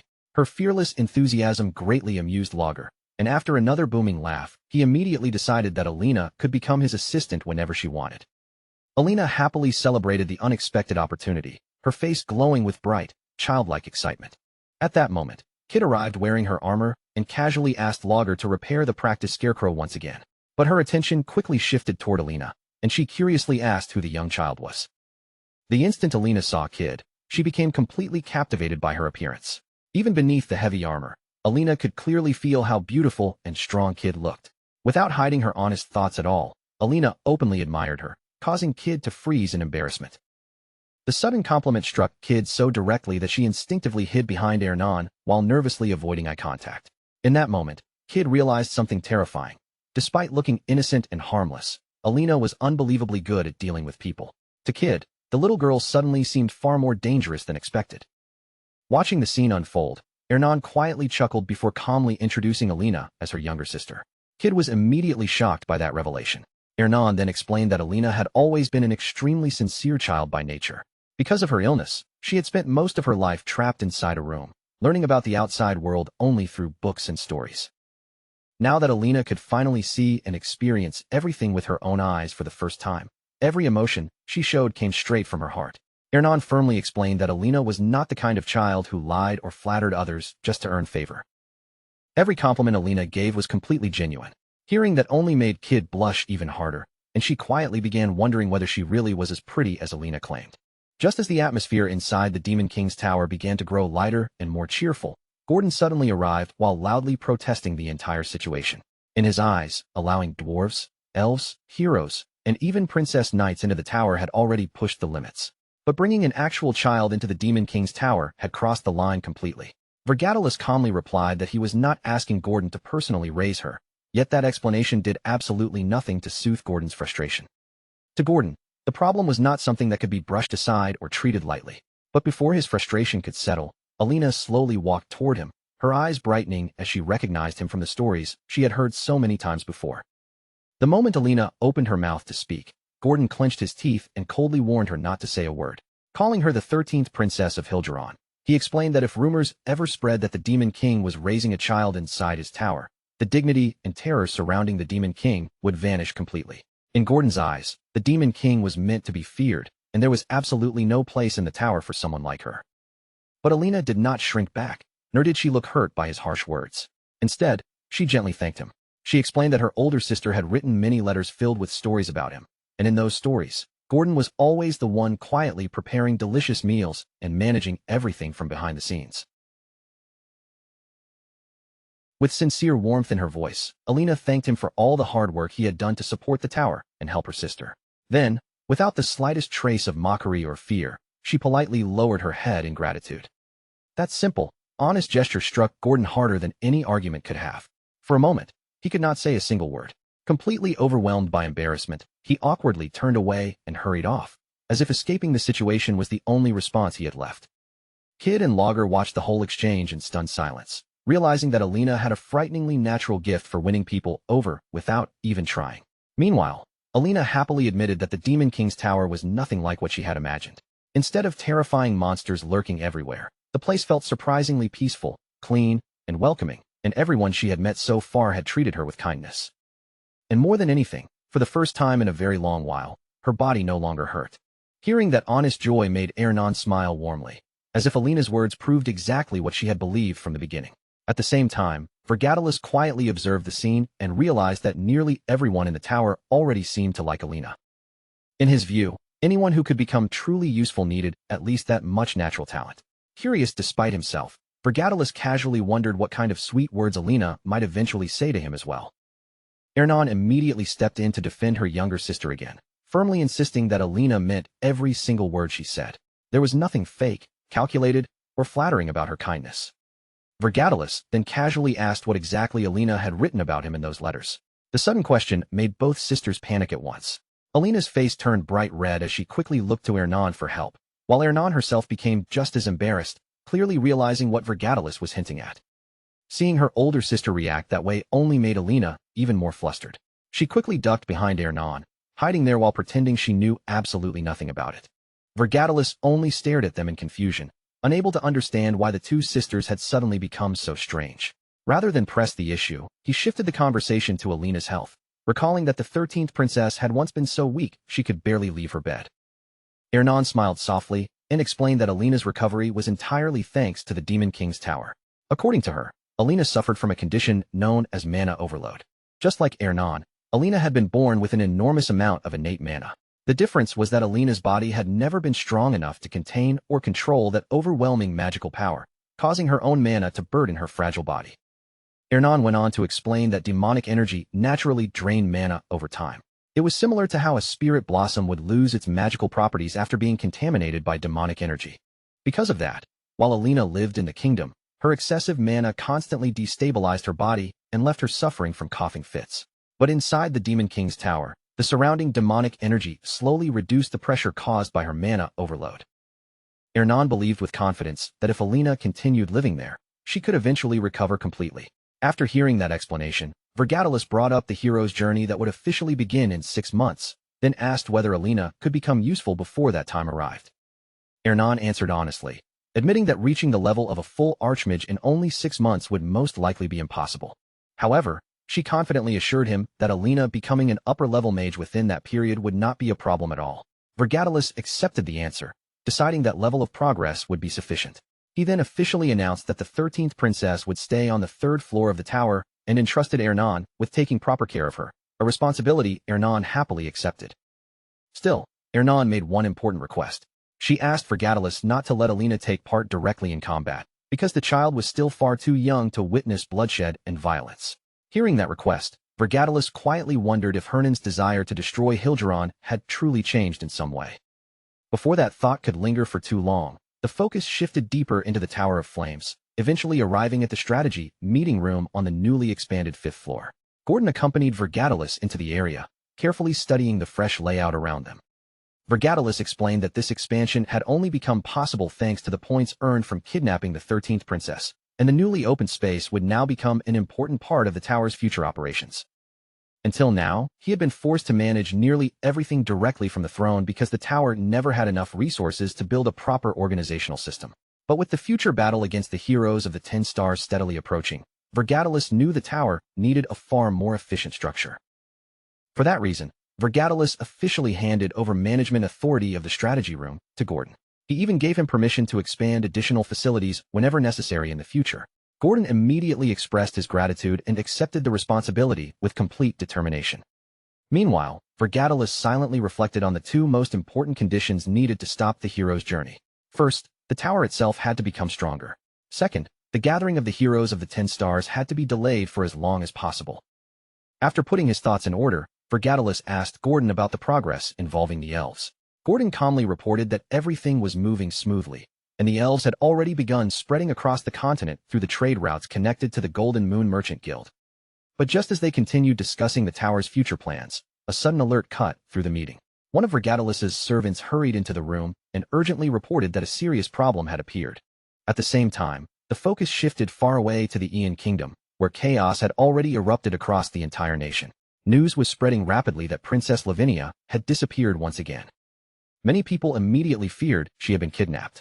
Not long afterward, a letter found inside her room was delivered straight to the king. The moment the king finished reading it, his hands began trembling uncontrollably. The letter revealed that Princess Lavinia had once again left the kingdom in search of chimera ingredients. After thinking carefully about the unexplored frozen mountains she had recently shown interest in, the king quickly realized there was only one place she could have gone: Urgrist. Without wasting another second, the king immediately ordered a search party to head toward the frozen region and bring his daughter back safely. As the search operation began, the focus shifted to the frozen lands of Urgrist itself. There, the third princess of the Ian Kingdom, Lavinia Ian, was already rampaging through hordes of orcs alongside her terrifying chimeras. One after another, the monsters were slaughtered, and Lavinia casually collected useful materials from their corpses as if the battlefield were nothing more than a storage room. Despite the destruction all around her, Lavinia looked completely bored, as though the endless waves of enemies and ingredients had already failed to hold her interest. Meanwhile, the orc leader Krutu urgently reported the situation directly to Vergatalis. He explained that a human mage who controlled monsters had invaded their territory. The orcs had surrounded her in an attempt to stop her from advancing toward the tower, but their formation was barely holding. Stopping her had proven nearly impossible. Krutu then revealed the intruder's identity by showing her face to Vergatalis. The instant Vergatalis saw her, he immediately recognized the girl as Lavinia, and Gordon quickly began explaining what he knew. Gordon explained that he had previously investigated Lavinia and learned that she was the Ian Kingdom's only chimera creator. Still, he questioned why Vergatalis looked so alarmed, since chimera creators were relatively common in the demonic realm. Vergatalis rejected that comparison at once. He explained that Lavinia existed on a completely different level from ordinary creators. Before the regression, Vergatalis had personally witnessed her horrifying power, and back then, Lavinia alone had done something almost unbelievable. She had led an entire chimera army during an invasion of his tower and nearly kidnapped all of his vassals in the process. Her assault had pushed the tower itself to the edge of collapse, and that overwhelming achievement was the reason she later earned such a terrifying reputation. Lavinia Ian eventually became known as the solo hero's journey. But what disturbed Vergatalis the most was the timing. Lavinia was originally supposed to begin moving seriously 3 years later, not now. He silently wondered whether killing Draxon had somehow changed the flow of events and pushed Lavinia into action far earlier than expected. Vergatalis then explained that Lavinia was the kind of princess who would never stop pursuing whatever ingredients caught her interest. If ordinary materials failed to satisfy her curiosity, she would not hesitate to target even the Demon King himself as a source of new ingredients. Even so, Vergatalis still could not understand why she had chosen Urgrist of all places. Gordon then pointed out the true danger hidden within the situation. Lavinia Ian was the third princess of the Ian Kingdom and stood high in the royal line of succession.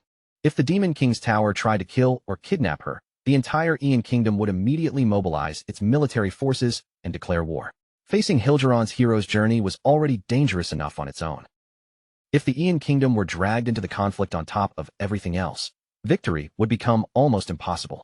Understanding just how dangerous the situation had become, Vergatalis immediately gave Krutu a direct order. Krutu was to lure Lavinia far away from the tower before she could uncover its location. Vergatalis made one thing absolutely clear. No matter what happened, Krutu was forbidden from fighting her directly. Krutu accepted the mission without hesitation, while Gordon was ordered to provide support from inside the tower itself. After handing down those orders, Vergatalis turned and walked away. But with every step he took, an unpleasant feeling slowly began to rise in the back of his mind. The sight of an untouchable princess suddenly invading the Demon King's territory felt painfully familiar to him. It reminded him of the exact chain of events that had unfolded shortly before Draxon's death. Back then, Vergatalis himself had sent the dwarf princess straight toward Draxon, and that memory weighed heavily on him as he continued forward. As he moved through the frozen lands of Urgrist, countless thoughts crowded his mind. Lavinia Ian was not the type of person who would randomly wander into such a dangerous place without a clear reason. The more Vergatalis thought about it, the more certain he became that someone had deliberately drawn her there. And among all the people he knew, only one person had the ability and patience to create such a complicated trap. From somewhere in the shadows, Jason Cockmund might already be moving the pieces. The possibility that Jason was truly the mastermind behind all of this made anger burn deep inside Vergatalis. Vergatalis refused to sit quietly and let someone manipulate the situation around him from behind the scenes. At the same time, Krutus slowly walked alone toward the massive Chimera army. Despair hung thick in the cold air around him. Yet his footsteps never once came to a stop. Deep in his heart, Krutu had already accepted that this might be where he died. After confirming that his subordinates had escaped safely, a small sense of relief settled inside him. He believed that even if his life ended there, the tribe would continue to survive as long as everyone remained united and protected one another. To Krutu, the future of the tribe mattered far more than his own life. If his death could protect them, then he saw it as nothing more than a necessary sacrifice. With deep regret pressing against his chest, Krutu silently apologized to the Demon King in his heart. He begged Vergatilus to keep watching over the tribe, even after he himself was gone. Just as Krutu steeled himself for his final stand, the entire battlefield suddenly changed. Black flames roared forward and instantly cut off the advance of the Chimera army. The overwhelming heat swept across the field, freezing both sides in stunned silence. A moment later, Vergatilus himself appeared before Krutu. The Demon King looked down at him calmly and asked why he had decided to throw his life away without permission. The terrifying presence surrounding Vergatilus struck Krutu to his core, shaking him harder than the enemy army ever could. Without a second of hesitation, Krutu dropped to his knees and apologized. He declared that he was prepared to accept any punishment for his actions. But Vergatilus simply reminded him that he had already fulfilled his duty as chief. He warned Krutu not to discard his life so recklessly, because loyal subordinates like him were extremely difficult to replace. Those unexpected words struck Krutu deeply, filling him with emotion he could barely hold back. Overwhelmed, Krutu called out to him directly as the Demon King. Hearing Krutu openly address Vergatilus that way completely shocked Lavinia. Her eyes widened in disbelief as she stared at Vergatilus, suddenly seeing him in an entirely different light. Meanwhile, Vergatilus calmly lifted one hand, and black flames gathered in his palm. Looking across the Chimera army before him, he declared that perhaps this situation had turned out perfectly after all.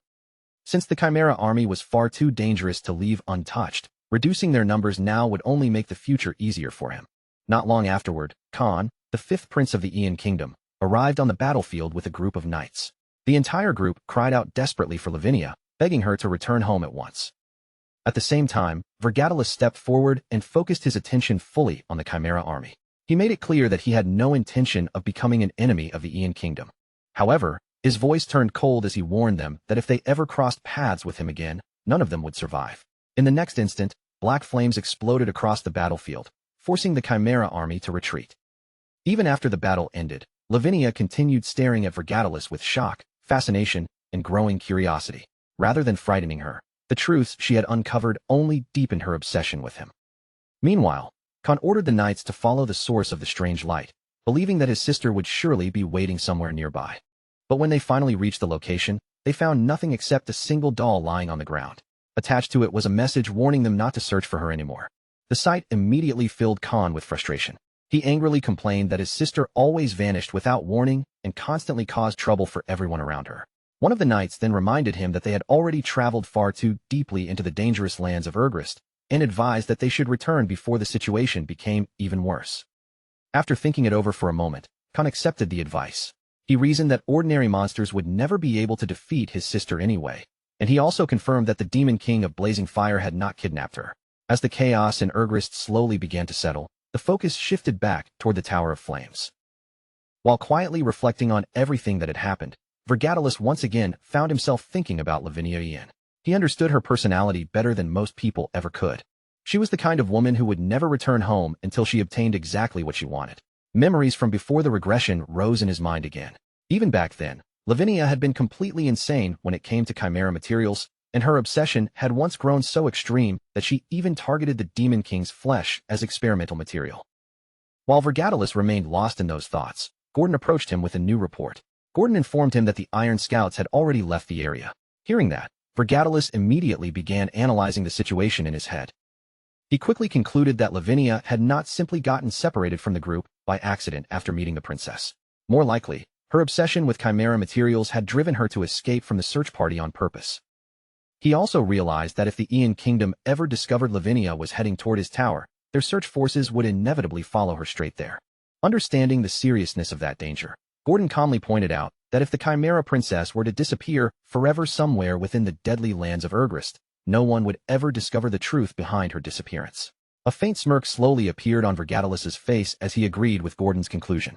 Under those circumstances, the Ian Kingdom would have no valid excuse to invade him by claiming he was responsible. Hearing that, Gordon's own expression turned cold, and a dangerous smile crept across his face. Believing the perfect opportunity had finally arrived, he suggested launching a full-scale attack immediately. Vergatalis understood that this might truly be their only chance to eliminate Lavinia once and for all. Even so, an uncomfortable feeling continued to linger deep inside him. Something about the entire situation still felt wrong. Despite that uneasiness, Vergatalis ultimately decided to handle the matter personally. Without hesitation, he stepped outside the tower alone. The moment Vergatalis emerged, he found Lavinia calmly waiting for him while sitting atop a chimera. But the creature beneath her was clearly far from ordinary. Every one of its countless eyes had been connected directly to Jason's vision, allowing Jason Cockmund to watch everything happening there from a distant location. As he observed the situation through the chimera's eyes, Jason smiled with clear amusement. He immediately realized that Vergatalis had stepped outside personally because he did not want anyone discovering what existed inside the tower. That alone made Jason acknowledge that Vergatalis was far more cautious and intelligent than he had originally expected. Standing before Lavinia, Vergatalis directly called out Jason Cockmund's name. He calmly revealed that he already knew Jason was listening through the chimera. From the creature itself, he could sense traces of Jason's demonic energy, and now that he had seen it up close, his suspicions had turned into certainty. Vergatalis concluded that Jason had personally provided a body infused with his own demonic energy in order to create that chimera. Jason openly admitted that Vergatalis's observation skills were impressive. However, he mockingly questioned what the Demon King could possibly accomplish while surrounded by an entire chimera army. As Vergatalis looked across the battlefield, he saw countless chimeras standing in every direction. Every single one of them possessed power equal to that of a high-ranking monster. Even while surrounded by a crushing number of enemies, Vergatalis had kept his mind locked on one single goal, capturing Lavinia Aiken alive. But in that tense moment, his sharp gaze drifted away from her and settled on the chimera beneath her, because something about that creature felt deeply unnatural. That monster was not carrying only Jason's demonic energy. Buried far deeper inside its body, another powerful presence was stirring as well, hidden beneath the surface. And just then, Gordon rushed in, bringing urgent information that had come directly from Helen Cargill.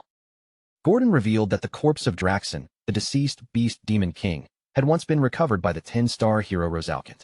Yet somehow, that same corpse had now fallen into Lavinia Aiken's hands. The moment Vergatalis heard that, shock flashed through him. He instantly understood the meaning behind it. Draxon's body had also been used as material to create the chimera, and when Jason saw Vergatalis reach that conclusion, a pleased smile spread across his face. Jason confirmed that Vergatalis had guessed correctly. The effect was only temporary, but the chimera had inherited the terrifying speed Draxon possessed while he was still alive. Then Jason calmly revealed the real problem behind it. Under normal circumstances, Demon Kings use their demonic energy points to strengthen their bodies and raise their power. But Vergatalis had chosen a different path. Instead of improving himself, he had converted most of those points into money. Because of that decision, his current body had barely advanced at all, leaving him far weaker than a Demon King in his position should have been. With things in that state, defeating both the Chimera and Princess Lavinia would be anything but simple. Jason's confidence only grew stronger as he continued, revealing one more detail that made the situation even more dangerous. He had planted eyes and ears inside several other chimeras too. While Vergatalis was distracted outside, trying to deal with Lavinia, even one chimera slipping into the tower would be enough for Jason to expose everything hidden within it. Once Jason understood the tower's inner layout, its defenses, and every secret buried inside, he would be able to build the perfect plan to bring it down. Just as heroes carefully prepared strategies to defeat Demon Kings, Jason had now started preparing his own strategy against the Tower of Flames. Overflowing with arrogance, Jason looked down on him and mockingly asked what the Demon King of Blazing Fire intended to do now. But unexpectedly, Vergatalis began to smile. Deep down, he admitted that Jason Cockmund had completely outmaneuvered him this time. For the first time, Vergatalis realized he had been forced into the very same position that Draxon had once faced. The moment this battle truly began, there would be no path left for retreat, and no chance to take back what came next. After accepting that reality, Vergatalis chose to risk everything on one decisive gamble.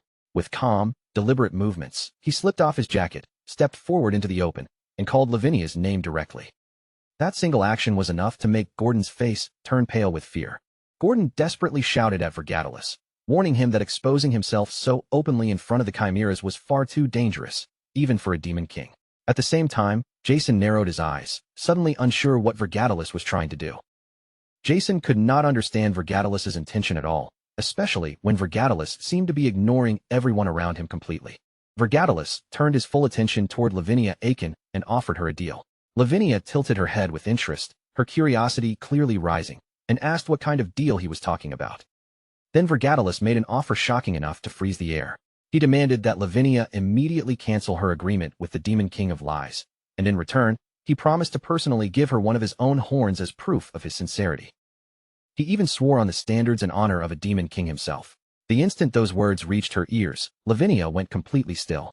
Unable to hide the shock and excitement in her eyes, she stared straight at Vergatalis and asked in disbelief whether he truly meant to give her one of his horns. At that same time, Helen immediately understood that everything was happening exactly as the Demon King had predicted. Vivian really had come to abduct Princess Louise. Earlier, the Demon King had already warned Helen Cargill to protect the Dwarven Princess for the time being, because the Demon Queen would definitely make a move to kidnap her. Trusting those words without hesitation, Helen charged toward Vivian with all his strength. His belief in the Demon King only burned brighter, and he was convinced that this faith would push him to even greater heights. Determined to add another achievement to his name, Helen declared that he would defeat the Demon Queen of Lust himself. Meanwhile, Vivian retreated at incredible speed, refusing to believe she could lose in a place like this. Her eyes searched frantically through the chaos as she tried to locate the dwarf princess. But before Vivian could properly react, the Dwarven Princess suddenly appeared behind her and launched a fierce attack from her blind spot. Without a trace of hesitation, the princess moved in coldly, aiming straight for the kill. Vivian's expression twisted in shock as she finally realized that the one attacking her was truly the princess herself. The Dwarven Princess answered with a mocking edge, as if asking whether Vivian had expected someone else. And in that same instant, Helen attacked from the opposite side, declaring that Vivian would die right there. Vivian was driven into total despair. A hero was guarding the princess, while the princess herself was rushing at her with an axe in hand. To Vivian, the entire situation felt absurd, almost as if the rules of that dimension had gone completely wrong. Unable to endure the madness any longer, Vivian threw back her head and let out a loud, desperate scream. Even after being cornered from both sides, Vivian still managed to break away from the battlefield and escape. Helen could only stand there and watch as she fled. The moment the Dwarven Princess realized Vivian had slipped away, anger flared across her face. She reminded Helen that the Demon Queen had come there specifically to kidnap her, and insisted that Vivian should have been killed on the spot. Wasting no time at all, she immediately ordered the nearby soldiers to chase after the Demon Queen at once. Soon afterward, Helen reported everything directly to Vergatalis. He confirmed that the Demon Queen of Lust had appeared exactly as the Demon King had predicted. After hearing the report, Vergatalis calmly thought back to the first time he had seen Vivian. From that initial encounter, he had already expected something like this to happen. Then he asked Helen how the battle had ended. Helen admitted that he had failed to eliminate the Demon Queen of Lust. However, he also revealed that he had managed to take a trophy from the encounter, and he planned to send it back to the tower. That trophy turned out to be the tail of the Demon Queen of Lust. As that matter settled, the focus moved far away to the Eastern Triangle Strait, deep within the Sea of the Sea King. There, Crutolord, master of the Eastern Sea and a calamity-grade monster, was locked in a fierce battle against Pulav Disrad, one of the 10 Stars heroes.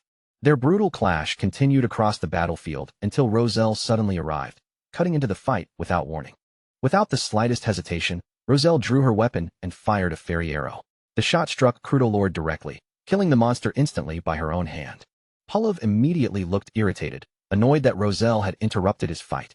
Roselle then explained that an order had been issued to summon all of the 10 stars, and the hero's journey to Urgrist had officially begun. At first, Pulav complained about how troublesome the situation sounded, but the moment he heard the name Urgrist, his expression changed completely. He knew that land was packed with countless calamity-grade monsters. Roselle quickly warned him not to get too excited, because they were not going there just to enjoy more battles. Their mission was simply to capture the Demon King. Even while complaining, Roselle pointed out just how ridiculous Pulav was, mocking him for fighting endlessly with nothing but an ordinary sword while refusing to use mana at all. To her, that way of fighting looked completely abnormal. Pulav, however, proudly admitted that the style felt incredibly satisfying and even encouraged Roselle to try it for herself. Roselle rejected the idea immediately and told him to get lost. As they kept talking, Pulav noticed that Roselle's magic had grown much stronger than before. A confident smirk appeared on his face as he pointed out that she must have been secretly training on her own. Excited by that thought, he instantly suggested that they have a match. Roselle, visibly irritated, coldly told him to go fight alone and die by himself. Ignoring her sharp attitude as if it did not bother him at all, Pulav casually asked how she had even managed to find him. Roselle explained that someone had told her he would be there wasting time by himself. Curious, Pallav asked who had given her that information. Roselle then revealed that the information had come from the guild master of the Hero Guild. Not long afterward, Hillen arrived at the Hero Guild and stood before the elder heroes. The elders praised him as Hillen Cargill, the 10 stars hero who had defeated 2 demon kings and protected the princess of Burfit from an attempted kidnapping by the demon queen. They acknowledged that his recent achievements had been exceptionally impressive. Hillen responded humbly with his gratitude. Then the elder heroes announced that, in recognition of those accomplishments, the Hero Guild had decided to appoint him as an Argon. At that very moment, an even more powerful sword was placed into Hillen's hands, its weight and presence making it clear that this was far beyond an ordinary weapon. Argons were not simple heroes with impressive titles. They were figures who stood beside the guild master and the 4 elder heroes, helping decide the future direction of the entire Hero Guild.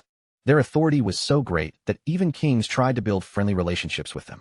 To become an Argon meant stepping into a position filled with influence, power, and responsibility that few heroes could ever reach. As Hillen stood there before them, emotions surged through his chest.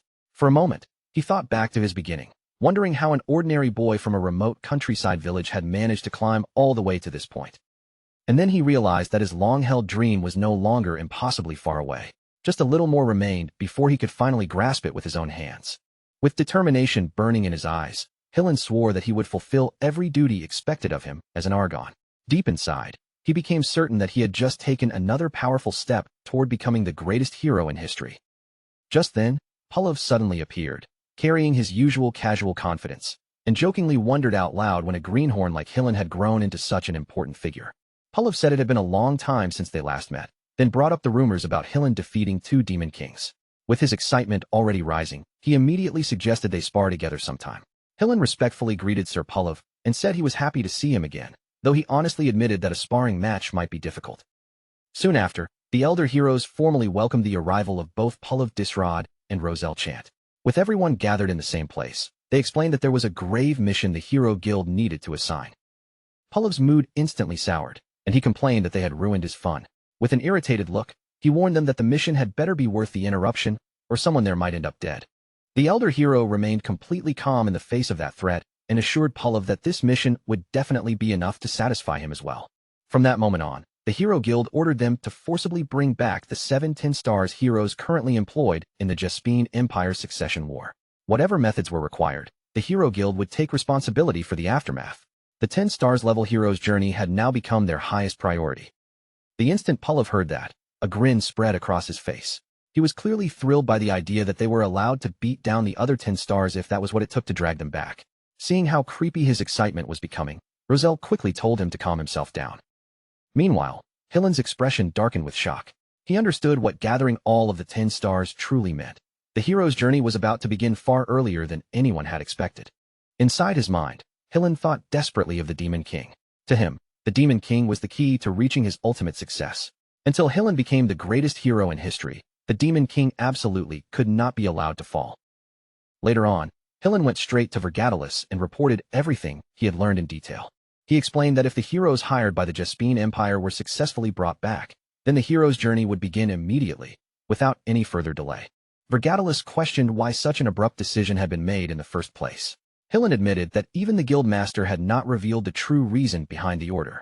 After hearing Hillen's report, uneasiness began to creep through Vergatalis. Everything was moving far too quickly, almost as if someone had forced the situation into place. He could not help but wonder whether Jason had interfered from behind the scenes. Trying to grasp the full picture, Vergatalis asked how the Hero Guild planned to accelerate the hero's journey so suddenly. Hillen explained that the guild intended to intervene directly in the Jaspine Empire Succession War. The Succession War itself was an ancient tradition of the Jaspine imperial family. The next emperor was chosen through a brutal struggle among the princes and princesses, with each royal candidate risking their life in the fight for the throne. Whenever the emperor issued a difficult task involving the empire, the royal candidates would hire mercenaries and work alongside heroes in order to complete those missions.